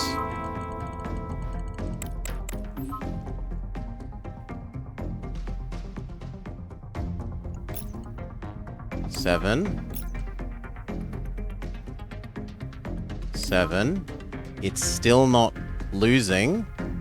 And it's hurting me. 7. Double the center. Boost you for next turn. You help minimize how much damage I suffer. I'm going to do that. I should have boosted that one up to an orange, but whatever.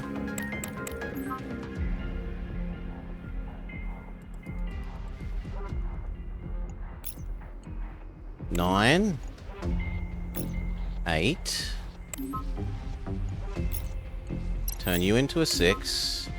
Turn you into a red. Turn you into a blue.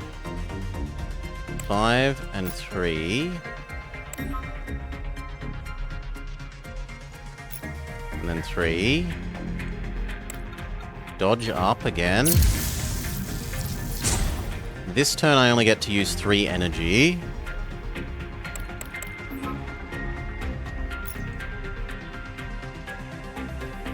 Seven, 6.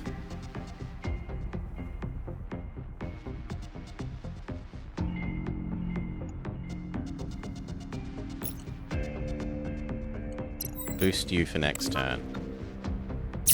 No, a boss finally actually managed to touch us. Woe is we aren't ultra invincible. 1 to 6. Boost the 7 up to full red. 7, 6, 5, 2, 3, 6. No, we both die.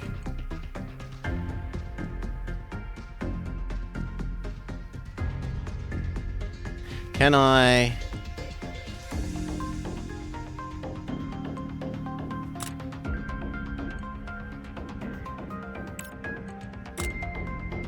There we go. I moved my teleport.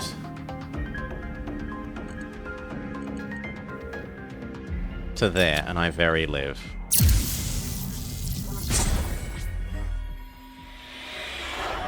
Instead of punching the center for like 8 million excess damage, we move some of that excess damage to damage mitigation. 5 of 5. Isn't that done? What is this? No, this is boss 5. Okay.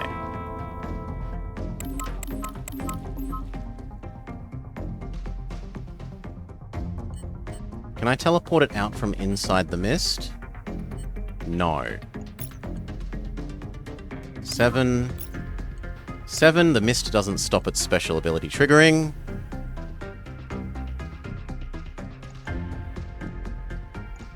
Boost you to a 6. Use that to trigger double damage. Boost you up for the future. Good enough.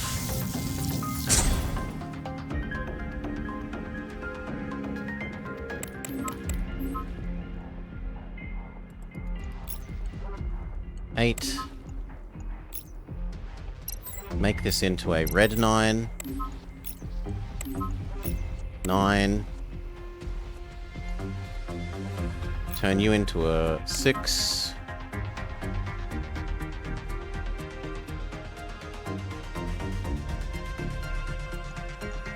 Power this with our shittiest thing. Teleport it over here so I don't suffer... Oh. Oh well. I still suffer damage. Sucks to be me.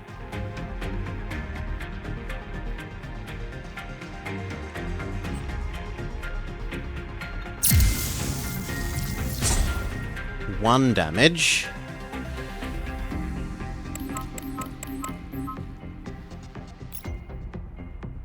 Six. 7. 7. 5. 2. Win. Boss battle mode beaten. Invincible. Achievement unlocked. Complete boss battles. Highest strength in a single turn. Still not 150. You need to get to 150 to, I suppose what I should have done is... Can I say do it again? I'll say do it again and I'll push all my weapons into one column to trigger the 150 in a single turn thing.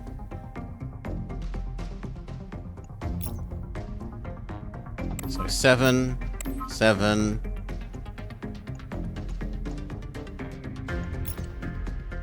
4 and 3. No, I screwed up. I didn't realize you'd been infected with garbage.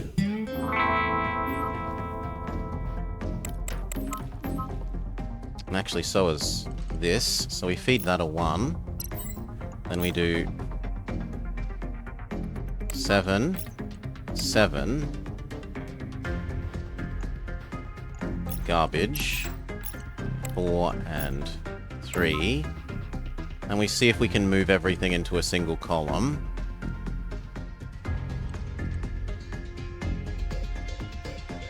No, it's still only 13.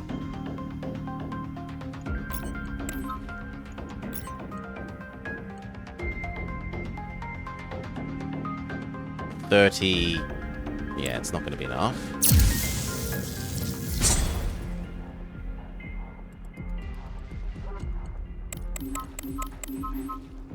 Ow!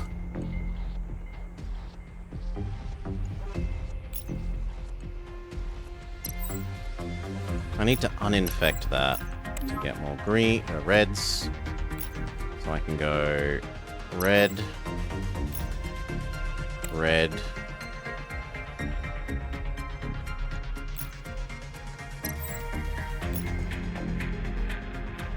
blue.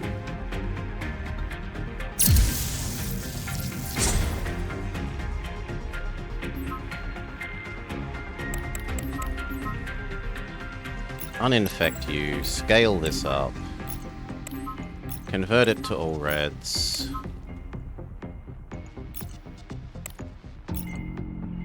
give it to that. There we go, now I should be able to...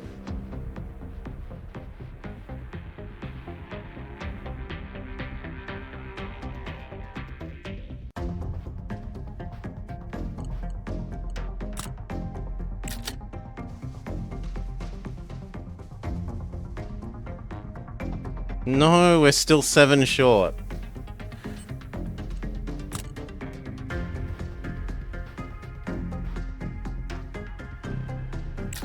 So close. 148.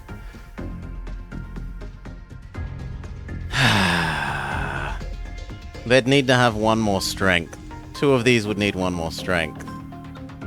Or else we'd need the gain strength when wiggling. Oh, there we go. The highest column supposedly reaches 150. Oh, the column, not net damage. Okay. Cool. But we're done then. Done, done, done. We broke this ship.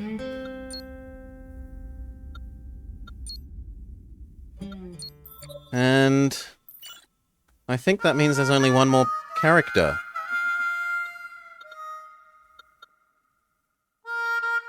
This lady.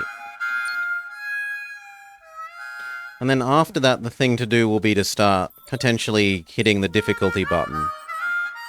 But... we'll see. I might say we're finished once we've beaten this.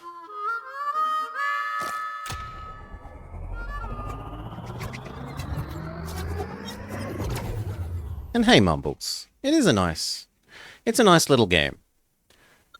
I hope they keep doing a good job of deving it.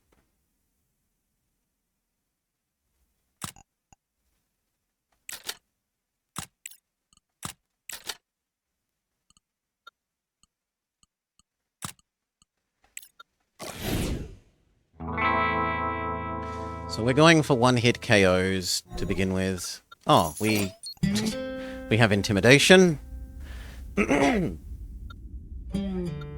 This one, more energy.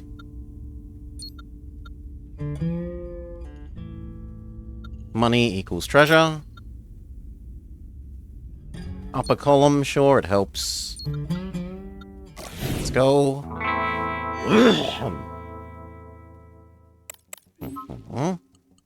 Now.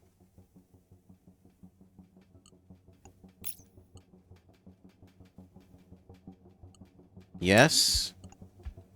Move you back. You get to exist. You get to exist. Scale that up. You get to exist. One hit KO. No damage.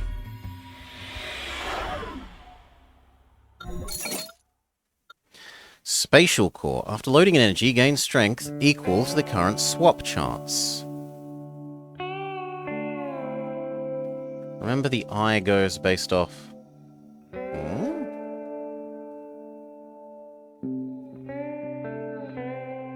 Sorry?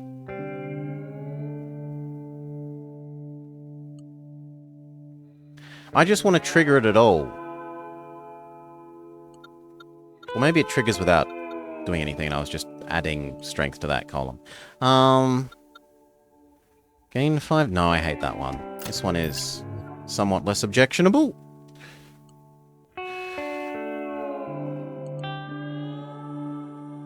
If you put a higher point value... It is a weapon. It is a normal weapon, but mostly I just care about triggering it. Coins. 6 coins for nothing. Lose 2 fuel. Let's go.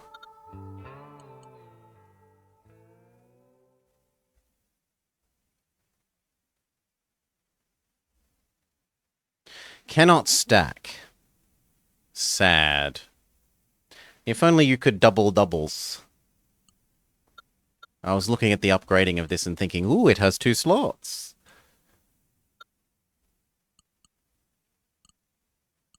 I think we use it on this thing.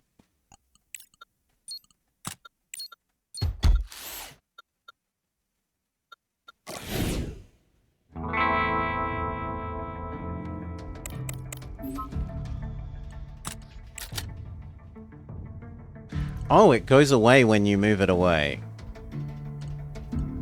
Well, that sucks a bit more.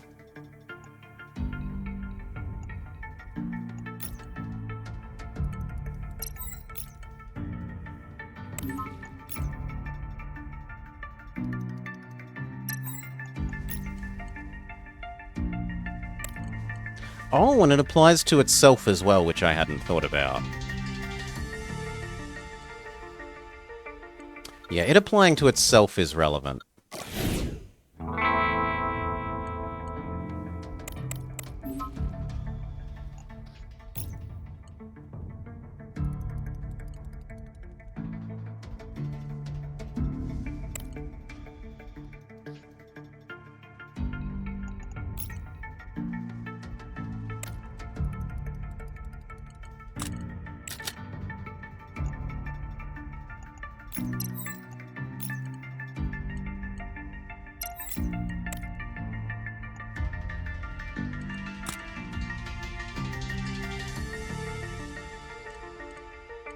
Oh, and it applies to the enemy's stuff as well. Ugh. Ugh. Ugh. Yuck. Go away.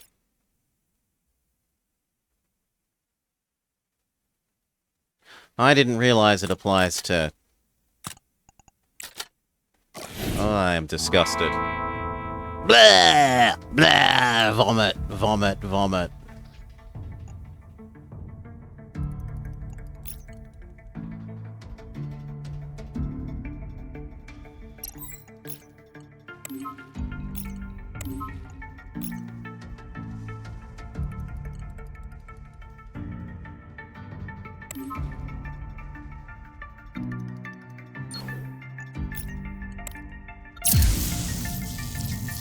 Goodbye R1 fuel for this fight.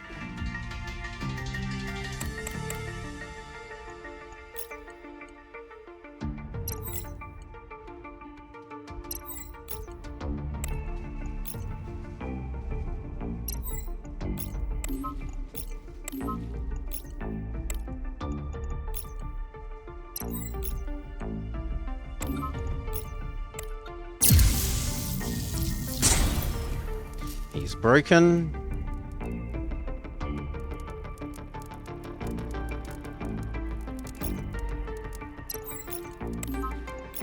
An excuse to scale up our energies.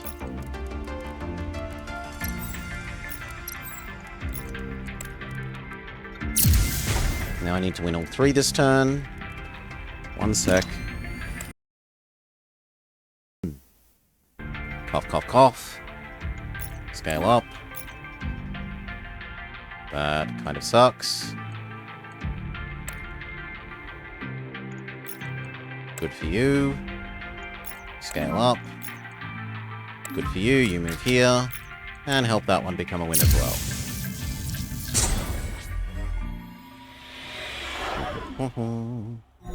Yes, yes, yes. We're at the very start of the game. Vacations equals longer is never going to get better than now. Shop? I have money.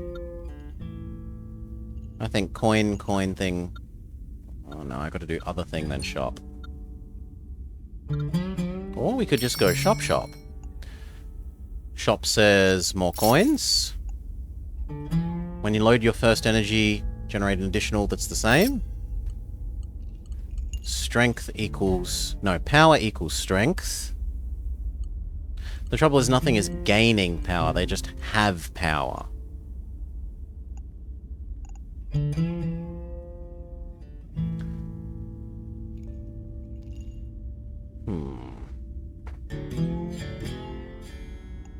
What is this thing? The energy points generated by all units will increase by 1. So this thing turns this into a color up plus power up? For science, I must know.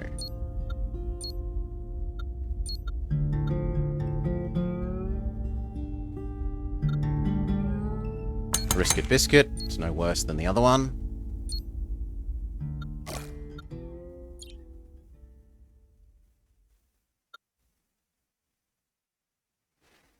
Technically, it's probably worth having this on this fight, because he will be able to double the off-center damage while he's not in slashy mode, while he's in stabby mode.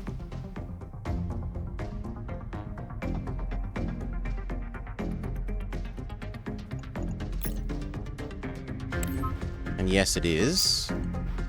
So it turns it into both energy and power up.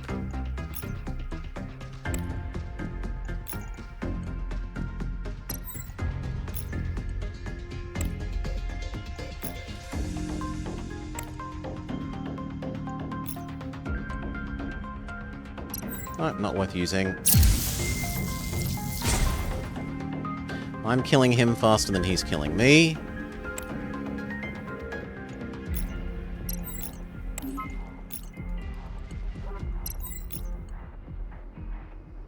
Well, I was.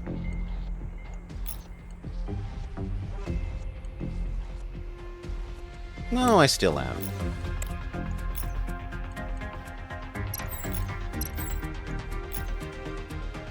1 off. Oh, come on.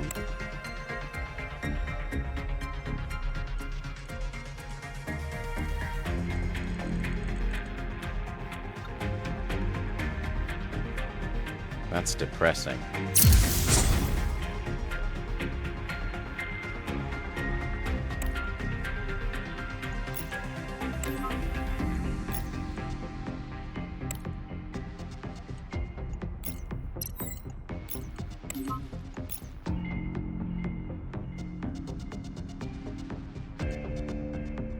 The thing is, I don't think I can not die now.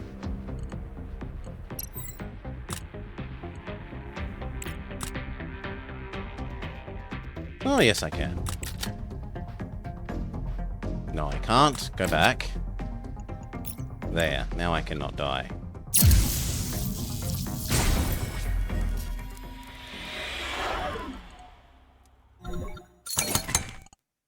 At the start of turn, if there are 3 attack units in the same column, all gain +2 strength.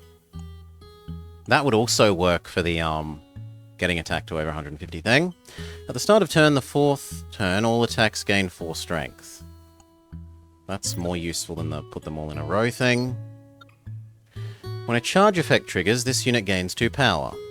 After loading an energy, if the unit is in the spaceship center, it will gain strength equal to the loaded energy. Sure. Hop in the middle. Get rid of this thing. Put you here. I don't like you. Well, I do like you sometimes. Depends on the enemy.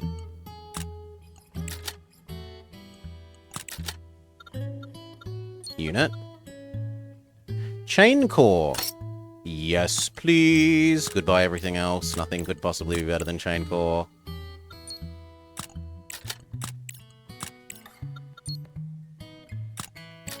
All hail chain core.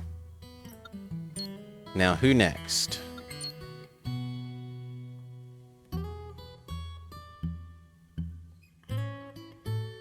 Probably the center one.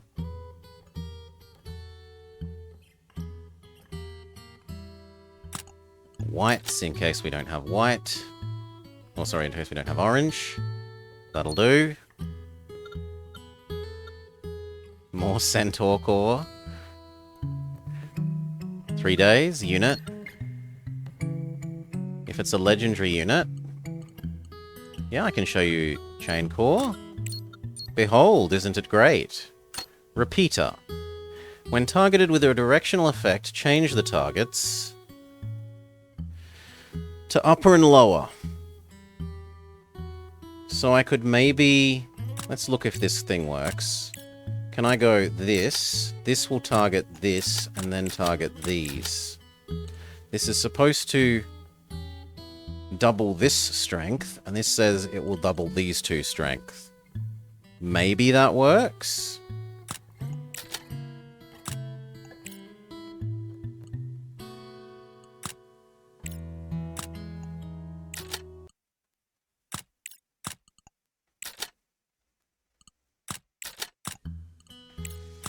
There, I like that layout more.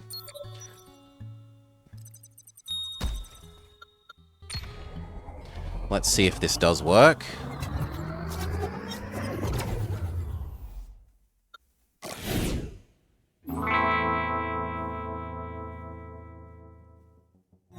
First one insta runs away. I don't get to tell. Compatible core. When loading an 1 point orange energy, gain 2 strength.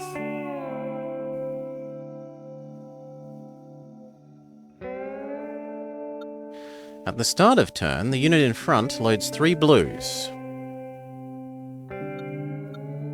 I like you more. Is it 1 point or orange? Or maybe it's 1 point per orange. Vacation is the wrong number of days. Eye of the Observer. Lose our Ultra thing? No. Lose Chain Core? No. Try again. Lose Chameleon? No. Lose Intercystine Device. I'm sorry, what? Oh, this thing. Gain Weakness analyzer.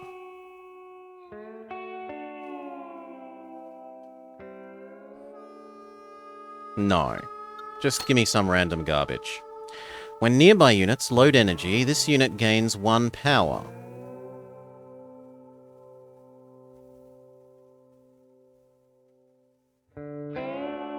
Maybe?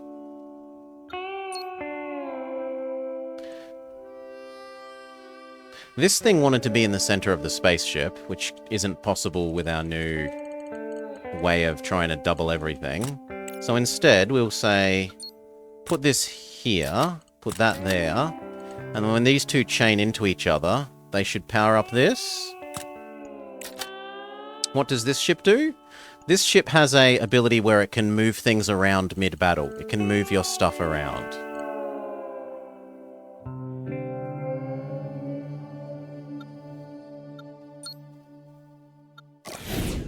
But it starts with no shields.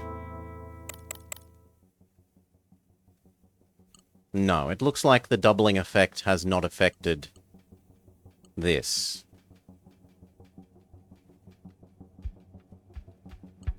Which is sad.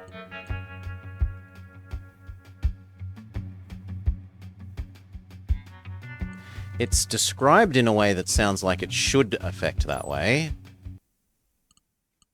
Everything in the same column gains strength. When targeted by a directional thing, move it to the sides. But I guess not. Sad blobber.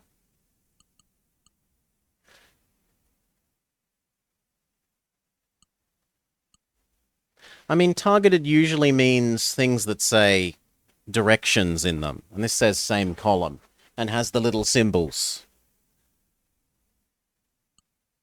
Yeah, same column maybe doesn't equal front or back. Maybe. So if I'm not allowed that, what do we use instead? I guess we put back the if there's a spare space generator white energy thing. But that means I should rearrange stuff. Because I do want these two next to this thing. And then I want this next to a space, like that. And actually, I don't know that I want this at all. Now that it's, not going to apply to the up and down directions. So I guess you can go back in the middle. There.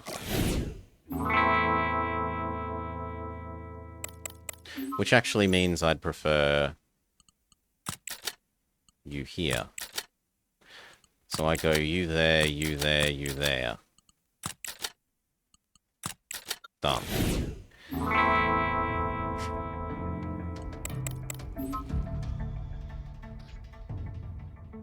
That becomes blue, please. Feed it 1. This little guy gains power. Feed it another. This little guy gains power. Upgrade that by 1.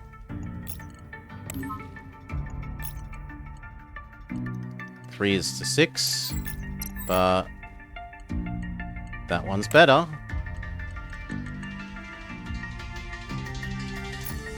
Then that one. Although it's actually absurdly wasteful to load. Ah, whatever. I shouldn't be loading the strong things in here when they can only suffer 1 damage. I was doing the math here without paying attention to what the enemy actually is. Right, all you need to do is that.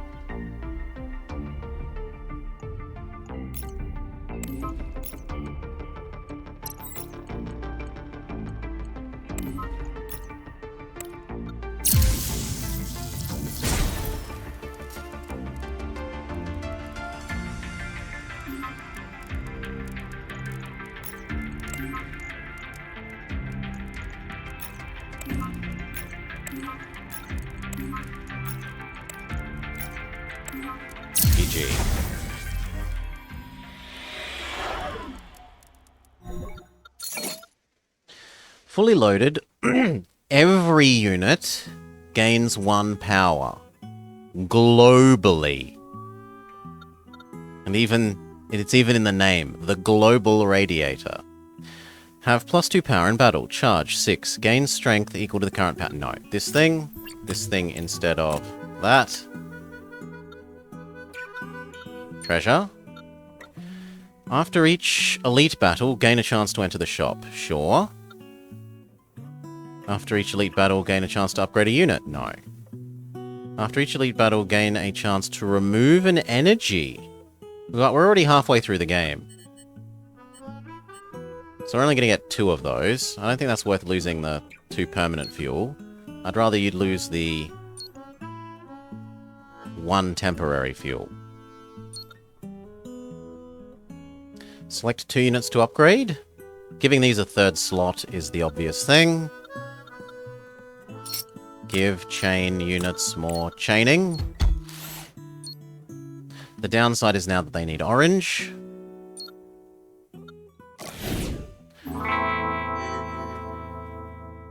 Metal Restoration Star Ring.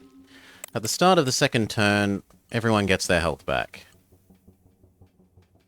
And he gives Spider Bombs, so if I've got anything that takes 0 slots, I should fill it up, but I don't have anything that takes 0 slots. Oh, also that means that this is useless, because he fills up my space with, well, whatever.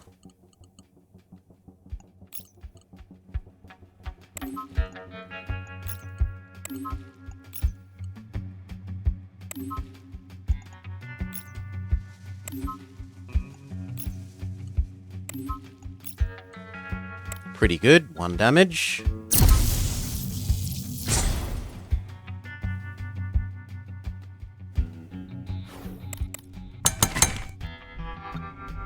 Probably just follow you.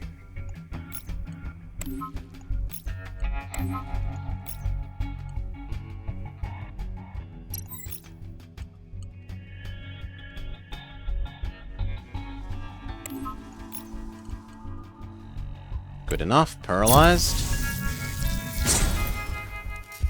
Spider Bomb does a little bit more damage.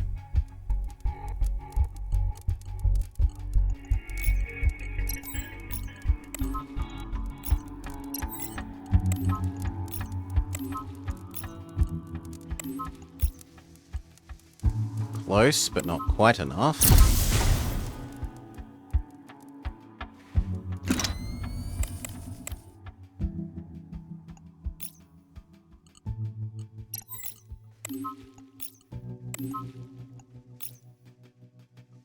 Okay, now I just need to... Wait, where's the center? Oh, because the center's already a draw. Fair enough.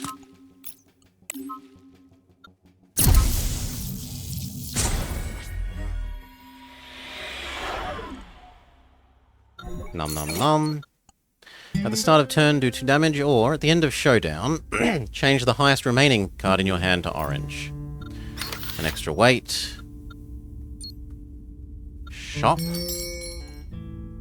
After loading an energy, generate another energy that is 3 points higher than the loaded one. So it's an upgrader for oranges only. That's literally the only thing we can afford.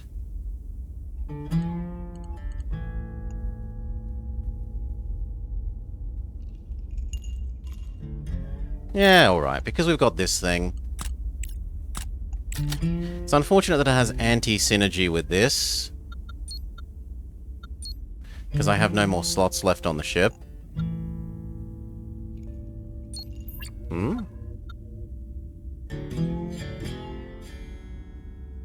False, I can buy another? Sorry, I have no money.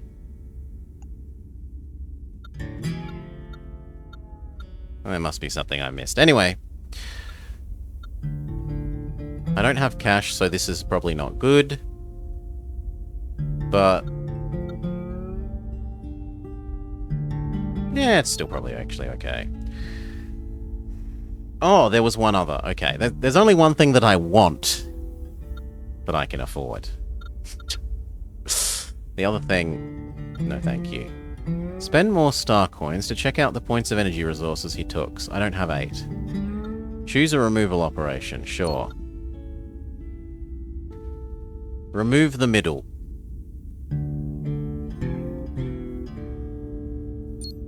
No, the middle was my 4. RNG hates me. This. Gain an upgraded unit. This.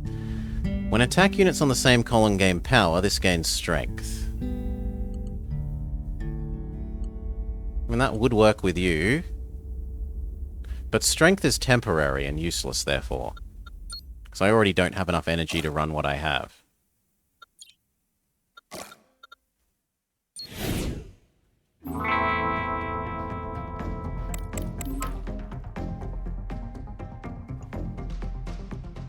Okay, upgrade that to a 9. Shouldn't it upgrade to an... Oh, but it upgrades to an 8, but then because of this it upgrades to a 9. Lovely. You. Upgrade that to a blue so that I can feed you.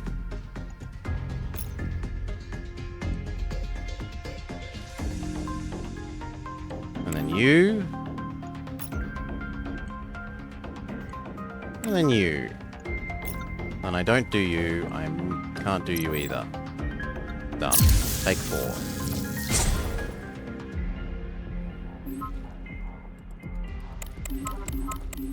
No! He's infected my chains.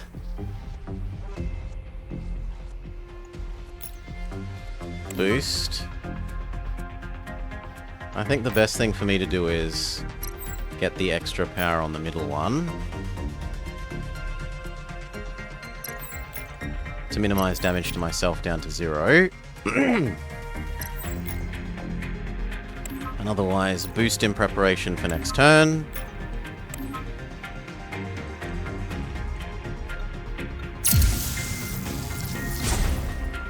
And hope that he doesn't target all my weapons again.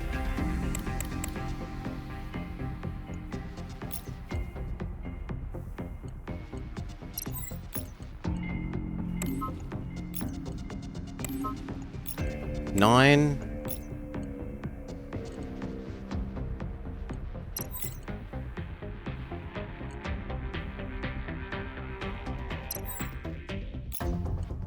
Seven. Boost that one. There. And then do I spend this 3? No, we save it for next turn. He's stunned.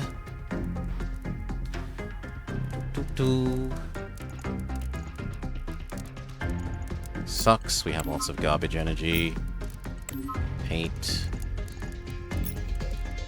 I can kill this turn though, so it doesn't matter.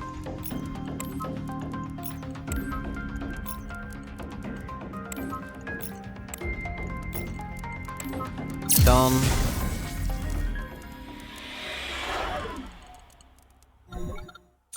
Full heal.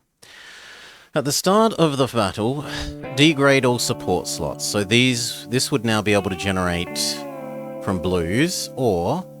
No, obviously not the other thing when I don't have anything that uses charge. After loading an energy, trigger the fully loaded effect of nearby units and destroy this. So this would... That is useful, because that lets me trigger this for the cost of 1 energy.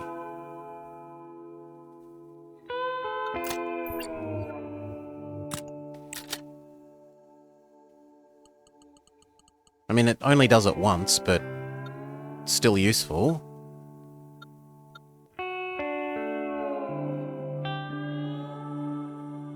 I meant to do 2 4s. Square core. No. Load lots and lots and lots of different kinds of energy. Maybe, because I could use that with the chain? Maybe? That would load a 5, a 4, and a 3 in the chain. So I'd only need to spend 8 instead of... Maybe. I'm saying maybe to that.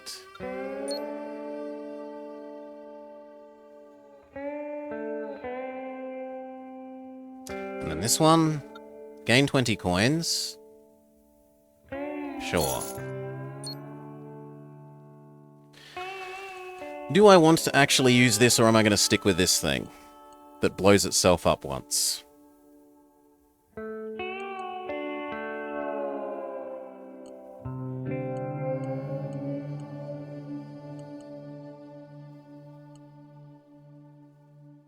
I don't think granting 1 power once is that good.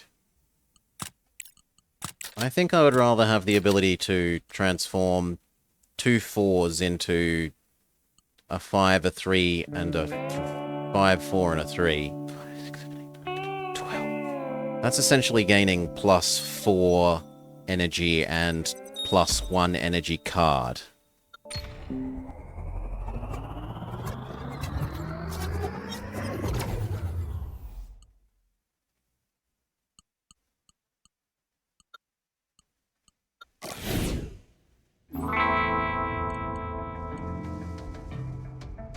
He surrenders. Double the attack of the unit in front. Oh, you generate a 6. No, I want that. That's more useful than that thing. But it's too heavy.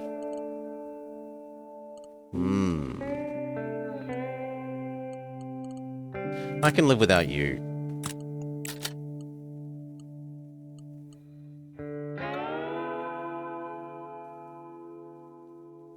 And I think I have cost 0. Get 1 treasure of the same rarity. Goodbye you, I want a legendary treasure. For every 2 times of triggering a fully loaded effect, generate 1 energy. But I have no fully loaded effects, so that's...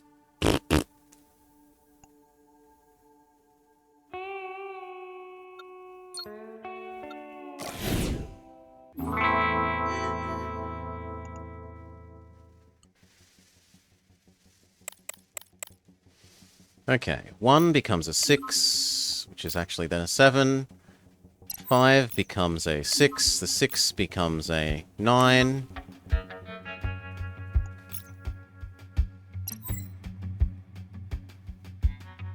The 7 becomes an 8. We use the 8 to test out this.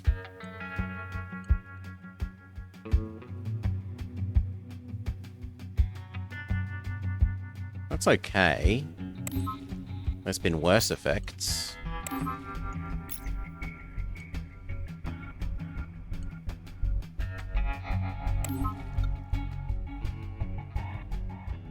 Sure.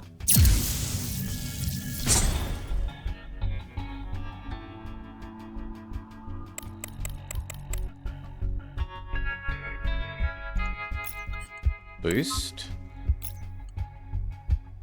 Boost once more. Boost even more. Feed you to that. Boost you. And then 7. And we don't need to spend anything else. We still win.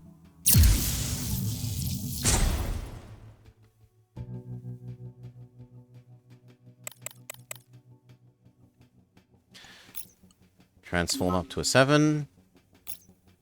Up to an 8.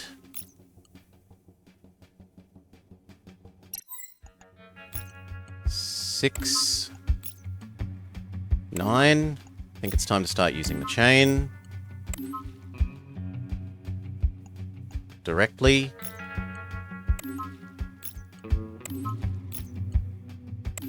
Yes, GG.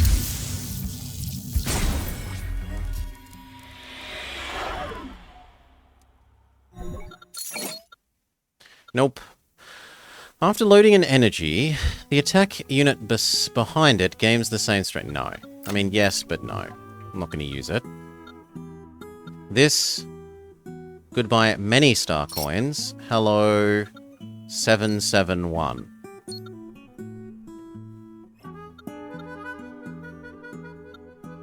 This. Rare treasure. Useless.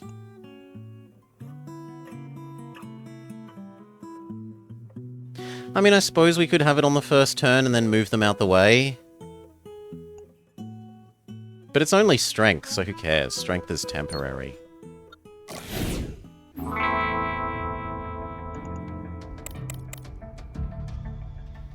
Well, because of that being power, that is worth it then.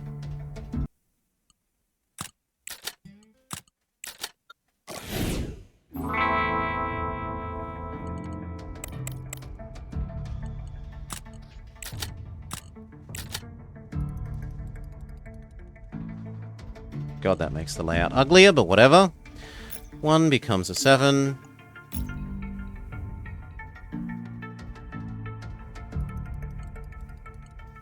Seven becomes an 8. 8 becomes a 9. 9. 7. You're actually supposed to be there. Boost.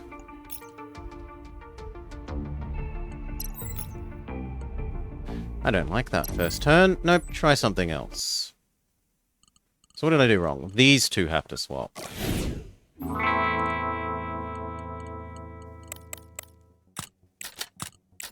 There. Now. 8. Feed.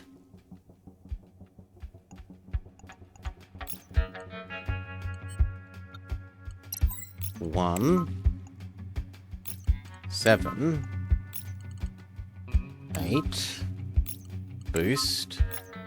Win the center as well.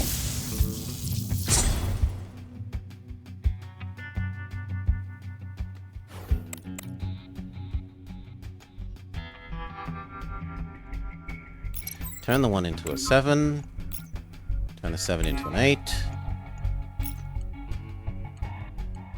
Turn the 3 into a 7. And we say, I'm obviously following you.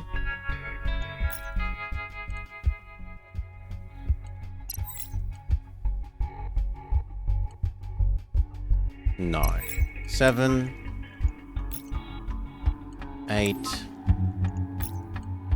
7.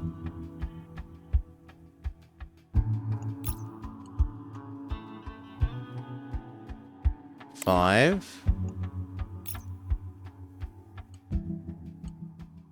Not worth spending on. Boost for next turn.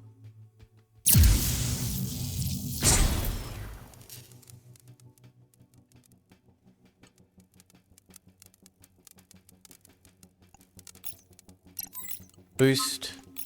Win. Win. So close. Boost. 1.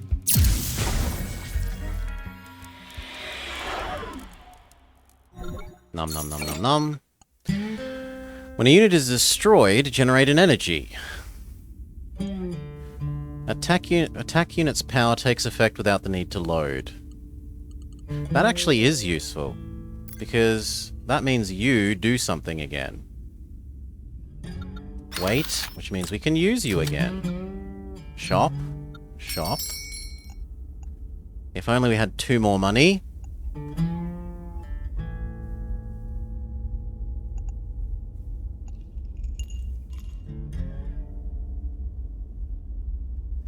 Ooh! Weight -1.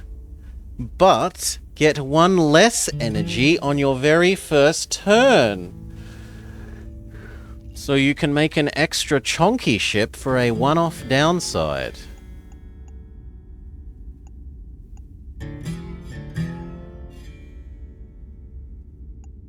That's the one we go for, is the treasure.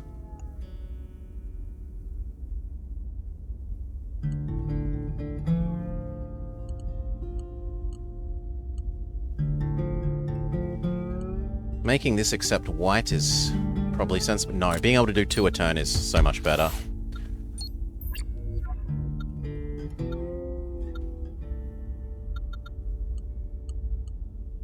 Modding that to have an extra slot would be fantastic.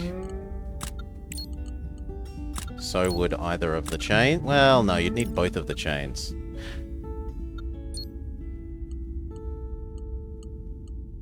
So I guess we do you and this. And that. No matter which one of those we get, we're probably... Well, that's the least useful one, but we're still not unhappy.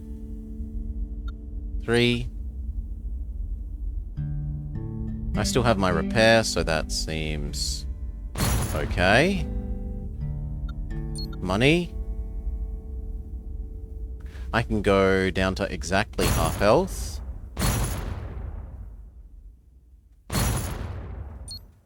Then I can use the repair. Summon the shop. During a battle, the first attack that loads energy gains 2 power. No. Reduce enemy durability by 1. Obviously the first one that you do does 2 power.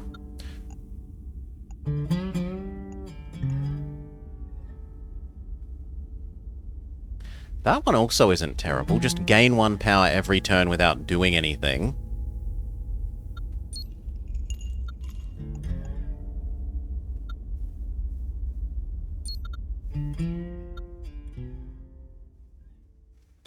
Okay, it's the 50 energy boss, which is kind of annoying for us. You go here, you go here.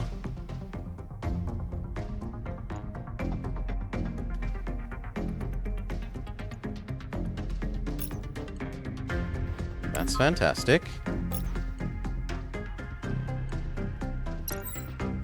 Upcycle 1.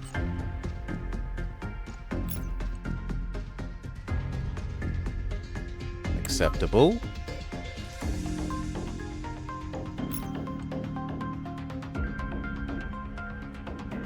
Victory.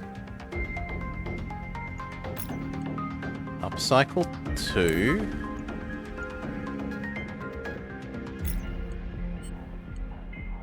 Squeeze in that. To that. To that. Turn 1, complete success.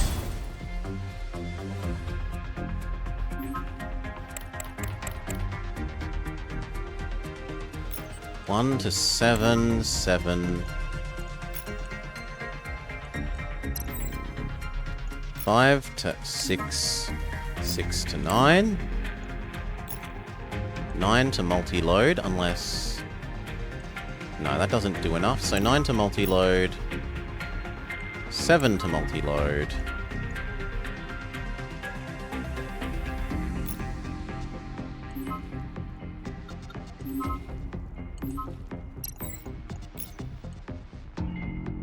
Oh, so close.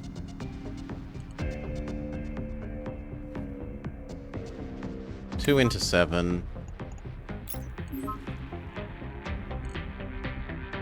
3, and then 7. Win every column. And go over by the maximum amount we can. Okay. 1 into 7. I feel like I have to do this.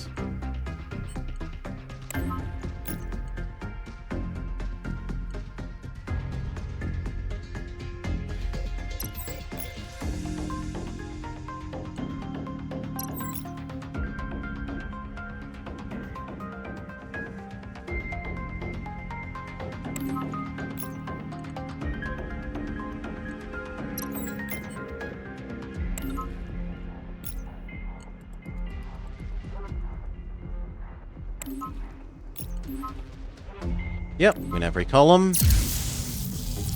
And paralyzed.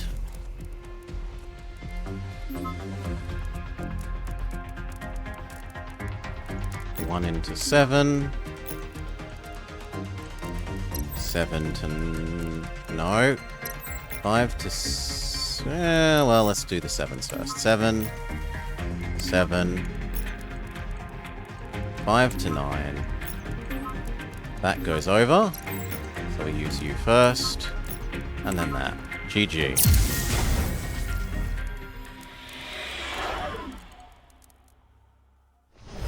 Alright.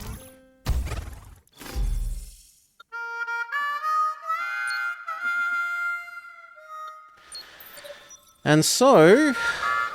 And so... We've now won. With everyone except Mr. Ridiculous, you get, like, 10 seconds to take your turn, which is... I would be interested to see someone win with this, but I am not interested to play it myself. And you know what? That will do. That will do for today. There are still some locked here that we've never run into. Probably for the swippity-swappity ship with other people. We might do that. It depends on how I feel about playing through the higher difficulties. Trying to work our way up to 8 for this. But for now, for today, we're done. Cheers all. Thank you for watching. I hope you have had a lovely time. I certainly have. Catch you next time. For those of you here live, who can I get behind what they're doing? The only person I know who's up and about is Wolves.